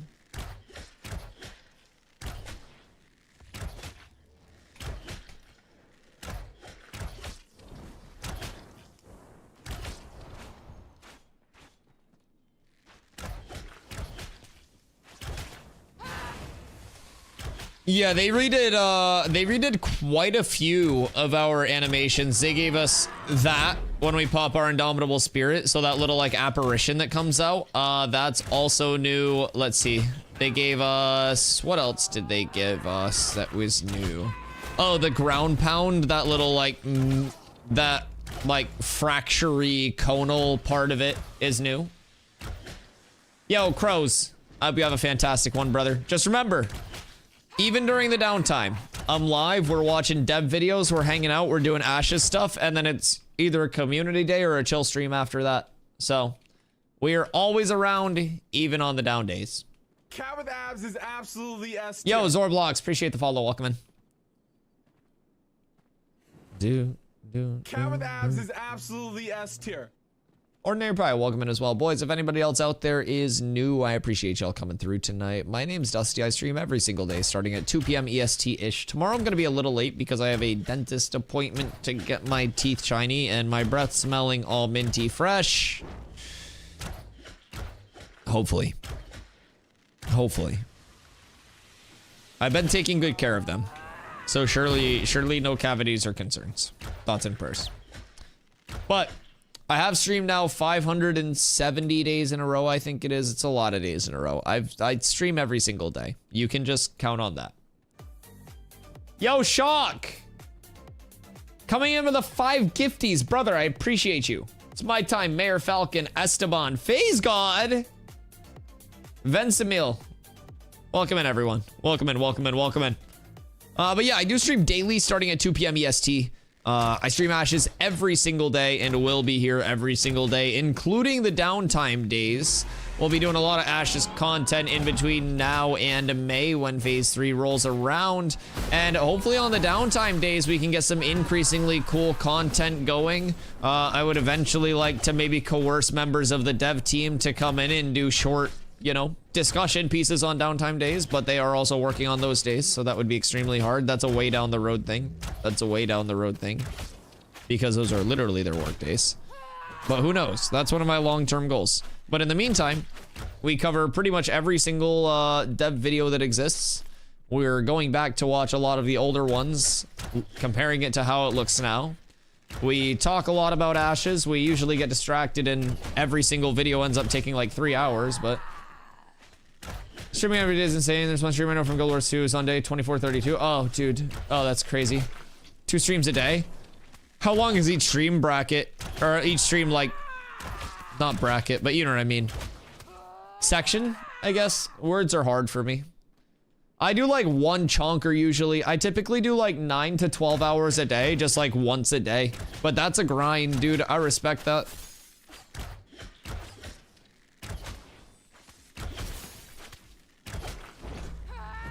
It makes it easier too. Like, I don't know how his community is or anything like that. But, or how their community is or anything like that. Oh no, you said he. Okay, we're good. But like, my community is a pleasure to stream to. There are a lot of streamers who don't necessarily enjoy everything or certain things about their content that they're streaming, or they deal with a lot of griefers in their community, or they have a lot of like hate watchers. I'm not good at math. I'm not very smart. I only have a couple. But no, genuinely, like, streaming to my community is so incredibly fun. Everybody comes in with great vibes every day. I look forward to streaming every single day because it's so fun. And I just feel super lucky, man. Like, I got a pretty good community, heavily family friendly, even plays games with the kiddos sometimes. Oh, that's cute. That's very cute.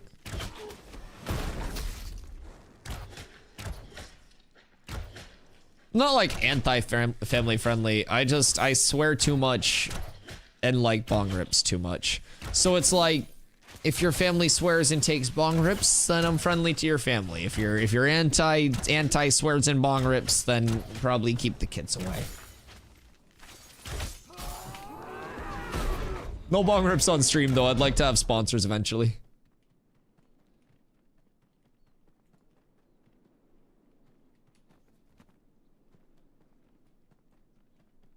I know, he hit a little like circle move when he died too.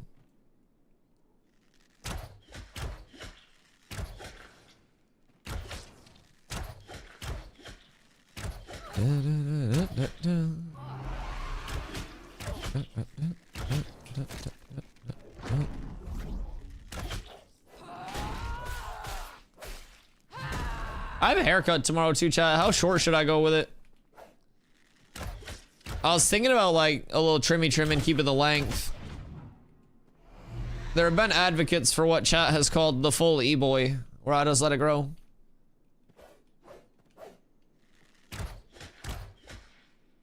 What's the lore behind all these random Minotaur walking around the desert? The Minotaur occupy the desert. Bald.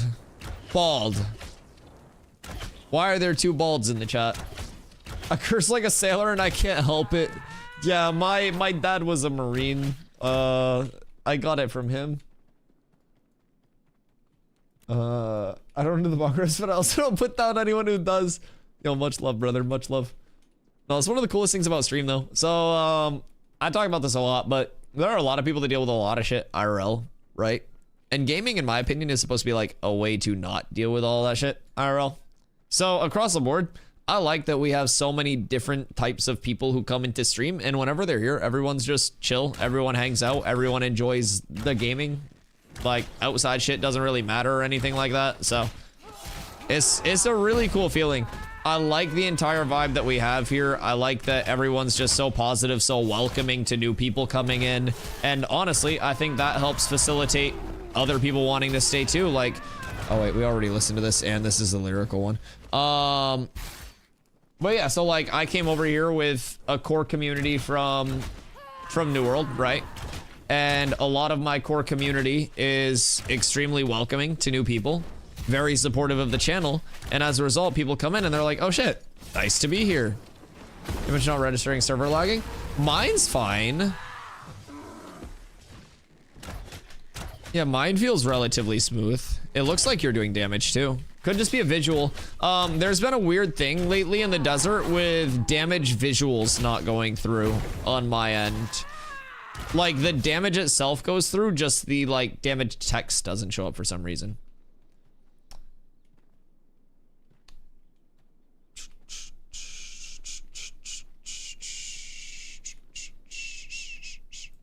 Yeah, I don't know what could cause that. I don't know what could cause that. Finally done dealing with that fuck up. Oh god, where the entire section of code was missing.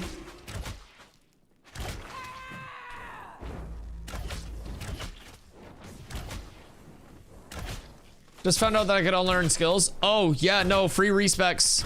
Free respecs. I should put that in my leveling, my little leveling guide. Yeah, I should definitely do a little leveling video for you. Do.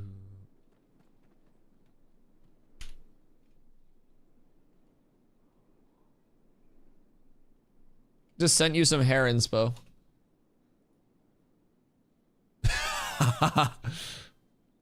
The second one kind of looks like me if I got a bad cut. Like, I could do the second one with my hair, being completely honest. If I went too short and got, like, no faded sides or anything, it could look like that. Maybe just have my first crash. Oh, yeah, that'll happen.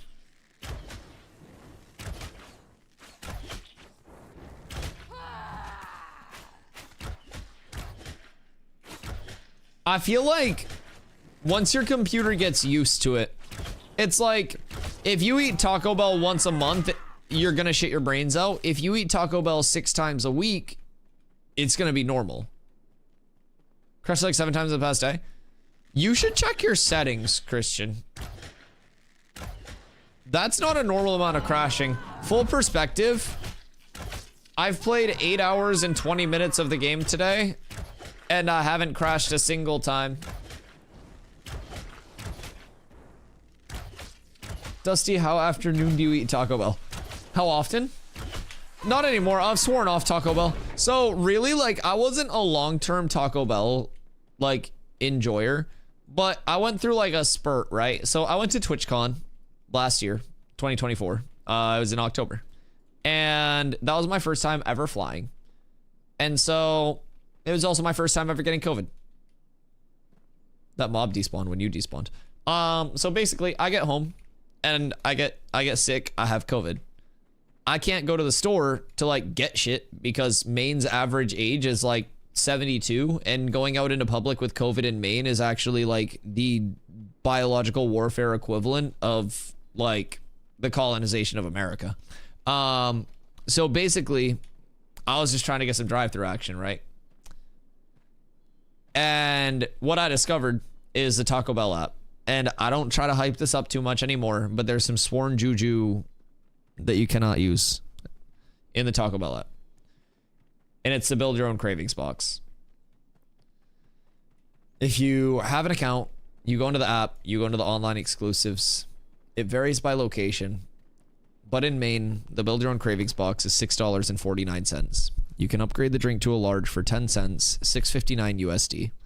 Now, if you have an account, the box purchase generates rewards points.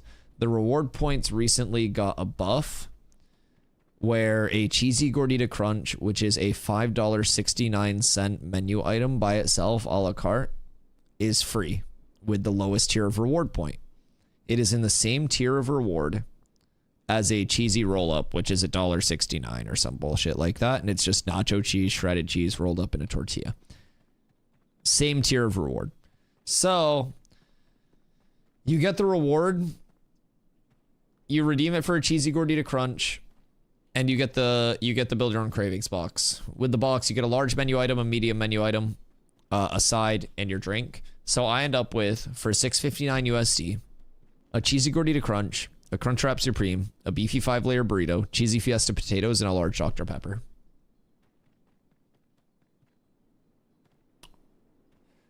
Dude, it's fucking insane. It's fucking insane. And if you're really hungry and you like a huge like palette of Taco Bell like me, you can just get a couple value meal burritos, like value menu burritos to top it off. Like a cheesy double beef.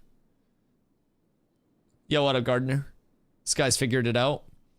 So if you're looking to balance out that Taco Bell from the night before with a nice healthy lunch and you're at work and you're like, dude, I was shitting all morning, I couldn't meal prep. Go into the Subway app. And I know you might say Jersey Mike's is better than Subway. Cat with abs is absolutely Yo, Sir Girl, S thank you for the tier. follow. I appreciate you.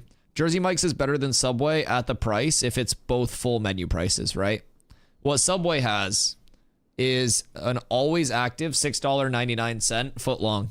Any foot long in their app.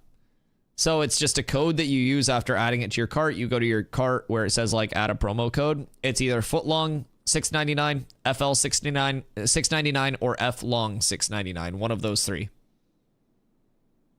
$6.99 any foot long. You can get the Subway series. I get the chicken bacon ranch. The Subway series comes with double cheese. So the thing about that is you get chicken, bacon, double cheese. From there, everything's customizable. You can take the ranch off if you don't like ranch. You can do sweet onion sauce if you want a sweet onion chicken teriyaki without the teriyaki chicken. You still get normal chicken though. It's also rotisserie chicken instead of the like cardboard chicken strips. You can load it up with all the veggies that you want, any sauce that you want. So I do like either the sweet onion sauce or I'll do ranch, Southwest, and sriracha, like their Chipotle and their sriracha. So it's yeah. So I stream full time. I don't have enough money to pay full price for anything.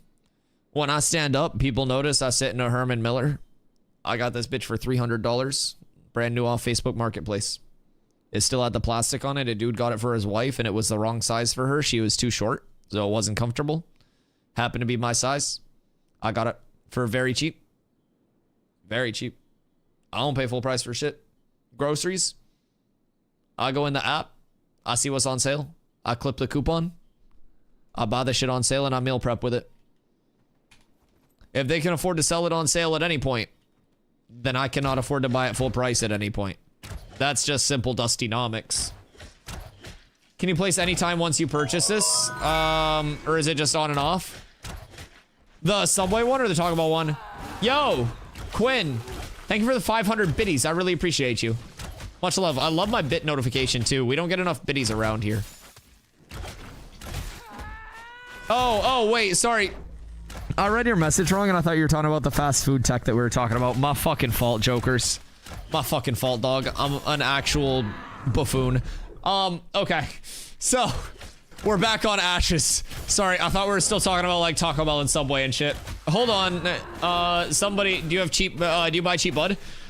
Everything over here is recreationally and medically legal, so prices are very, very like low for very good quality product. It's pretty normalized across the board, 100 to 120 per ounce for like top shelf product. The last place that I worked at, like that, the cannabis job that I had, we had $100 ounces and we won like multiple best of awards at like New England Cannabis Cup and shit. So yeah, prices are just super cheap in Maine. Anyways, Ashes. So, with the current Ashes pricing, if you want to play with the current phase, which is phase 2 of the alpha, I have hiccups. That is the $110 pack, wave 2. If you want to wait until May and save $10, that is wave 3. Now, what you get if you buy now and get into wave 2 or phase 2. It is 5 days up, 2 days down on the server uptime. So Thursday, Friday, Saturday, Sunday, Monday, servers are up. Tuesday, Wednesday, so the next 2 days, servers will be down. Now, I will be here in the directory making Ashes content, regardless of the servers being down, because there's so much to do. Anyways, moving on. With that $110 purchase, if you want to get in now, you get access to the remainder of Alpha 2, all of Alpha Phase 3, the beta, and, you know, any beta time that leads up until launch.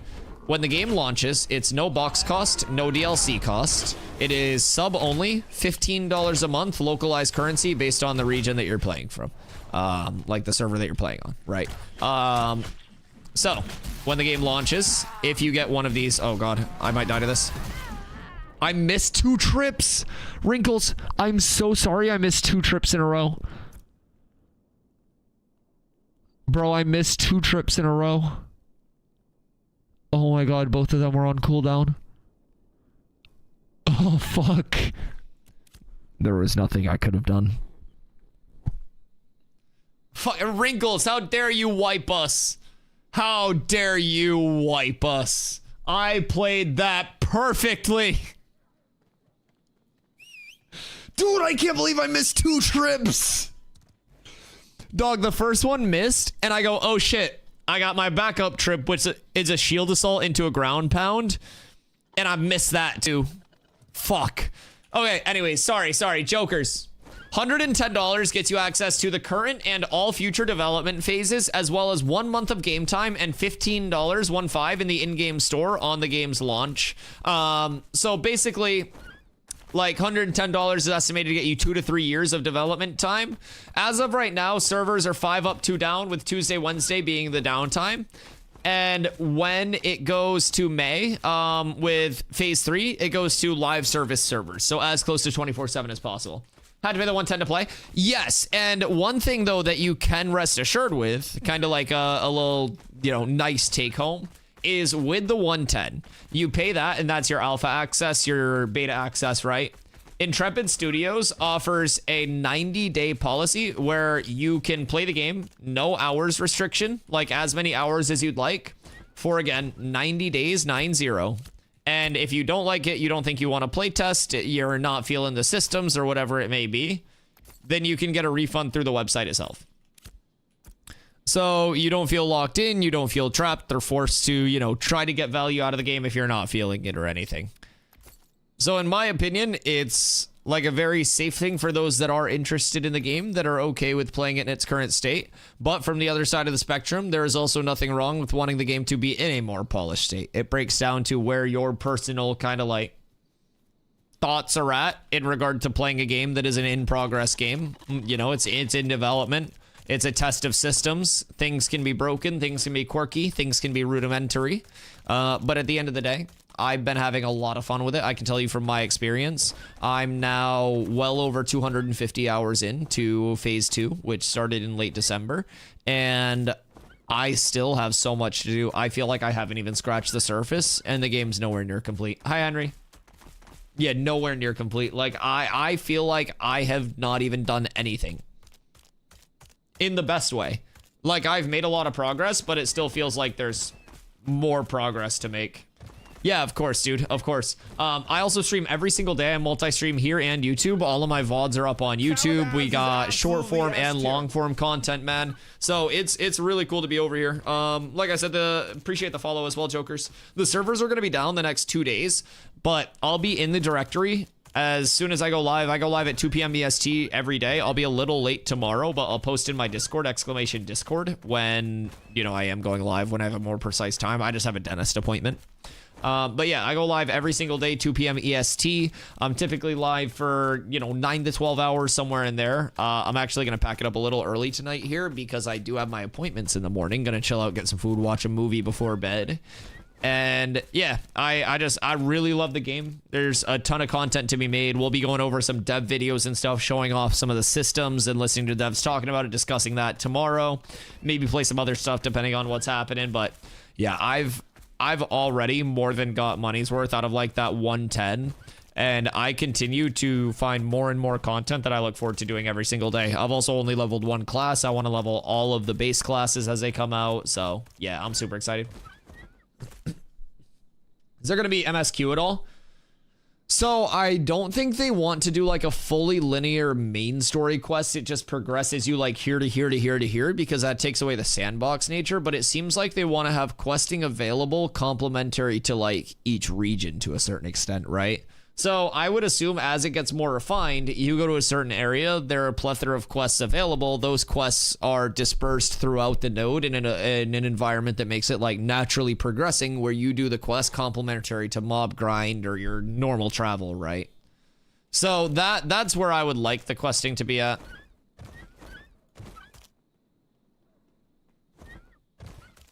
Hello.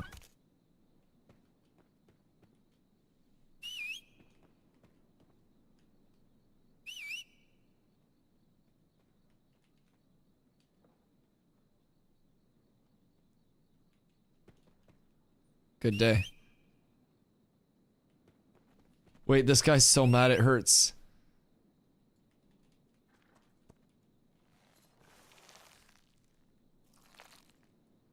This guy's so mad it hurts. SMH! Are you mad because no mount?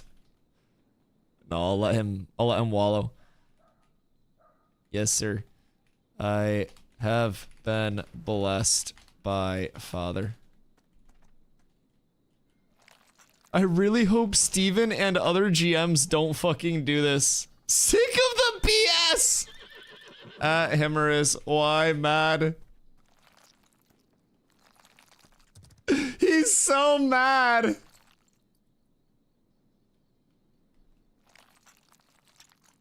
Oh my god.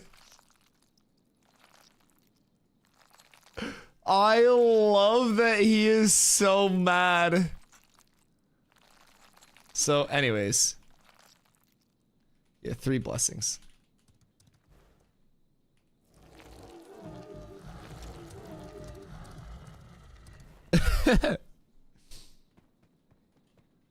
No, I said hi.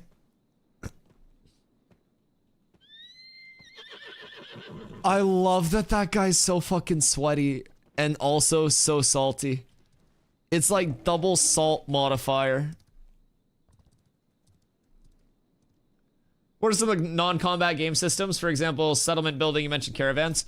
Oh my god, so the settlement building actually is very diverse. It's an entire in-depth system where you have upgrades that will end up with a fully developed settlement comprising of this entire area called a node cork. The settlements expand and you can only have certain buildings at the start. You have to do commissions with your citizens to like actually build the settlement, which has to specialize in certain things at first, certain buildings that enable certain crafting to advance.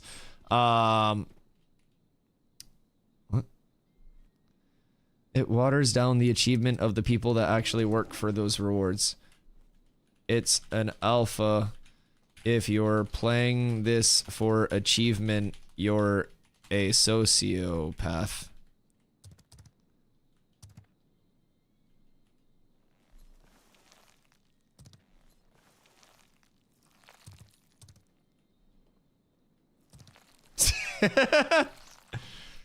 Twitch.tv/DustyY to learn how to have fun again. You paid 110. Enjoy your time here. It takes away the sense of achievement in an alpha. Suck on my entire testicle.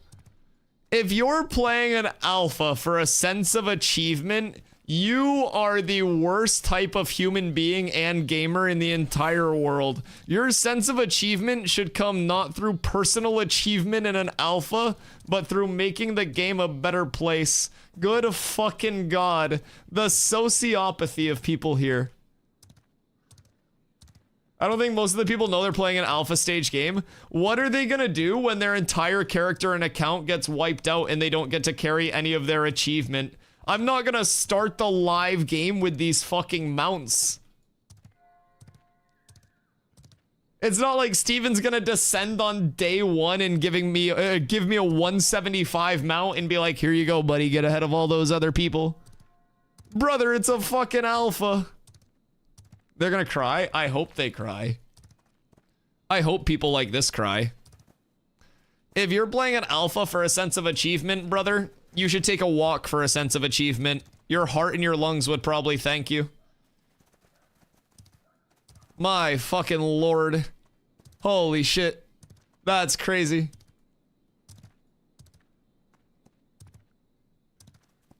PoE 2 is having a similar issue. Oh my god, PoE 2, PoE is just doomed by like what I call a race car meta. Like race car meta in PoE 2 has always been crazy. Always crazy.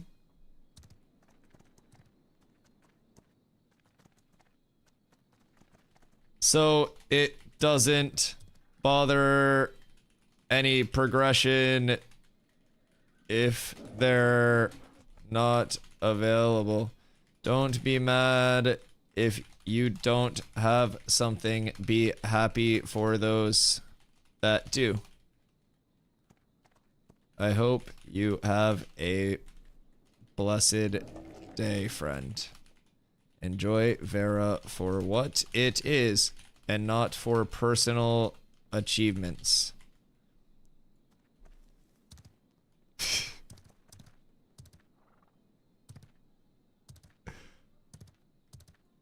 Brother says, I think the Rhino and the Golem are the most egregious because they're not at all close to being obtainable. So how does that ruin a sense of achievement in an alpha if they're not attainable because it's not in the progression path? That wouldn't ruin any sense of achievement from people who are doing animal husbandry since they're not obtainable. So those would in theory be the least egregious to hand out because you're showing them off on a promotional basis.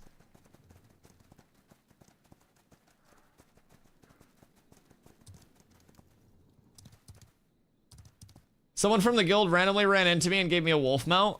Wait. When was this? I gave someone a wolf mount when they were on a horse earlier today. I showed them my mounts and they thought my mounts were cool and then I gave them a wolf. It's an achievement just to stand out and be noticed by a GM classic. There's some players who are in EA that don't understand they're in EA. True. Oh, like 4 minutes ago? Biss. I had a bunch of cats that I was giving out earlier, but I ran out of cats. He might give you a free death day one. Jesus Christ. Jesus Christ. Go to bed, you have appointments tomorrow? I know I need to. I had to wallow in those people's salt for a little bit because they were talking about how people having cool mounts diminishes the achievements of those in an alpha. What the fuck are people's thoughts on gaming nowadays, chat? Holy shit. And you know what's crazy? I bet both of those people think about me having these mounts when they get off of the game tonight and it makes them actually angry. You know what I'm gonna think about? The buffalo chicken tendies and mashed potatoes that I'm about to cook up. Watch, I bet this guy's gonna be a normal person and he's gonna go, whoa, cool mount. Watch, I'll show him. Ready? We'll end it with a good one. We'll do that. And it'll pop out. Wait. There's more. Wait.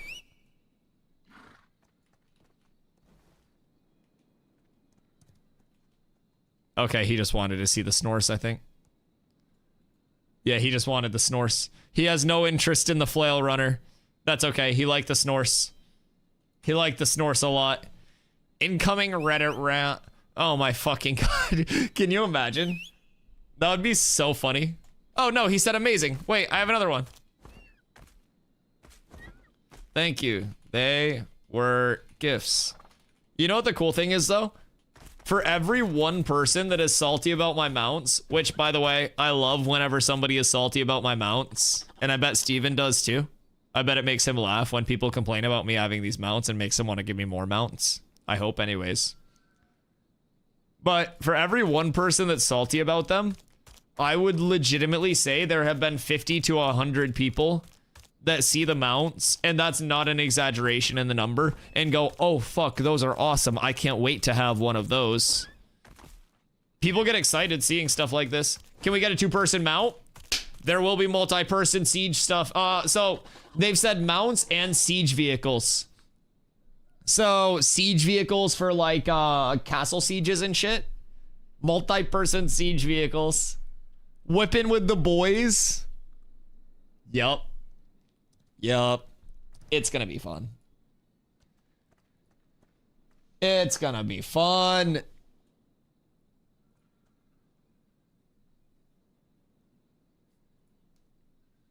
Ah, get out of here, bot. Say you're looping around. Ban. I can't ban it. He's immune. Where are my mod actions? Oh wait, never mind. They're there. Ban. Some people forget, as you stated, this is a minimum promotion of what's to come with animal husbandry and what they can create. Yeah. Plus, hear me out. Who gives a shit if somebody has something cooler than what you have? I bet a lot of people in chat have more money than I do IRL, but I don't hate you all because you have something that I don't have. Congratulations. I hope you're all extremely rich. It's like different ways of looking at it. People can see something in game and they can go, oh wow, that's really cool. I hope to get that someday.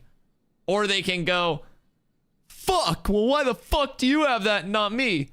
People can see a really cool car go by and they can go, oh wow, I really like that car. I hope they're having fun driving it. Or they can go, man, stupid fucking idiot has a cool fucking car. Fuck you. Shouldn't they be mad at mayors having flying mounts rather than you? Well, so the first guy that was salty at the mounts and said that it diminished achievements of those that grinded for it was a mayor with a flying mount. So I don't know what the thought process of sociopathy is there. I'm the only person that gets attention. Very upset with the fact that in this alpha other people are already level 25. Yeah, how dare they? People are envious by nature, especially in games. Just look at WoW as an example. So I think the difference in video games is that people outwardly show it because they're behind like a screen, whereas IRL, if you just constantly show that you're envious of other people's things, then you just look weird. Like if you're constantly someone who just goes around and you're like shitting on other people that have anything good, you just look like a fucking weirdo. But in video games, I don't know, people think it makes them look normal or something. If someone wants a Snorse, they should be likable to Steven. The Snorse was not a blessing, the Snorse was a curse. Don't get it fooled in your fucking head. The Snorse is the slowest mount in the entire game. And on top of that, yo, what up, Sasuke? Hope the stream was good, brother. I appreciate you coming through.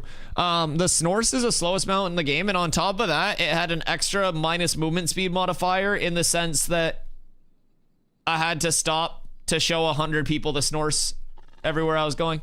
Coolest town mount? Yeah, it's my Florida Man golf cart.